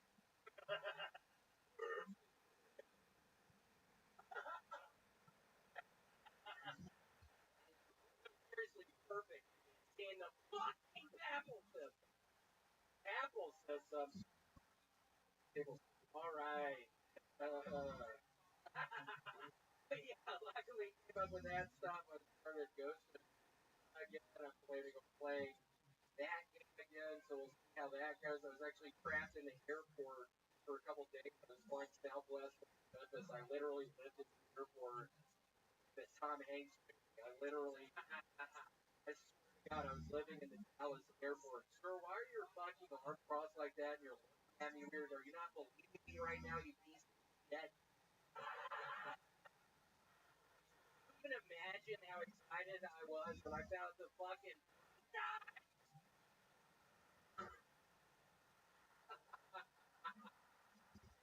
you're red. You fucking apple. Like a fucking. I'm gonna have fucking fun tonight, dude. I've been on edge all fucking day. William, what do you do to kill time at this airport? It sounds you seem like a different person. At the airport, I see you. Yeah, I drank a bunch of Jamba Juice and was playing my Tower Defense 6 game on my phone. I read the ride 3 times. Oh my goodness. Yep. In Caulfield, it's perfect Christmas. Perfect Christmas. Wow. And he's going back home for Christmas. Also got out. Yeah, literally 3 fucking times. Third time at the airport. I was there for 3 hours. I read it. Having a great, incredible. People think talking about tons of threesomes, which, as we know, another man. What do you think about what the young Hans think this weekend? What are your thoughts on threesome with another man involved? I think it's pretty cool. I mean, he's saying he tasted the guy's dick when they were kissing. Yeah, he got very graphic details up in the green room. The green room. So he's gonna. What else did he say? Give us more. Very big rock for scissors. Pound out that pussy first. Hans lost out of 3. Hans lost, so the guy put his penis in her first, and then Hans was watching, and then they shook hands when they traded off. Wow. Hans got up in that fucking nasty. That's what John knows. Damn. But yeah, it sounded like they were having fun. I mean, I would like that camaraderie with somebody. I think I'd like to hear that kind of camaraderie with somebody else. Who could, who have a girlfriend, could pick one person to bring in and have sex with your girlfriend. What's the guy what's the guy you'd be into? Weirdly enough, I think I'd bring Redman. Oh, wow. Oh, my goodness. I could see how that would work. I'm just kidding, you back. Son of a bitch. Holy shit. Come on. I do that fucking. Come on. I cannot. I think it's a good move having Red Band. This way, if you're gonna come too fast, you can just look over at him. Well, Tony, we're pretty much doing that now. Red Band honestly got an Oculus VR thing. I think we're about to honestly start double thing in the metaverse. Oh, he literally got it for me. I charged it up last week. Oh, wow, so you're gonna do VR? Yeah, and I got a meeting with Red Band. How do you do that? 10 hours every night. I swear to God, I was immediately fucking thing. I don't know how to do it. Make it slow. Make it slow. Okay. Okay, wait, with your girlfriend. Oh my goodness, Redman is threatening to have sex with your girlfriend. You brought him into the threesome, and now you gotta take him out. Yeah, I mean, you're kicked out of here, man. You have to fucking leave my apartment right now. I can't believe you actually do that. Can I just do a little, rub it on the outside? Just rub one on the outside. Oh, God. Rub one on the outside. Outside what? What are you? I almost threw up a little bit just that. That is so disgusting. William, let's take the picture. Let's say after all this, you come home late one night, one of your here, right? Have you open every night. Before you open the door, there's Fred, your girl, bent over, going to town. No. Say you walk up, Fred, I'm going there. Slow pumping. Just slow pumping. That's how he thinks sex looks. Grabs her by the shoulders, chest pumping her. Is there a weapon? initially I was horrified that the lava lamp was on. I just picture at the end he would have the lava lamp on, and I'd be horrified that he was like that. That he was the lava lamp, and then I would. You love your lava lamp very much, don't you? Your favorite thing. Yeah. What's your favorite part about having a lava lamp? I just how the bubbles start beginning to. I mean, I swear to God, it is the most exciting fucking thing I've ever personally witnessed. How they just start like hot lava. I like sitting on my answer, and I have a new tier, $30 a month on my OnlyFans. You can see me sit on a lava lamp. So if you're sick of the Coke bottles, you have more than $15 a month to spend. I highly recommend going lava lamp. William, anything else happened since the last time I saw you? We're literally streaming at the airport during the taping of last week's episode. So, I had a very good Christmas with my family and them here in Plaza. We love the Montgomerys. A lot of people said yes here, 2022. The parents, they were fun. I was a little scared. I was nervous, but it worked out. I noticed something. Every time you hang out with your parents, they always make you cut your hair, but this time you have a full beard and a full hair. Yeah, they like. No shit. I am not fucking. Swear to God, I am done with hair in France. Fucking my beard, shave my hair. When I go back to Memphis, I swear to God, I'm sick of it. I'm 35, about to be 36. It's the last fucking year that I did it. The last year. I'm not get anymore. But every time they tell you to do it, you just say yes. Practice right now. So let's say you walk in and I'm Mr. Montgomery, right? And I go, William, you gotta get you to shave that beard. Pop on.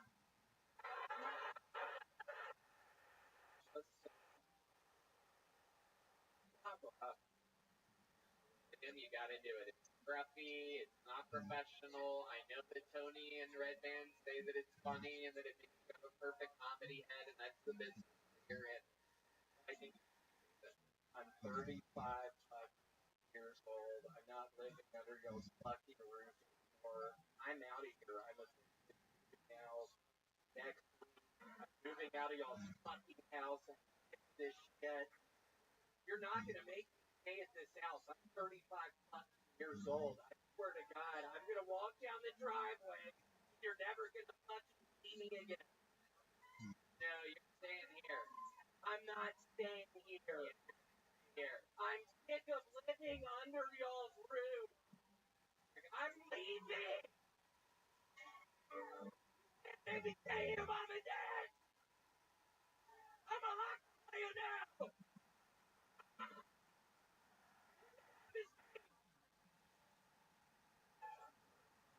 Big, the red, William Montgomery, everybody. And like that, we did it again.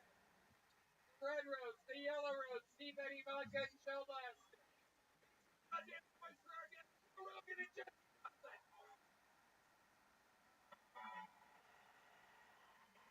And how about one more time for the band? That's Michael Gonzalez, Sean Madness, Matt Buehling, and Paul Deaver. The drawing is for Brian J. Ebelt, and it is fucking unbelievable. The book, Joe Rogan and Jackson Johnson in the mix.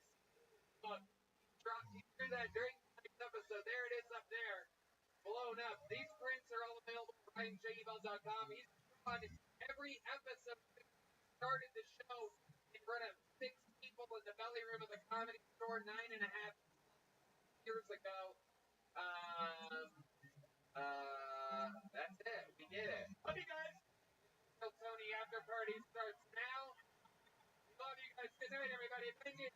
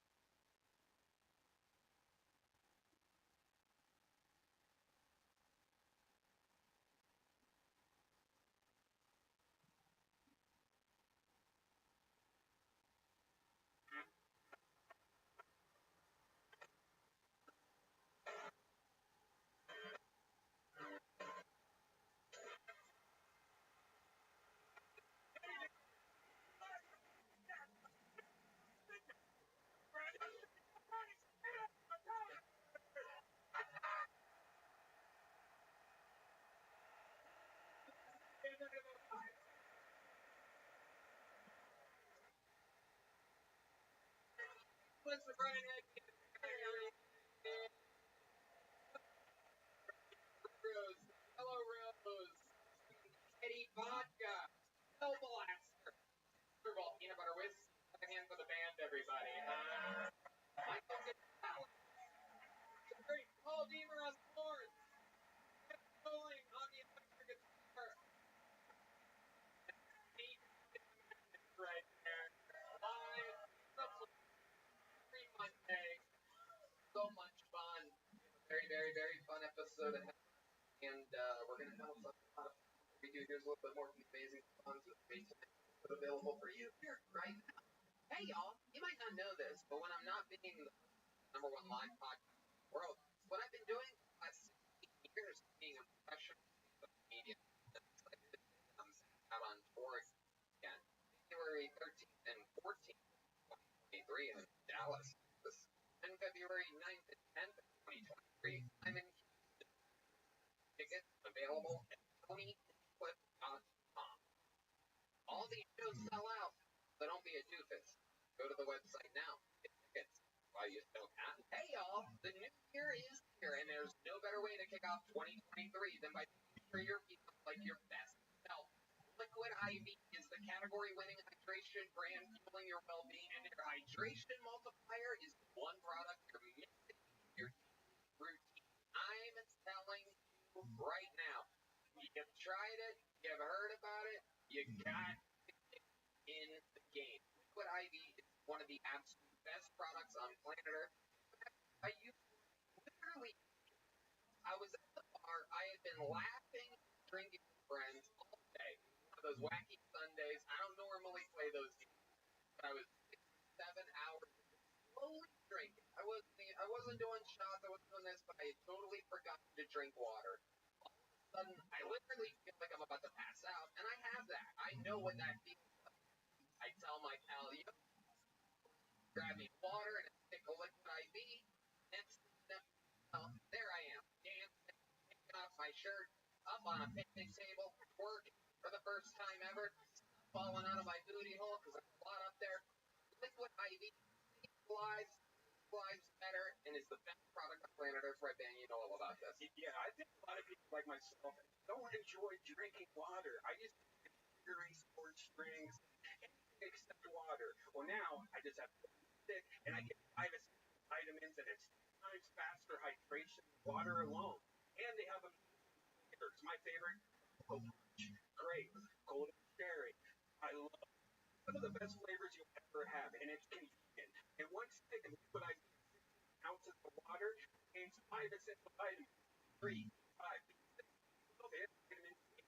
So you know what to do. Grab your liquid IV, nationwide at Costco, or get 20% off when you go to liquidiv.com and use the code Tony at checkout. That's 20% off anything you order when you shop Better Hydration 20. Use the promo code Tony at liquidiv.com. Hey, y'all, we're in the comedy business. If you've ever seen any moment of this show, a lot of mental health issues. Positive, some negative. Sometimes the greatest fans in the world try to kill themselves. Each person, we know that they're completely sane with on the show. Mental health is a really, really, really big deal in the comedy world. And if you're listening to this, I want to let you know that putting yourself first in this year does not have to be a challenge. Talkspace feels a little like having a mental health professional in your pocket. They offer therapy, psychiatry, and being able to reach out to my provider anytime, anywhere makes taking care of my mental health a breeze. Whether I'm working or managing tasks, taking care of my own mental health has never been easier. Working through things in therapy can be tough. Connecting with my therapist, plus, you can help with or without insurance. Most insured members only pay a $25 copay or less. Right, man? I recommend Talkspace for therapy. Sign up online, get personalized provide that's right for 48 hours. You can send text and voicemail to your licensed therapist. So it's incredibly virtual session from the comfort of your home. Because let's be honest, when I did therapy, I always had like having to do it in my room, and it's a lot. Now I can just talk. They like send messages. therapist anytime you want. Getting started is the important part. There's no need to wait around until something goes wrong in your life. Work with a therapist. Get on talks today.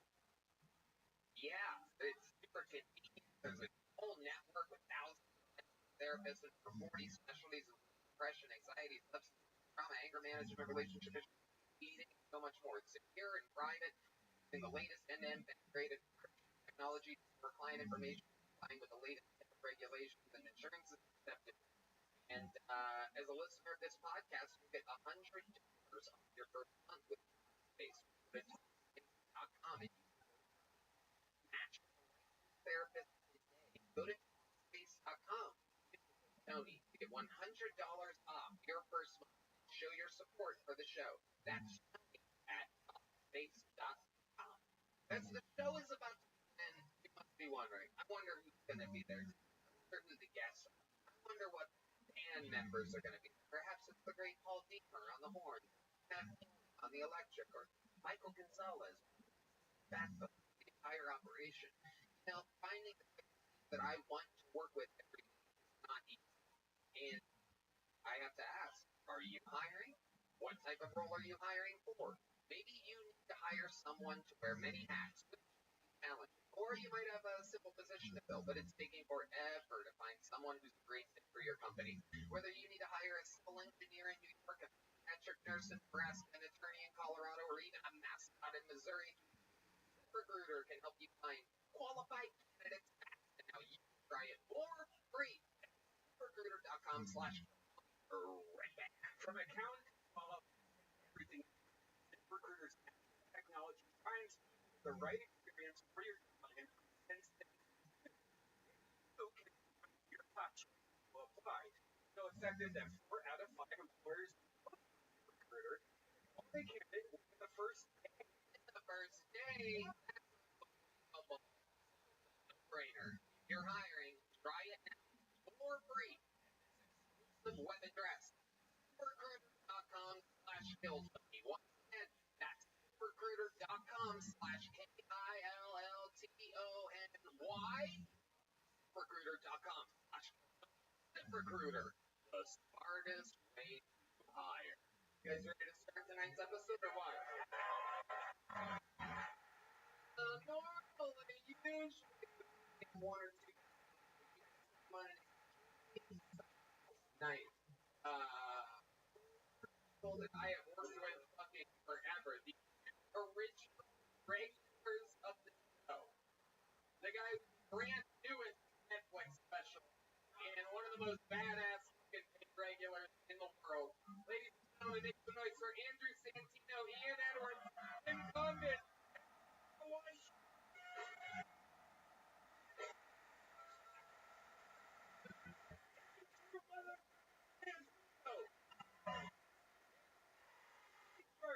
Netflix right now.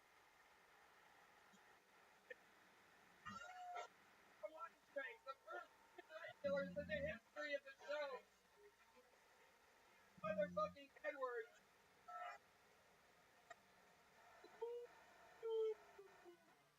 Oh shit! It's a goddamn comedy mafia here tonight, ladies and gentlemen. The first regulars of the show 9.5 years ago came Sarah Weinstein, the unheard of job of right for more brand every single week. I'm gonna hear him, everybody. They're in Arizona, January 27th. Got their podcast. This is great. Here, everybody. For regular fucking and goddamn fucking goddamn 10 years having to follow this motherfucker absolutely killing for the comedy football. Okay. Fuck yeah. We're in it. And literally, right now, you have to basically uploading it right now. The brand special. Burger. Andrew Santino, bad friends, and whiskey. For a long time, all four of you all know how it works. A bunch of people signed up. Pull their name out of the bucket. Second up when you put that back in. That means to wrap it up. Bring out the Angry West there. There you go. Very good. And that's 3 shots. For 3 today. That's pretty good. You're pretty good. We're going to have a lot of fun. We have regulars that write and perform for every minute every week. Just in very 9 years. We have full careers. You guys have a big show here on Friday night. I did your live podcast afterwards. Crazy crowds. So make you guys find out on your own. No longer need that's Tony. I'm telling people with 9.5 years that they're going to be like, ew, they're in the 30s. Oh, yeah. You is right. We have regulars. We'll have a goddamn winner here. That means I will a long trip here. Fucking, I'm saying a real long trip. But, so let's get ready to start tonight's show or what? How many of you are fans of the show? How many of you do awesome shit? Let's start with one of our regulars. This guy from living in a van to be an absolute baller. Sold out headlining shows all around the country. All he does is sell out now. Who's on stamp?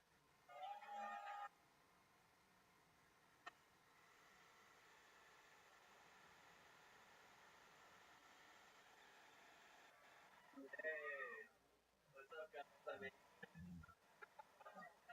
I'm so Asian. My favorite fast food restaurant is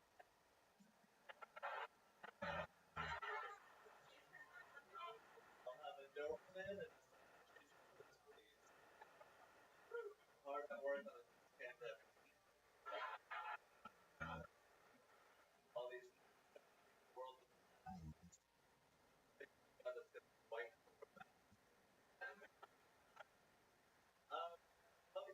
I was at a restaurant and I got a burger so bad I ordered another one just making it again.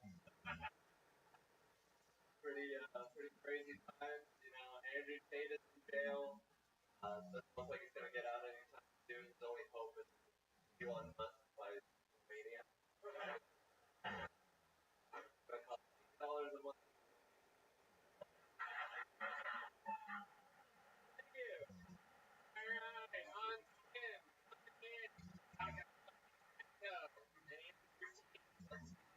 What the fuck are those things? What is going on over there? They're, cool.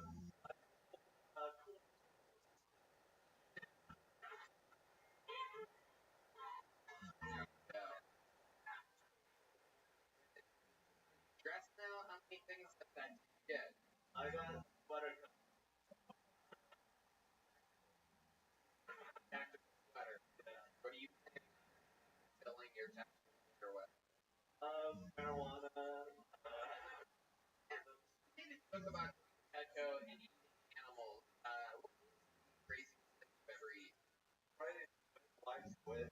Live squid. Okay. Well, they're cut up, but they're still like moving around.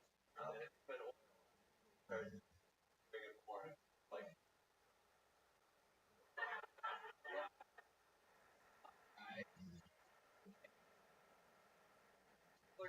World. Pretty standard.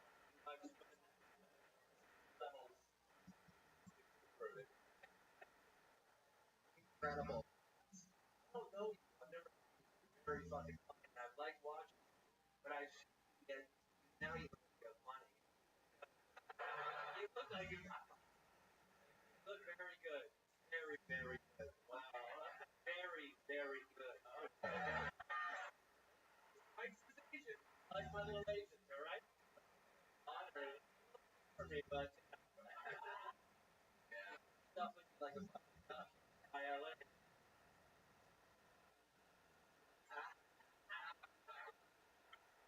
What? How do you feel? What's happening? I feel amazing. Been sexual hair. So tell us about it. I got come all over them. It's white. Make them get a fortune.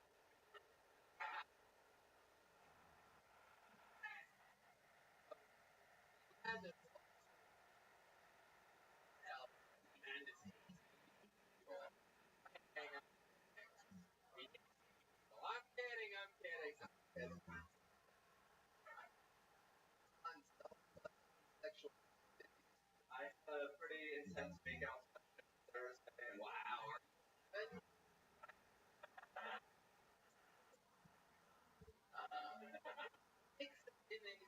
Makeout.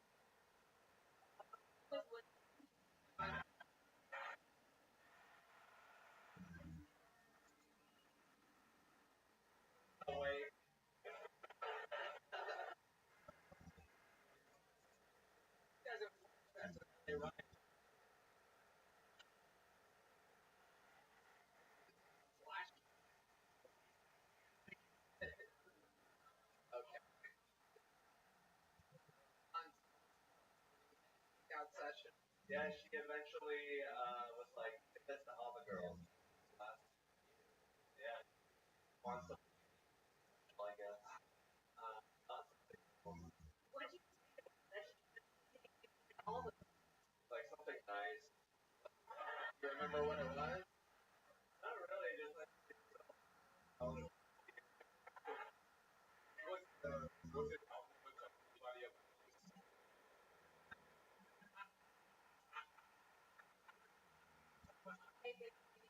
Rogan?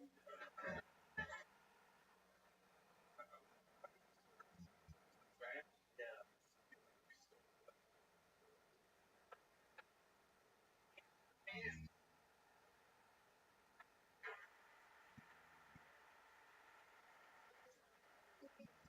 Activity and all the people that Do intense makeout session with a local girl.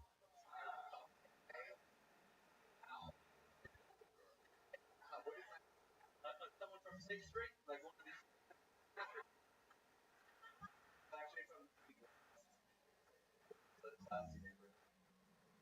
I'm more interested in why they stopped that. Yeah. Why didn't they Just want to like around dirt.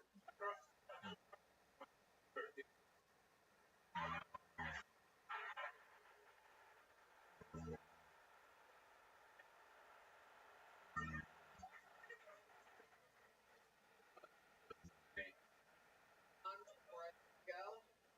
I fell out of my hammock. What? Hammock with that. Yeah, the bottom, the foot string or the head string? The head. Ooh. Okay. How did that end up? We had sex afterwards. Nothing better than a girl having damage. It's incredible. I loved it. Amazing. You every single week started with a bang. You're doing great work.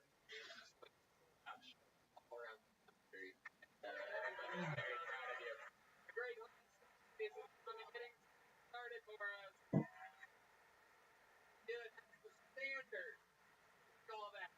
You guys ready to find someone out of the fucking bucket or what? Huh? It's crazy. Could be somebody's first time. Could be a genius. Where we found all these people was right out of this fucking bucket right here. Your first person, lucky enough to get pulled out of it tonight. 60 seconds uninterrupted goes to Justin Goodby, everybody. Justin Goodby. And it has begun.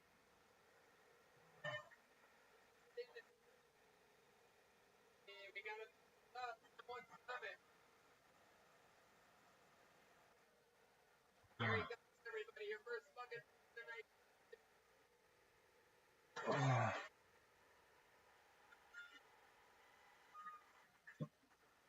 Crap. Somebody say right here.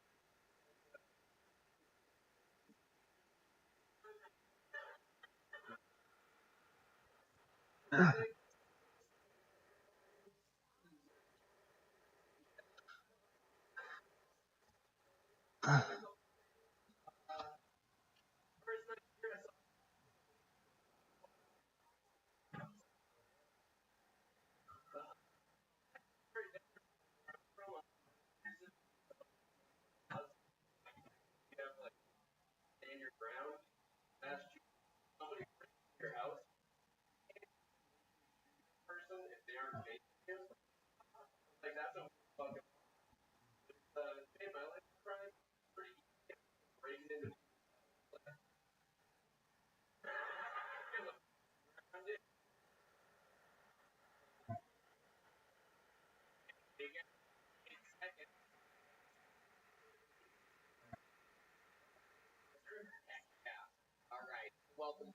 visiting from Massachusetts. How long have you been doing comedy? Months. 2 months. What made you start now? Every I was like, I gotta start getting more out of it. what have you been doing?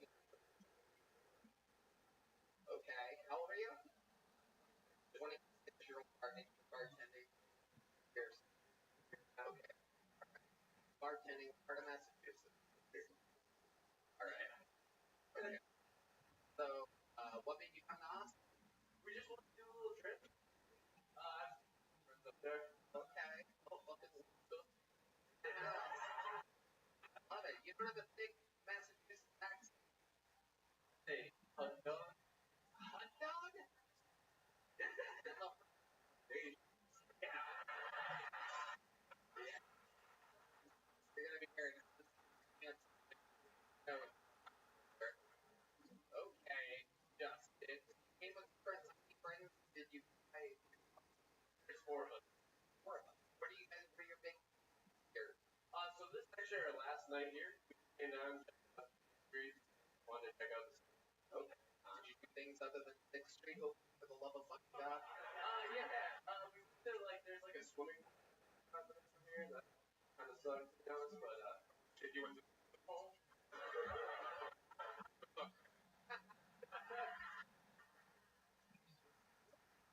Okay. I forget it was Hamilton. Okay. And why didn't you like it? The water was really cold. There was a lot of kids there. I wanted to see rocks. You can't really skip rocks. You couldn't do it. Wow.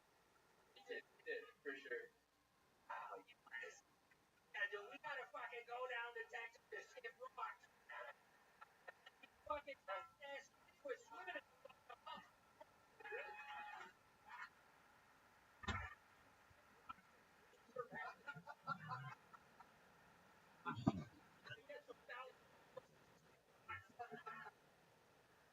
Like, You look like you do.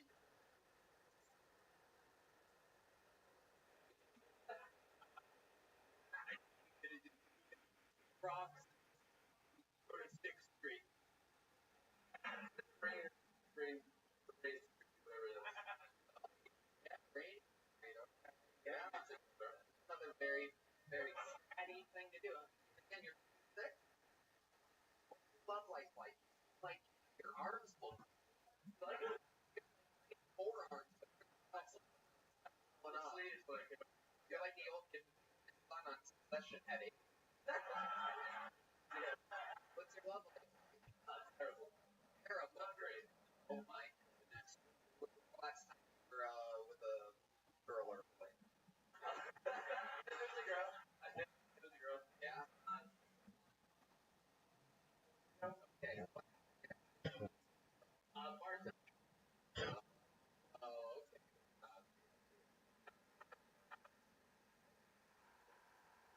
Good. For 23.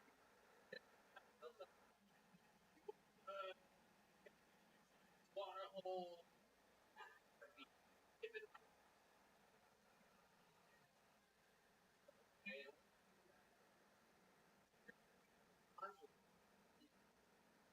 Yeah, it went serious.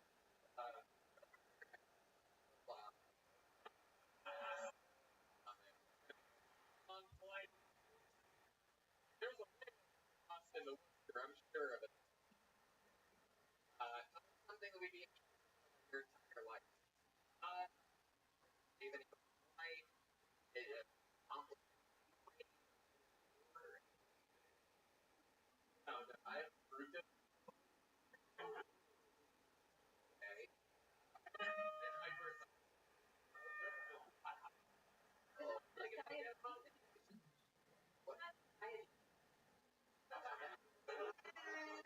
What's the difference between diabetes and thyroid?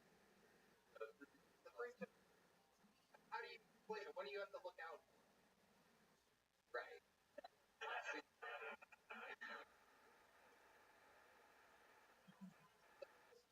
Future that around Like Miller has going out. You're great having a bar.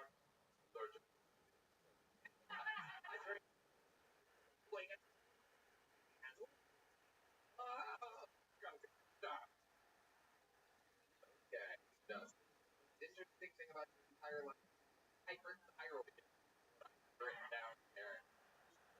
I was trying to think like what I would say. What airline did you always fly on? Spirit. Blue. Oh, carry on. You look like a seatbelt.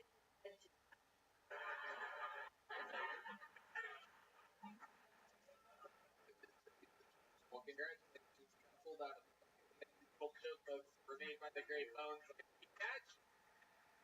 There you go. Good.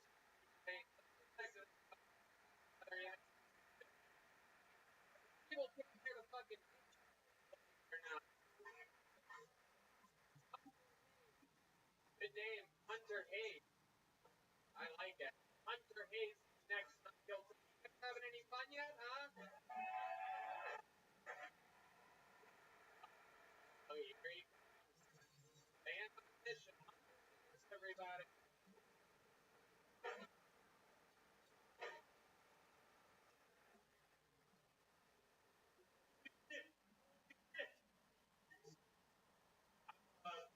My own project, special beer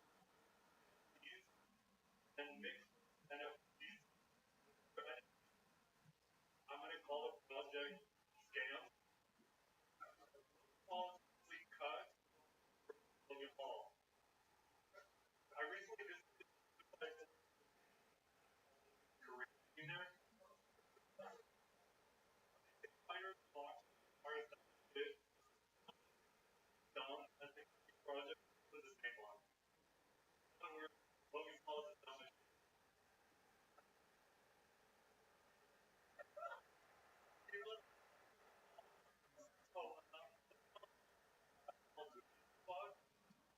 And his co-host walked off set.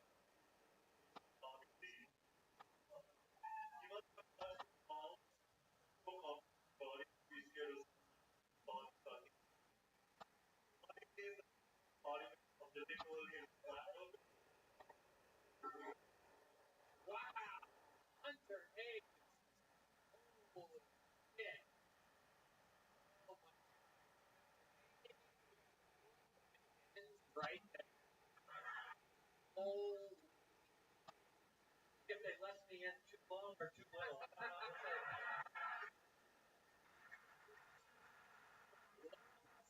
Brody Anderson is a card, everybody. Sarah Weinstein. Andrew Blandino. Slim Shady, please fit. It's the shady. So bad that the band started talking about sunburn behind us. The blind side. Frustrated. And now you're the ones that had enough. Ian Edwards. Yes. That's true. That's true. But real. Incredible. Incredible. Oh my goodness. And Hunter Hayes, where do you come from? Where do you go? Where did you come from, Joe?